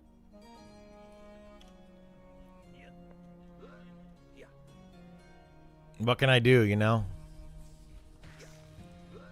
Life of a tank. Gotta run here, run there. Make sure you get your spider silk hat. Nah. There's another hat that's better.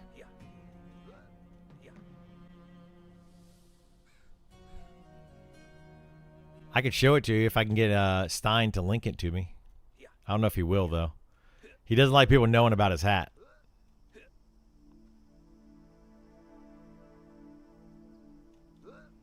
Is stamina hard to get gear for? No, stamina's not hard to get. It's not super common, but... New character. I'm probably going to make a wizard to use up all this int gear that I have. I got a bunch of int gear.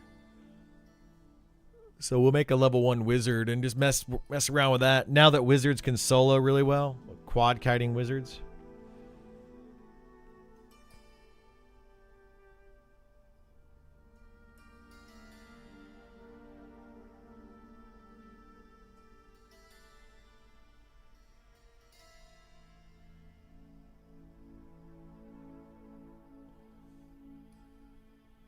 Wizard Super Twink. I don't know if it's going to be Super Twink, but I have, yeah, shoulders, gloves, ranged item, offhand item. I got a few good things for it. We'll see.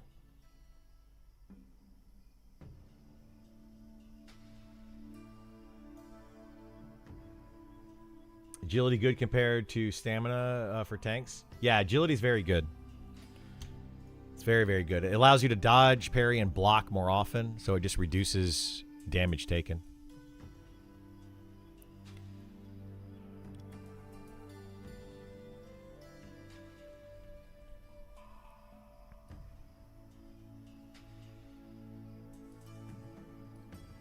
Glinting feels like Tower of Frozen Shadow. Got to get keys and figure out the puzzle each level. Yeah. Yeah, it's pretty cool. Pretty cool dungeon. You know, trying to figure out how to get to move up or whatever.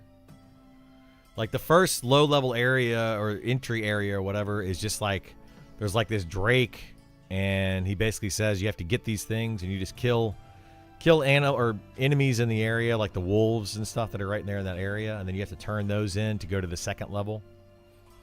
And then you got to do something in the second level to get to the third level, and so on, and it just keeps moving up. I haven't done much of that. Might be something that I do soon. Maybe I'll start working on that.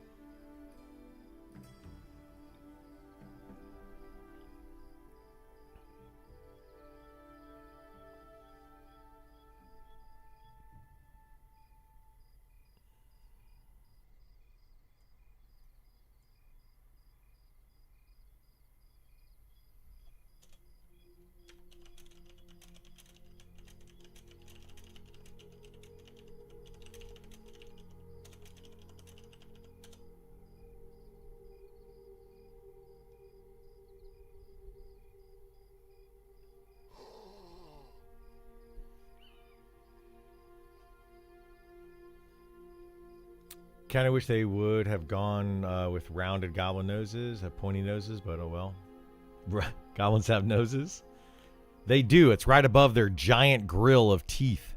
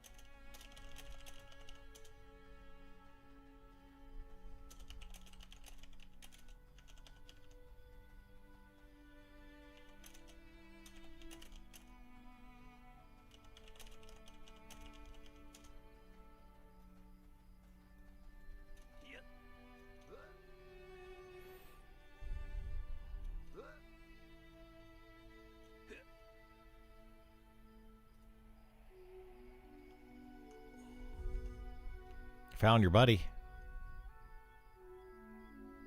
He's training a bunch of skeletons to the zone line over here. Nah, brew.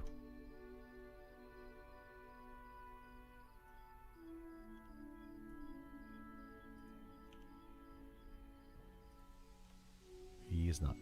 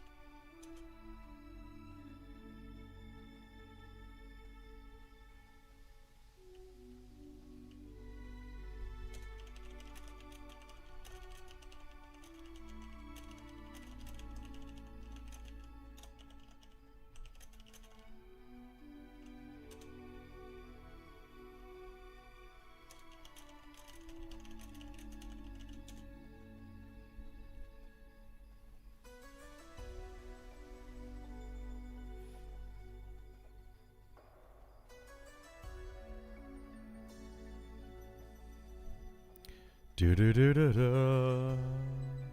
are there always so many dead players near the bank?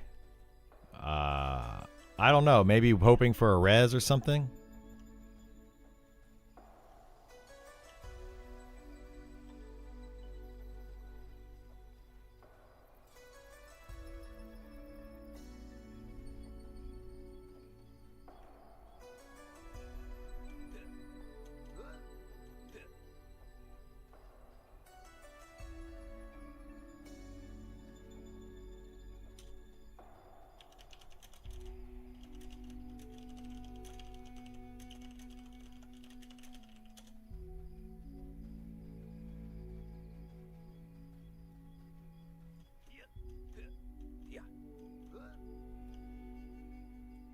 Is there a mechanic purpose to the ends? Not yet, no.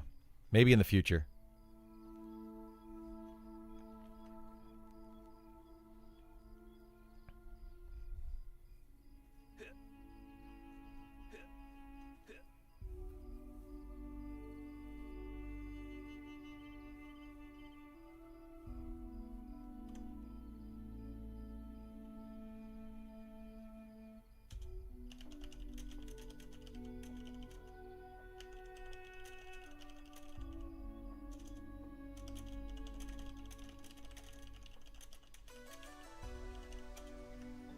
I guess we're all heading to Glass Flats.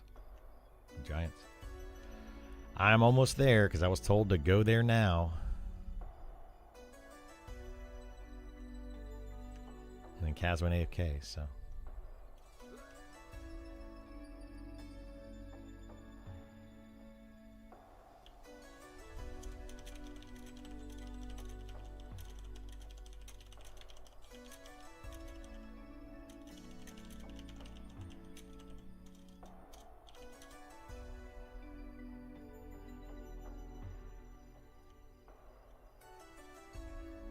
Oh, yeah, by far.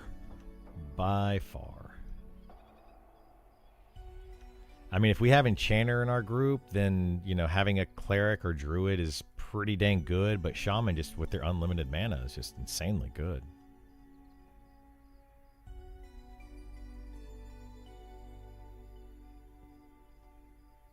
Have they said what features they're trying to get into the game before EA, or is mostly? They're trying to add. They're trying to do like a whole class overhaul right now, making sure that every class has what they need.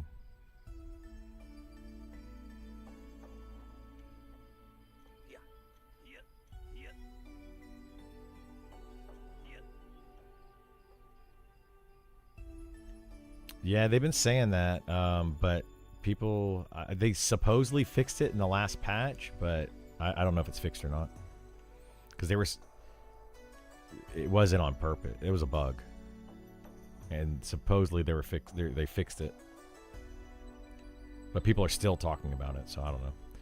Where are we gonna meet? I'm out in front where the pillars are.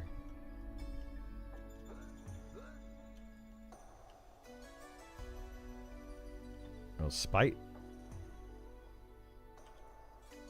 Spicy's up, so from what Kaz said.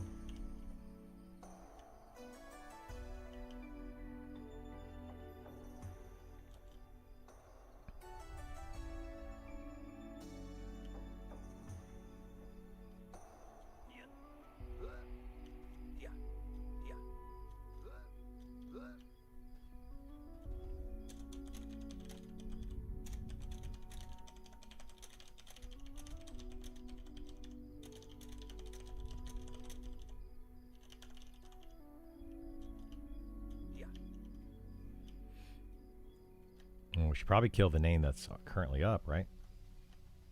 Was there another one that's currently up? Yeah, Kaz said it was up.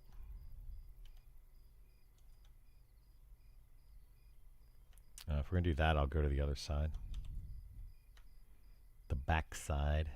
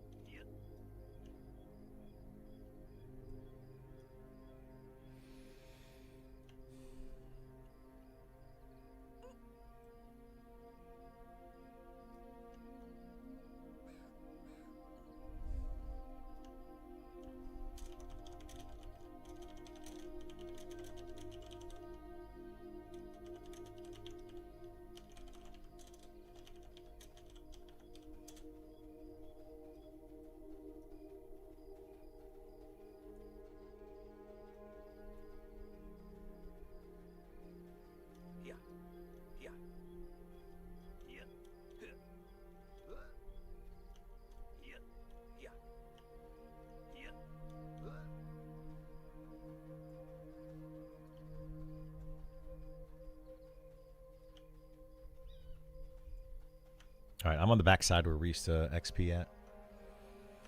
The other pillars.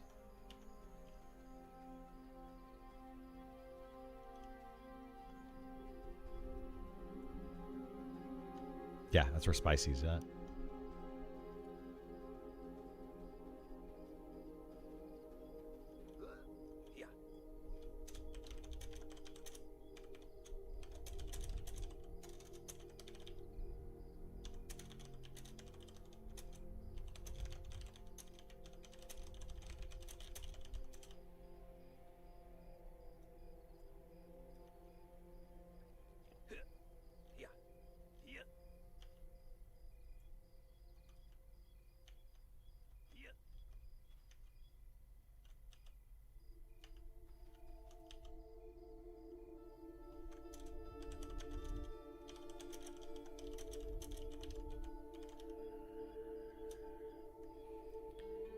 Bald and Fat, great name. Yeah, Bald and Fat. I've seen him a few times. He's fun, dude. Doesn't chat a whole lot, but he's here. I like it. I like Bald and Fat.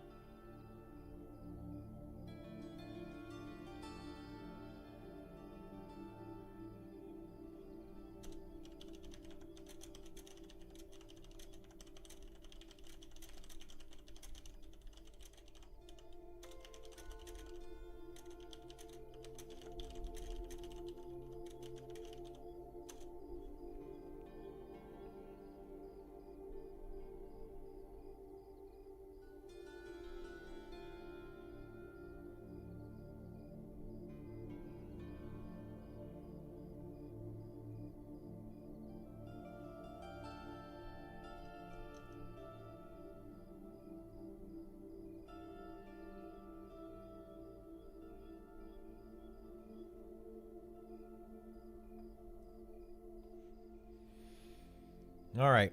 I guess I'm gonna AFK real quick while I'm waiting for people to come over here.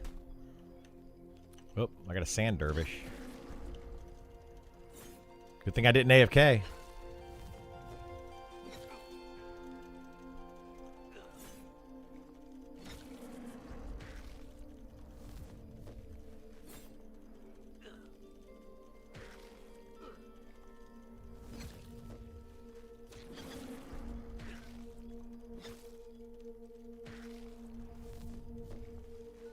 Oh, and a spider.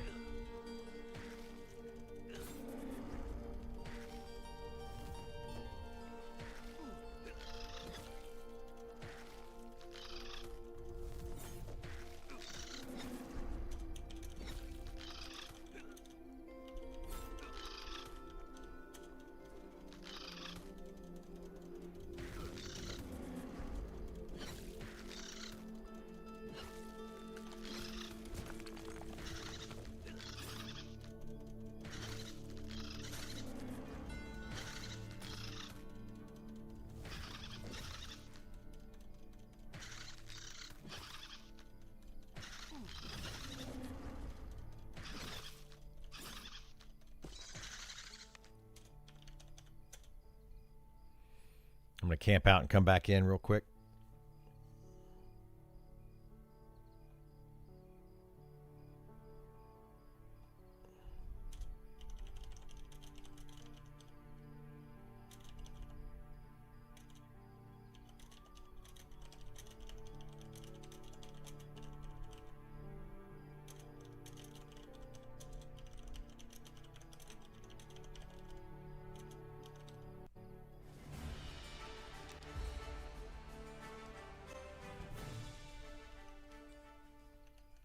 All right, I'm going to AFK for a second. I'm sitting where we used to XP at, and we used to pull stuff too.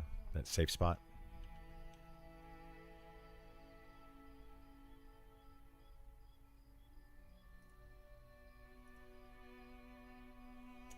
All right, I'll be right back, guys. I'm going to check on the fam, see what we're doing, and I'll be back in just a couple of minutes. And I think we're going to kill a couple of named giants, I think is the plan.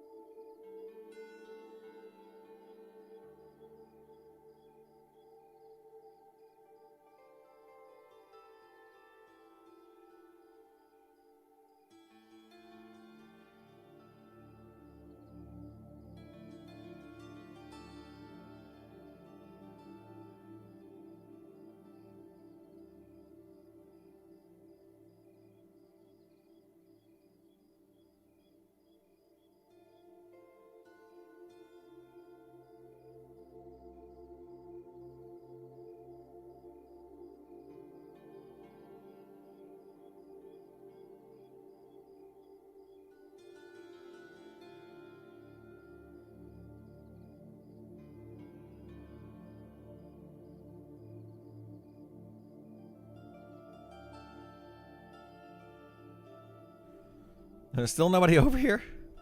You guys, where you at?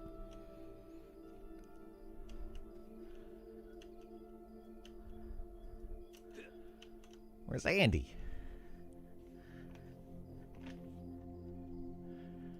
Camped out. He said he's gonna be back in like 10 minutes, and that was like 15 minutes ago.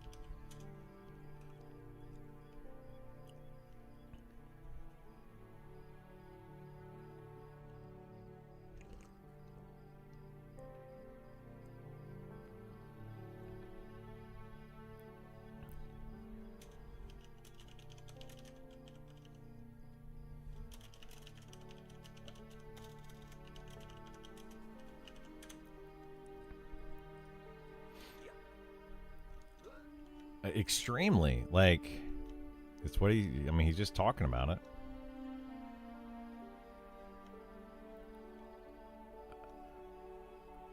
Yeah. And he says, all I got. So, like, what do you mean is all you got? Like, that you're the only person that got anything? Like, what does that mean?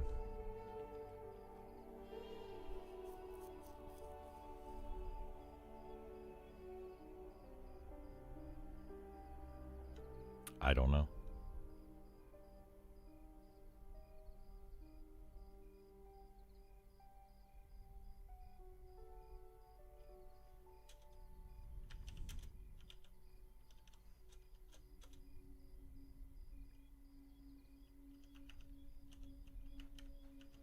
Yeah, a lot of that stuff's messed up.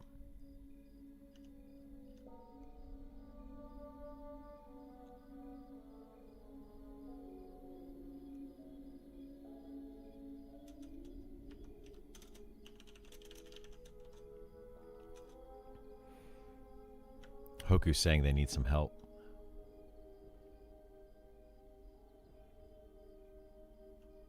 I don't know. Yeah, and oh, yeah, in Upper Salmon. Yeah, they need help over there. If we can go help them. Hoku needs some help in Upper Salmon.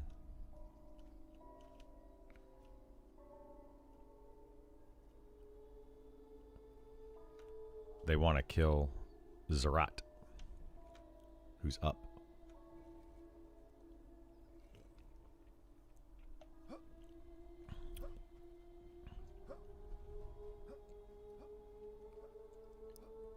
I mean, should we go help with Zerat?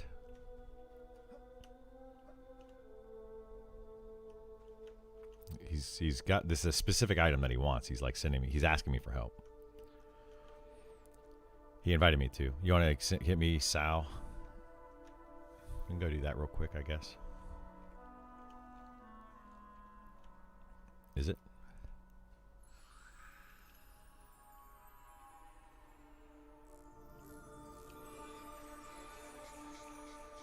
There's a specific item. He already told me what it's got.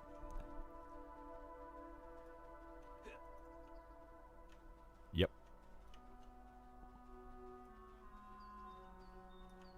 Yep.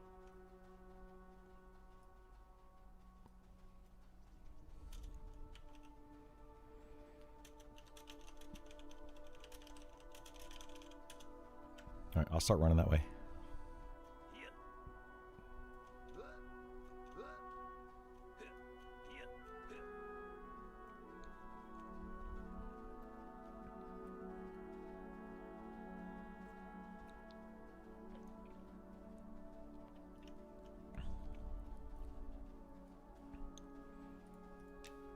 Do you want to follow me, Isar? All right, here. Okay. Well, just put me on autofollow if you want.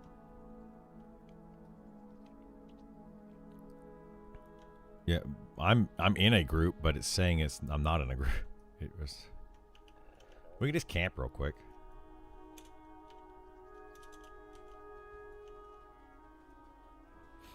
Okay. Andy, do you want to come help or no?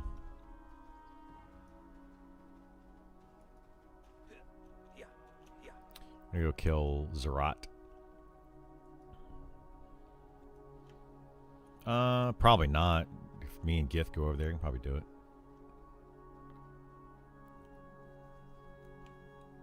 Yeah.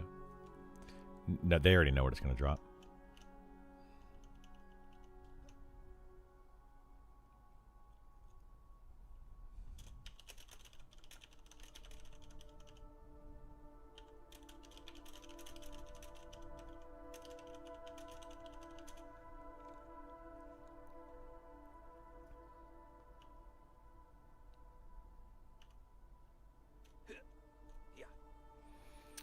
You want to ever die at 60? If you de-level you, it's a massive hit into 59. Yeah, that's what I've heard. That's what I've heard. But what if you get an XP res? Do you not get the XP back?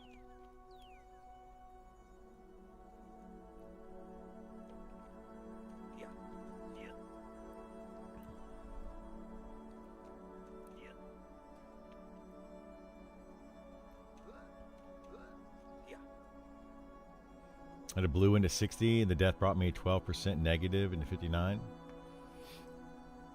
Well, if you get an XP res, 95% res, though, don't you get back like... you should get back that 12%, I would imagine. And then a little bit more.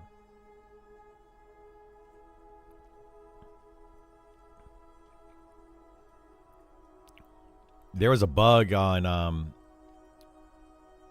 There was a bug in alpha at one point.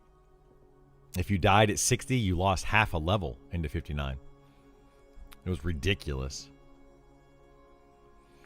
What's in the cup? Oh, this is just a Minute Maid lemonade thing. 0 sugar Minute Maid. I just wanted something a little bit sweet. So, grabbed one.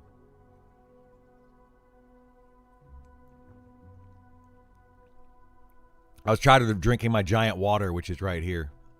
I wanted something different. So, nothing special.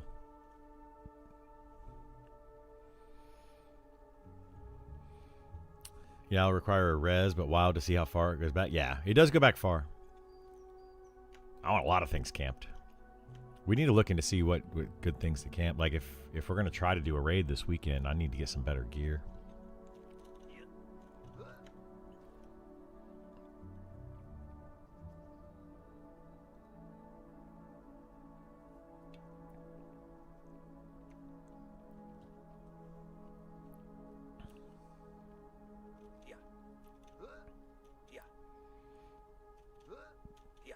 Yeah, it seems like there's a couple mobs up over there right now.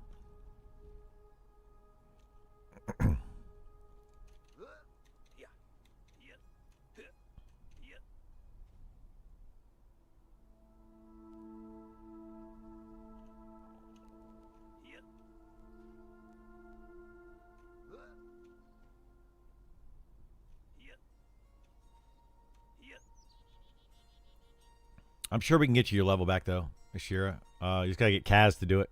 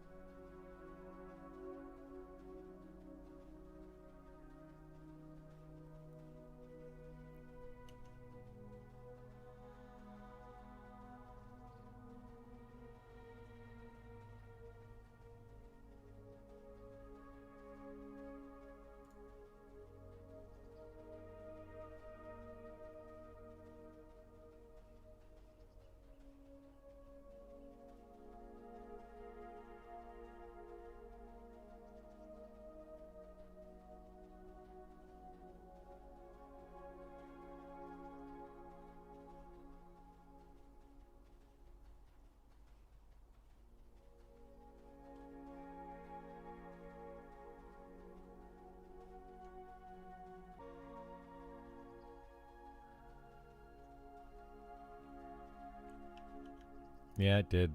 Everything crashed. I'm like walking all the way through the zone line up here. This is kind of interesting. I'm like in the Pyrmos village and there's nothing up here. Like I didn't zone when I hit the zone line.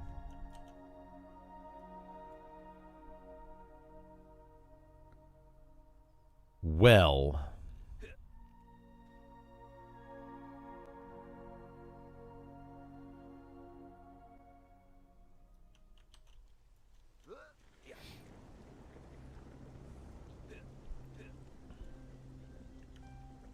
Just loading over.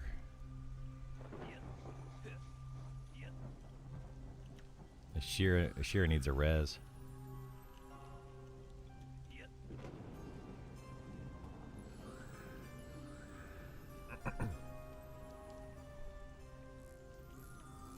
Alright, where's this at? This upper salmon that we gotta go to?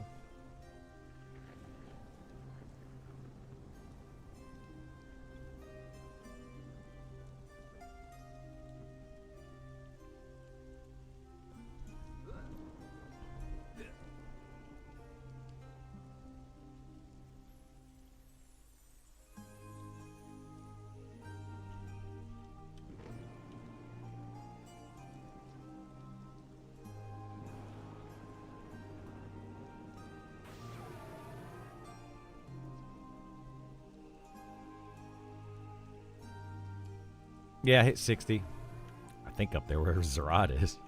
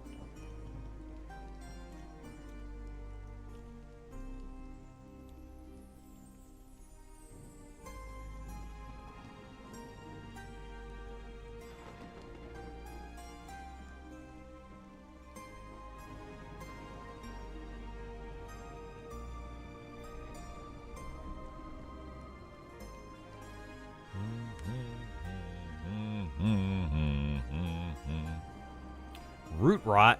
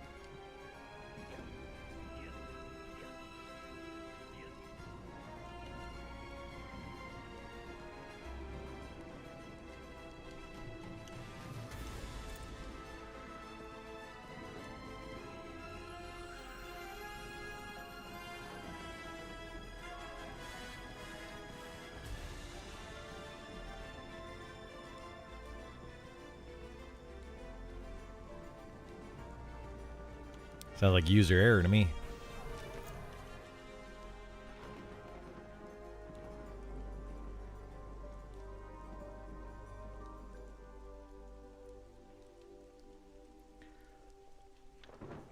Oh boy.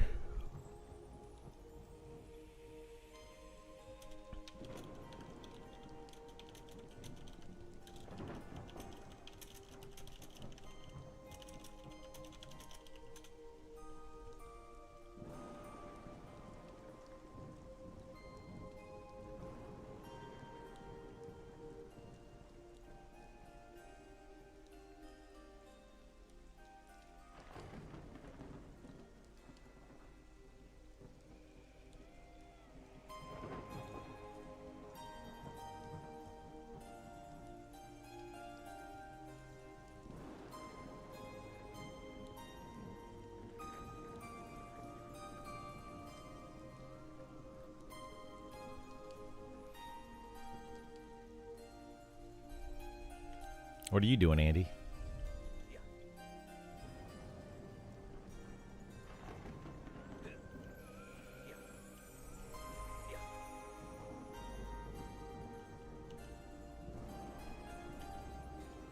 I think once we do this, we'll be able to do stuff. Once Kaz figures out whatever the heck his issue is.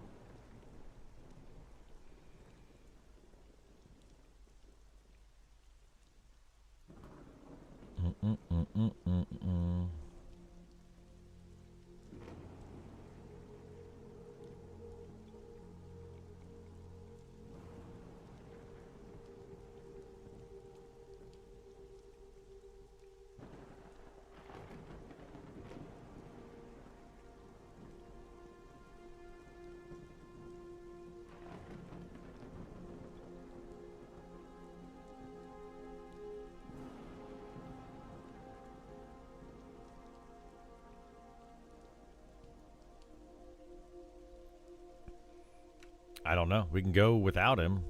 He said his stuff was not working and he was restarting or something.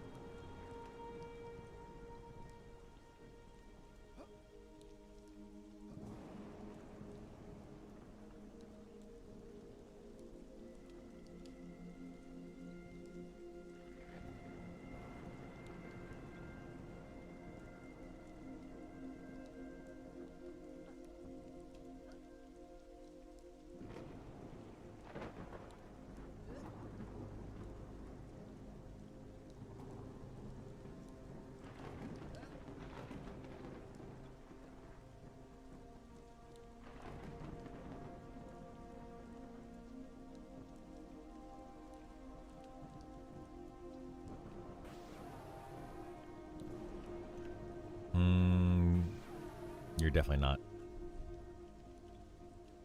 I mean, I see you, but you're not, like, a part of the group.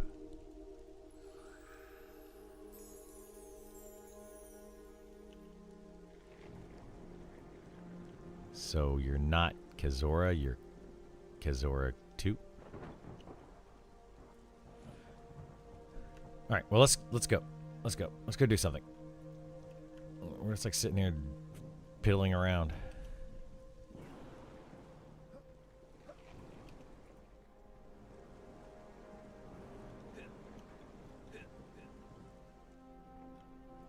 You're definitely in the party.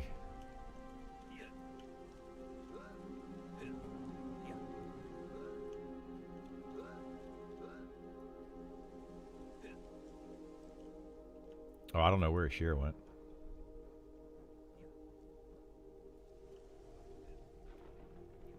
Are we invising there?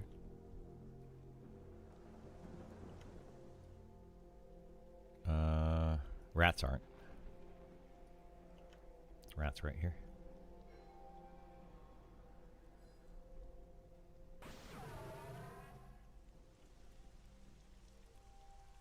All right, I'm running to, I guess, to the undead part. Was he at the rock, did he say?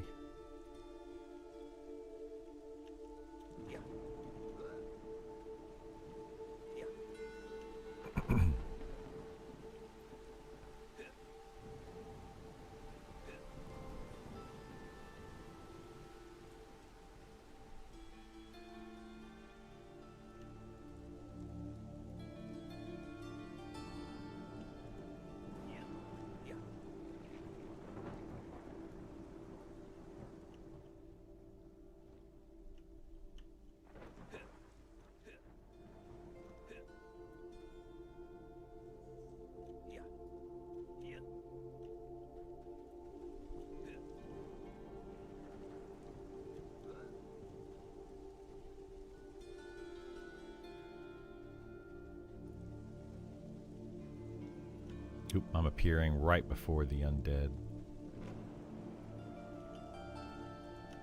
I have appeared.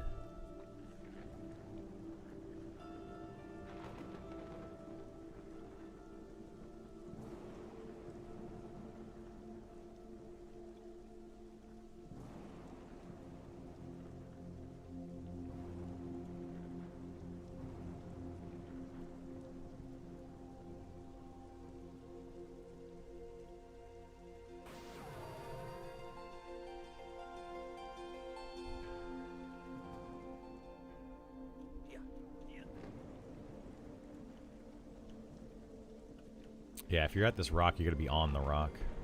Yeah, yeah, where you are now. Yeah, it's safe. Are we going somewhere else?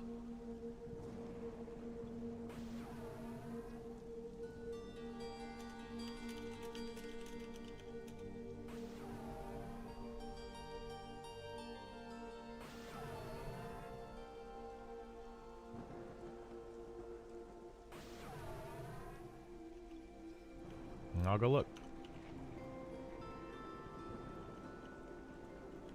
Oh, down the ramp, right?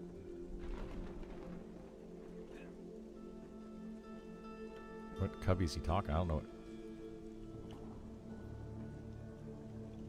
I can't see you guys.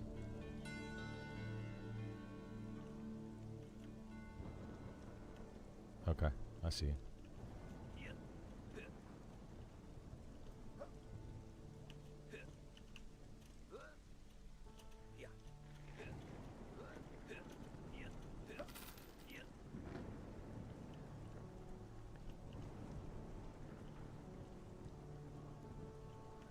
Oh, okay, down there. Is it the polar bear?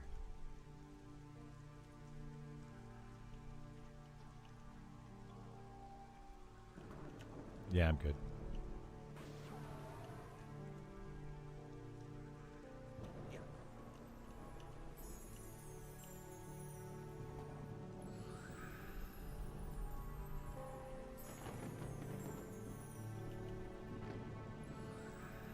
I mean, she's in Ashira. She's not anything else.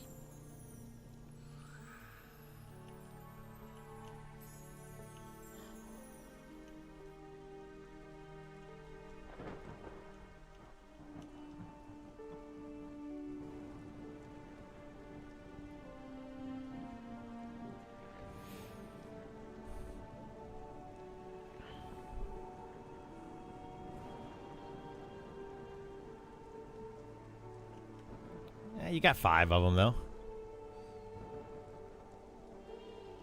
Oh, is it only 4? I thought it was 5. If you choose that one in the beginning, do you get a 5th, or is it still 4?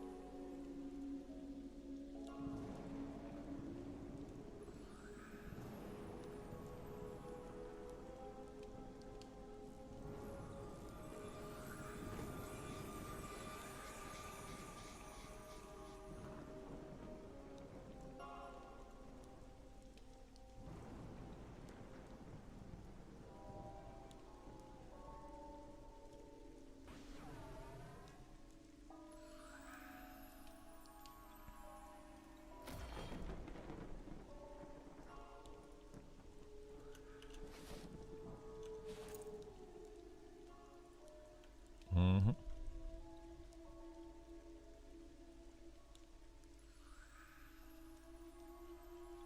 You don't like my gloves?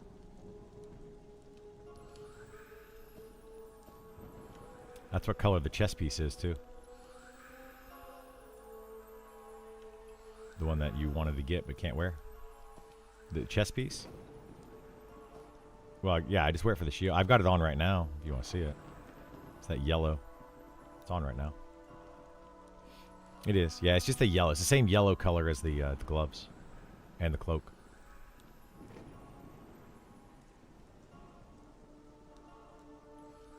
Yeah, I just put it on, use the shield, and then take it off. I need to get a better breastplate, though. My breastplate armor class sucks.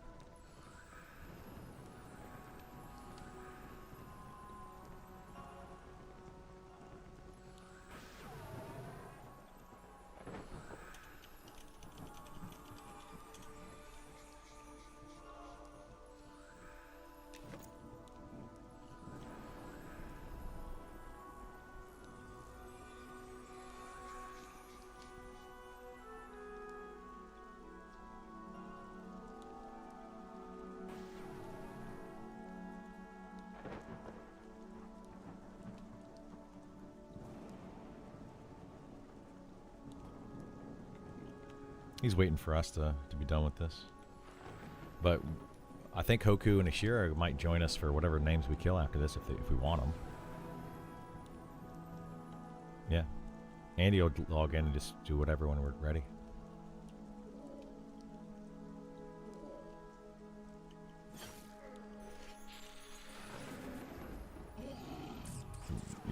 We've told him.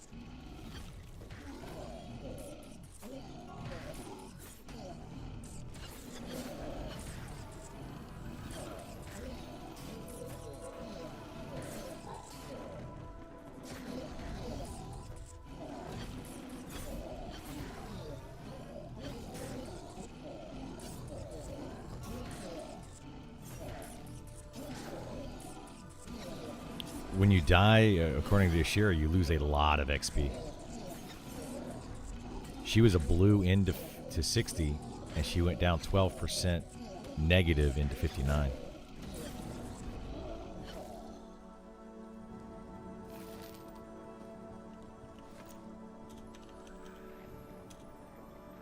I'm camping too. Yeah, can't leave the party, camp out, and come back.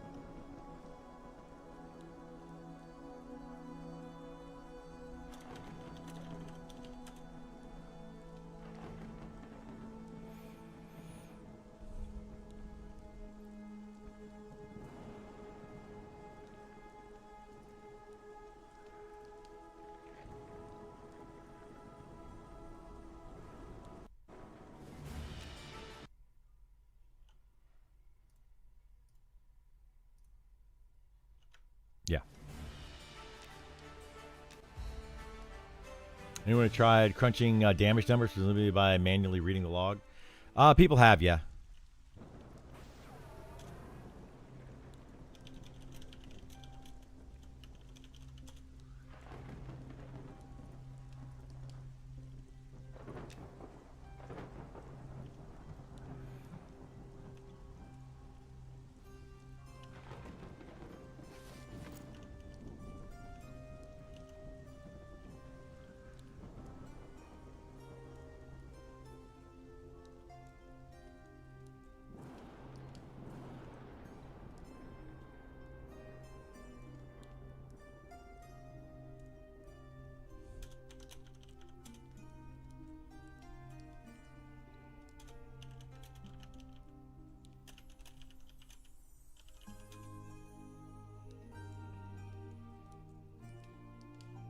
But yeah, Overture, there's people have actually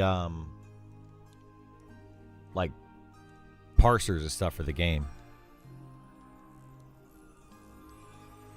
So people have done some of that stuff, but the devs have parsers for sure.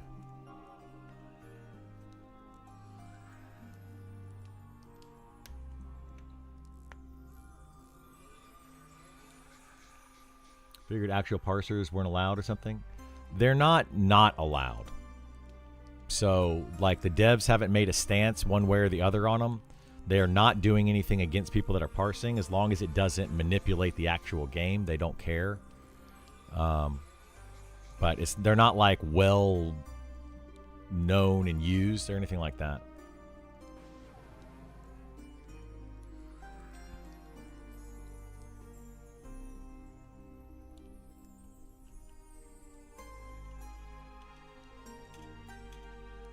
Do we know if you can lull named? All right, they were asking about that earlier.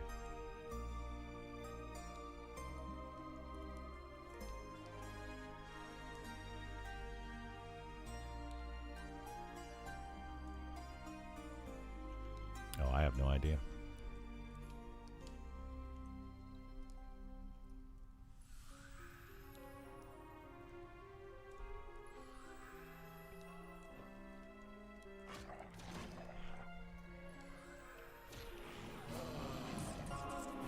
Oh god, I'm stunned or something. Alright, I've got Zerat. Using cooldown.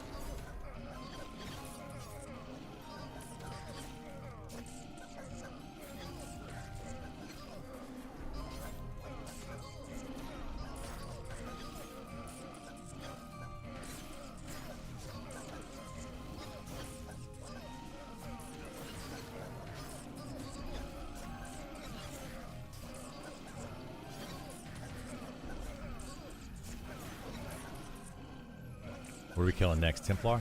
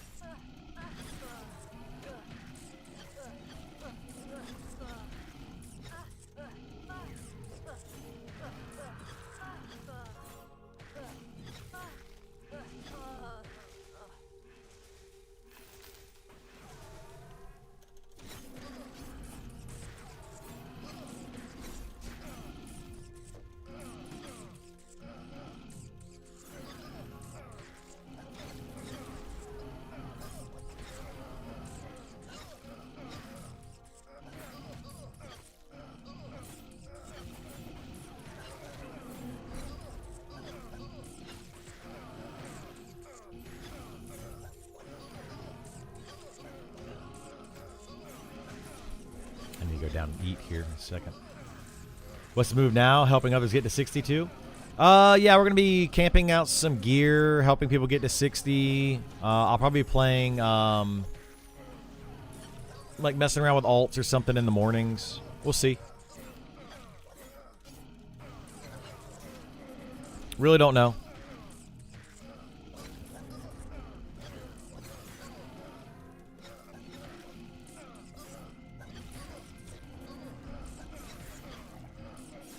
It's really dumb, yeah. Those claws should be hand to hand, and they should be like monk weapons.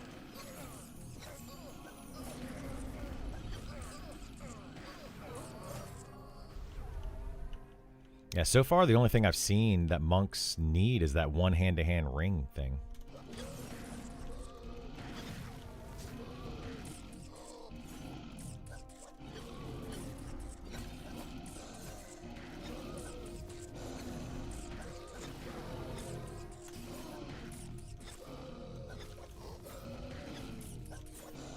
Yeah.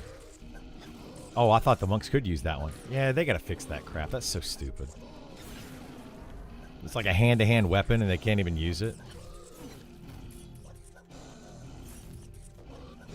Like, they're just crapping all over monks for whatever reason.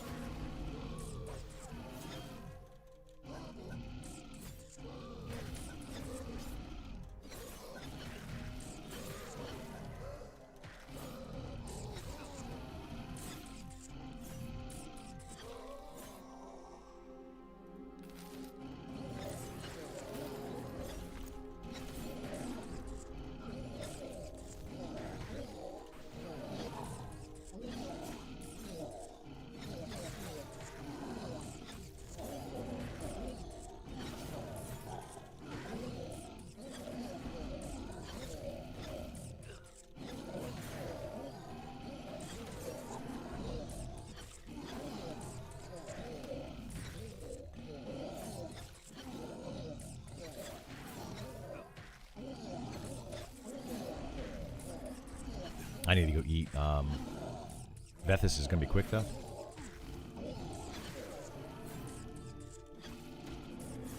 Yeah, I think he's in this building right next to us.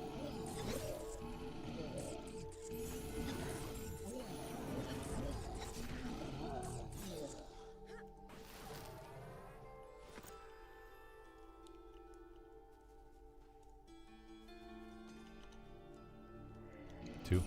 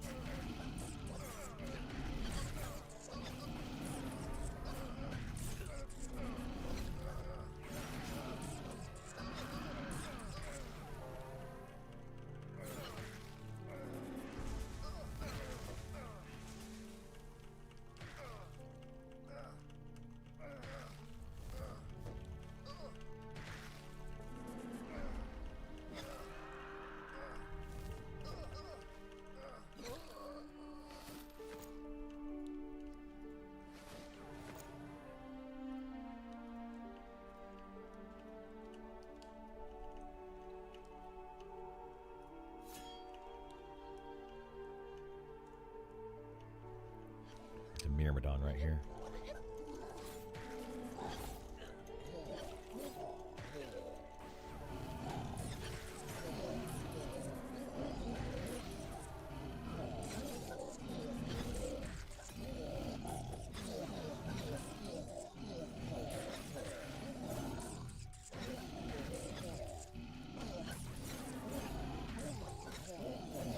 What level do your skills cap out at? They cap out at 300. Like most of your skills at level 60, they go to 300.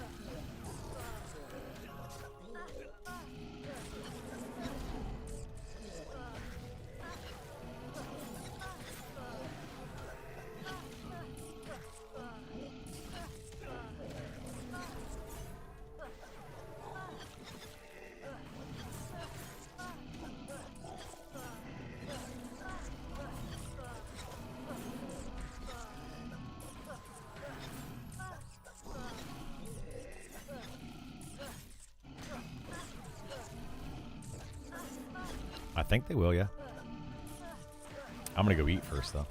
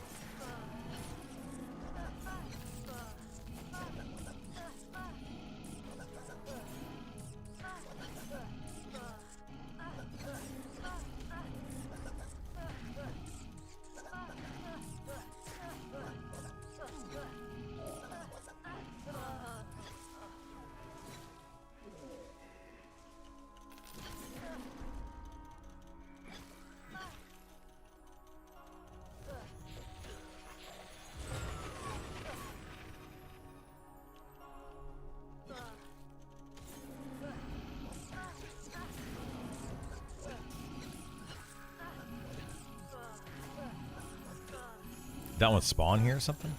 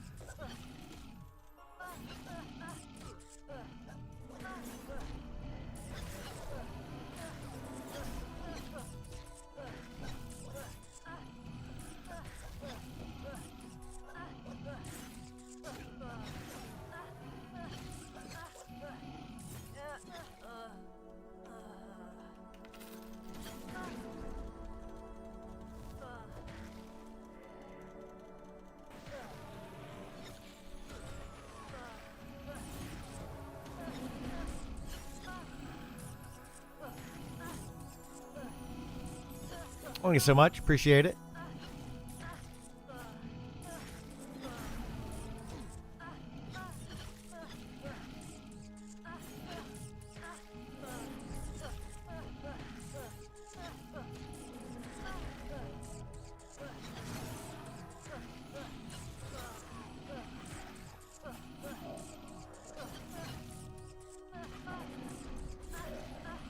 It's an okay damage delay. Like, probably better than what I'm using. At least for my offhand.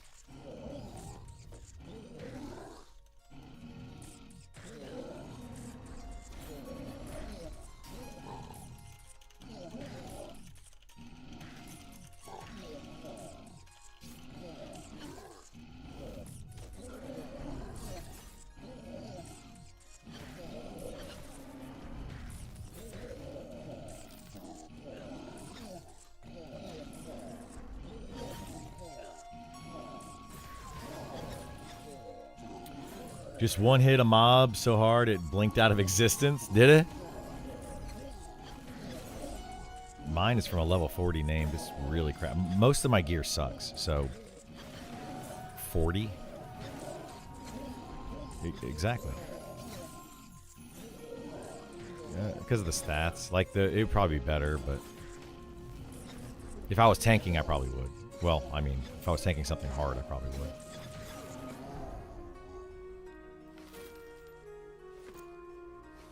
Yeah, a lot of my gear really sucks. Like, it's bad.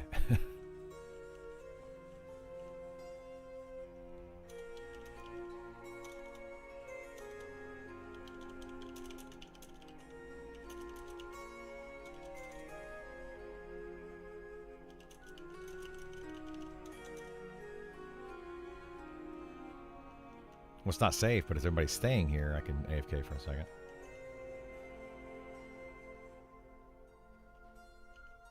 Yeah, Hoka's Pet for all the trash. Not long, I just need to eat real quick.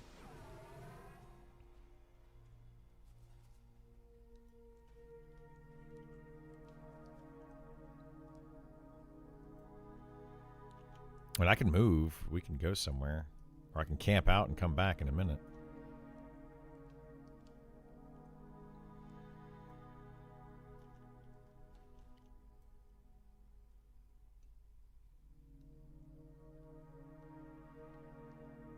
This means it can only get better? Yeah.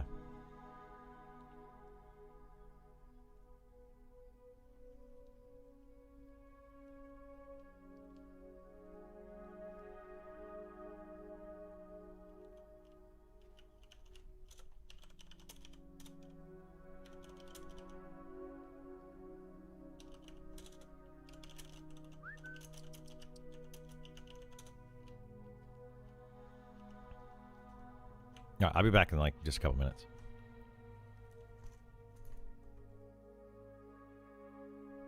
All right, we're going to keep doing stuff, guys. I was going to just end the stream, but we'll keep doing stuff for a little bit. I'll be right back, though. I'm going to go eat some dinner real quick.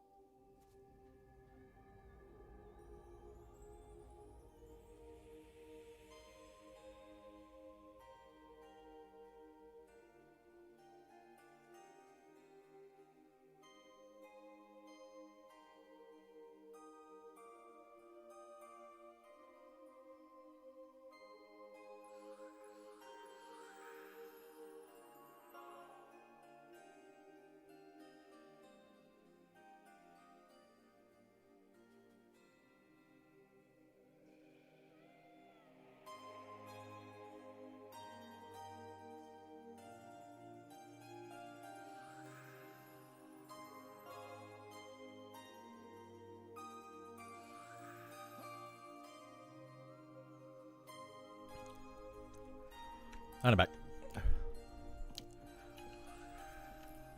What am I doing?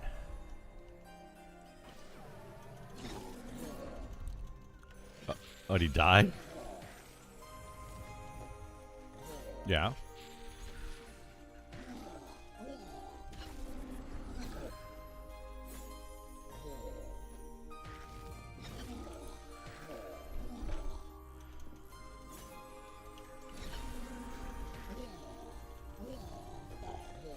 Nice. Sorry about that, guys.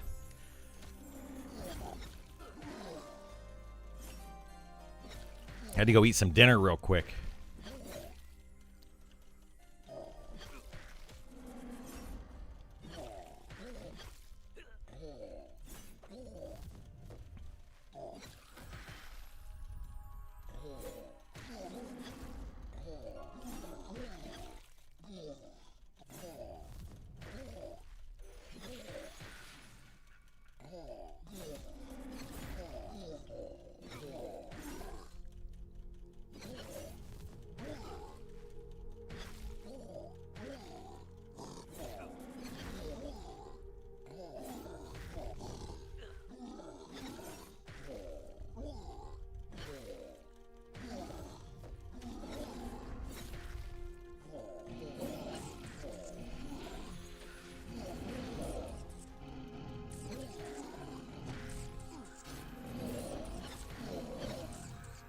I think it's just a bear making lots of noise.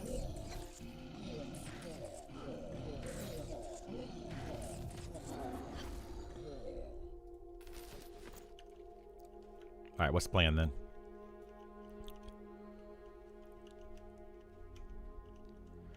All right, we invising out or I can train out, but you guys gonna follow me? I don't know which way to go to train out.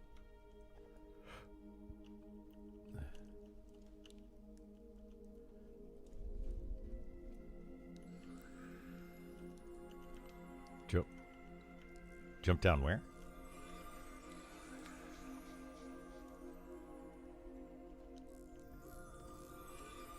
Oh, the ramp up to to the left.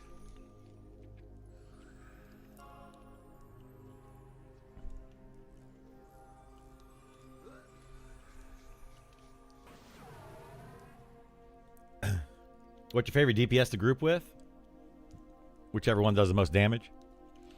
I like melee DPS classes or classes with pets, just because it's consistent damage, always happening. I don't like playing with casters that much, although I play with casters a lot. All right, so am I just training out? Oh, I got IVU. Okay.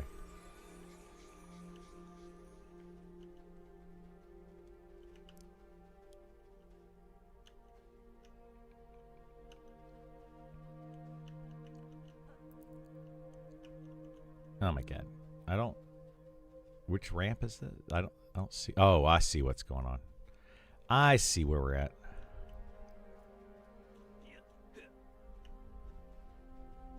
Yeah. I mean, I can train the rats. You ready? Here we go.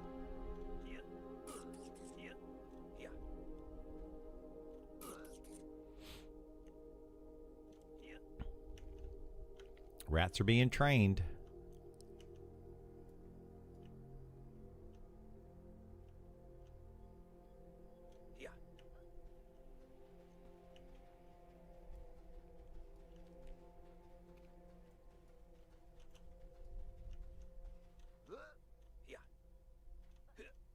Hey, what's up, Xander? How you doing, bud?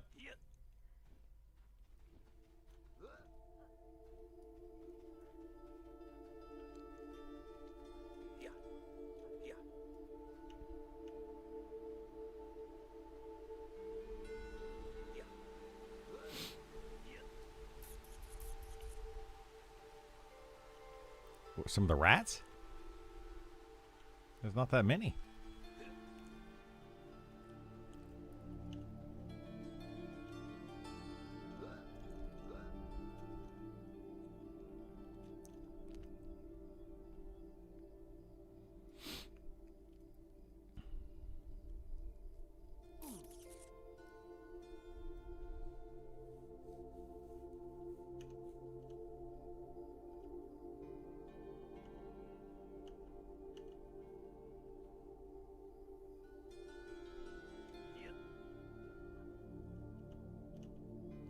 Anybody let Andy know? We're going there now.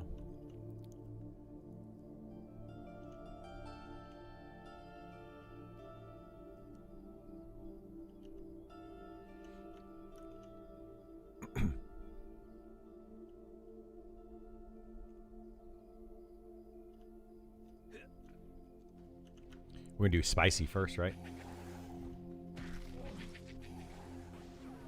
Yeah, it was like an hour ago.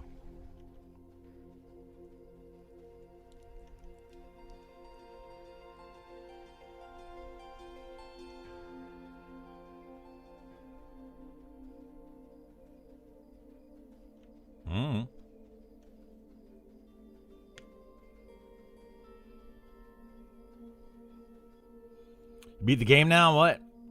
Now we farm gear. Farm gear and do fun stuff. No more having to grind out XP. Just all about the funness of exploring the world.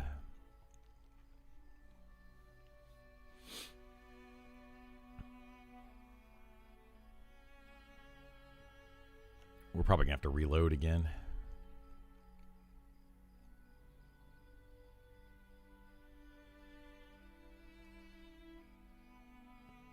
Has there been any fun stuff up to this point? I've had lots of fun. Like, I enjoy just XPing and stuff. I don't know. I enjoy just, like, hanging out in a group and XPing. What I don't enjoy is having to solo it or, doing stuff not in a group. But if the solo is more efficient, then that's the way that I do it. This game fully out yet? No, not yet. It'll be in early access June 1st. And 1.0 sometime after that. I imagine it's going to be at least a year for 1.0.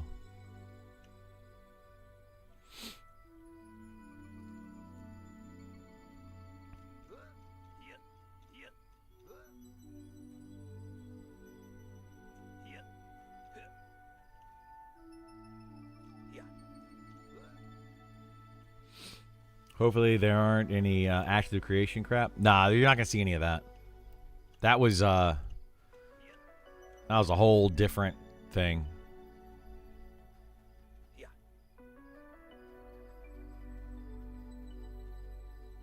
Yeah, you'll like this game then. If you like old school EQ, you'll like this game a lot.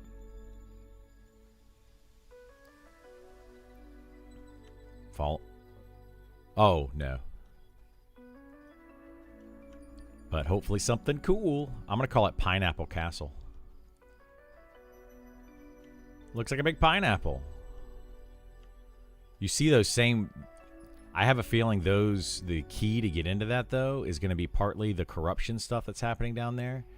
And then also over in Glass Flats, there's the Drake area with all the crystals. Also has those pineapple castles.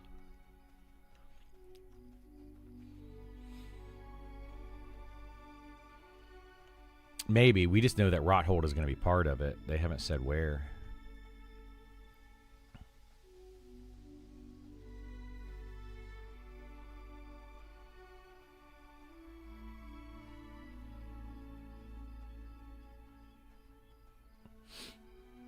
There is a /played command. It took me 17 days. Well, just under. Just under 17 days to get to 60. Do Giants drop a lot of coin in this game like EQ? No. They drop a normal amount of coin.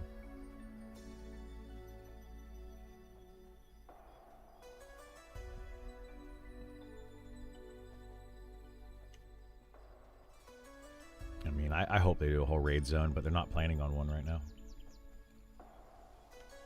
Not outside of the expeditions. Like, the expeditions are supposed to have one.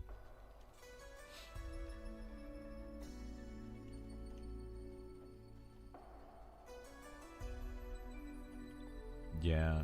I don't know when that's coming in, though. It might be not till Module 1.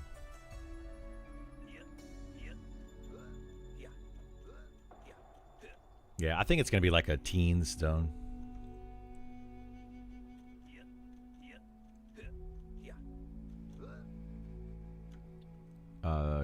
Caves used to be Scarwood.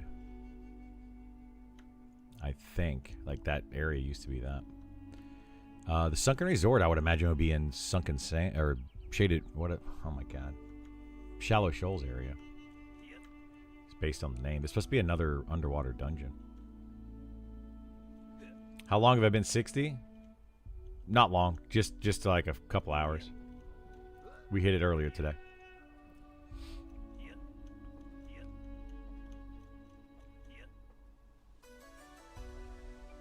I appreciate it. Yeah, I'm a little bit behind where I would have been. I went on a vacation last week, so I had to catch up a little bit, you know. But it's all good.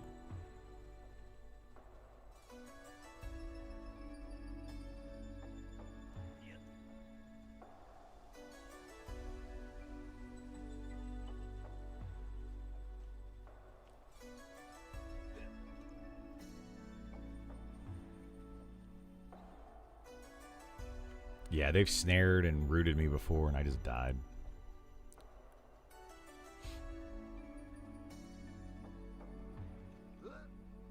You could fill the entire XP bar at 60. You can fill it all the way up. So now you just farm high level named? Yeah, high level named and just a lot of different things. There's a lot of good items throughout the game at different level ranges. So I'll be doing that, farming some other stuff, and then probably playing some alts.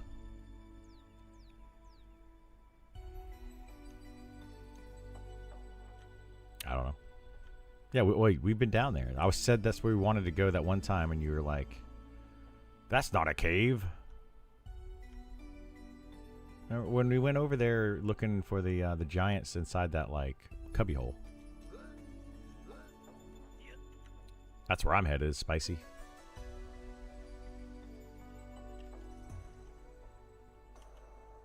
Oh, the run up that wall?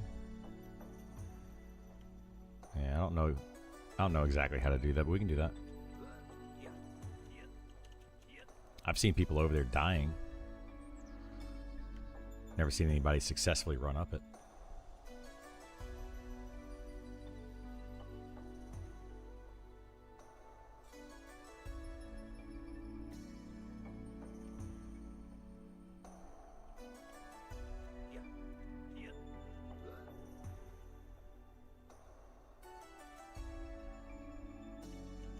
Go to the big pillars. The main pillars. Where are you at? Is that you right here in front of me? Oh, that's Kaz. Where are you at? I don't see you.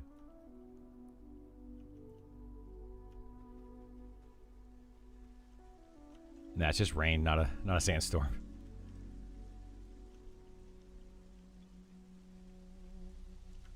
Oh boy, this will be fun.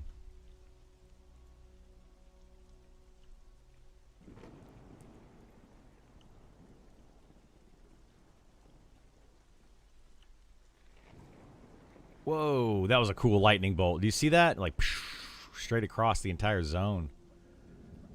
That was super cool. I love just sitting and watching lightning in this game. I want to get to, like, a high point during a rainstorm and just watch the lightning.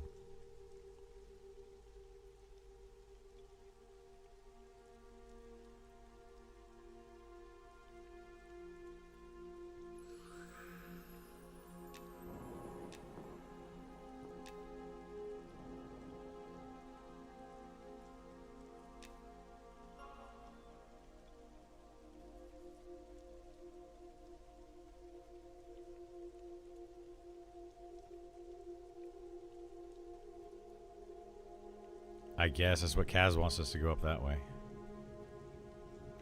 I guess a shortcut he knows of.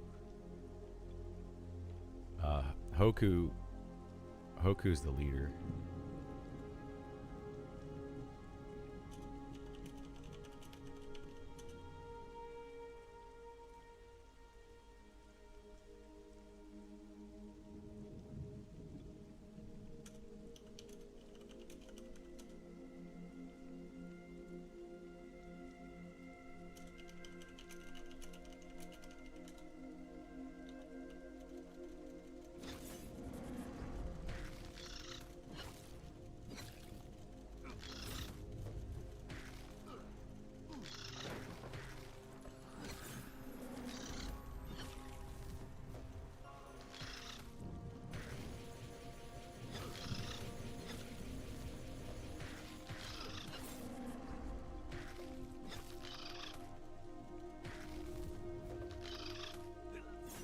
He's probably going the way you normally go in.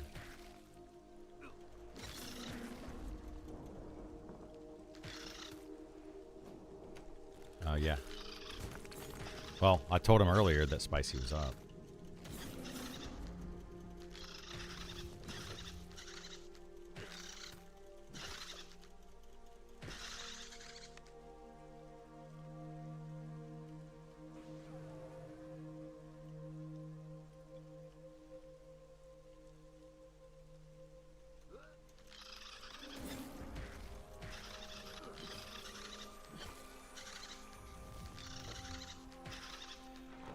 You guys just res a level 46 Beastmaster pleb who hit the bankers in Night Harbor? I mean, I didn't.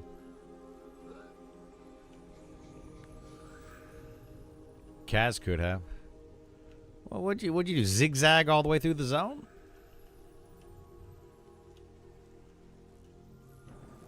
I mean, I've aggroed a big train before, but it's the train aggroed more mobs as it went, so they all came together.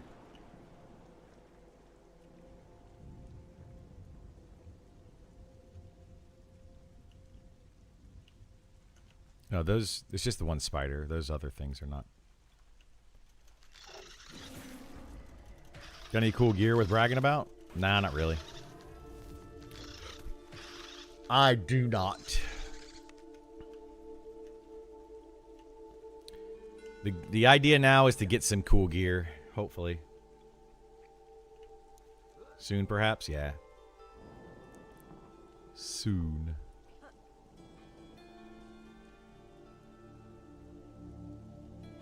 This way, right?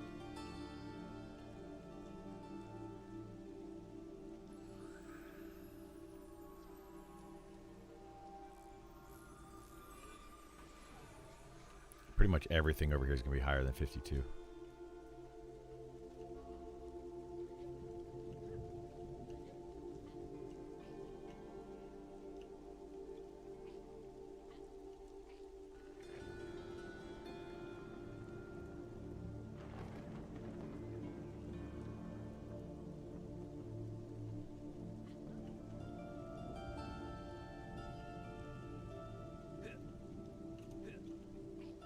Yeah, like that. This is where I don't know where to go from, though. Is it up this thing? This is as far as I know. I don't...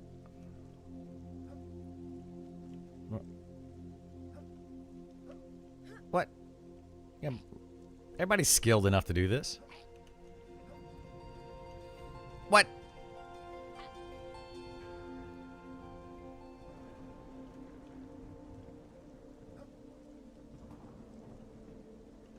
Yeah, you gotta get like right at the top of it and jump. Try to jump from the other rock. This one over here. What? It's not hard. Is it? Like, does that really make a difference? I don't know.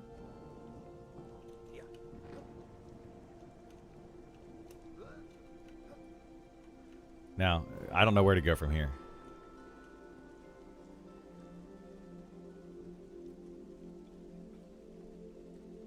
Yeah, he made it.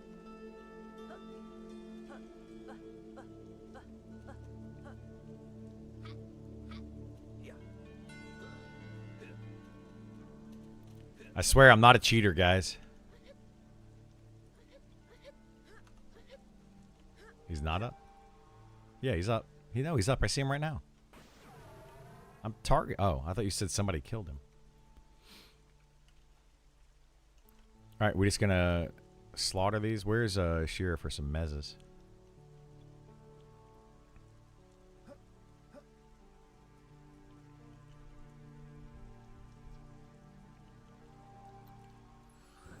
Yeah, buff. I'm not killing anything.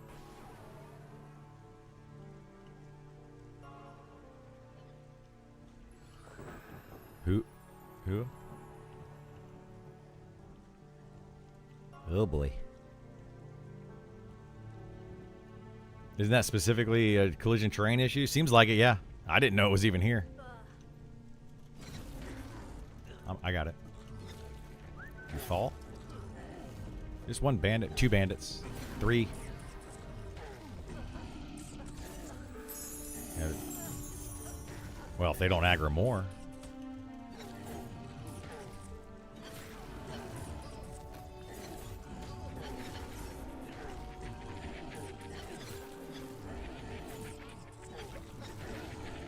Shira's mezzing, so just make sure you assist me.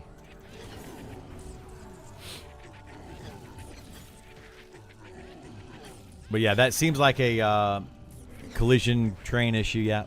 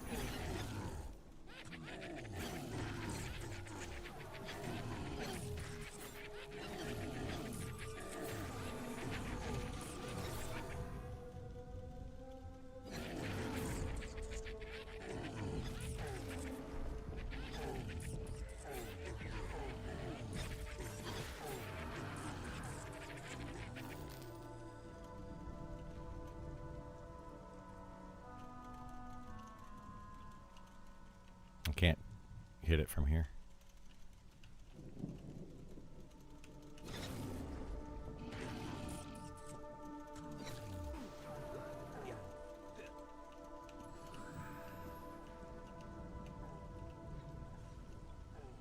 Oh, ads. Yeah.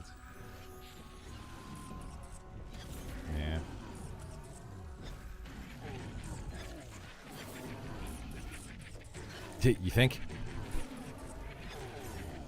We just entered the jungle.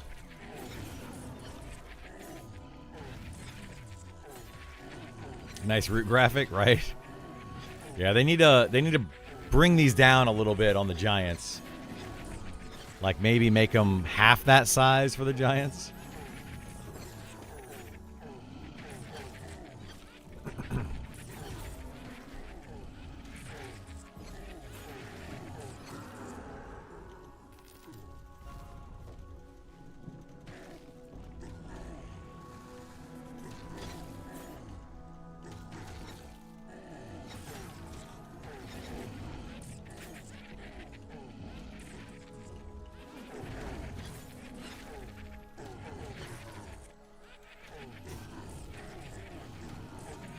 He didn't. The mob path funny, I think.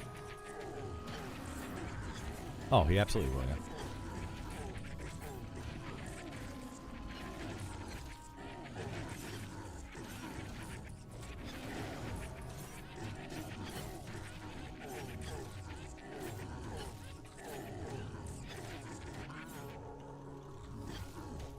Level 60.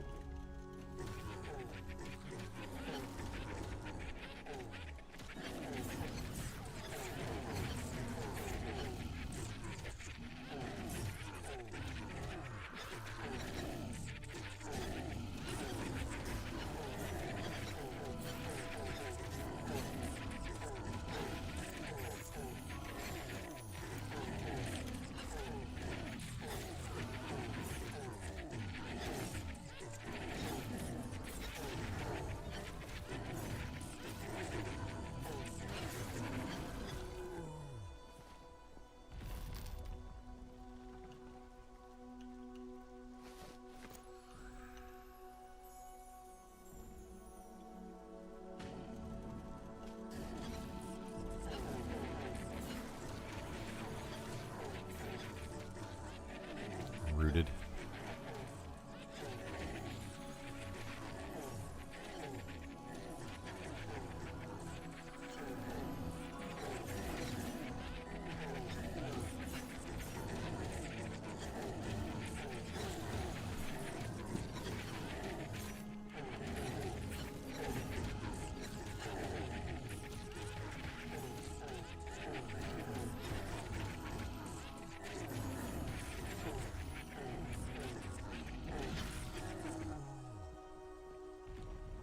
All right, we ready for spicy?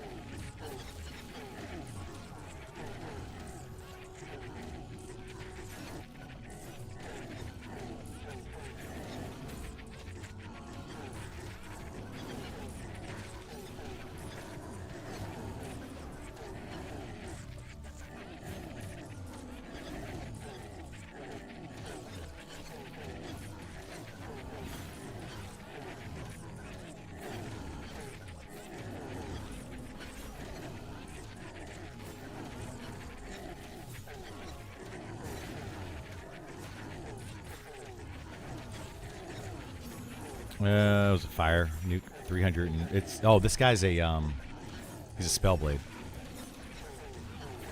So yeah, he can nuke really hard.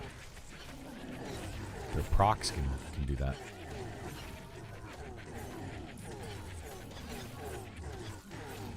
No. That's why this mob was always really hard, because he would just proc a ton.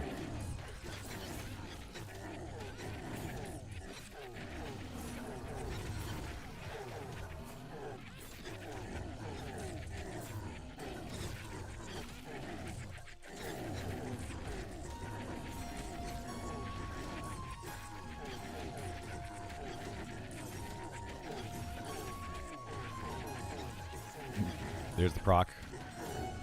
Yeah, I've been taking 22 damage on strikes. Fire Infusion is only hitting me for 6 or 7 damage, and then he just like big hits every now and then.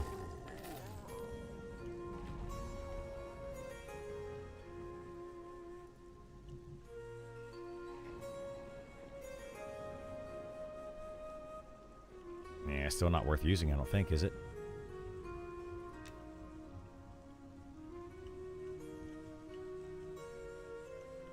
I mean, we don't know if they've got new new items or not. I'm talking about the one that's over here.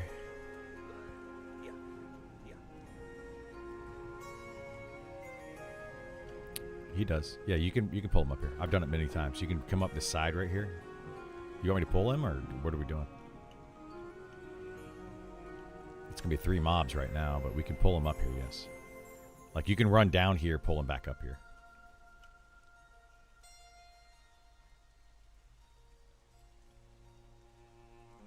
It's whatever.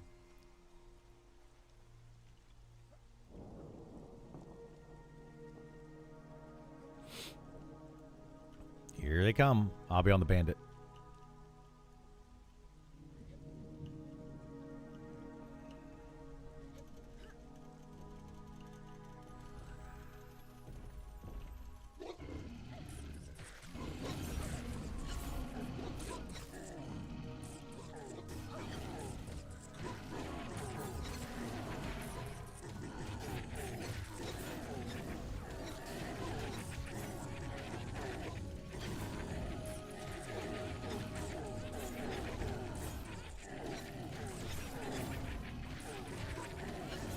Might be able to charm the dogs.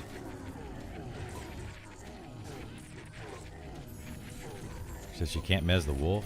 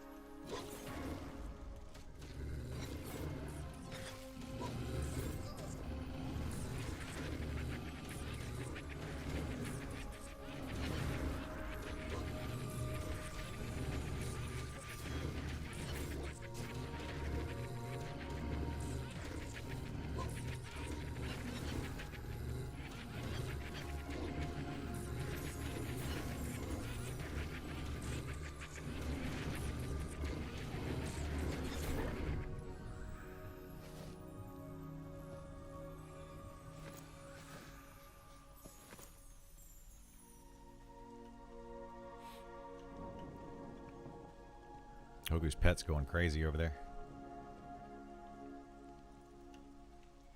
Oh.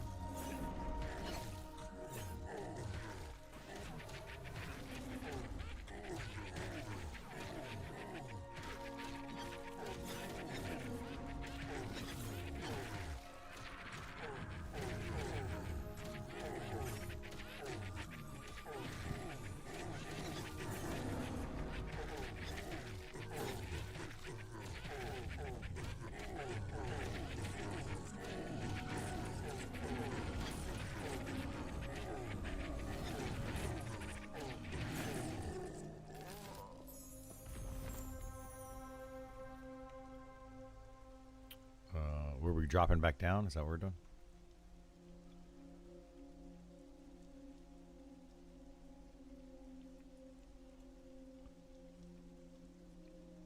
Let's watch those pets when we go down this hill.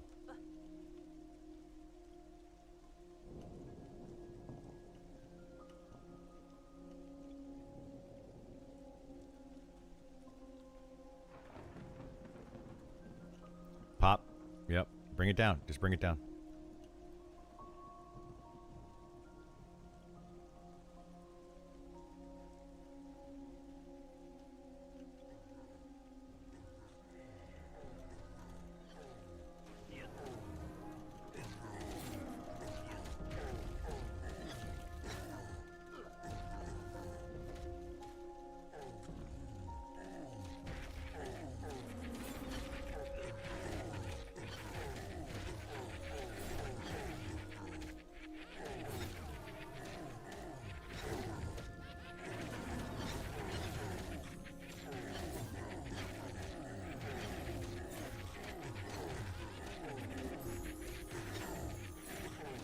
You like feet?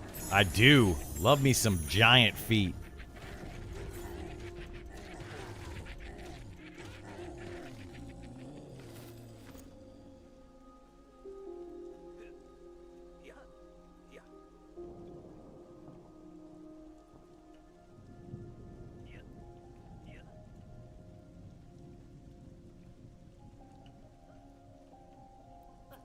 Oh, this one.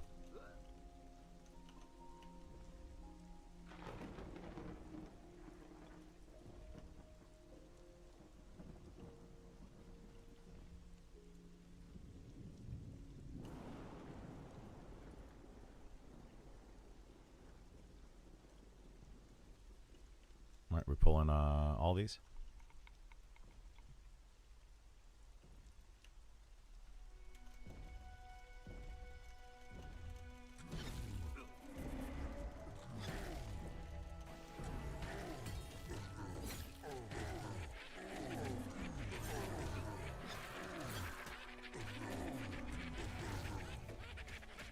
How you like them cankles?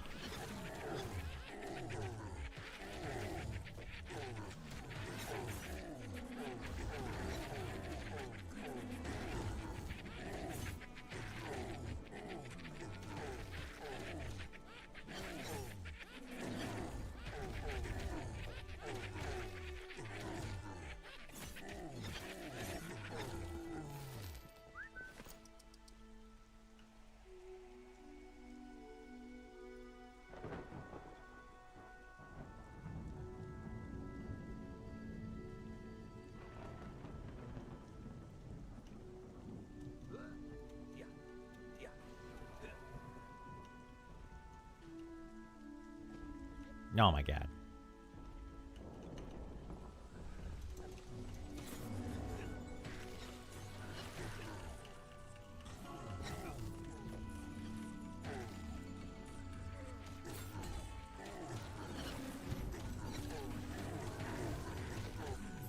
Winrose out in EA, super fun. The Pirate Valheim. Oh yeah?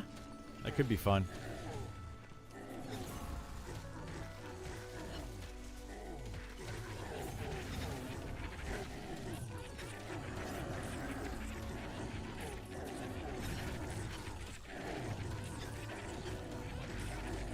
Yes.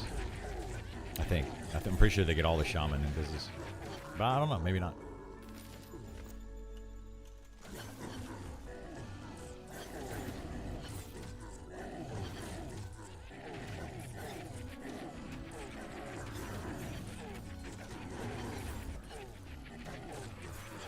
Yeah, I might be able to check some games out now that I hit 60, Burl.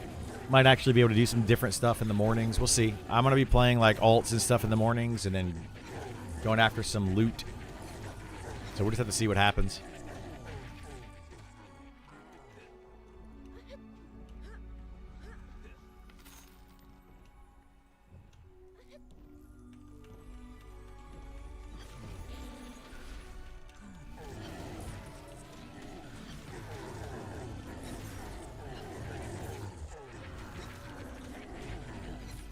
Saying good night, all. Take care, Cruda. Have a good one, bud. Appreciate you hanging out today.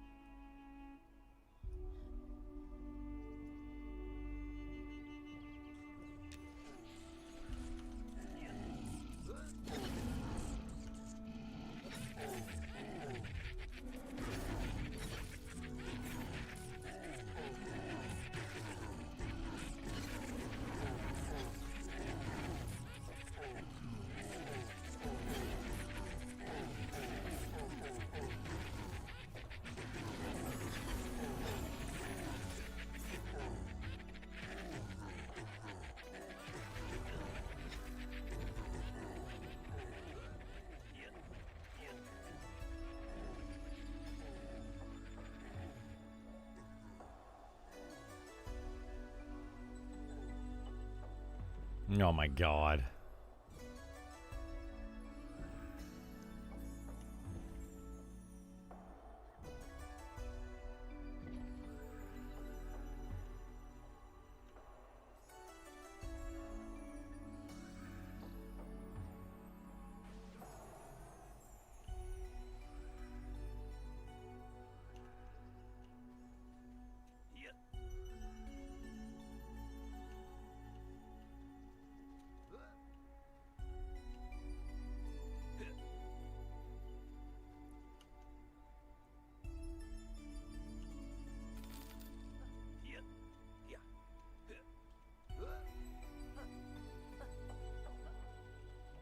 I guess.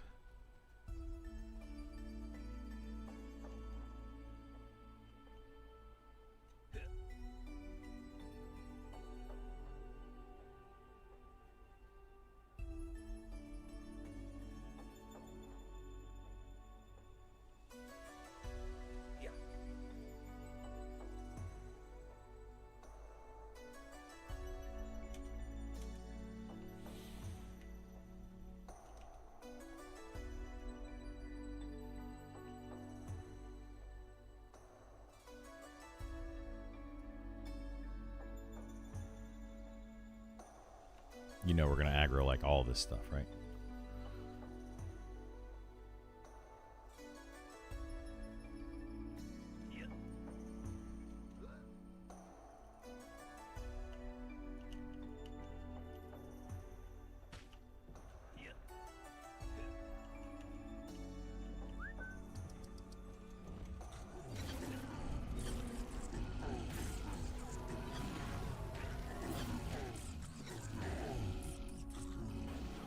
Mm-hmm.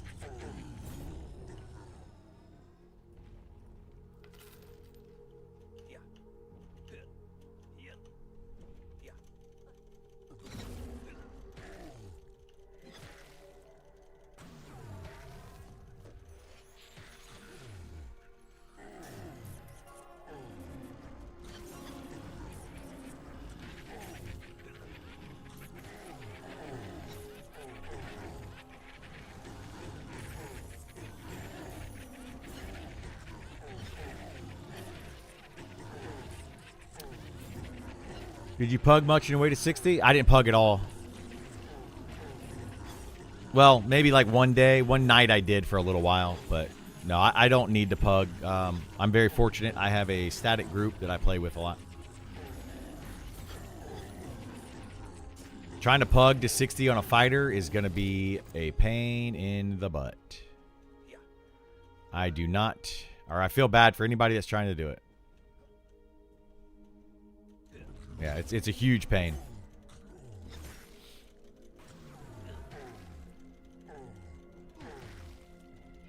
I'm trying to get them to fix it, but people don't want to listen to me about the group XP issue. Unfortunately, there's a lot of people that are fighting it. Right now, solo XP is too good. What issue is that? The solo and duo XP is way better than group XP. So you have a lot of people that are solo and duo. So if you're playing a fighter and you're trying to get XP, a lot of people are doing it, only if you have like a healer. So it's just an issue.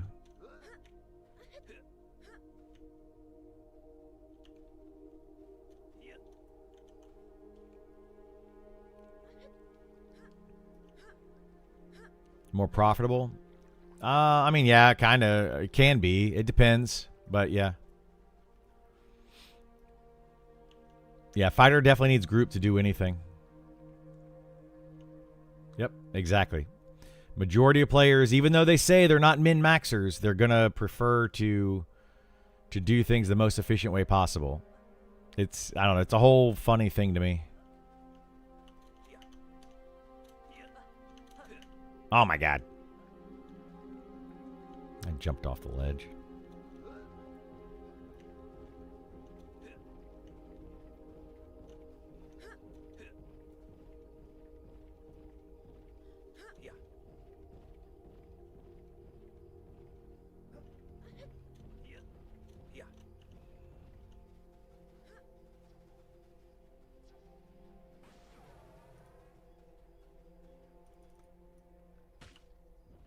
Yeah.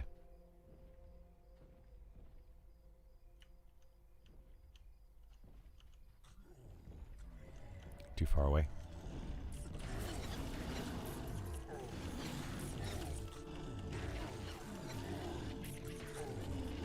Basically play SK or don't play tank if you don't have a static. I mean, yeah, I would say that, yes.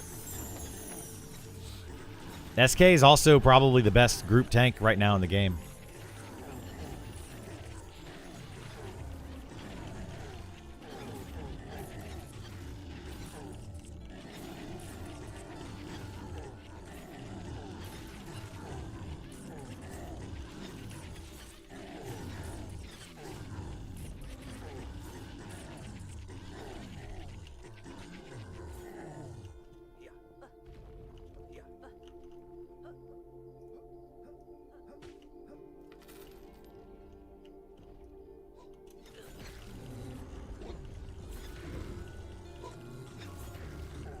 SK felt broken, played in the November.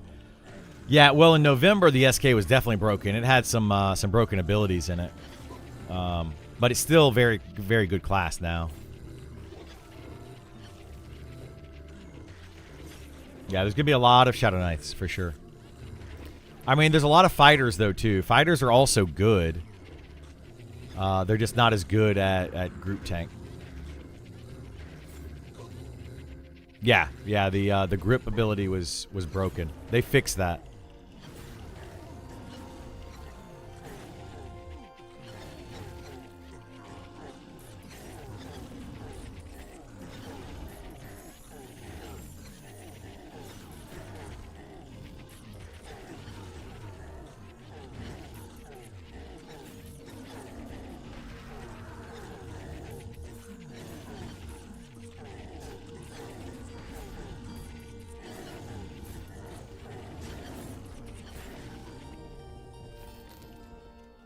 Yeah, monks are really good pullers. They're the best overall pullers. This is way too dark. Okay, there we go. We pulling both these or no?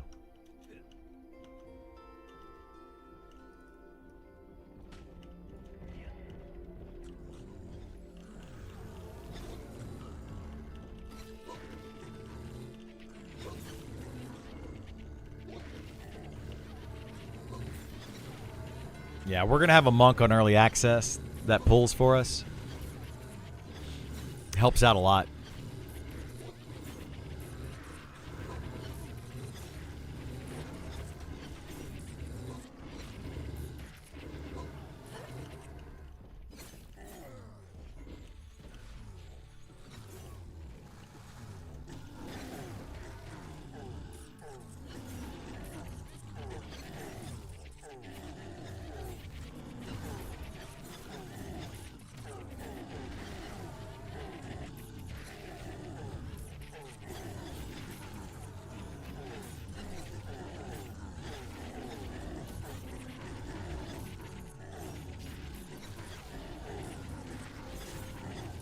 EA will have a sub. Yeah, it'll be $15 a month.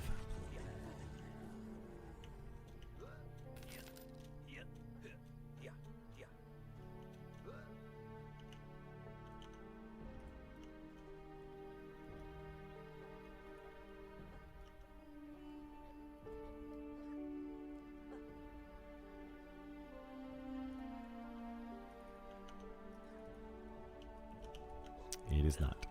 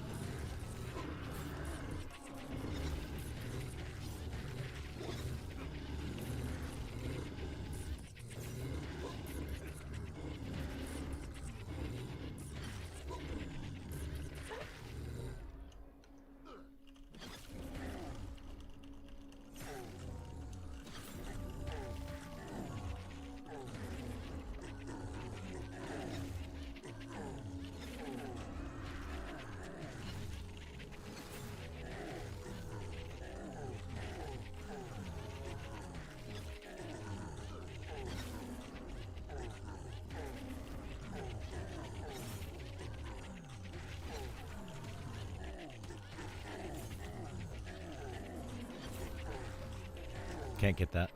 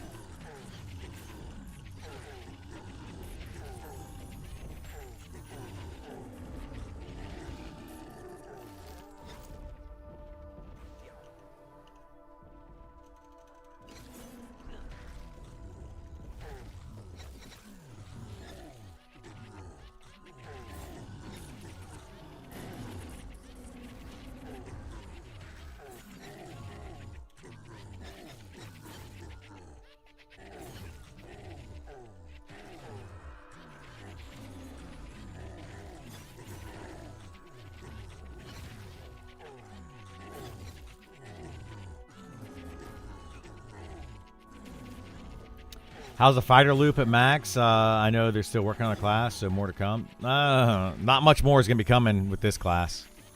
I don't think. We'll have to see what they do, but it's basically just spam a couple abilities.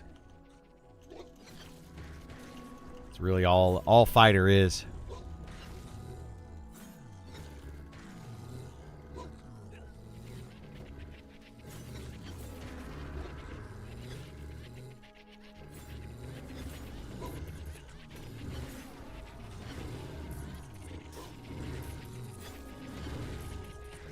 Gonna go enchanters, so I get groups easy, but can also solo. Well, yeah. When they nerf charm, the enchanters are not gonna be able to solo very well, but they'll definitely be able to get groups. Definitely get groups.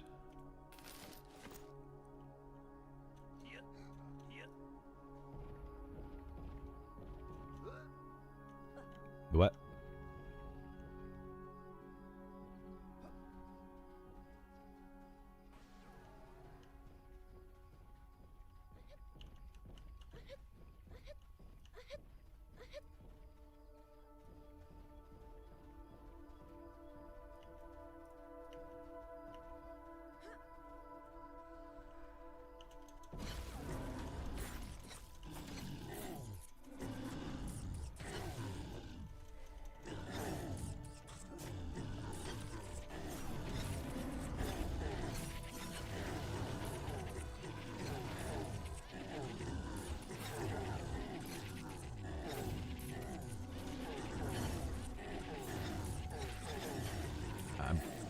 I'm pretty sure a monk soloed it. Because they can just punch and then feign death, and then punch and then feign death.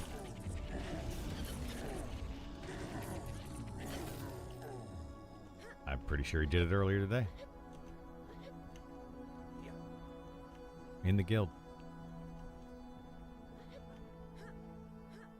I mean, he killed it earlier today, for sure.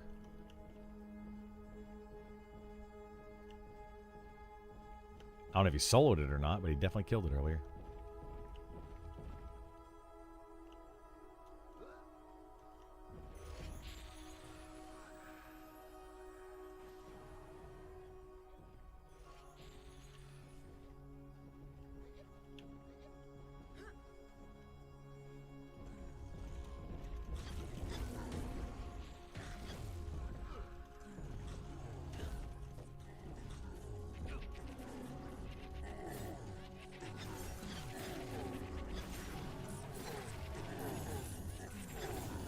What zone is this? The aesthetics dope. This is Vale of Zintar. So it's the giant city in Vale of Zintar.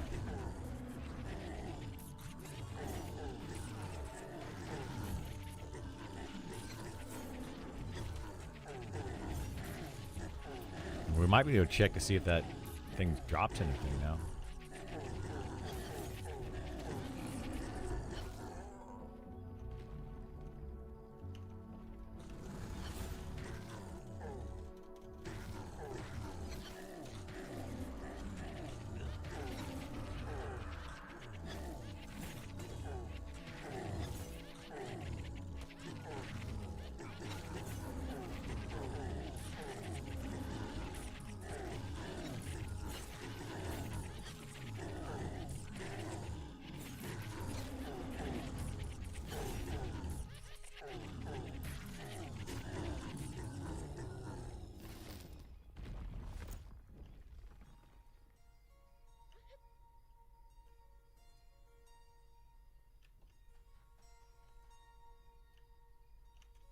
Yeah, they got a whole city up here.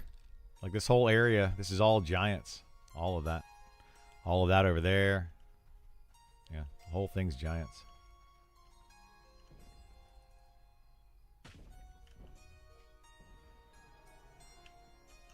That's gonna hurt. I did.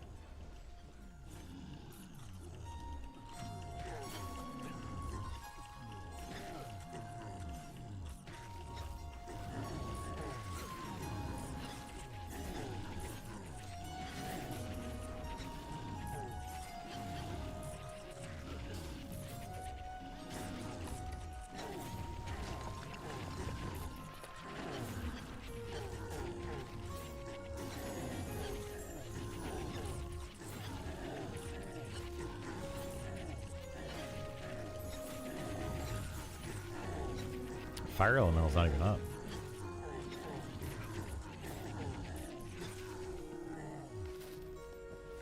Honestly, I think it's the name. When the name pops, he spawns it.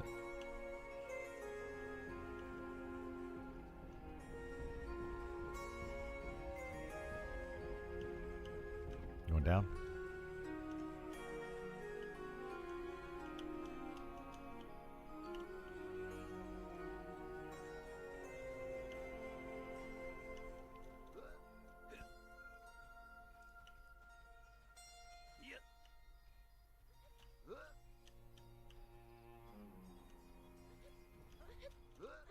Suncaller, this will be fun.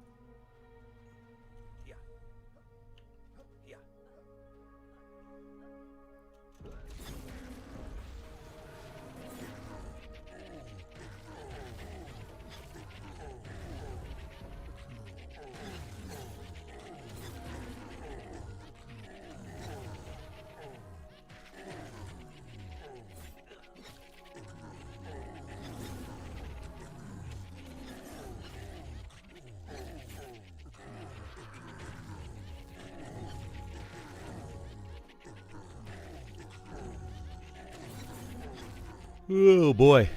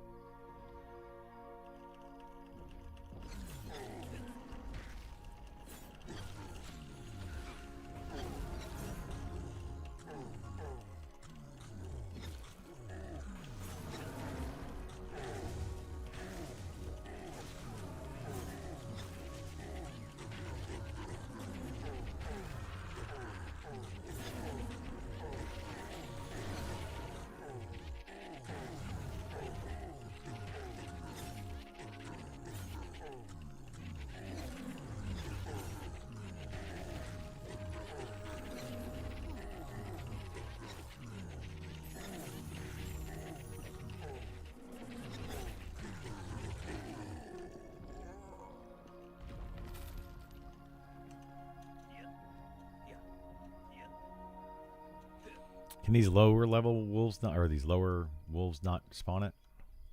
Just the ones up top.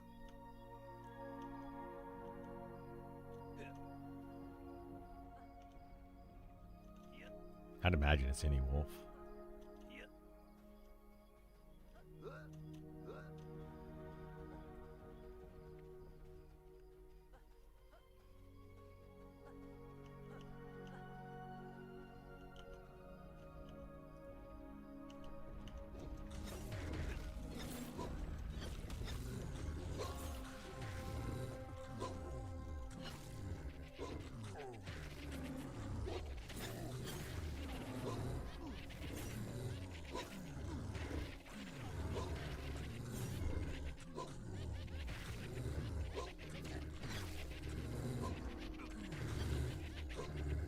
She's got like 150 charisma or something.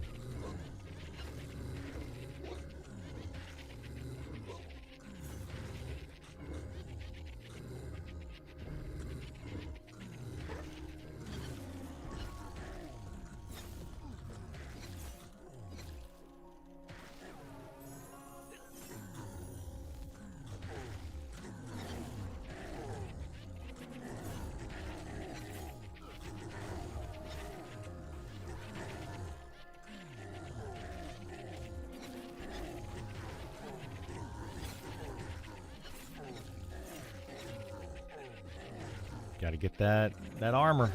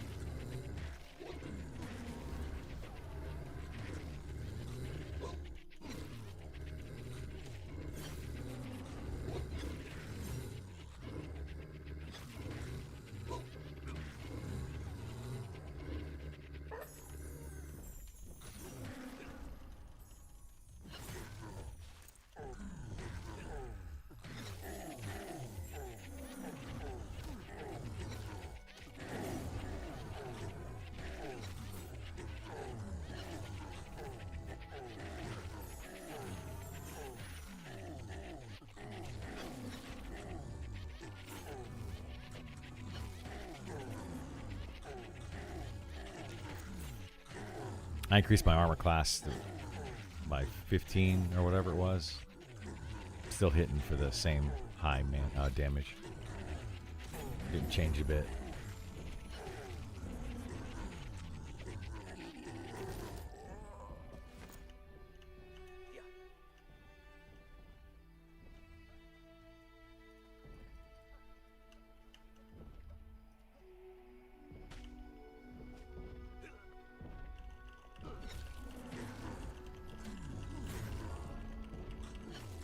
All the others and 50 are hell, but not 60. Interesting.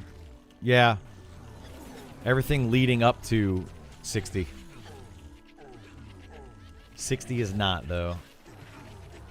Doesn't need to be.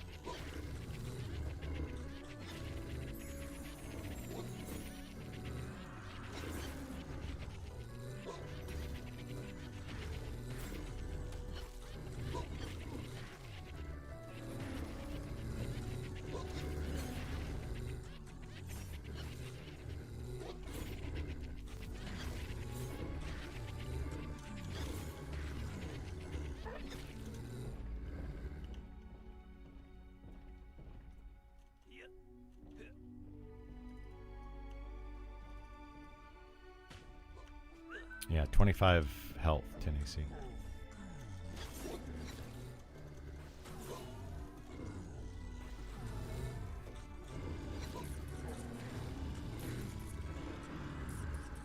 I need a lot of gear though. Like, it's really bad. I'm extremely undergeared. Not gonna buy stuff that I need in town. Are you kidding me? Yeah, we need to camp stuff that people are. They sell good stuff, but what I need is the stuff that people can't kill.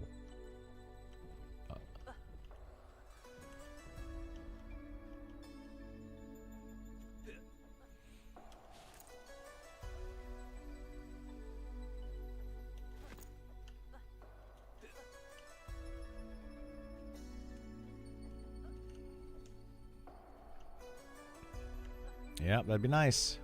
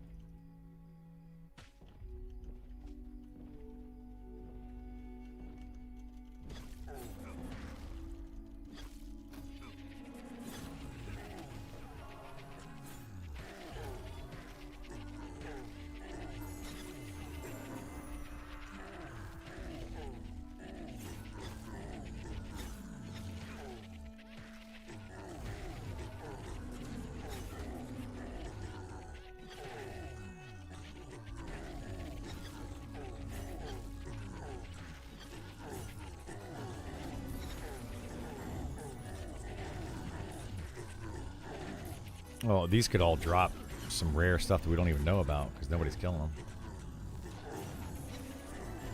Never really know.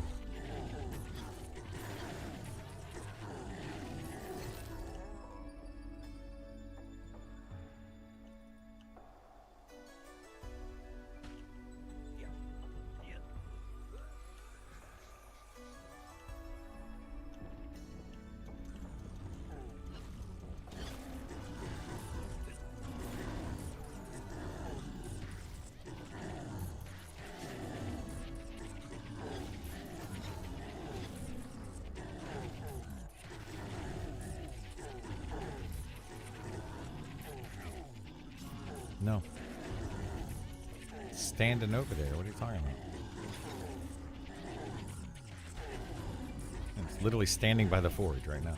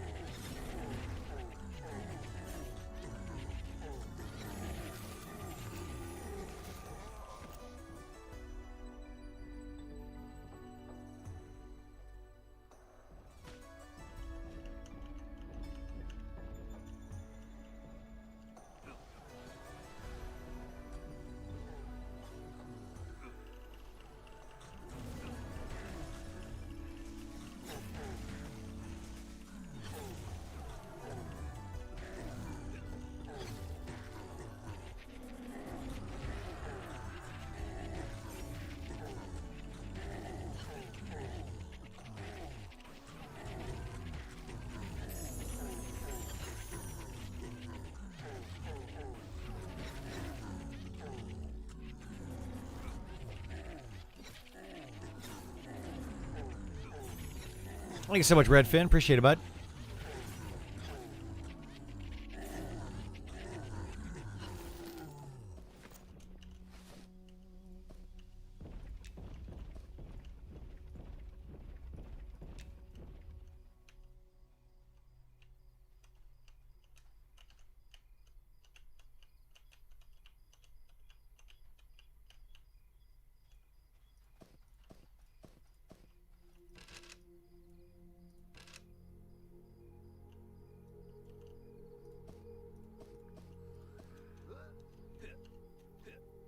Nice geometry. You like that?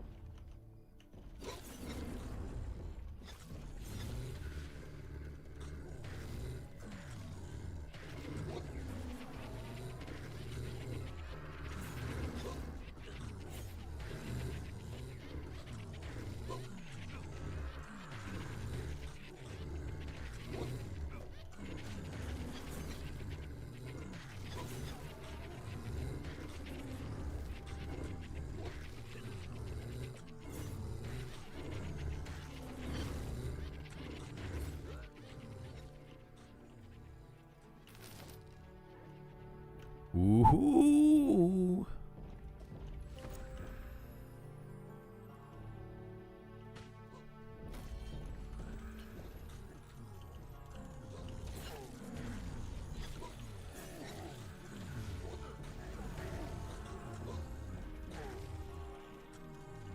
Else from Bandit.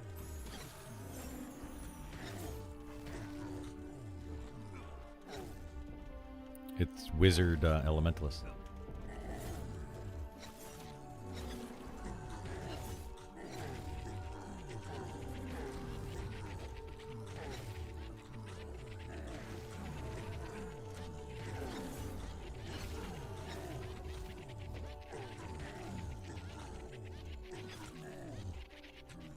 No, that's the highest one.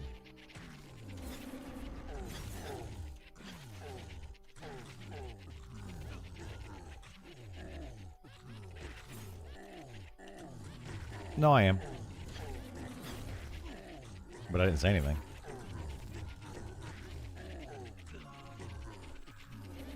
No, they can.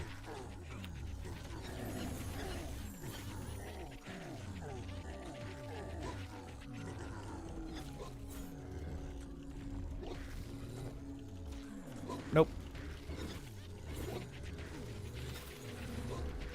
Yeah, these hit really hard playing it. No.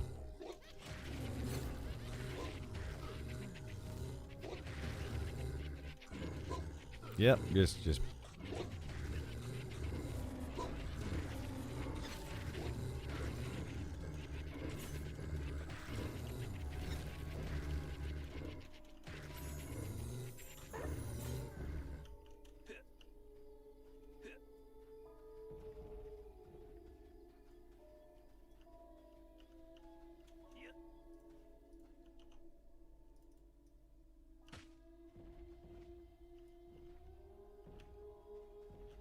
What? Are we not killing? What are you guys doing? Everybody's way down here.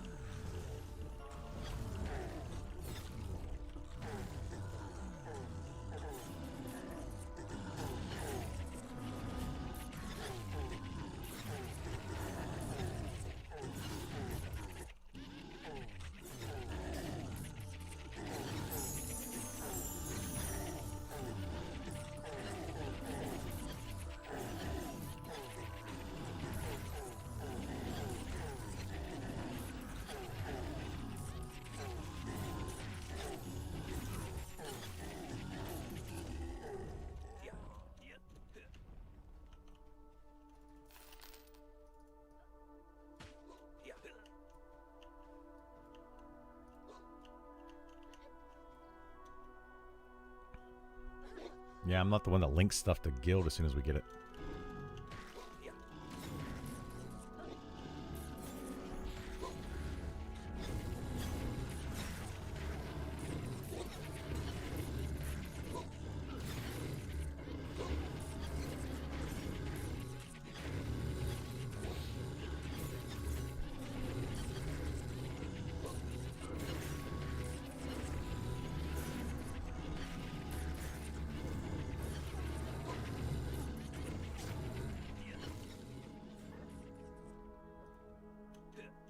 Old Scar. You guys ready?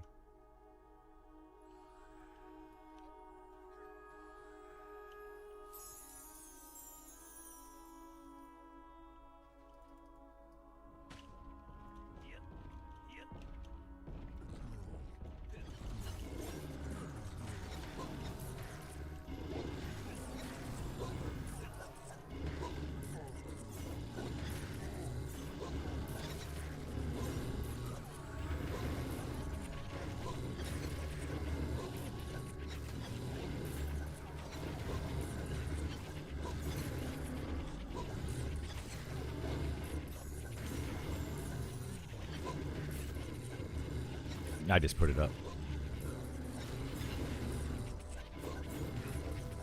Yeah, he is hitting for 200 and something.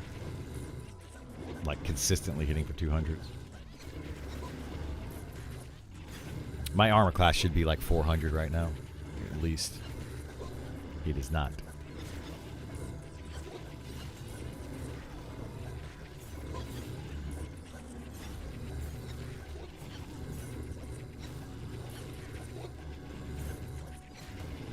Well, I can just come over here at like high 50s, like 58, and start slaughtering.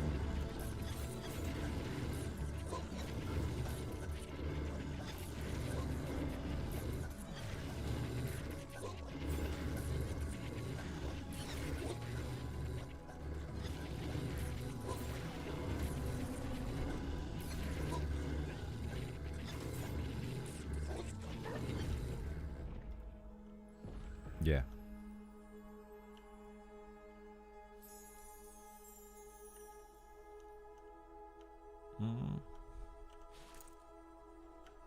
It's a lot of it's a lot of health.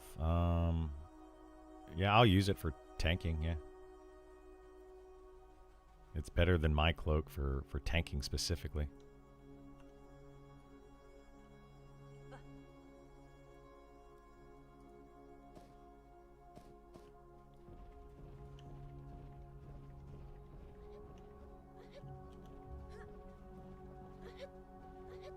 Yeah, I won't use it for anything else, but I'll use it for tanking stuff. Yeah, I got it. Is there content that requires 2 healers, or is the shaman DPSing? There's no content that really... Well, yes, there is content that can require 2 healers, yes. But here, the shaman's probably debuffing a lot and DPSing some, like probably putting some dots up and stuff.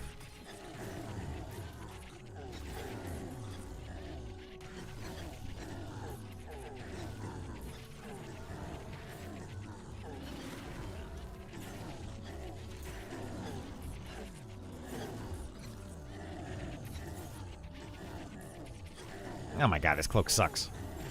It's not even a cloak. Yeah, it looks freaking awful.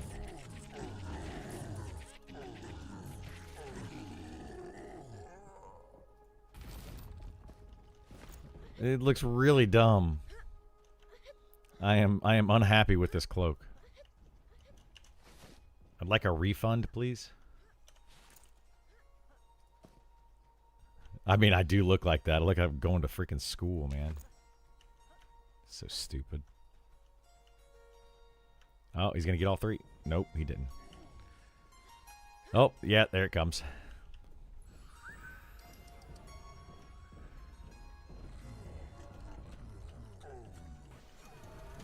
Hopefully, we mez that first. There goes the nuke.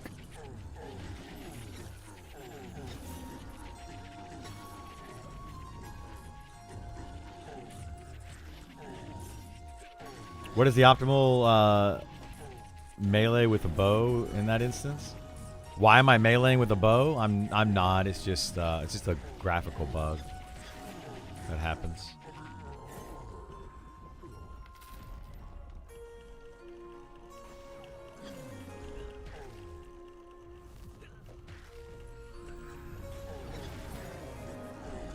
That was the case. Yeah, no worries.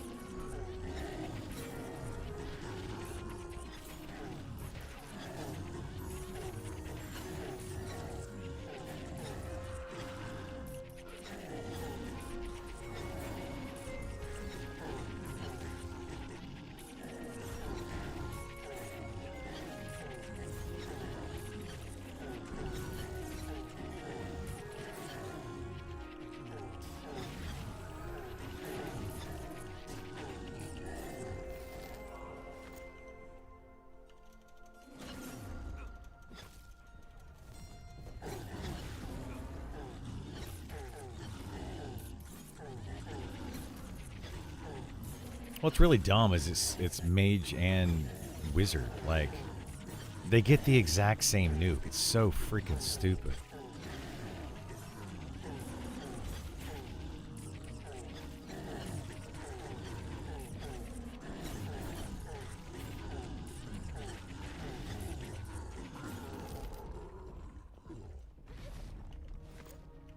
Really enjoy seeing more games where combat per mob takes minutes and seconds. Oh, yeah. we're hoping that this increases. Like, oh shoot. You can jump down the wall. Jump into the wall. No, I'll always stop when I go into the wall every time. Thank you so much for the sub. I appreciate it, Moose.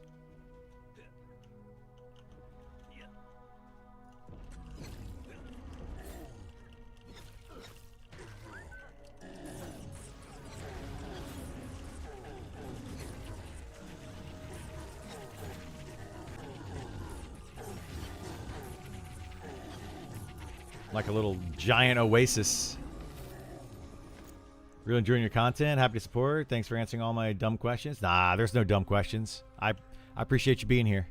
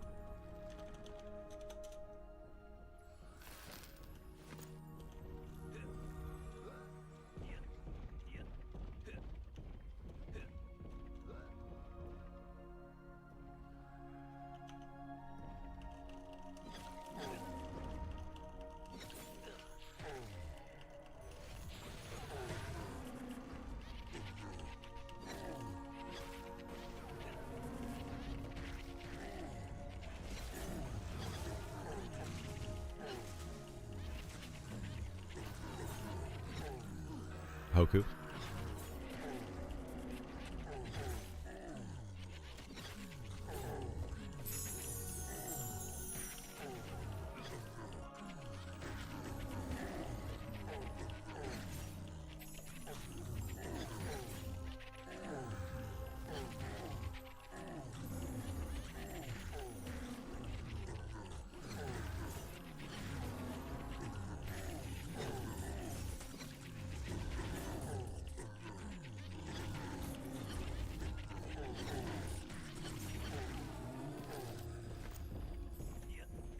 Is it... What's the cloak? Is it worth getting?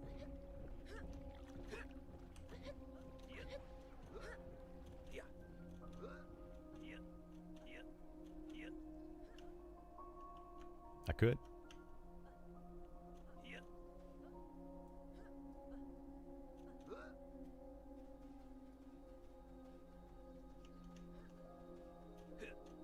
Yeah, we can go do that. Give me something to do tomorrow. I just can't solo anything. That's the only problem I have now.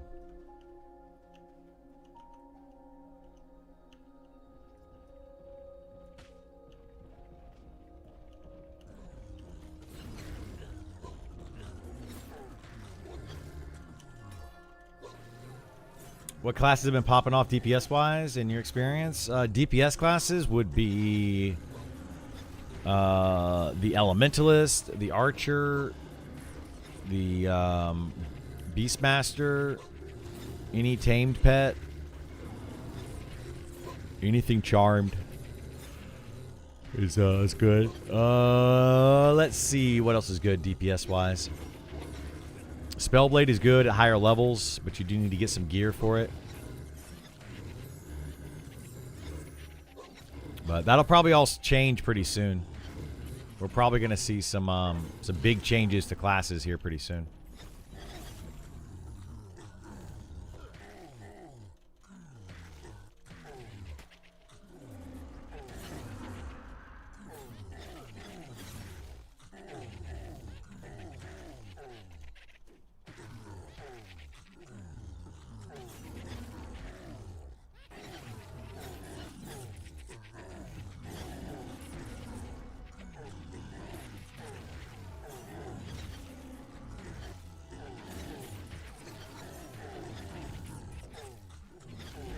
They mentioned buffing some of the tamer classes, which I enjoy hearing. Well, yeah, they're going to be buffing a lot of stuff. They're going to be making a lot of changes. Hopefully.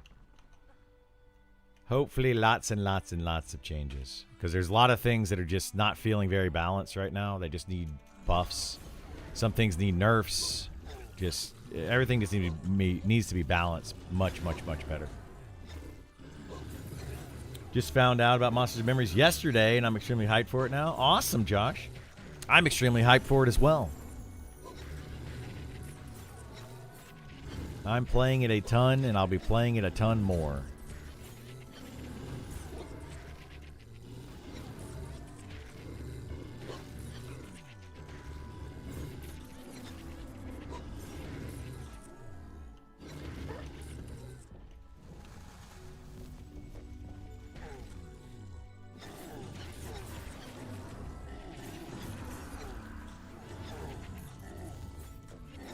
Absolutely.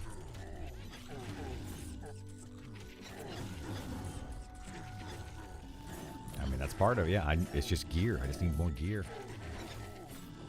It's all part of that.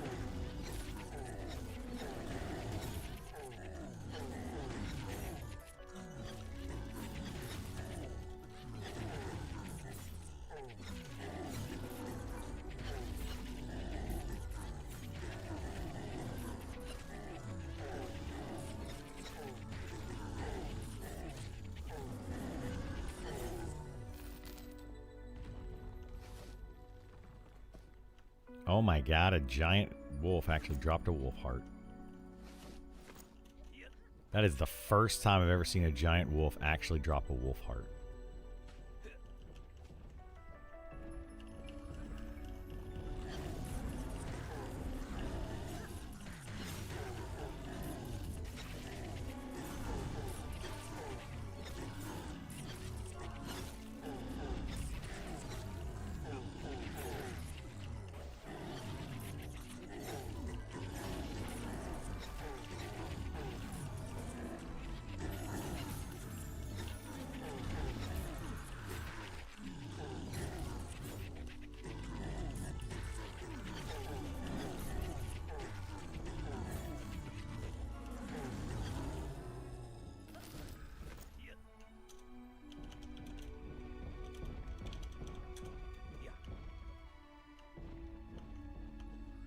Old Scar.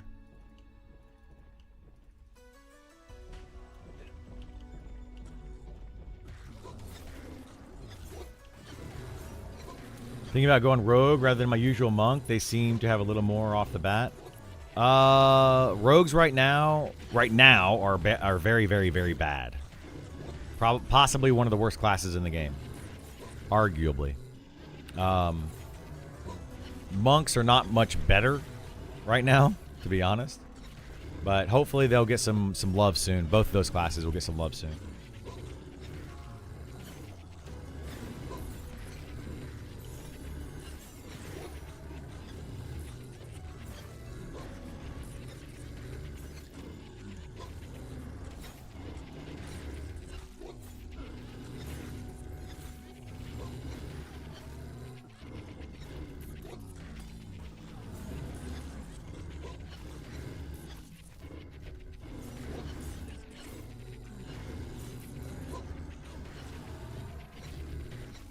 What time are you leaving, Kaz? 9 o'clock again?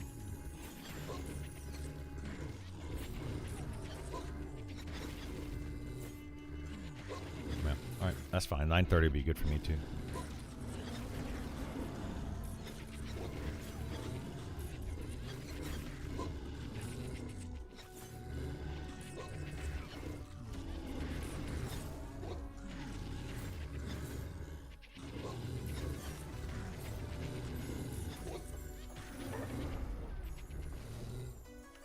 Second cloak.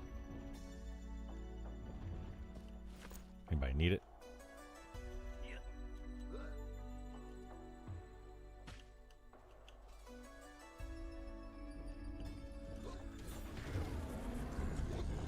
Yeah, I can give it to you for restart, it's fine.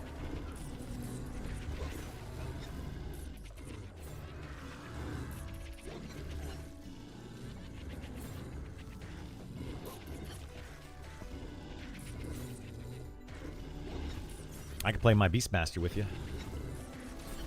If you want to do that in the morning.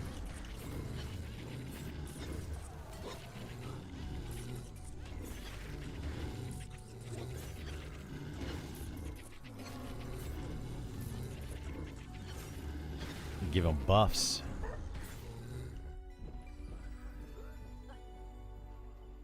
Yeah, you can have like 500 HP though at level 1. You can't be in a group with him.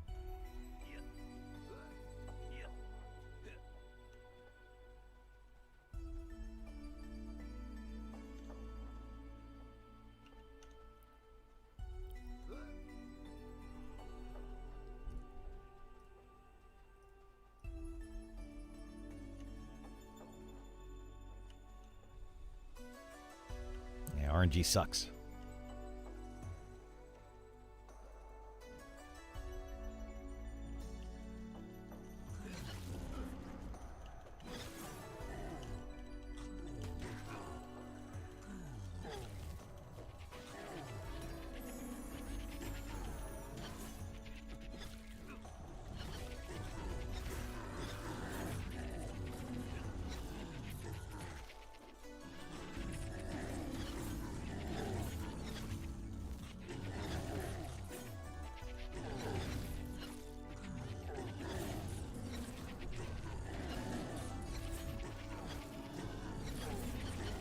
There is that Soul Brand weapon. I wonder if you have to like bring it here and reforge it or something. Like they should do something with these forges.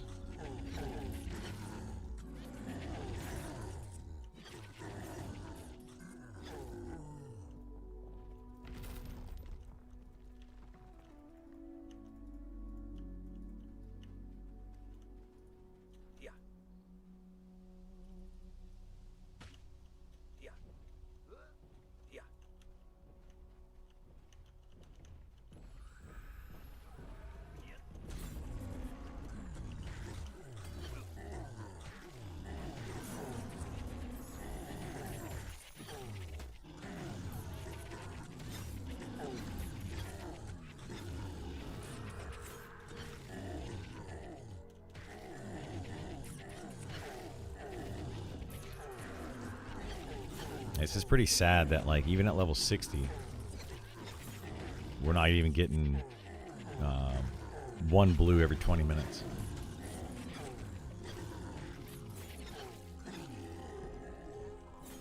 Yeah, we're still killing really quickly.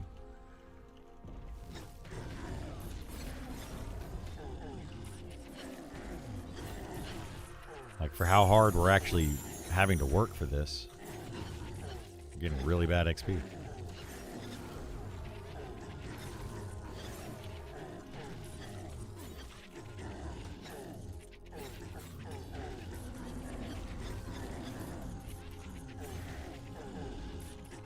Yeah, it's dumb.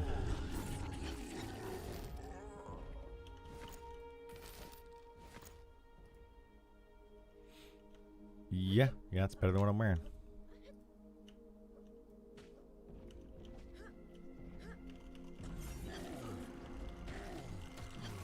Now that you're 60, what is some in-game content that might entice you?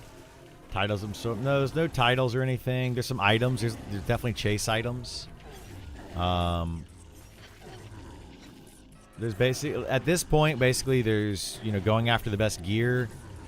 There's some raid mobs that you can do.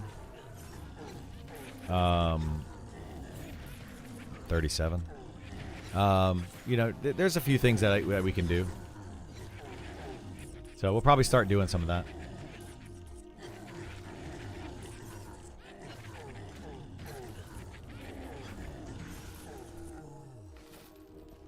Yeah, both my bracers have 30 AC.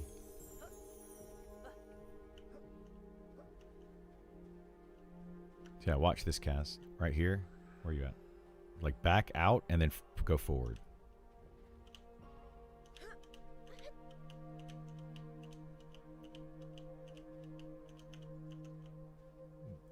Yeah, and you can basically just kind of fall down the wall.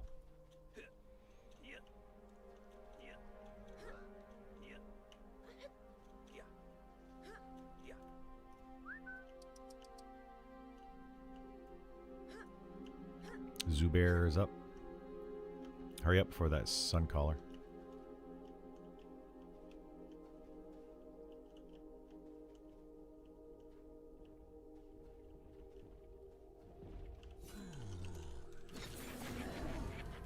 Yeah, Wizards are one of the worst group classes in the game. They can quad kite solo really well, but they are terrible for grouping.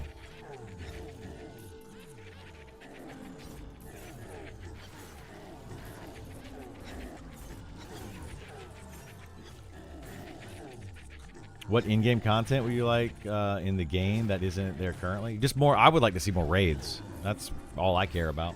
I love in-game raids in these games, and I hope we see a bunch of them.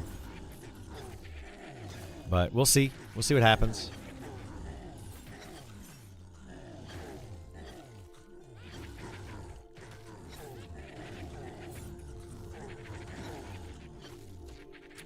Figured healers in other classes would love the Wizard Spell Haste. I mean, Wizard Spell Haste is okay, but Spell Haste isn't really that great. I mean, it's not worth putting a Wizard in your group for.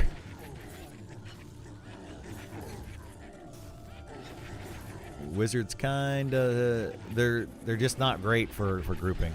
I mean, they're not bad necessarily. They're just other classes are just better. Just way better. It's a problem.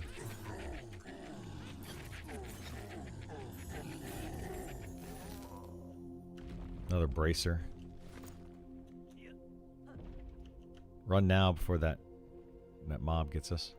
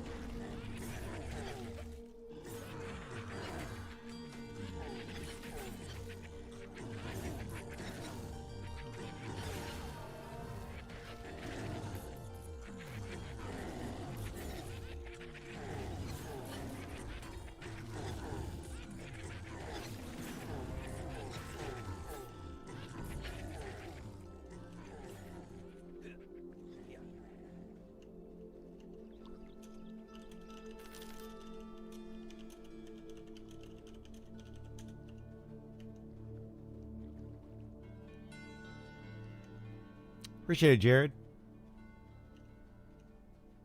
Yeah, get that buffer XP? Yeah.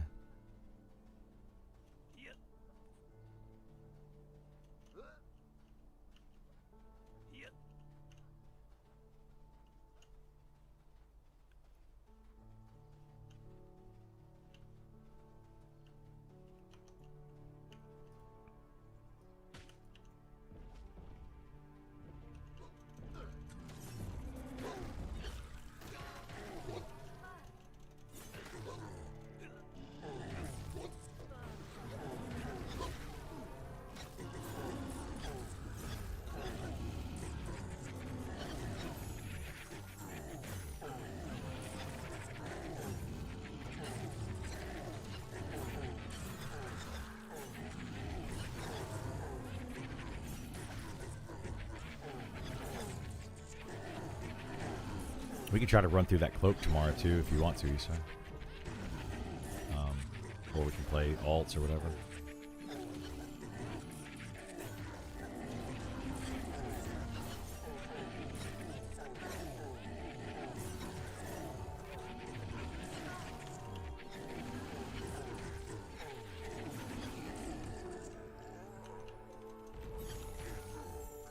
That's on me.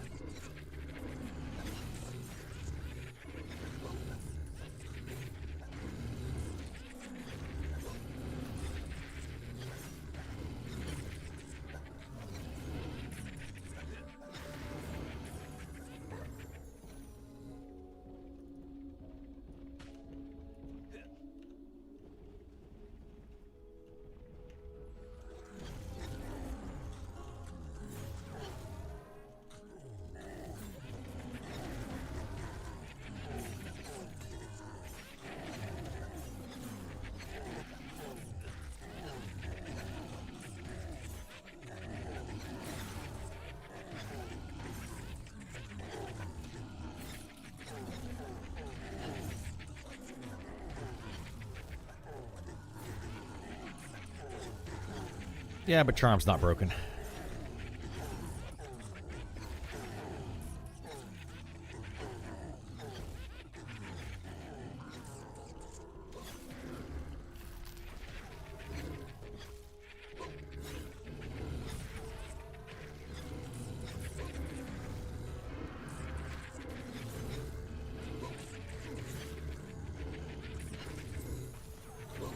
Yeah, who was it earlier that was saying that Charm wasn't broken? And we were like, but that's a green mob. That's low level. We're literally charming this mob right here, killing level 60 mobs. Dumb. Dumb da dum dum dum dum dum.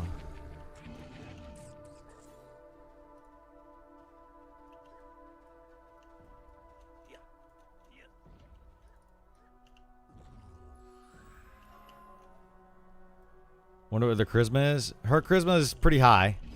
Very high. But that's not the point. The point is that Charm is really strong. Really, really strong. I mean, we're level 60, right? People are like, yeah, but Charm isn't worth using after level 52 or whatever. It's just blah, blah, blah. Yada, yada, yada. Every single time it's some excuse. Every single time. And we're sitting here using it, doing the highest level content in the game. Seems to work just fine to me.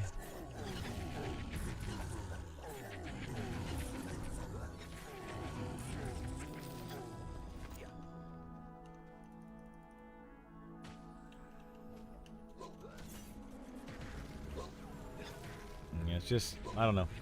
I can only state these things so many times to people before, like, I don't know if they're ever gonna figure it out.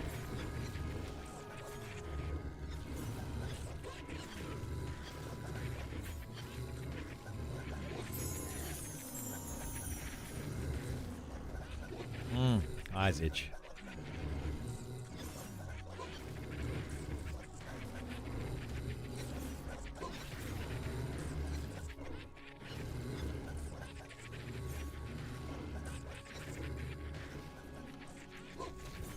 All doubters that confirmed Enchanter mains? Probably.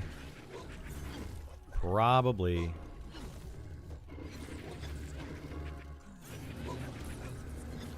I have a level 5 Enchanter. I'm trying for the first time, hoping when I get my first stun or CC non-mez, I'll have better luck at charming.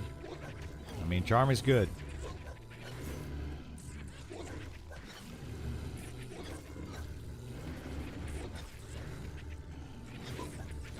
It's pretty dang strong.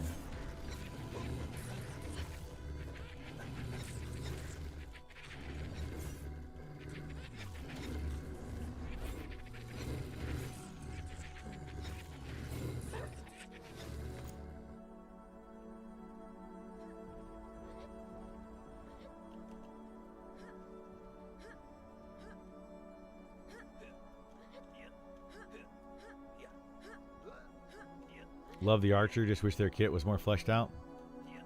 Archer's good, but yeah, I mean, it doesn't have a lot of things to do, but it is good.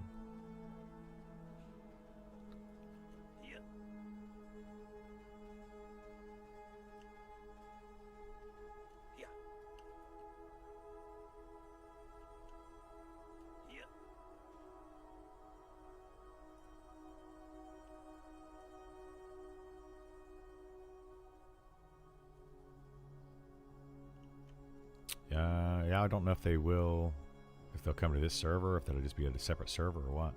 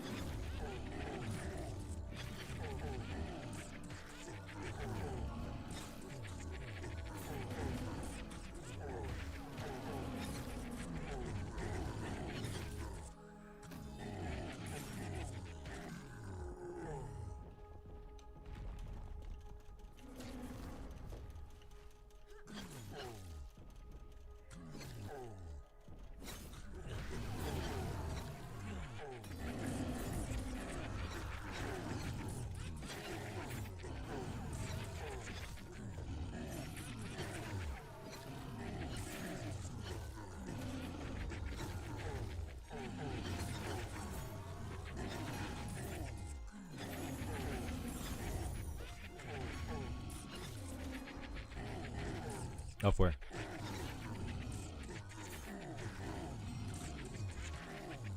Oh, yeah, there's a way up there. Oh, from this side, though? I don't know. That'd be tough to get to.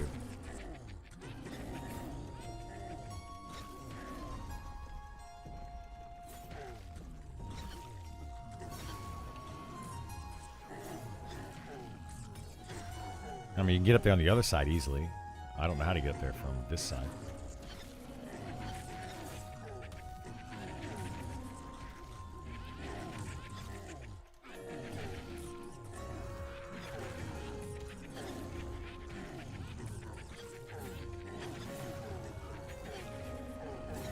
Yeah. Which we need to wait for it to path at this point.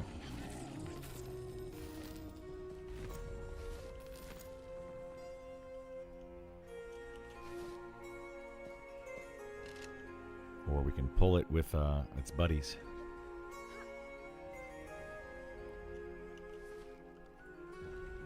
Oh, way over there? I don't know which one it is.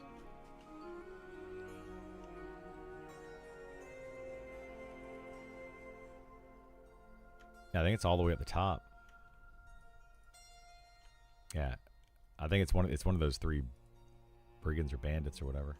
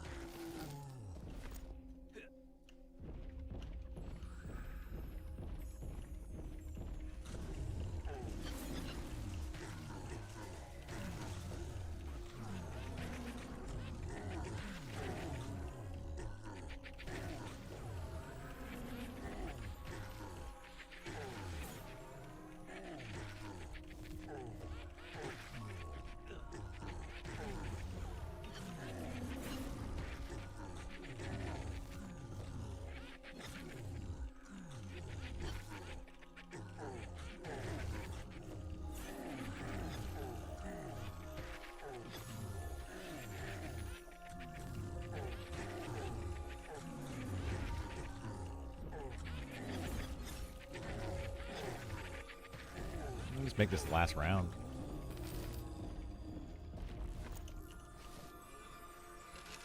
Probably should let them know. Why are all the giants dudes? I don't know. Maybe they're not. You're assuming their gender? I don't know. No, I think it was one up top. No, I have no idea.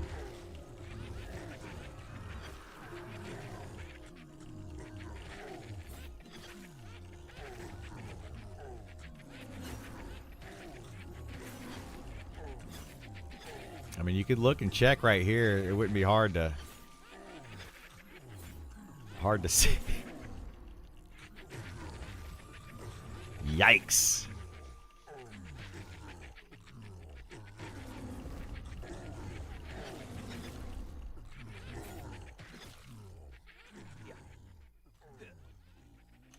I mean, I can hold on to it just in case they bring the other characters back.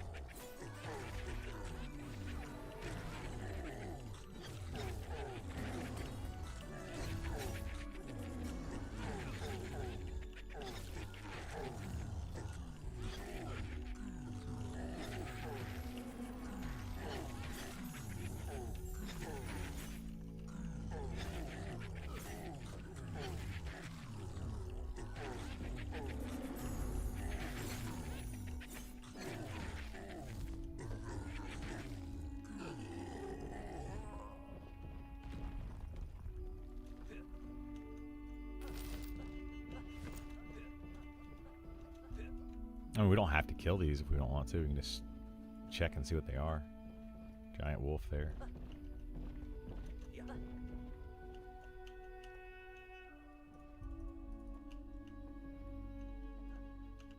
They're both giant wolves. Do we want to kill these?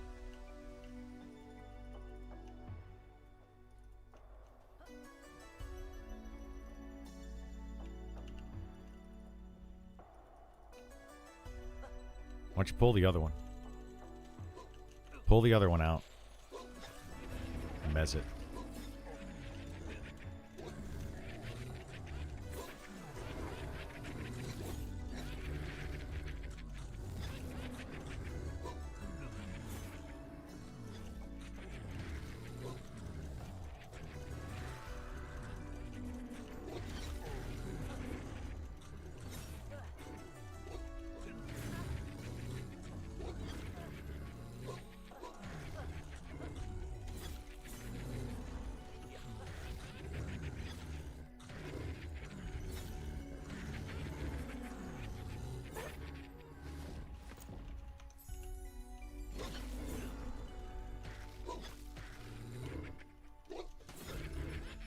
What? No, we're fine. Patha doesn't come over this far. He does? Okay.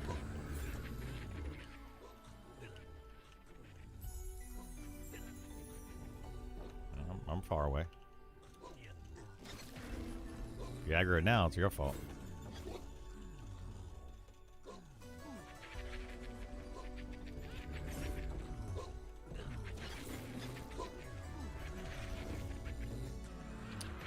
Do you play in 4K? No. I'm just on 1080p, I'm pretty sure. I used to play in 14.4. I used to play in 1440, but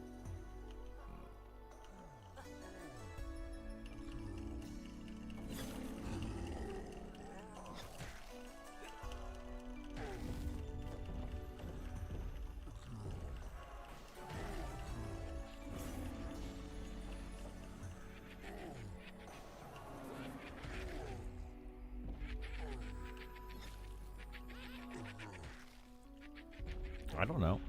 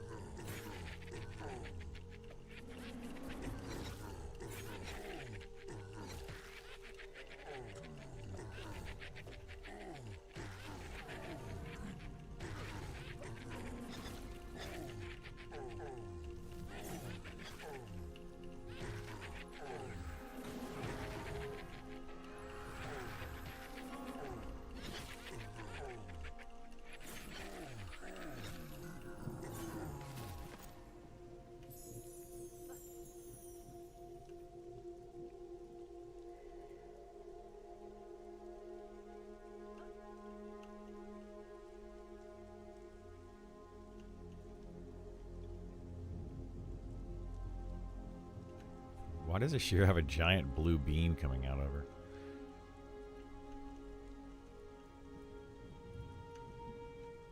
It's like massive. She's like running around with it.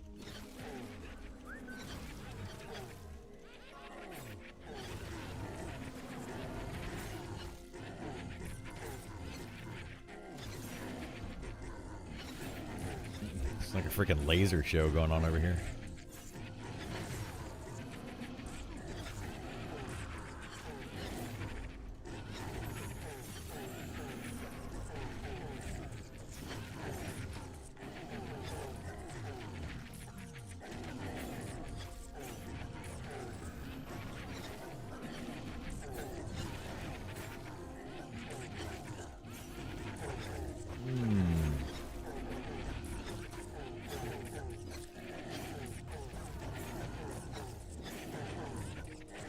think I'm going to go to bed here pretty soon.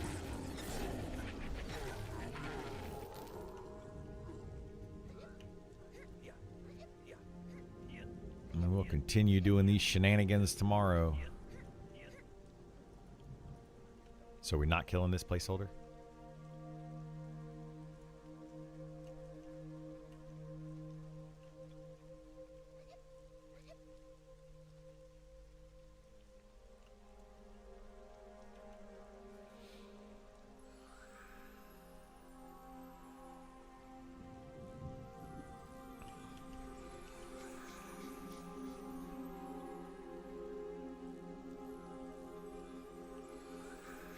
I guess we can all go down there.